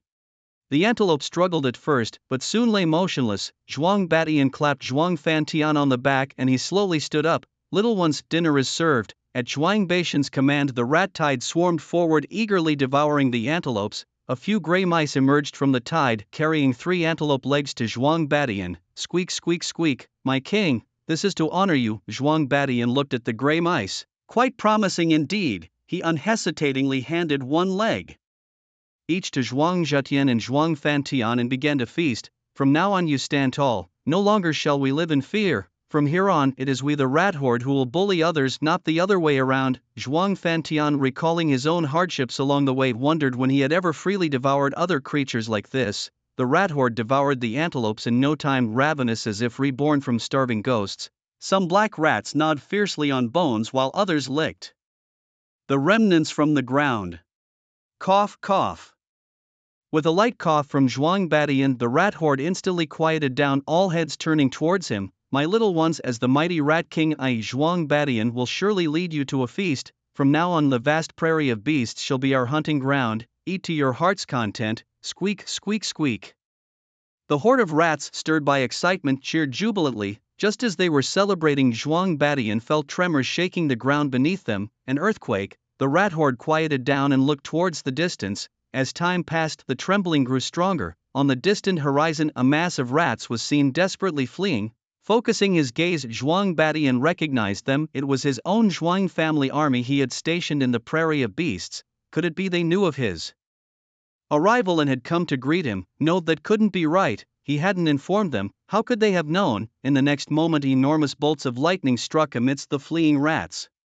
Boom, boom, explosions sounded continuously, and with each flash of lightning, rats were blasted into the air. What was happening? Who dared slaughter my Zhuang family army? Zhuang Badian looked on in fury. The next second, gigantic thunder force apes appeared in his line of sight. Oh my! The rats, sensing Zhuang Baishan's earlier fury, all turned their gaze in that direction. To dare bully our rat horde, especially those black rats who had just found a home only to face such a calamity, it was unbearable. The black rats readied themselves, awaiting Zhuang Baishan's command. "My little ones, follow me." Retreat, leading the charge. Zhuang Batian fled towards the back, followed immediately by Zhuang Zhetian. Zhuang Fantian, ready to charge forward, stopped in confusion upon seeing Zhuang Batian turn to flee. He hesitated for a moment, then chased after Zhuang Batian. Brother Batian, weren't we going to annihilate those enemies? Fantian, are you foolish? These are not foes we can handle. I must quickly notify my brother Dalong. With that, Zhuang Batian led the rat horde at a full sprint towards City S.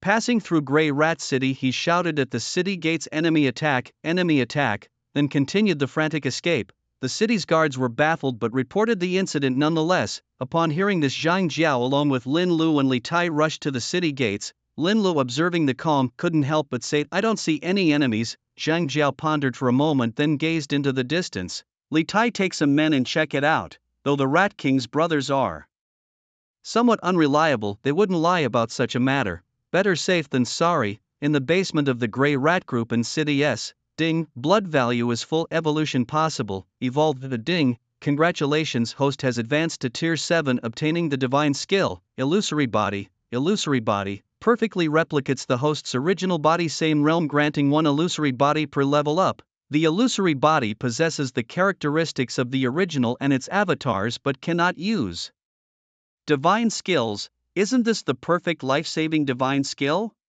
While I hide in the back, the illusory body will lead the rat tide to slaughter in all directions. A sinister laugh echoed. Haha, I have finally reached tier 7, race, demigod rat, divine rat, 400000/10 million, level, tier 7, level 1, 0 out of 10 billion, skill, avatar, can split into 10 trillion grey rat avatars, scale armor rat, 3 trillion ultra speed rat, 4 trillion flame rat, 1 trillion wind blade rat, 1 trillion thick earth rat, 1 trillion divine techniques, meteor of wind and fire phantom. Divine body. After devouring a massive amount of energy crystals, Lu Chen finally ascended to the 7th rank, phantom divine body. With this, his swarm of rats now possessed high-end combat capabilities. Lu Chen opened the basement door and walked towards the ground. It had been a long time since he last saw the sunlight and he found himself missing it. Big wave, trouble. The voice of Zhuang Batian reached Lu Chen's ears. Frowning, he looked towards the approaching Zhuang Batian and Zhuang Zhetian. Why is there a black rat person? Suppressing his confusion, he looked at Zhuang Batian. Big wave, many giant apes have come to the Great Beast Prairie and are slaughtering our rat swarm. Lu Chen narrowed his eyes. These giant apes sure have some nerve. Just as Lu Chen was preparing to head out, Zhang Jincheng also hurried over. Lord Rat King, the Nangong family's army is already 50,000 miles away and advancing towards us. Lu Chen instantly realized the seriousness of the situation. Clearly, they were coming for him, a pincer attack. Unfortunately, they chose the wrong opponent. Now let them witness the power of the rat swarm. Not just any Tom, Dick, or Harry can step on us. Divide. Using the division skill, the rat swarm instantly split into 2, rushing in opposite directions. The entire land turned into a grey torrent. 50,000 meters away from S City, the Nangong family's army of over 2 million was already fully prepared, eyeing the direction of S City with eagerness. Tanks were ready to move out at any moment, equipped with various missiles and weapons of mass destruction. Anger was evident on every soldier's face. This time, the Nangong family had committed almost all their forces, determined to eradicate the rat swarm. All 3 of the Nangong family's 8th rank experts were mobilized, except for the family head Nangong Shan, who stayed back. This war was also meant to deter other wealthy families and showcase their strength. Nangong Shangtian and Nangongyan stood waiting in the ranks. Has there been any news from Nangong Li? According to the timeline, he should have arrived by now. We must obliterate this rat swarm, or else our Nangong family might find it difficult to stand firm in the future. While the 3 were chatting, a soldier ran over from the back of the formation. General, the rat swarm is charging towards us. Nangong Yi glanced at Nangong Yun and Nangong Shangtian. It seems the rat swarm has spotted us and wants to strike first. Well then, let's play along. As Nangong Yi gave the order to fire, rows of cannons on the tanks began aiming skyward, and the next second shells flew towards the advancing rat swarm. Boom! The shells trailing flames tore through the air towards the distant rat swarm. Thousands of cannons fired simultaneously like meteors streaking across the silent sky. The shells exploded among the rat swarm, blasting thousands of ultra-speed rats into pieces. However, this did nothing to stop the advance of the rat swarm. Along the way, the sprinting speed mice died in large numbers, a scene reminiscent of a purgatory with corpses strewn everywhere. Puff, puff, the fire mice flying in the air also began spewing fireballs. Illuminated by the fireballs, the entire sky turned a fiery red. Fireballs and shells collided in mid-air, exploding instantaneously, sending terrifying shockwaves spreading outwards. The mice on the ground seized this chance to catch their breath and continued rushing forward. The Nangong family's army could already see the mouse tide approaching with their naked eyes.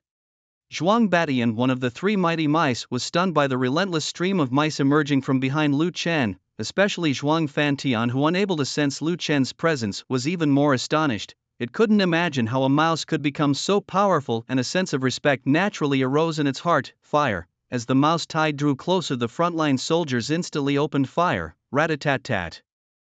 Bullets poured into the tide as if they cost nothing. Every mouse hit by the bullets burst open, falling paralyzed to the ground. Heavy machine guns mounted on tanks also started spewing fire snakes. Bullets formed an impenetrable wall of fire, pressing down on the mouse tide. The earthy gray mice in the air opened their mouths, shooting earth spikes toward the sky. The hard earth spikes, whistling through the air, flew down towards the Nangong family's army. The earth spikes plunged into the ground, impaling some soldiers who couldn't dodge in time, who then screamed in agony, "Quick, activate the shield!" A voice filled with elemental power echoed across the battlefield. Some soldiers swiftly sprang into action. Tanks were started, each equipped with a massive energy device. These tanks swiftly moved among the troops, reaching specified positions, and the soldiers quickly disembarked. As the Nangong family's soldiers continuously pressed on the energy devices, the devices gradually began to glow, the light growing brighter as the devices operated. Soon beams of light shot up from these devices, striking the sky and spreading outwards to form a transparent barrier. The light waves spread, interconnecting, and ultimately formed a transparent energy shield. However, these soldiers did not cease their efforts. They grasped handfuls of energy crystals, casting them into the energy devices. The newly formed energy shield was immediately attacked by fireballs, wind blades, and earth spikes. The hemispherical shield trembled violently, perilously close to failing, but it barely held up. Meanwhile, in the Grey Mouse Forest, Li Tai, along with several soldiers driving an off-road vehicle, prepared to conduct a thorough inspection. Suddenly, they felt the ground tremble. The next second, they looked up to see a group of mice scrambling away, followed by a group of unusually large apes surrounded by thunder and lightning, toying with the mice like a cat with a mouse. Occasionally lifting a hand to point, a flash of lightning would explode among the mice, sending many charred bodies flying. The mice fled in terror, while the giant apes burst into peals of mocking laughter. Upon witnessing the scene, Li Tai instantly turned his vehicle around and sped towards Rat City. He floored the accelerator, the roar of the engine deafening. He could tell at a glance that these giant apes were beyond what they could handle. He had to seek the help of the Rat King. Otherwise, Rat City would be no more. He drove his SUV through the rat forest, his heart pounding with unease. Suddenly, he sensed a disturbance ahead, a loud whooshing of the air. The next second, his face lit up with joy. A rat tide! It was a rat tide! Screeching, the sound of tires grinding against the ground echoed as Li Tai slammed on the brakes. He sat in the car, excitedly watching the approaching rat tide. The leading speed rats instantly parted, forming a path around his SUV. The speed rats up front continued to surge forward relentlessly, while swarms of flame rats, earth rats, and wind blade rats flew over their heads. In an instant, it was as dark as night, so dark that one couldn't see their own hand in front of them. The scene persisted, and Li Tai sat motionless in the car, as if he were blind despite his open eyes. After a while, the rat tide burst out of the rat forest and didn't stop as it surged towards the great beast plains. The fleeing rat groups also saw the approaching rat tide. Squeak, squeak, squeak. Tears streamed down their faces. Their kin had finally come to rescue them. The Thunder Power apes at the back were momentarily stunned by this sudden surge, but they quickly recovered. These rats seemed different, and they were incredibly fast. The next moment, the rat tide in front redefined their understanding. These rats have wings? Can they fly? Aren't those bats? Their large heads filled with tiny question marks. Before the Thunder Power apes could react, the rat tide's attack followed. Fireballs, earth spikes, and wind blades ceaselessly erupted from the mouths of the rats. The aerial onslaught also changed the expressions of the Thunder Power apes. Defend, defend! Shouts came from the Thunder Power apes as they conjured up a barrier of thunder and lightning around themselves.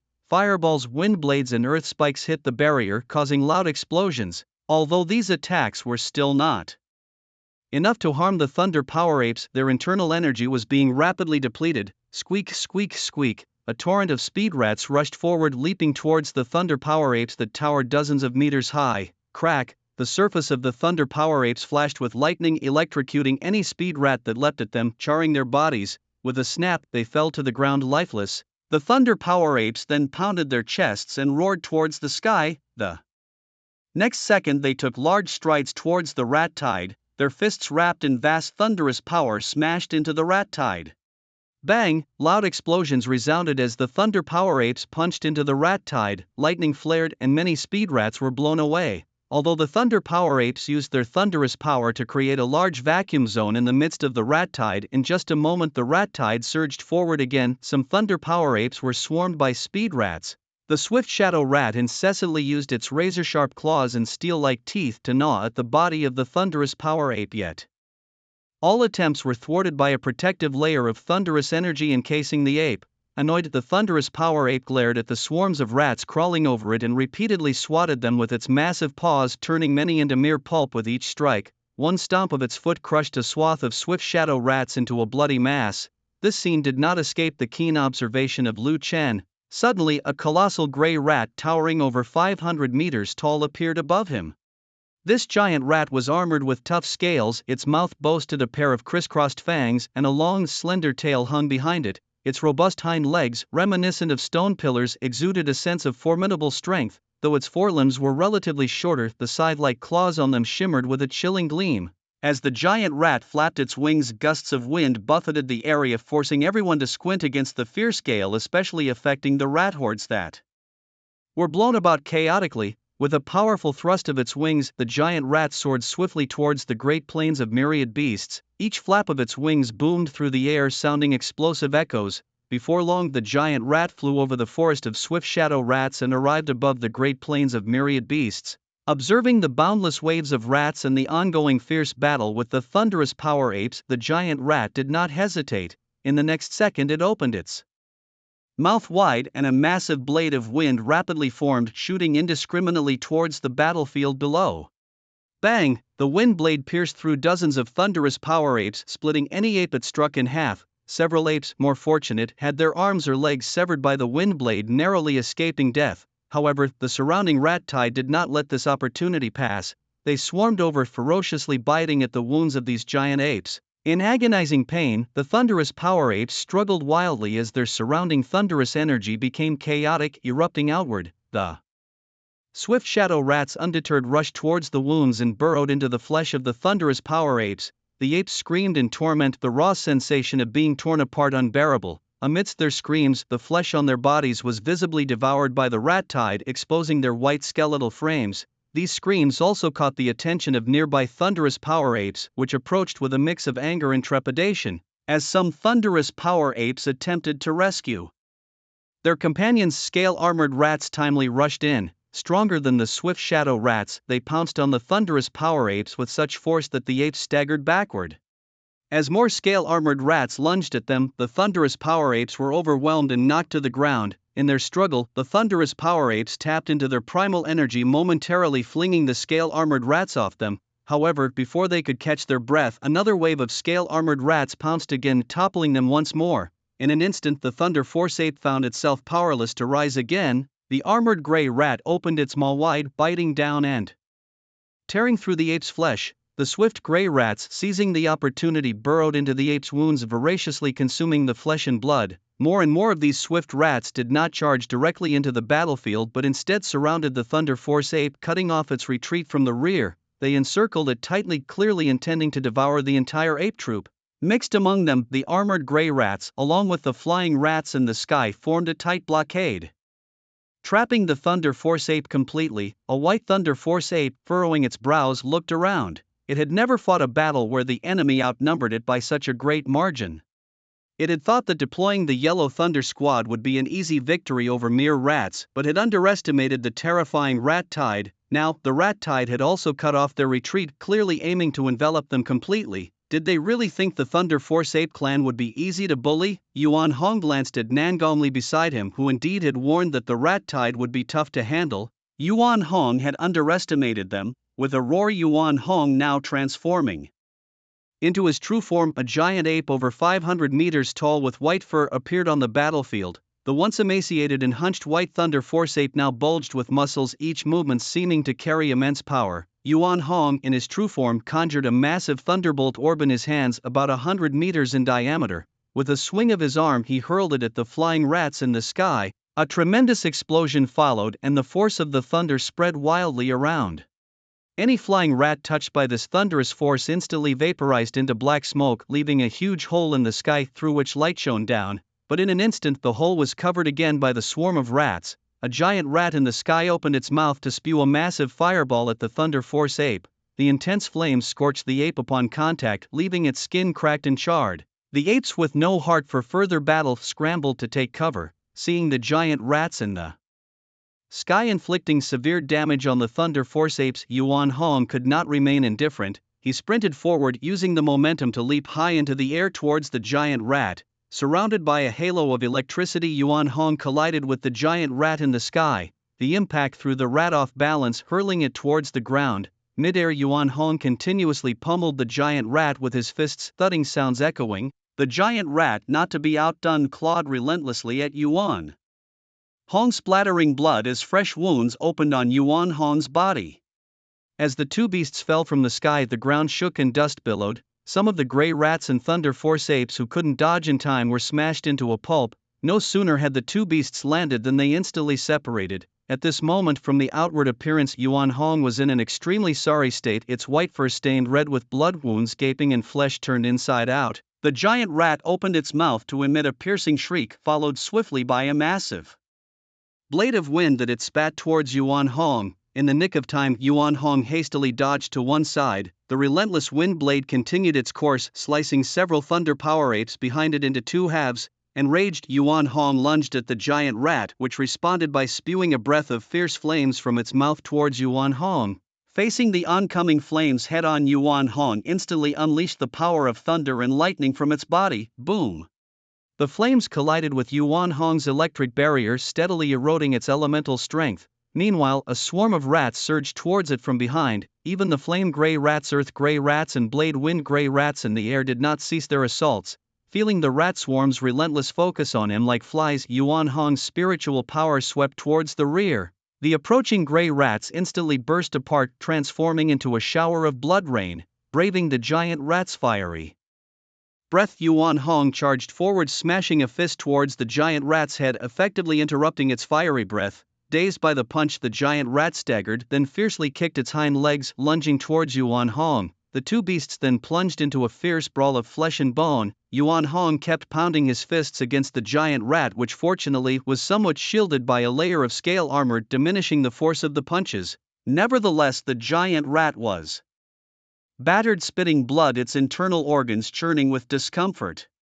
Suddenly, the giant rat stretched its head towards Yuan Hong's shoulder and bit down hard, its sharp teeth deeply embedded in Yuan Hong's shoulder, causing a gush of fresh blood to spray out. Enraged, Yuan Hong grabbed the body of the giant rat, lifting it high and throwing it fiercely to the ground. The giant rat tumbled over, rolling several times before quickly getting back on its feet, while Yuan Hong seized the opportunity to charge forward. Strike while the enemy is down, Speedy Gray. Rats quickly climbed onto Yuan Hong, viciously biting into the wound, desperately burrowing into his flesh. Damned vermin, I will exterminate you all. In his fury, Yuan Hong's eyes bloodshot, his sanity gradually slipping away. He continuously beat his chest and roared, seemingly to vent the raging fury within. The giant rat, seizing the chance to catch its breath, swiftly stood up, powering its hind legs to charge towards Yuan Hong. It opened its mouth wide to viciously bite at Yuan Hong's neck. Yuan Hong, his body covered in gray rats, his vision obstructed, could only dimly see the giant rat opening its jaws towards his neck. Years of combat experience told him that if the bite landed, he would be either dead or severely injured. In a desperate move, Yuan Hong stretched out his right arm to block. A pain that seemed to penetrate deep into his soul surged through him, Yuan Hong feeling his right arm's bones creaking under the pressure. The giant rat's mouth clamped entirely onto Yuan Hong's right arm, then row upon row of sharp teeth continually sawed through Yuan Hong's arm under the force of the giant rat's bite. Crack! With a painful roar, Yuan Hong's right arm was brutally bitten off by the giant rat. The creature casually tossed the severed limb onto the ground, where it was quickly overwhelmed by a swarm of rats. in the blink of an eye nothing was left but bones. Blood spurted wildly from the stump of Yuan Hong's right arm, his face turning ghostly pale as cold sweat beaded on his forehead. However, the rat swarm gave no chance for recovery, as several swift gray rats quickly pounced towards the bleeding limb, gnawing ferociously at the flesh. Yuan Hong's screams also caught the attention of the other Thunder Power Apes. A 7th-tier Thunder Power Ape closest to Yuan Hong immediately rushed to his aid, hoping to rescue him from his plight. However, Lu Chen, who had been monitoring the situation through the rat swarm, could not let this happen. The scale-armored gray rats around him charged fearlessly at the 7th-tier Thunder Power Ape. They clung onto its body, biting deeply and relentlessly, even as their bodies were smashed into a bloody pulp. Seizing the opportunity, the giant rat launched another attack, spewing a blazing breath of fire towards the front. The swift gray rats on Yuan Hong's chest were instantly turned to ashes by the scorching flames. Then, a large hole appeared in Yuan Hong's chest, through which one could faintly see the white bones within. The giant rat swung its claw towards Yuan Hong's head. Streaks of cold light flashed, leaving deep bone-revealing lacerations on Yuan Hong's head, shattering his eyes in the process. Now blind, Yuan Hong's fear escalated instantly. He felt the swift gray rats furiously tearing at his wounds and roared in defiance. Some of the swift gray rats quickly burrowed into his mouth, beginning to devour him from within. Unable to endure any longer, Yuan Hong's spiritual energy burst forth recklessly, scattering in all directions like a headless fly. The giant rat took advantage of Yuan Hong's momentary turn to pounce on his neck, its teeth sinking unpredictably into Yuan Hong's throat. Feeling his life ebbing away, Yuan Hong's left arm swung fiercely, pounding the giant rat's body. With each relentless bite of the giant rat, Yuan Hong's pounding grew weaker. Thump! Yuan Hong's left arm drooped, drained of strength to lift again. As the giant rat released its grip, the white-haired Thunder Power Ape collapsed thunderously to the ground. As Yuan Hong fell, the swift gray rats quickly climbed onto his body, voraciously devouring him. The 7th-tier Thunder Power Ape, rushing towards the scene, witnessed Yuan Hong's death, a sight that filled it with immense sorrow and rage.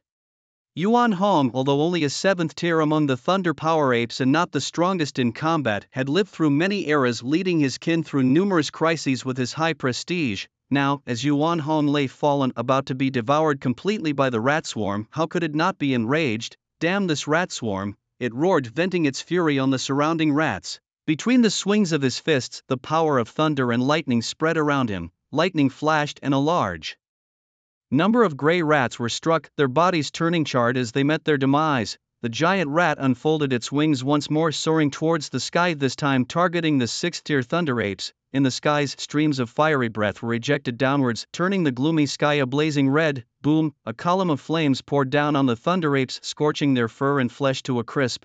The agile gray rats and the armored gray rats took this opportunity to surge forward, quickly overwhelming the injured Thunder Apes. At this moment, Nan Gongli showed an expression of urgency. His original plan was to later encircle City S, but he hadn't expected such events to unfold even before the planned time. The death and battle of Yuan Hong also dashed his hopes for victory. He looked up at the 7th-tier giant rat in the sky. Was that the Rat King? To think it was 7th tier.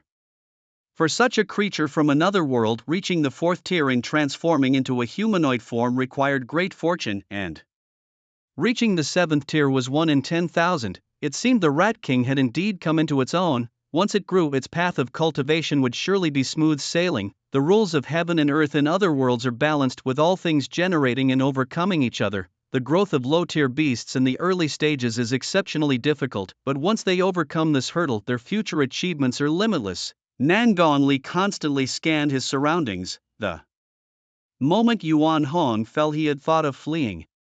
The next moment, Nan Gongli blasted open a path through the swarm of rats and rushed forward. He could wait no longer. Seeing the Thunder Apes, whose eyes were red with killing intent, he cursed them silently as fools in his heart. Nan Gongli chose a direction and plunged alone into the swarm of rats. The giant rat in the sky had already noticed Nan Gongli trying to escape, and it sent a massive wind blade whistling towards him from behind. Nan Gongli felt the wind blade behind him and immediately dodged to the left. Boom! Nan Gongli narrowly escaped the attack, and a huge trench appeared where he had been standing. The giant rat then opened its mouth, spewing a fiery breath towards Nan Gongli. The enormous flame energy relentlessly pursued him as he continuously dodged the flames behind him while also killing the surging rat swarm. At this moment, Nan Gongli was also somewhat anxious. He could see no way out amidst the rat swarm, and the Rat King in the sky had already set its sights on him.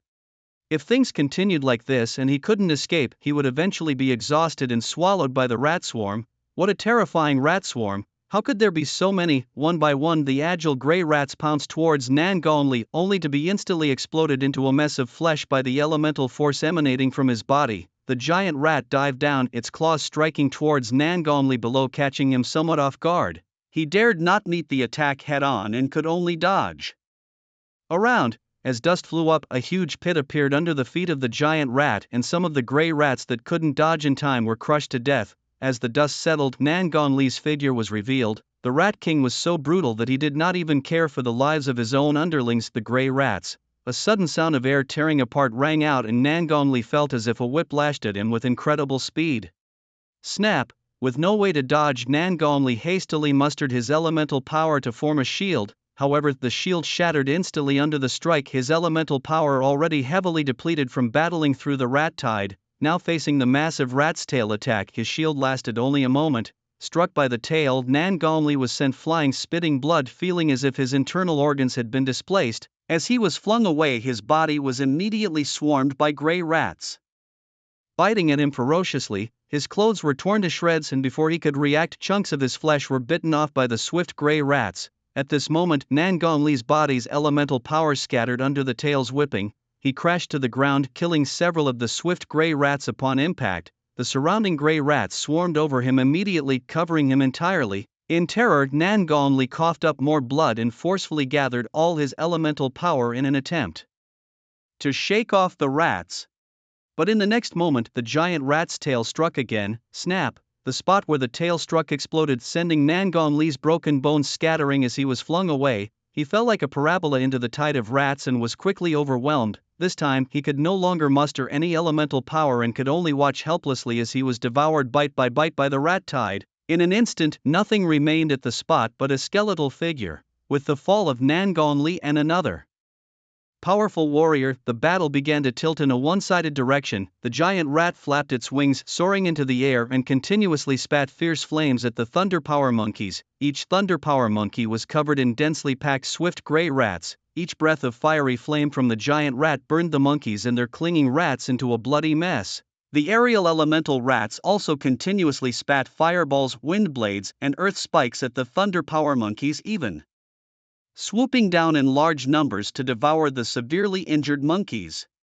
The blood-enraged Thunder Power monkeys, knowing no fear, fought to their deaths. After their electric power was exhausted, they began to use their physical strength to crush the rat tide. The battlefield was littered with corpses and rivers of blood flowed. One by one, the Thunder Power monkeys fell under the devouring rat tide. Even as the Thunder Power monkeys fell, the grey rats clung on, biting fiercely and burrowing into their bodies. The giant rat in the sky, seemingly to conserve energy, flew towards the ground and pounced on a Thunder Power monkey. A flash of cold light, and the monkey was instantly pierced through by the giant rat's claws and was devoured completely by the rat tide. For the tribe, the Thunder Power monkeys of the Huang Lei tribe roared in anger, relentlessly charging into the rat tide. However, despite their fearless and fierce counterattacks, their fate of defeat remained unchanged. With each pounce, the giant rat pierced through the body of a Thunder Power ape with its sharp claws. The sounds of the wilderness on the Great Plains of Beasts dwindled until the last Thunder Power ape fell, leaving no ape standing on the plains. Ding, flesh value is full. Evolve. Ding, new gene intake detected. New Thunder Grey Rat acquired. Ding, new gene intake detected. Scale armor Grey Rat upgraded. Height reaches 20 meters. Ding, all basic attributes of Grey Rats have been upgraded. Race, Demigod Rat, God Rat, 1 million/10 million. Level, Tier 7 Level 2, 0/2 billion. Skills, cloning, can split into 200 trillion Grey Rat clones. Scale armor Grey Rat, 500 trillion, 20 meters. Speedy Grey Rat, 700 trillion. Flame Grey Rat, 200 trillion. Wind Blade Grey Rat, 200 trillion. Thick Earth Grey Rat, 200 trillion. Thunder Grey Rat, 200 trillion. Divine Skill, Wind Fire Meteor. Illusory Body, 2. After this evolution, Lu Chen could clearly feel the claws and teeth of all the grey rats rising to a new level. Particularly, the intake of new genes also added a new elemental grey rat, Thunder Grey Rat, Electric Rat, As Lu Chen thought, the rat tide on the great plains of beasts began to recede, turning its direction towards City S. After the retreat, what remained were millions of giant skeletons. The plains, stained dark red with blood, spoke of the cruelty of this battle. As the rat tide on the great plains of beasts receded, Zhang Jincheng and others knew that the Rat King must have dealt with the troubles in the alien world behind him. These people, watching the incessant stream of rats, felt their scalps tingle. In the future, this alien world might see a change in power. With such a scale of rat tide, how many alien races could withstand it? Not to mention the alien worlds even on Earth. Perhaps only the cooperation of the 3 major consortia for alliances and 5 great families could contend with this rat tide to some extent. De Lang, have you resolved those giant apes? Zhuang Batian looked at Lu Chen incredulously. Lu Chen did not hide it and nodded. Zhuang Batian's rat face was full of excitement. Ah, foolish humans! Let you witness the power of Zhuang Batian. Minions, follow your king and meet these foolish humans. Squeak, squeak, squeak. The black rat swarm and the gray rat swarm excitedly responded to Zhuang Batian's call. Whoosh! Zhuang Batian, taking the lead, charged towards the outskirts of City S, followed closely by Zhuang Zhetian and Zhuang Fantian. Are we really going this bold? Lu Chen watched as Zhuang Batian led the rat swarm ready to face the Nangong family's army head-on. This rat swarm also had a scale of nearly 2 million. Rat-a-tat-tat. The warriors of the Nangong family continuously pulled their triggers, bullets raining down like a dense shower on the rat tide. Blooms of blood erupted amidst the rat tide. The elemental gray rats in the air spat down fireballs, wind blades and earth spikes, but they were all blocked by an energy shield in the air, scattering like fireworks. Laser beams shot towards the rat tide, turning any gray rat caught in their path into a pile of flesh. The tide of rats had completely surrounded the forces of the Nangong family. Although the sun was directly overhead, the people of the Nangong family could not feel a single ray of sunlight. They could only rely on the searchlights on their war chariots to see their surroundings clearly. Nangong Yi's brow furrowed deeper as he watched the menacing tide of rats. It was time to get tough. Bring out the incendiary bombs. Nangong Yi's voice, imbued with Yuan force, echoed among the artillery troops in the rear. The next moment, accompanied by loud explosions, shells trailing flames streaked across the pitch-black night sky towards the tide of rats. Boom!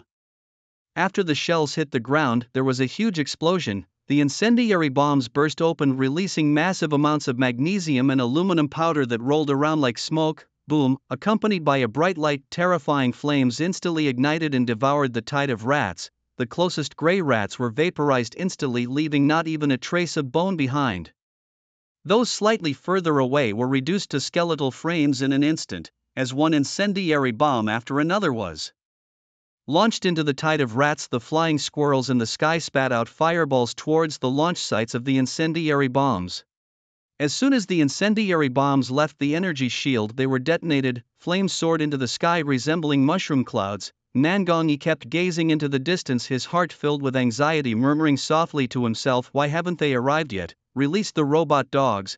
With Nangong Yi's command, one after another robot dogs with glowing red eyes were released. As the warriors holding tablets input commands, the robot dogs' eyes emitted red lights, and the next moment they charged towards the tide of rats, surpassing the warriors. Rat-a-tat-tat. As the robot dogs ran, the 2 gun barrels on their bodies continuously fired energy bullets at the tide of rats. Once the robot dogs plunged into the tide, sharp blades extended from their paws and slashed at the rats. Streaks of cold light flashed and neat wounds appeared on the bodies of the gray rats, bleeding profusely. In the next moment, these robot dogs were pinned down by the tide of rats, unable to move. However, something unexpected happened. One after another, the fallen robot dogs self-destructed. The rats within a few meters were blown apart and flesh flew everywhere. A sinister voice suddenly rang out on the battlefield. You foolish humans, prepare to endure the wrath of Zhuang Batian. Squeak, squeak, squeak. The great king is mighty. The great king is domineering. Zhuang Batian roared enthusiastically towards the forces of the Nangong family. Zhuang Batian, so that was the Rat King's name? No wonder the tide of rats was so formidable. Nangong Yi and the others looked towards the source of the voice, but their furrowed brows soon relaxed a bit. A 4th-tier rat king wasn't too outrageous after all. He dared to bully our rat race. Let you know the power of Zhuang Zhetian. Squeak, squeak, squeak. The second king is mighty. As Zhuang Batian and Zhuang Zhetian announced their names, the black rat crowd also looked towards their own kings. Zhuang Fantian watched the hopeful expressions of the black rats in the crowd behind him as well as the encouraging gaze of Zhuang Batian and Zhuang Zhetian. Foolish humans, become the feast of my mighty self. As Zhuang Fantian's words fell, the horde of black rats behind him exploded into chaos. Squeaks of "Long live the king is mighty," filled the air. At this moment, however, the previously relaxed brows of Nangong Yi and his two companions furrowed once again. 3 rat kings? No wonder the scale of the rat tide was so immense. Fortunately, all were of the 4th tier. The trio felt slightly relieved, but their expressions darkened. The next second, they saw 2 7th-tier giant rats flying through the sky, especially those wings that blocked out the sun. 7th tier, Nangong Yi exclaimed in shock. After their appearance, Zhuang Fantian and the 3 rat kings began ordering their numerous minions to start digging tunnels. Dust flew everywhere, but fortunately, with the rat tide covering their actions, the Nangong family's army couldn't detect what was happening here. Squeak, squeak, squeak, the black and gray rat hordes frenziedly dug into the ground, a protective energy shield guarding the skies and surroundings tightly like a lid, with only the ground left unprotected. Keep at it, my minions, soon your king will lead you to a feast. Zhuang Fantian encouraged the digging gray and black rats. Nangong Yi and others didn't know how Nangong Outyan's army had been defeated days before, so they hadn't considered the possibility of the rat tide digging tunnels. At this moment, Nangong Yi was still anxious about the arrival of reinforcements. Didn't the Thunder Force apes agree to send troops? Why haven't they arrived? He would never know that the reinforcements had already been devoured by the rat tide. Squeak, squeak, squeak. A soldier tirelessly loading energy crystals into a machine gun suddenly heard rat squeaks nearby. Continuously loading the energy crystals made him tired, and he shook his head thinking it was an illusion. The squeaking sounded again, and he hurriedly turned his head only to see a large gray rat curiously emerging from a tunnel and looking up at him. The gray rat tilted its head, seemingly puzzled why this human wasn't afraid of it. Back on the Great Beast Plains, animals would flee at the sight of it as if it were a terrifying predator. This soldier, looking at the gray rat, realized something. The rat tide can dig tunnels. As soon as his realization dawned, numerous large holes appeared in the ground and gray and black rats surged out like a tide. Instantly, the crowd erupted with incessant squeaking. The black and gray rat hordes rushed at the surrounding soldiers, opening their mouths to bite fiercely. Squeak, squeak. Squeak, so delicious, the more I eat the hungrier I get. The rat horde frenziedly attacked the Nangong family's soldiers, biting off large chunks of flesh. The once continuously firing energy weapons now fell silent one after another. The chaos in the rear caught the attention of Nangong Yi and others. What's happening, General? It's the rat tide. The rat tide has broken into the camp. What? How is that possible, General? The rat tide can dig, they've broken through from the ground. Upon hearing this, Nangong Yi instantly connected it to the possible demise of Nangong Outyan at the hands of the rat tide. Quick, destroy those tunnels and swiftly eliminate the incoming rat tide. 2 massive jets of fiery breath shot through the sky towards the military camp of the Nangong family. With a hiss, the ground itself was warped by the force of the flames. The fiery breath instantly engulfed the group of warriors at the forefront. Amidst loud explosions, the warriors were instantly reduced to ash. This delay created a huge gap in the Nangong family's army, which the swift gray rats quickly exploited.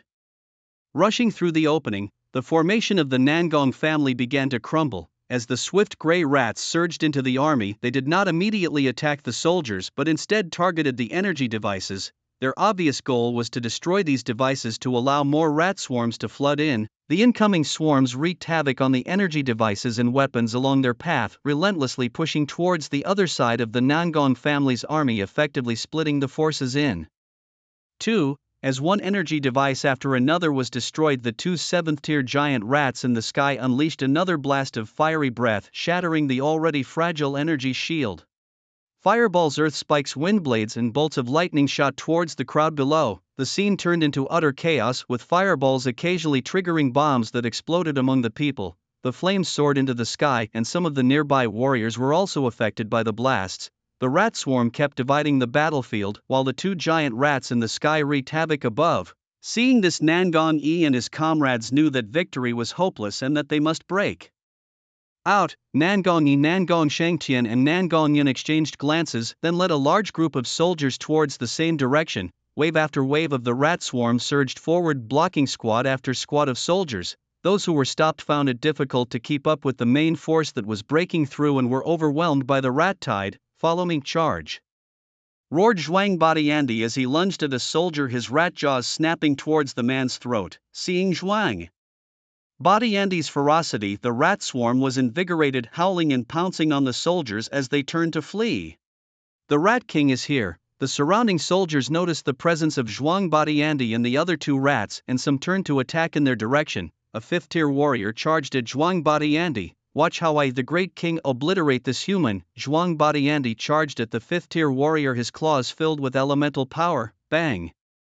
His claws collided with the warrior's fist, and the next moment Zhuang Badiandi was sent flying, crashing heavily onto the ground. Pain surged through him instantly. The fifth-tier warrior charged again, his right fist fiercely aiming for Zhuang Badiandi's rat head. This blow could be fatal or cause severe injury. Zhuang Badiandi was terrified, sweating coldly. I was just showing off. How come this human is so powerful? My rat life is over now. Farewell, my little female rats. Boom. However, what Zhuang Badiandi feared did not happen. Instead, a large-scale armored grey rat stood in front of him. The scale-armored rat staggered, blood dripping from its mouth. Although it blocked the hit, its scales were shattered.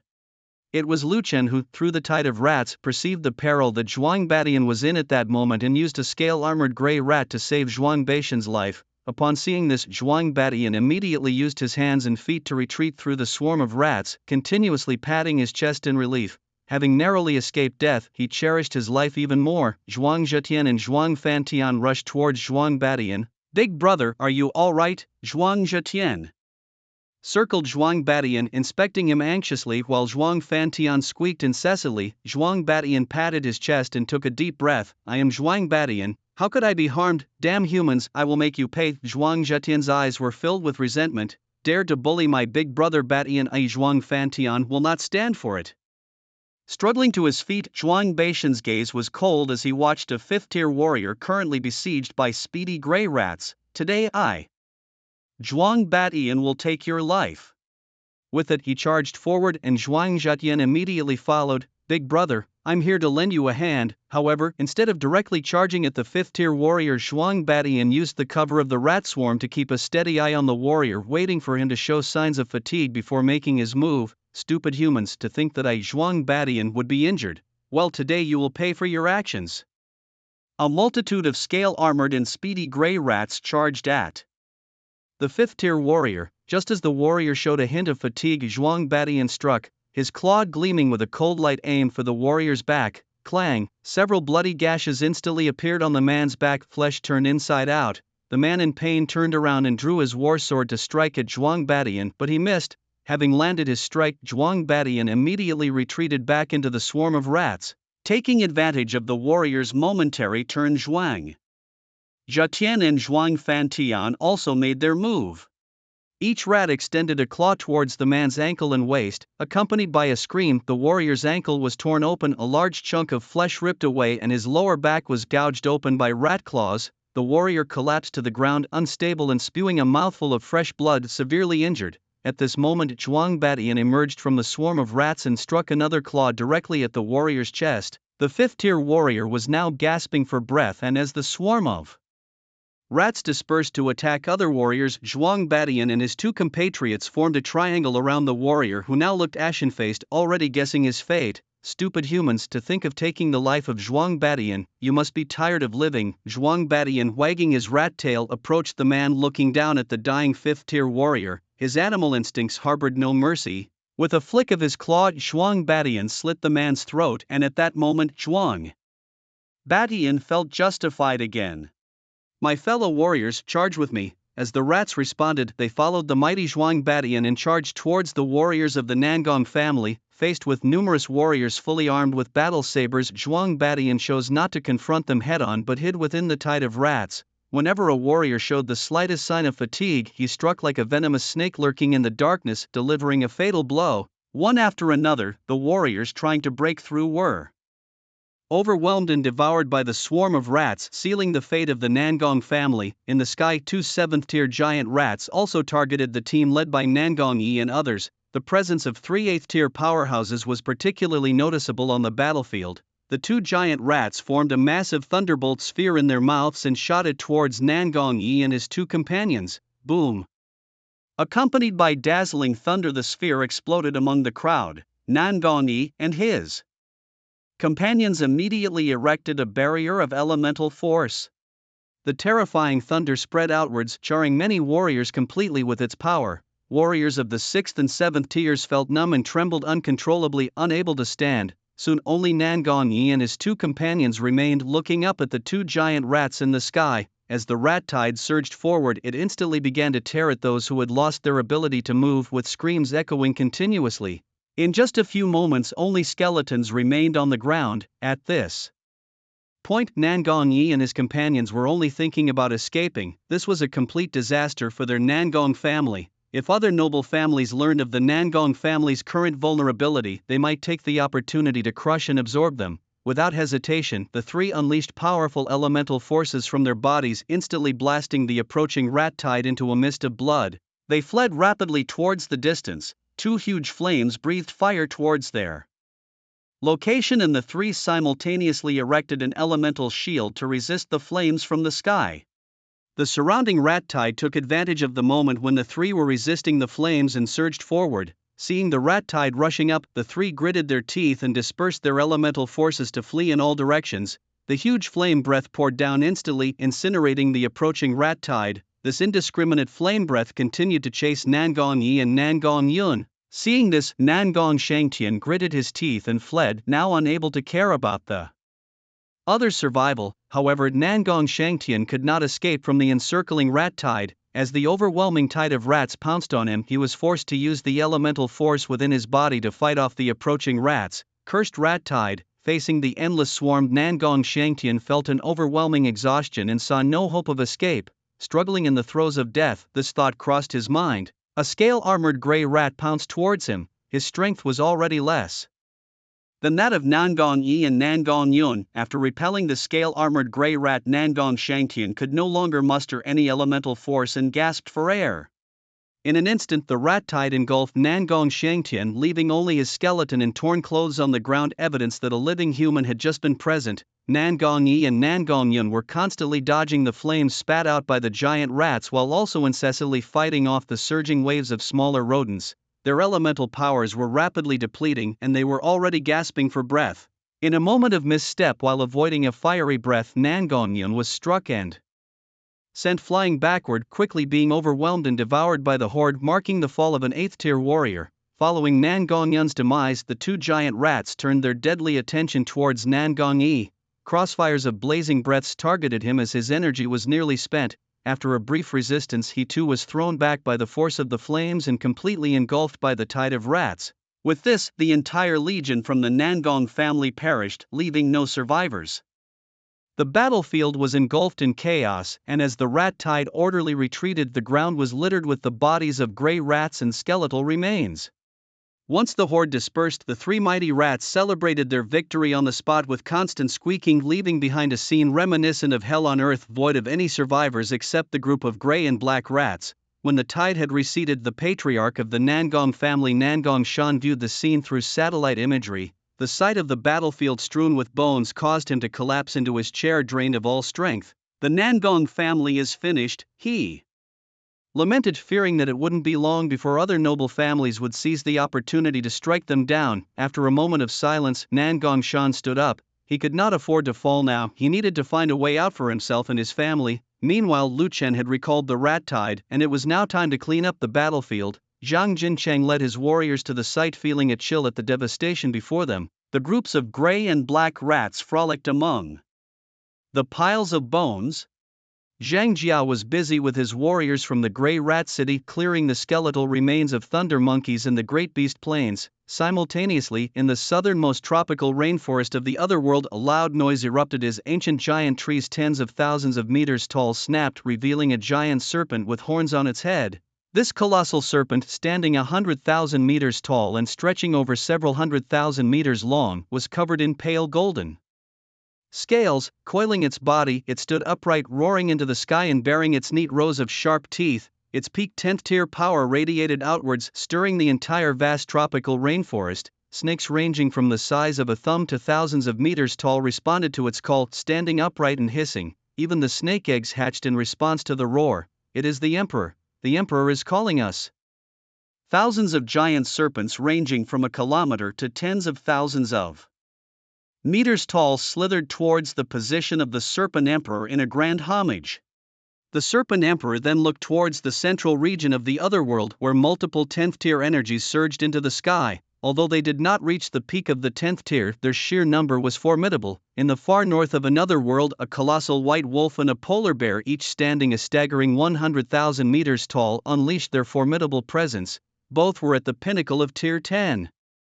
Similarly, in the western deserts of this otherworldly realm, a giant ant queen of the same height broke through the earth, her strength erupting to the peak of Tier 10. At this moment, these four top-tier forces surveyed each other with competitive eyes, each dominating a significant portion of this other realm and wary of the other's might. As for the central region of this otherworld, the Tier 10 presences there were not even considered a threat by these regal beings. Beyond the landmasses in the vast and uncharted deep-sea areas, 10 more Tier 10 creatures freely released their energies.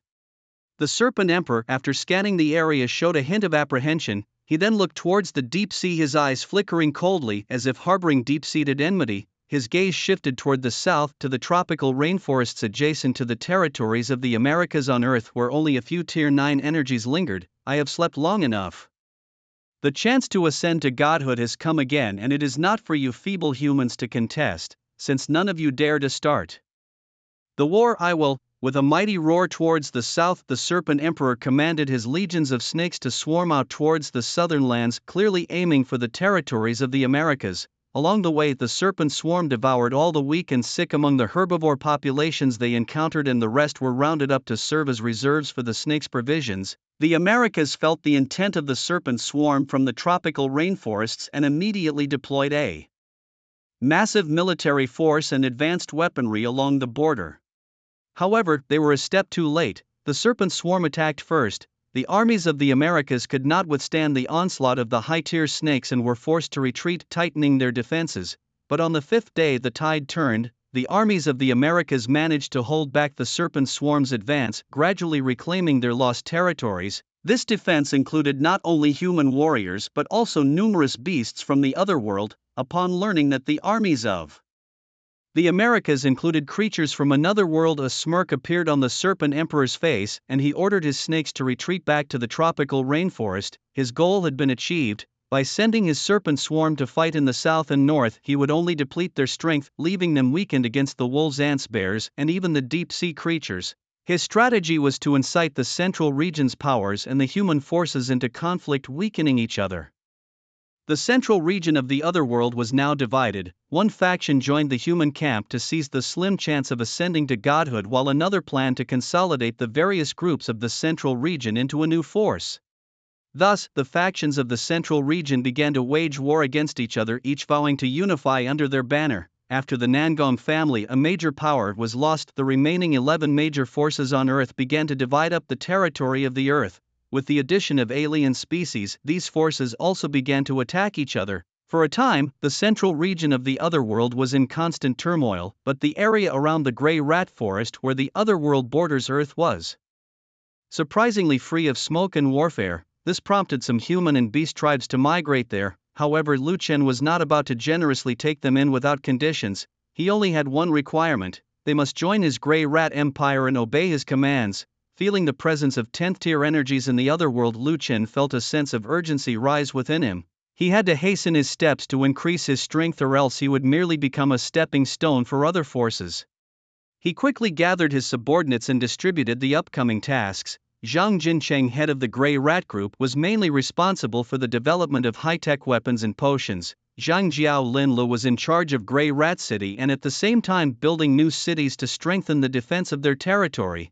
Sun Huli, Tai Wang, Chomli Wan and others were responsible for the Grey Rat Guild, tasked with gathering troops, training human and beast warriors, maintaining the security of the territory and conducting warfare when necessary. All these individuals were utilized to develop their own territory. As for the rat population, Lu Chen needed to ensure the rapid growth of the rats to have some assistance. With no natural predators, the rat population in the Grey Rat Mountains began to reproduce swiftly. Including the Black Rat Group, a total of 3 million rats were incorporated into the army, initially led by Zhuang Zhetian. A million gray rats formed the Zhetian army. Zhuang Batian and Zhuang Fantian, each leading half of the black and gray rats, formed the Batian army and the Fantian army respectively. Lu Chen, not pausing, led the Batian army, Zhetian army and Fantian army towards the direction of the otherworld. Currently, the human forces were heavily engaged in battle, unable to pay attention to his side. Moreover, devouring otherworldly creatures provided more evolutionary and flesh values than what humans could obtain. Thus, to quickly enhance his own power, he decided to advance towards the otherworld. Lu Chen's primary target was set on the Thunder Power Ape tribe, with a mouse tied on the march. No grass grows in their path. Leading the armies of over 3 million rats, Lu Chen followed the traces left by the Thunder Power Apes. Along the way, whenever they encountered solitary creatures from the otherworld, the massive swarm of rats would swiftly devour them. He was nurturing his forces through warfare, relying on devouring other species to enhance the strength of himself and his rat swarm. After devouring the creatures of the otherworld, a fierce glint appeared in the eyes of the rats. They craved more flesh to become even stronger. As the rat swarm continued to advance, they reached the outskirts of the Thunder Power Apes' territory, a huge valley covered in clouds and mist with Thunder Power Apes moving in and out. Since they dared to invade his territory, Lu Chen decided to start with them. His rat eyes gleamed coldly as he looked towards the valley. Zhuang Batian and the other two also looked eagerly at the valley ahead. Clones. A tide of rats burst forth from behind Lu Chen, rushing towards the direction of the valley. Squeak, squeak, squeak. Several Thunder Power Apes patrolling the area suddenly sensed something amiss and looked around. There seemed to be something unusual in the distant woods. Amidst the swaying weeds, a host of swift gray rats surged out. The Thunder Power Apes, upon seeing the gray rats, didn't take them seriously. After all, such creatures could not harm them, and crushing these rats was as easy for them as crushing ants. But in the next moment, the expressions of these Thunder Power Apes changed dramatically. The rat tide seemed endless, rushing forward with interspersed giant scale-armored gray rats about 20 meters long, and even the air was thick with flying rats. Fireballs, lightning, earth spikes and wind blades shot towards the valley. In an instant, the clouds and mist in the valley were dispersed by these elemental attacks. The patrolling Thunder Power Apes outside the valley were instantly filled with fear, roaring as they charged into the valley. An enemy attack! An enemy attack! Zhuang Batian, along with the rat tide, casually rushed towards the valley. He cackled, "Foolish monkeys, I, Zhuang Batian, am here." His laughter echoed through the valley. Zhuang Zhetian and Zhuang Fantian, seeing this, also summoned their internal elemental forces and roared towards the valley. The valley was instantly thrown into chaos, with the screams of the Thunder Power Apes rising and falling in rapid succession, and the sky above the valley filled with a rat tide flying into the valley. The chaotic scene lasted only moments before calming down. Inside the valley, high-ranking Thunder Power Apes led the warriors of their race against the rat tide. Bolts of lightning shot towards the rat tide, and amidst the explosions, bodies of gray rats fell from the sky. The swift gray rats instantly climbed onto the Thunder Power Apes, opening their mouths to tear into them. With each bite, blood spurted out, and the Thunder Power Apes let out painful roars. The scale-armored gray rats rapidly pounced on these apes, also biting fiercely towards the throats of the Thunder Power Apes. The Thunder Power Apes, imbued with elemental power, fiercely struck back at the scale-armored rats, but the rats continued to bite fiercely at their throats. Meanwhile, the swift gray rats took the opportunity to devour any Thunder Power Apes that fell. The powerful onslaught of the rat tide knocked down one Thunder Power Ape after another, and those that fell had no chance to rise again. At this moment, deep in the valley, Yuan Lang opened his eyes and immediately stood up. He had already sensed the situation in the valley. His eyes were nearly shooting fire mixed with a trace of confusion. Hadn't Yuan Hong led the Yellow Thunder Squad to exterminate the rat tide? Why was there a rat tide here? Could it be that Yuan Hong? A bad premonition emerged in Yuan Lang's mind, but he couldn't afford to think too much at this moment. Yuan Lang let out a roar, and over 38th tier Thunder Power Apes along with more than 107th tier Thunder Power Apes rushed to his side, respectfully awaiting Yuan Lang's call, already aware of the situation within the valley. Yuan Lang glanced at the elite warriors of the Thunder Ape tribe, suppressing the fury in his heart, and spoke calmly, "Follow me to obliterate these invaders." With a single stride, Yuan Lang vanished from his spot, followed swiftly by the other Thunder Apes. from the sky thunder, earth thunder, and mysterious thunder divisions. More thunder apes rushed to support at the valley. These elite warriors leaped back and forth on the steep cliffs, racing towards the valley, each face marked with anger, vowing to annihilate the enemy. In the valley, a thunder ape nearly a kilometer tall appeared, its right palm surging with a wild force of elemental power. In the next second, it reached towards the swarming rats in the sky and slammed a massive elemental handprint into the air. Boom! A tremendous wave of elemental force swept around, and with one strike, tens of millions of rats were turned into a mist of blood that burst open. Blood rain began to fall from the sky, stirring the bloodthirsty impulse deep within the thunder apes. The king has arrived. Yuan Lang's strike greatly boosted the morale of the thunder ape tribe, especially when seeing Yuan Lang, nearly a kilometer tall, leading hundreds of giant apes hundreds of meters high to the battlefield. They pounded their chests and stomped their feet in fervor. From behind the valley, the roar of angry apes filled with powerful breath also made these thunder apes realize that the elite forces of the sky thunder, earth thunder, and mysterious thunder divisions were rushing towards the scene. Confidence surged among them, and they threw themselves into the rat swarm. As the thunder apes approached from the cliff faces behind, some casually grabbed huge boulders beside them and hurled them towards the location of the rat swarm. The air was filled with the sound of these massive stones flying and then thunderously crashing down. My God! The three mighty rats watched as stones rained from the sky, their faces changing color in panic as they scrambled to dodge, fearing they might be crushed. Many of the gray rats were directly smashed into pulp, and the gray and black rats of the Gray Rat Mountain scattered in terror, having never experienced such explosive chaos before. Squeak, squeak, squeak! The group of over 3,000,000 rats suddenly halted their advance. Lu Chen did not intervene too much. After all, without experiencing death and bloodshed, these rat swarms would not grow and would ultimately end up as food in the bellies of other creatures. The rat tide continued to surge from behind Lu Chen, rushing into the territory of the thunder apes. The elite forces of the three thunder ape tribes had also arrived at the battlefield. These thunder apes, clad in iron armor protecting their vital areas and wielding maces, giant hammers, and axes, swung their weapons with a whooshing sound. A 7th-tier thunder ape holding a mace leaped high, gathering elemental power into the mace, instantly forming a shadow of the mace nearly a kilometer long and smashing it fiercely into the rat tide. With a loud crash, the ground shook, rocks around the valley rolled down, and the ground splattered with a great amount of dust and blood mist. Under this strike, over 10,000 swift gray rats perished instantly. The flame gray rats in the sky spewed fireballs that fell upon the thunder giant ape, charring large patches of its skin. However, such attacks were merely superficial wounds to the thunder giant ape. Feeling the pain, the thunder giant ape grew even angrier, its eyes reddened as it charged towards the tide of rats. Seeing this, the flame gray rats in the air flew close to the thunder giant apes, continuously spewing flames, searing them. The intense pain turned the roars of the thunder giant apes hoarse. They slapped at their bodies, trying to extinguish the flames. But as soon as one area was put out, the flame gray rats reignited another.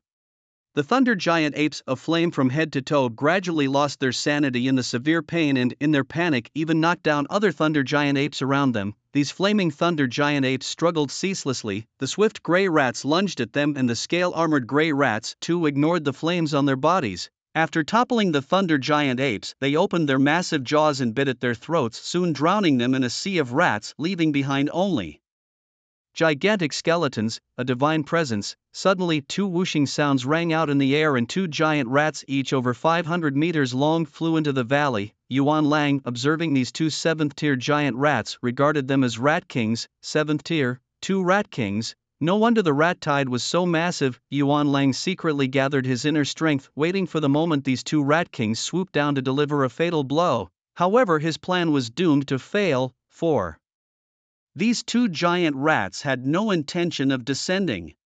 The two 7th-tier giant rats roared in unison, and the ground erupted with tens of thousands of giant earth spikes, each over 100 meters tall. Some thunder giant apes had no chance to react and were instantly impaled by the spikes. The thunder giant apes hung on the spikes, struggling fiercely. As their struggles grew more desperate, their bodies slid down the spikes.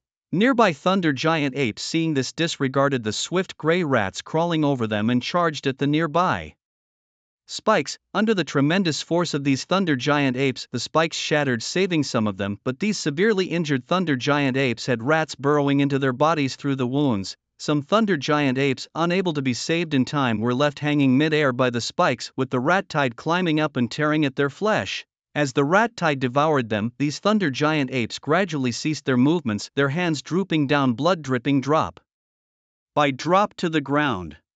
Yuan Lang and his elite guards, seeing the devastating losses of the thunder giant ape tribe, were both shocked and enraged. Yuan Lang, along with his over 100 elite guards, charged into the rat tide. These thunder giant apes, each at least 100 meters tall, charged at the rat tide, leaving a bloody path behind them. With each strike, a large number of gray rats were blasted apart by the force emanating from them. The scale-armored gray mice furiously lunged at their enemies, aiming to hinder their progress and continuously drain the vital energy of the thunderous power apes. Meanwhile, as these apes savagely slaughtered the mouse-tide, two seventh-order giant mice in the air relentlessly unleashed elemental attacks, decimating the thunderous power apes. Seeing the situation reach a deadlock, a slight smile curved at the corners of Lu Chen's mouth.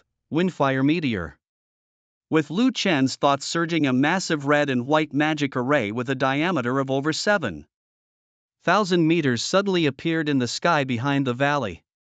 This array, filled with dense vital energy fluctuations, formed in mere seconds, casting the sky in a blend of red and white hues. In the next moment, the mouse tide beneath the array instantly scattered in all directions. The thunderous power apes, although puzzled by the unfolding events, felt a deep unease rising within them. Just as these apes began to flee the range of the array, a deluge of vital energy poured down from above. Countless wind blades and fire rains, dense like droplets, shot towards the ground. The fire rain struck the apes directly, piercing through them and leaving gaping wounds, while the wind blades flayed their skin and flesh, covering them in severe injuries. Chunks of flesh were sliced off by the wind blades, and the fire rain penetrated through the bodies of the apes. None of the thunderous power apes under this magic array survived. Once the array dissipated, the mouse tide surged forward, devouring the corpses of the thunderous power apes. After the feast, a long-missed notification sound rang out again. Ding, flesh value full, evolve. Ding, congratulations on obtaining 100 trillion freely assignable attribute points for gray mice. Ding, congratulations on obtaining divine illusion body +1. Ding, detection of ingested genes. Attributes of thunder gray mice. Scale armored gray mice have been enhanced. Species: demigod mouse, god mouse. 1.2 million/10 million. Level: 7th order, 3rd level. 0/20 billion. Skills: multiplication, can split into 300 trillion gray mouse clones. Scale: armored gray mice, 80 trillion, 25 meters. Speed gray mice, 100 trillion. Flame gray mice, 30 trillion. Wind blade gray mice, 30 trillion. Thick earth gray mice, 30 trillion. Thunder gray mice, 30 trillion. Divine skills: windfire meteor. Divine illusion body, 3. Divine illusion body. Another giant mouse flew towards the valley. Opening its mouth, it unleashed a massive blast of fiery breath towards the personal guard thunderous power apes. Numerous apes quickly erected vital energy shields to fend off the fiery breath, but their internal energy was rapidly depleting. If this continued, they would eventually exhaust all their energy. The personal guard apes scattered in all directions, trying to avoid the fiery onslaught. The two giant mice behind the valley also flew towards the scene, breathing fire down on the thunderous power apes below. Lu Chen did not release the thunder gray mice, knowing that these apes had a strong immunity to the power of thunder. The recently released windfire meteor had also consumed nearly a third of Lu Chen's vital energy, but it had effectively destroyed a significant portion of the thunderous power apes' living force. Blazing meteors, a colossal magic formation took shape in the sky, and the moment it appeared, the thunder power apes below were in imminent danger. The thunder power apes roared, attempting to escape the range of the magic formation, but the rat horde left them no chance to flee. The scale-armored gray rats, taking advantage of their bodily superiority, tightly surrounded the thunder power apes, preventing them from leaving the area of the formation. Once again, wind blades and rain of fire fell from above, accompanied by the miserable screams of the thunder power apes. These apes, covered by the magic formation, suffered another devastating blow.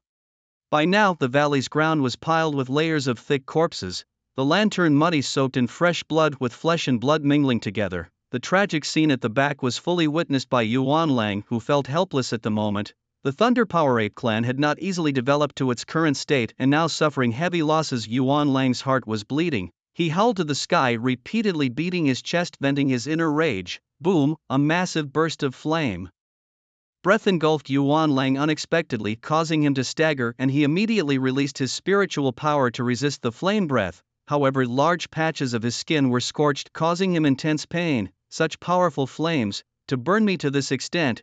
3 seven-tier giant rats began to surround Yuan Lang, continuously attacking his massive body with flames, wind blades, and earth spikes. Yuan Lang's large stature, like a beacon, attracted the giant rats' attacks, and his spiritual power was rapidly depleting. Zhuang Batian and his 2 compatriots, hiding within the rat tide, commanded the gray and black rats to occasionally launch sneak attacks on the thunder power apes whose spiritual power was exhausted.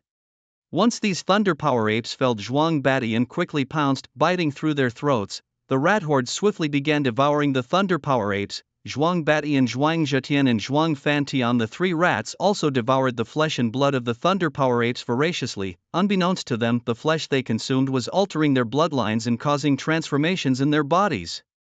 After devouring the thunder power apes' flesh, the strength of the rat horde also began to slowly increase. Some gray and black rats on the verge of the first and second tiers suddenly rose in aura, directly entering the second tier. A large number of gray and black rats noticed changes in their bodies and, filled with excitement, rushed towards other thunder power apes. After devouring several thunder power apes, Zhuang Batian, Zhuang Zhetian, and Zhuang Fantian's aura also suddenly changed, and they entered the 5th tier. This delighted the 3 rats for quite some time. However, although they advanced to the 5th tier, they did not awaken any innate abilities. They merely grew taller, with their claws and teeth becoming more durable and sharp. After advancing to the 5th tier, the 3 rats grew bolder, choosing not to hide within the rat tide but to strike the thunder power apes with heavy punches. The 5th tier thunder power apes, after enduring continuous battles, had little strength left and naturally were no match for the 3 rats. Lightning power apes fell one after another, succumbing to the assault of the 3 mice, and their corpses were devoured by the massive rodents. Little ones, today we feast until our bellies are full. Squeak, squeak, squeak. All hail the mighty Overlord Batian, all hail his majestic presence. Thanks to Overlord Batian, I've never eaten such delicious meat in my life. What a fortunate life for a mouse. To follow Overlord Batian is truly my blessing. As the gray and black mice in the horde grew stronger, their intelligence also increased significantly. We swear to follow Overlord Batian to the death. We shall bow and exhaust ourselves in his service until our end. Amidst these loyal proclamations, the vanity of the formidable Batian was greatly satisfied. Little ones, this is just the appetizer. The juicier, tender meat awaits us further ahead. Follow me in charge. Batian's gaze pierced through the bodies of the lightning power apes, seeing past them towards the valley beyond, his face revealing a sinister grin. He knew that the young and the female lightning power apes were hiding somewhere beyond the valley. This was a splendid opportunity for a hunt and for growth. While you engage in battle at the front line, I will sneak attack there. Lair, catching them off guard, Batian couldn't help but feel proud of his cunning plan. Foolish giant apes, you will learn the might of Lord Batian. Those who oppose our mighty rodent army will meet no good end. He. Immediately, the 3 mice led Batian's army split into 3 divisions and charged into the valley. Amidst the chaos on the battlefield, the lightning power apes were oblivious to the 3 divisions of mice storming into the valley. Lu Chen, witnessing the surge of mice led by the 3 mice into the valley, understood Batian's intentions. Worthy of being my brother, Great Wave, always some tricks up his sleeve. The 3 divisions of mice dodged the lightning power apes inside the valley and pressed forward deep into its heart. As Batian saw the continuous cliffs on the other side of the valley, he let out a piercing scream. Over 3 million mice swiftly dispersed in all directions, searching for the lightning power apes. Climbing up the cliffs, the gray and black mice stood upright, rotating their tiny eyes, scanning the surroundings. The trees, tens of meters tall on these cliffs, provided perfect cover for the young lightning power apes and their mothers. Squeak, squeak, squeak. A black mouse stood beside a tree, looking around. Where are the big monkeys? Where could they be? At that moment, its tiny brain was filled with big question marks. Behind a row of trees lay a massive cave where numerous mother lightning power apes clung tightly to their young, their faces showing fear. The young lightning power apes, still unaware of what was happening, curiously surveyed their surroundings.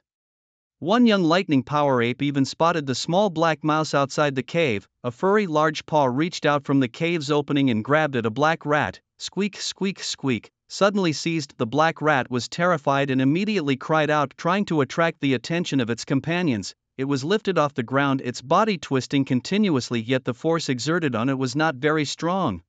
Why is this force so weak? I'm not hurt at all. Realizing this, the black rat angrily bit at the large hand that held it. After landing, the black rat saw a large monkey covering its palm and looking at it. A large monkey? This is indeed a large monkey. The black rat was thrilled. Squeak, squeak, squeak. The large monkey is here. The black rat immediately shouted around. Hearing this noise, all the black and gray rats immediately looked up to the source of the sound. Little ones, charge. The rat clan marches. Leave no blade of grass. With a command from Zhuang Badian, the swarm of rats rushed towards the forest. Squeak, squeak, squeak. The rats charged into the forest and were startled to see a giant cave entrance with Thunder Power Apes staring in horror at the swarm. Without hesitation, the rats charged at the Thunder Power Apes. As the rats stormed in, the Thunder Power Apes screamed and ran deeper into the cave. Zhuang Zhatian led the charge towards the nearest juvenile Thunder Power Ape. A flash of cold light and deep bone visible wounds appeared behind the juvenile Thunder Power Ape. The ape emitted a piercing wail and fell trembling to the ground. Zhuang Zhetian, swaying his rat tail, approached, a cruel smile on his face. Hee, this little thing must taste tender. Then Zhuang Zhetian stepped forward and bit into the throat of the juvenile Thunder Power Ape. The ape stopped struggling. Zhuang Batian and Zhuang Fantian also pounced and began devouring the juvenile Thunder Power Ape. Hee. After the three rats had their fill, the rest of the swarm rushed up. Squeak, squeak, squeak. It's mealtime. Brothers, save some for me. Zhuang Batian's gaze then turned towards the dim depths of the cave, and then he looked at Zhuang Zhetian and Zhuang Fantian. The three rats together dashed into the depths of the cave. As the swarm pushed deeper, a glimmer of light began emanating from the depths of the previously dim cave. The light grew brighter and brighter, and when the rats passed through this light, their vision suddenly cleared. A massive canyon, surrounded by mountains, appeared below, lush with trees. Numerous juvenile and mother Thunder Power Apes looked up towards the cave halfway up the mountainside. Big brother, with so many Thunder Power Apes, we are going to achieve meat freedom. Zhuang Zhatian danced with excitement, and Zhuang Fantian also chimed in. Big brother, with mountains on all sides and only this one way out, why don't we breed them to enhance the strength of our rat clan? Zhuang Batian could see the future, with the rat clan growing stronger day by day. Good idea, but let's indulge in hunting first. I really like this delightful feeling of hunting. My little ones, follow the great kings and hunt to your heart's content. Unleash your nature. A tide of rats swarms down the enormous steps below, rushing into the canyon. This canyon is the lair of the Thunder Power Apes, primarily a breeding ground for the young Thunder Power Apes. It is home to over 5 million Thunder Power Apes, large and small, but all are either young Thunder Power Apes or mother Thunder Power Apes. There's no real high-end combat power here. At this moment, they look like lambs waiting for slaughter, their faces filled with panic as they watch the oncoming tide of rats. Zhuang Batian, the leader of the three mighty rats, leads the charge, and for a moment the canyon is alive with apes leaping and rats scurrying, occasionally punctuated by the mournful cries of the Thunder Power Apes and the excited noises of the rat horde. In the valley, Yuan Lang is fighting valiantly against the surrounding tide of rats, dodging attacks from three giant rats in the air from time to time. Yuan Lang faintly hears the cries for help from the young Thunder Power Apes and their mothers. He quickly turns his head towards the back of the valley, and his face changes drastically the next moment. Roar, damn you, Rat King, you seek to exterminate my tribe and my species. Yuan Lang is instantly furious, and in this moment of distraction, a speedy gray rat bites off a chunk of his flesh. Ding, evolution value plus 1000, flesh value plus 1000. Hearing the prompt, Lu Chen's eyes instantly light up with excitement. A strong desire to devour this ape king arises in his heart. Eat it. Eating it would allow me to evolve again. Truly a peak 9th tier creature. One bite and the evolution and flesh values are so high. Yuan Lang throws a massive punch, instantly clearing a path through the rat tide. He immediately rushes along this path towards the center of the valley, determined to rescue the young Thunder Power Apes and their mothers. These are essential for the future development of the Thunder Power Apes, and Yuan Lang cannot help but give this his utmost attention. However, Lu Chen would not have it as he wishes. A mystical body swoops down from the sky. Bang! This mystical body slams hard onto Yuan Lang's massive body. His body staggers, nearly falling, but manages to stabilize himself immediately. Yuan Lang then throws a punch with all his might at the mystical body. The scales on the mystical body shatter, instantly flung away by Yuan Lang's powerful strike. The mystical body crashes to the ground, crushing a large number of speedy gray rats and scaled gray rats beneath it. The mystical body struggles for a while but astonishingly stands up again, blood spilling from the corners of its mouth. It flaps its rat wings a few times, then shakily flies back into the air, opening its mouth to spew a breath of fire towards Yuan Lang. Just as this delay occurs, the path that Yuan Lang had cleared was instantly filled again by the rat tide. Yuan Lang is now quite frantic, desperately rushing towards the back of the valley, but the rat tide stubbornly holds him back. The personal guards of the Thunder Power Apes also feel the attack on their rear and are anxious to come to the aid. This gives the rat tide an opportunity. 1 by 1 inch the scaled gray rats block the Thunder Power Apes' retreat, while Lu Chen's attention is now focused on Yuan Lang. What a tenacious creature! Yuan Lang watched the sky as the gigantic blood-covered rat escaped due to his momentary hesitation in not using his full strength, giving the creature a chance to breathe. At this moment Yuan Lang's heart was filled with regret, but in this world there is no medicine for regret. From 3 different directions the bodies of the mythical creatures simultaneously spewed flames at Yuan Lang. The 3 streams of fire scorched the ground, forming massive trenches that surged towards him. Yuan Lang immediately tried to dodge, but the swarming sea of rats left him no room to escape. Left with no choice, Yuan Lang deployed his elemental shield to fend off the descending fiery breaths. The rats seized the opportunity to climb onto him, biting into his flesh. Caught in a dire situation, Yuan Lang's body was torn with wounds. With a roar he summoned all his elemental energy and charged into the swarm. Instantly, the rats on him were blasted into a cloud of blood mist by his powerful energy. At that moment Yuan Lang, facing the endless tide of rats, felt a sense of helplessness. A mythical giant rat lunged at Yuan Lang's head. In a hurry he raised his arm to block it, but the rat bit down on his arm. As the giant rat exerted more force, Yuan Lang's arm emitted a series of crisp sounds. He stretched out his other arm and started punching the giant rat. The scales on the rat's body cracked and blood oozed out, yet the rat did not let go, clinging fiercely to Yuan Lang's arm. Crack! A sound of bone breaking echoed as Yuan Lang's arm fractured, hanging by threads of flesh. Yuan Lang let out a painful roar and continued to hammer his fists onto the rat's head, smashing it to pieces. Looking at the dead rat's body on the ground, Yuan Lang breathed a sigh of relief. However, before he could react, the rat tide covered his body again and another mythical giant rat bit towards him. Yuan Lang swiftly dodged to the side, but the rat's claws still slashed several cuts on his body. Another giant rat bit towards Yuan Lang's shoulder, tearing off a large chunk of flesh. At this moment Yuan Lang was in a pitiful state, his body drenched in blood, clearly at the end of his strength. With a fierce move, Yuan Lang lunged at the giant rat behind him, knocking it down. His fists pounded on it, making thudding sounds. The rat swung its claws, scratching Yuan Lang, creating crossed wounds all over him. As the giant rat's struggle weakened, just as Yuan Lang was about to relax, another mythical giant rat bit towards his neck. The sudden attack from behind filled Yuan Lang's heart with fear. He tightly grasped the rat's mouth, trying to pry it open forcefully.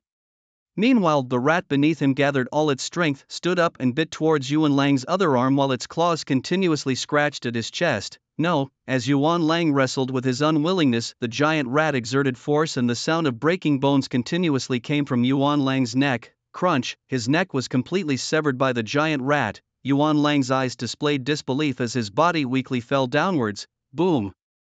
Yuan Lang's body heavily collapsed onto the ground, struggling ceaselessly to stand up, but to no avail. No, I cannot die yet. I haven't reached the 10th level. I still need to compete for that slim chance to become a god. However, the only response was an endless tide of rats. His consciousness gradually blurred and his eyes lost their luster. The tide of rats soon engulfed Yuan Lang's body. Ding, evolution value, flesh value full, evolve, evolve. Ding, host detected with divine nature, granting avatar divinity, acquiring talent skill, self-destruction, self-destruction. The host can control the elemental divine rat avatar to self-destruct and annihilate enemies using the divine force within. Ding, intake of existing gene detected, scale armor divine rat attributes enhanced, thunder divine rat attributes enhanced, race, divine rat, god devouring rat, 0 out of 100 million, level, 7th rank 4th level, 0/2 billion, skills, avatar, can split into 400 trillion divine rat avatars, scale armor divine rat, 80 trillion, 30 meters, speed divine rat, 200 trillion flame divine rat, 30 trillion wind blade divine rat, 30 trillion thick earth divine rat, 30 trillion thunder divine rat, 30 trillion. Divine skills, wind fire meteor illusory body, 4, self-destruction. Although this battle temporarily lost 2 illusory body giant rats, the obvious strength enhancement was evident. Moreover, after a while, these illusory bodies could be summoned again once they recovered. Illusory body. The newly evolved illusory bodies were also summoned by Lu Chen. The 2 illusory body giant rats rushed towards the remaining Thunder Force apes, flame breath wind blades earth spikes continuously. Unleashed on these Thunder Force apes, one after another falling prey to the rat tide. After Yuan Lang's death, these Royal Guard Thunder Force apes became listless, their hearts devoid of fighting spirit. These Royal Guard Thunder Force apes led the way into the valley, no longer caring about the life and death of the other Thunder Force apes. The flying elemental mice in the sky dove straight towards the Thunder Force apes below. Boom!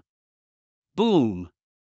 The explosions were incessant, blasting open wounds on the Thunder Force apes, their flesh a bloody blur. One after another, the Thunder Force apes fell, and the rat tide was unstoppable, leaving behind huge skeletons, until the last Thunder Force ape fell in this vast, immense valley. Not one stood. Ding, flesh value full. Evolve, race, divine rat, god devouring rat, 5 million/100 million, level, 7th rank 5th level, 0/2 billion, skills, avatar, can split into 500 trillion divine rat avatars, scale armor divine rat, 100 trillion, 35 meters, speed divine rat, 200 trillion flame divine rat, 50 trillion wind blade divine rat, 50 trillion thick earth divine rat, 50 trillion thunder divine rat, 50 trillion divine skills, wind fire meteor illusory body, 5, self-destruction.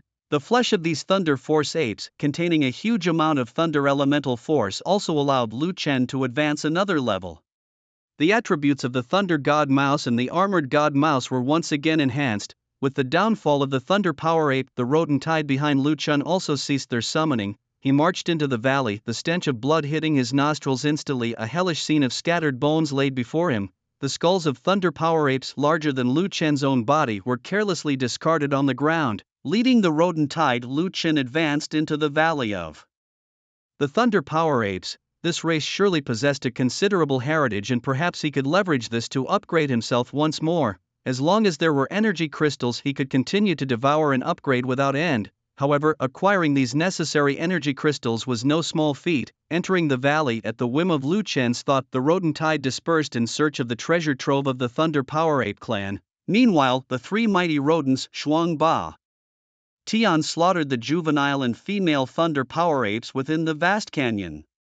Over 3 million of Zhuang's army relished feasting upon the corpses of the Thunder Power Apes. Nearby, the remaining Thunder Power Apes trembled and sat aside, watching in horror as the rodents devoured their kin. Zhuang Batian, standing atop the skeleton of a Thunder Power Ape, looked towards those hiding Thunder Power Apes. In the past, a mere weasel could send them scurrying into their burrows in fear, and now the vastly more powerful Thunder Power Apes were cowering before him. Zhuang Batian greatly relished this feeling. The rodents with bellies round and full lay comfortably on the ground, digesting the flesh within. Once this feast was digested, the strength of the rodent tide would likely see a significant increase. Lu Chen, leading the rodent tide, also took note of the situation here. He chose not to let the rodent tide devour this place, as he planned to breed these Thunder Power Apes as food, much like humans would breed livestock. These were to be crucial strategic resources for his future conquests.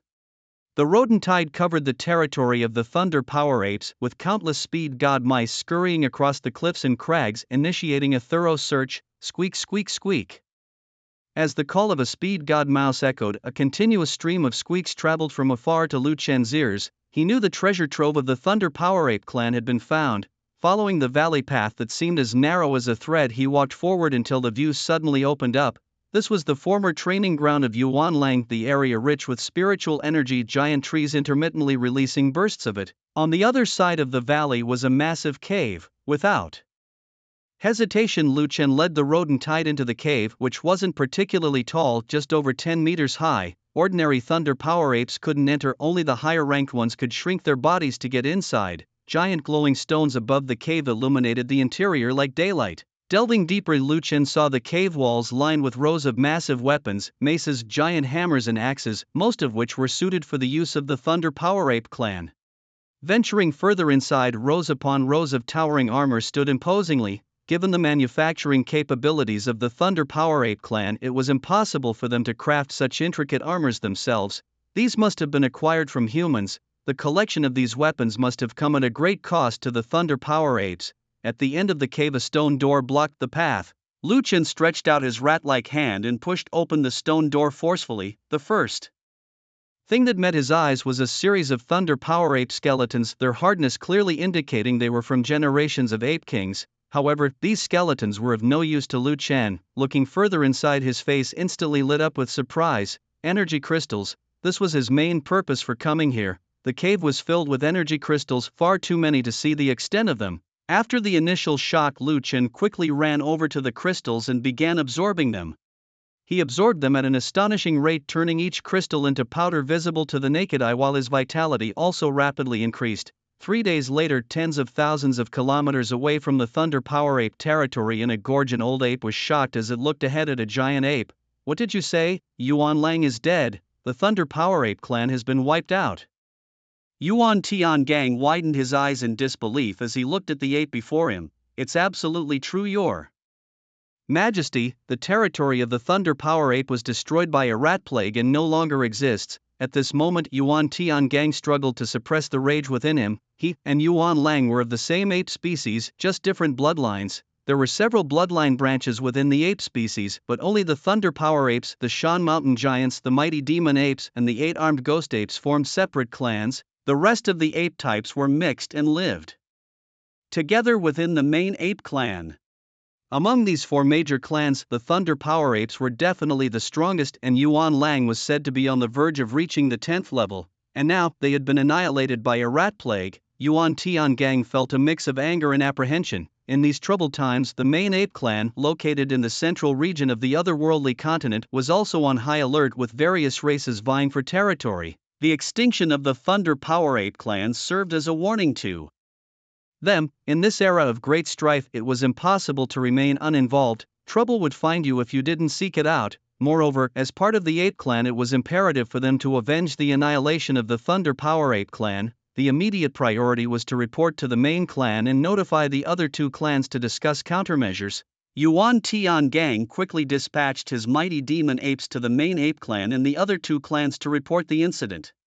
Since his Mighty Demon Ape clan was closest to the territory of the Thunder Power Apes, they would be the first to face the brunt should the rat plague expand again. There was no room for hesitation in Yuan Tiangang's actions. The news of the Thunder Power Ape clan's annihilation quickly spread among the Mighty Demon Ape clan, causing widespread anxiety. Yuan Tiangang also immediately ordered his people to fortify their territory, guard it strictly, and stay vigilant against any attacking enemies. The Mighty Demon Ape clan has not easily developed its current power. It has taken generations of Ape King's efforts to establish itself as a separate clan from the main ape lineage. Ike's son Tiangang must not be the one to ruin the Mighty Demon Ape clan, otherwise I would be the eternal sinner of our clan, unable to face the previous Ape Kings even in death. Meanwhile, Lu Chen continues his retreat, absorbing power from energy crystals, rapidly increasing his strength. The formidable Zhuba Tian and his 3 mice are training their troops in the canyon.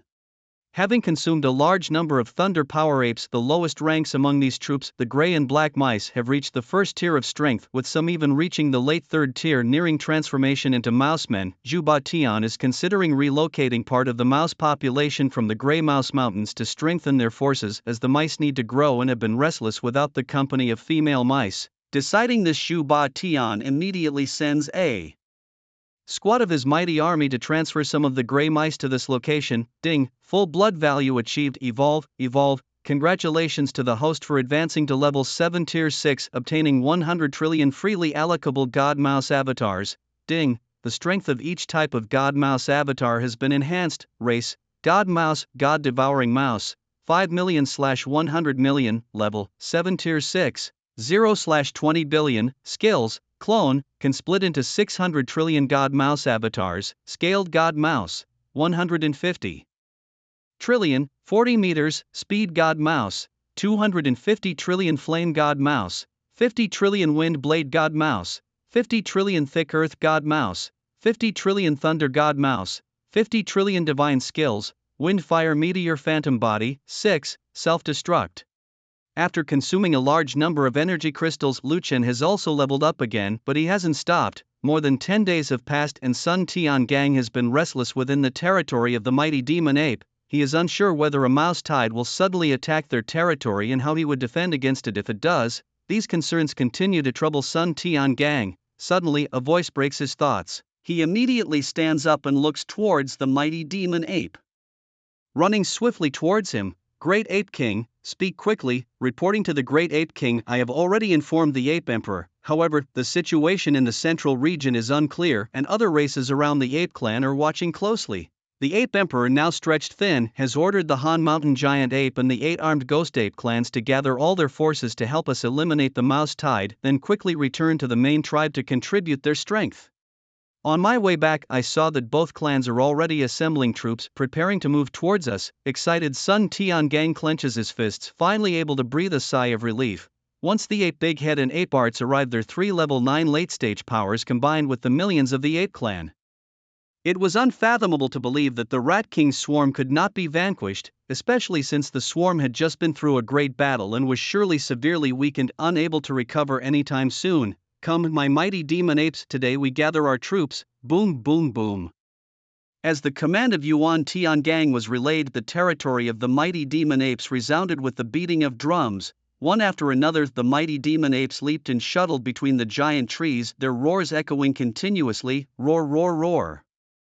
Quickly gather, for these are the drums of war. The mighty demon apes leaped from the forest to a vast open space in front, pounding their chests and stomping their feet, roaring loudly.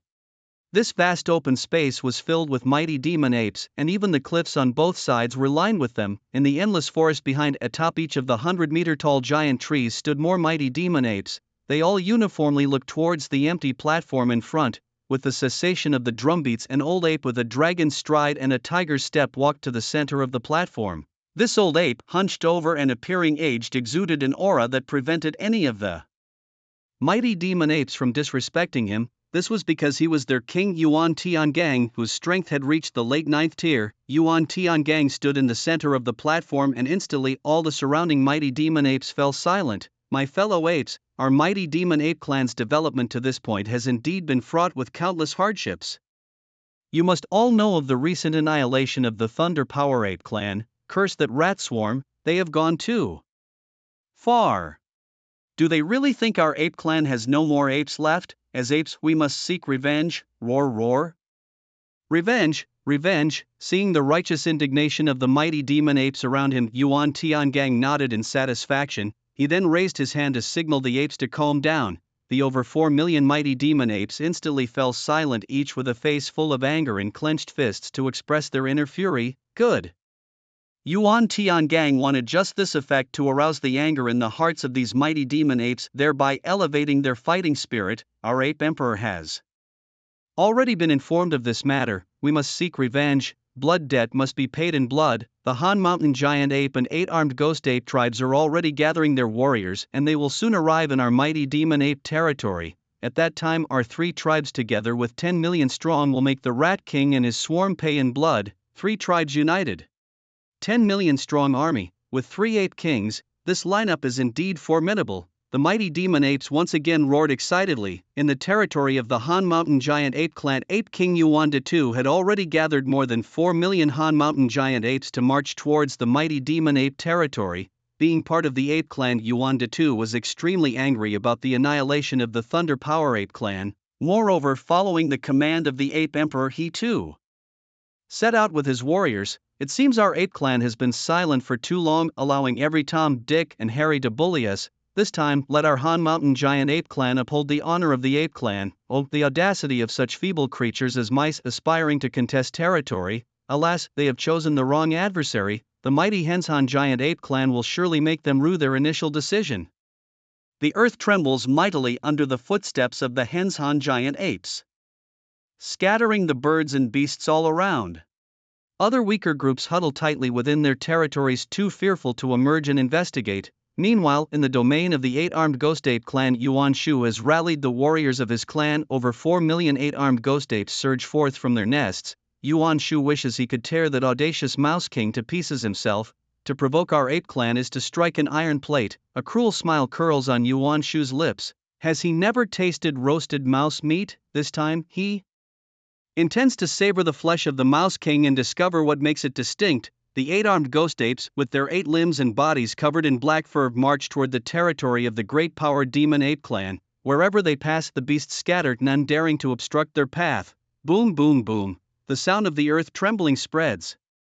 The patrolling great power demon apes on the outskirts of their territory instantly sense this disturbance. With grave expressions, they gaze towards the horizon. Upon seeing clearly who approaches, they roar towards the sky. It's the Henshan giant ape clan and the 8-armed ghost ape clan. Roar, roar. The excited great power demon apes rush towards their territory. Reinforcements have arrived. Soon the territory of the great power demon ape clan echoes with thunderous roars, celebrating the arrival of their allies.